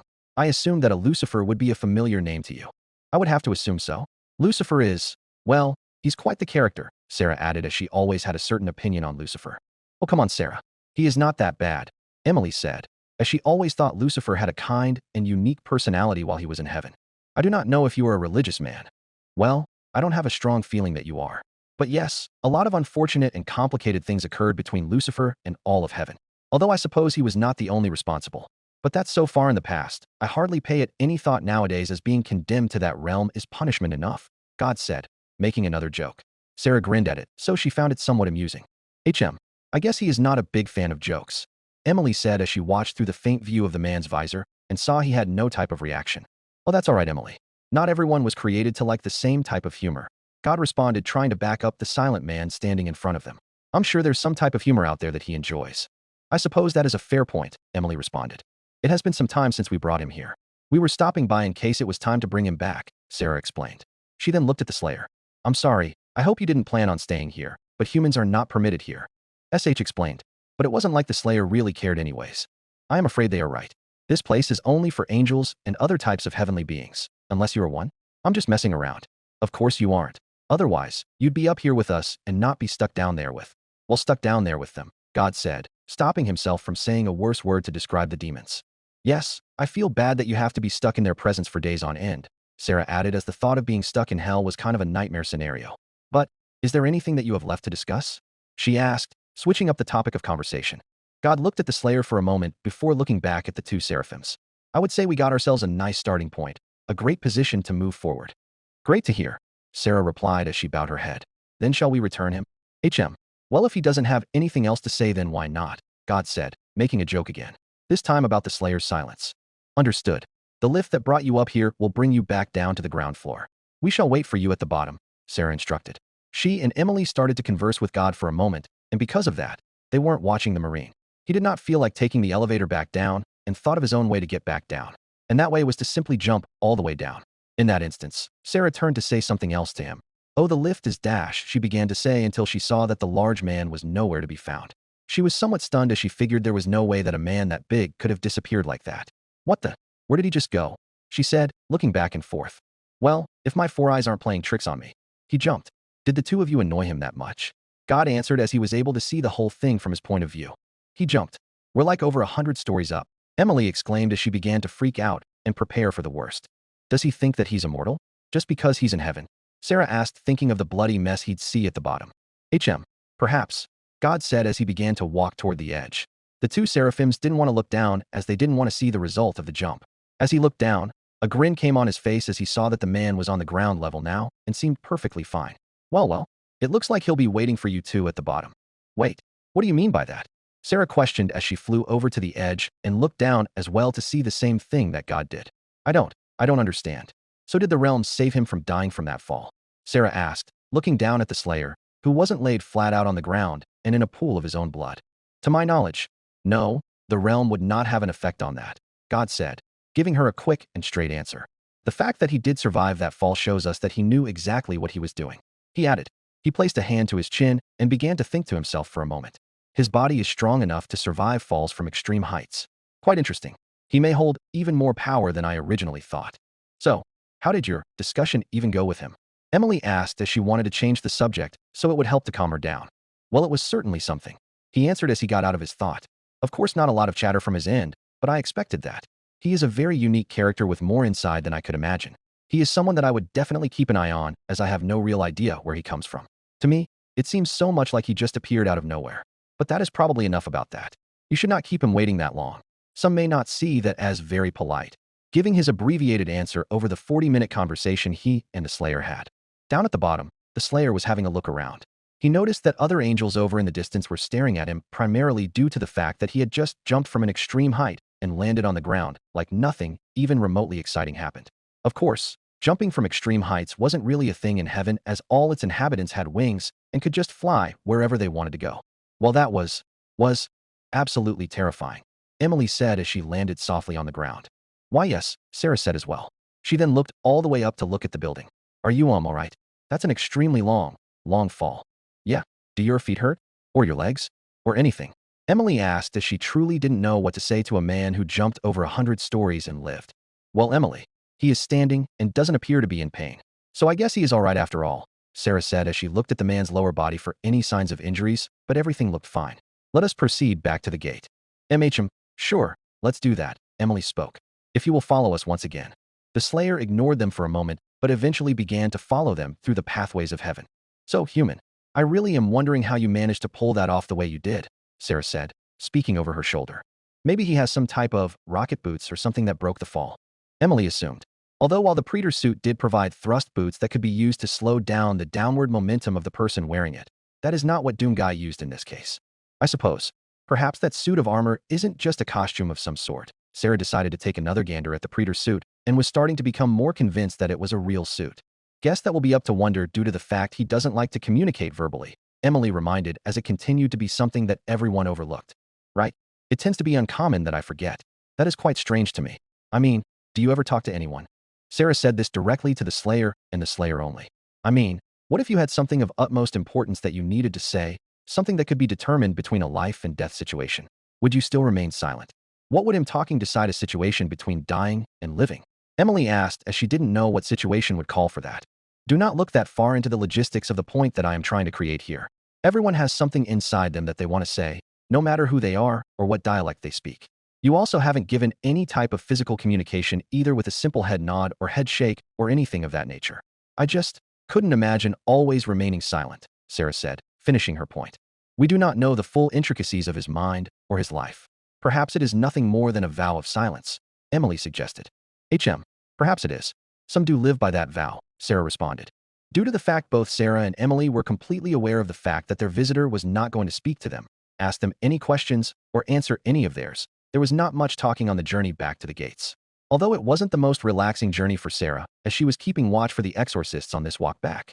She wouldn't be able to tell what their reactions would be and how much suspicion they would raise. But thankfully for her, they did not encounter any of them on the way back. After walking for a while, the gates going out of heaven opened back up for them to proceed through. Well, here we are, outside the gates once again. Emily spoke, which was pretty much stating the obvious at this point. Oh, welcome back. St. Peter spoke as he appeared again on his stand. So how did it go? He asked mainly to Emily and Sarah. We did not seem to run into any troubles. While there are some questions to be answered, it went accordingly, Sarah replied to him. Well, that is perfect. So it is time to send him back. St. Peter asked as he figured that's why they all returned back to the gate. That it is, Sarah said as she then conjured up a portal for the Slayer. There you are. I don't really know where you exactly come from, but I thought it would be easiest to put a portal back to where we found you. Well, I hope you enjoyed your time in heaven, and especially enjoyed your time with the Lord and Savior himself. Emily spoke as she was referring to God. Wait, what? St. Peter questioned. He leaned towards Sarah and spoke softly to her. He got to meet God? That is correct, Sarah softly said back. Wow, lucky. I haven't gotten to see God in ages, St. Peter said with full jealousy in mind. But anyways, I hope you have a blessed day, he announced towards the visitor. Perhaps we may see you again. But goodbye for now. Come, Emily, Sarah said as a final goodbye. Emily gave the Slayer one more way and a smile before both of them flew away together. Doomguy stood outside of the gates looking out into the endless vast of clouds with the only thing out of place was the portal sitting in front of him. He walked through the portal, and Sarah did bring him a portal that brought him back into hell. Although it did not bring him to the same spot as before. Out of nowhere, he noticed on his HUD that he was getting a transmission, which was odd as he had not gotten one of those in a long time. The transmission did not have a name, but he did recognize the voice that came with it. Ah, so this did work after all. That is quite the piece of technology you have attached to your body. Anyways, I was hoping to talk to you one more time before you left, God spoke through the transmission. The Slayer just stood there in silence and would listen to what was about to be said. While I am certainly interested in your character and would like to know more about you, I'm afraid that those who do not explicitly belong in heaven's gates cannot remain there forever. Perhaps you have some type of personal vendetta or mission to complete in hell that I do not know about. I feel as if that has to be the case. Otherwise, I couldn't find a logical reason for someone wanting to be in hell if they didn't have to. God actually made himself slightly laugh at that joke before leaving the Slayer with one final thought. Just because you are not able to stay in heaven permanently, it does not mean that you cannot return and visit. Who knows, maybe there will be more for us to discuss. And if you ever feel like sharing information with me, don't be afraid to say so. In a way, I am always around. I'll get your message sooner or later. So with that, I'll leave you to it. I hope heaven was everything you thought it would be and more. They don't call it paradise for nothing. And that would be the final thing God said to the Slayer before ending the transmission. He then started to think about a possible option. This option could be talking to this God about the Slayer's dimension and to see if he could even manage to find a way to create a portal back. But at the moment, he did not trust this God as well as any other figure in this realm. He figured his time in heaven was done for now. He slowly began to walk through hell again. He wasn't sure how much time had passed since he had been gone, but he was sure he would find out.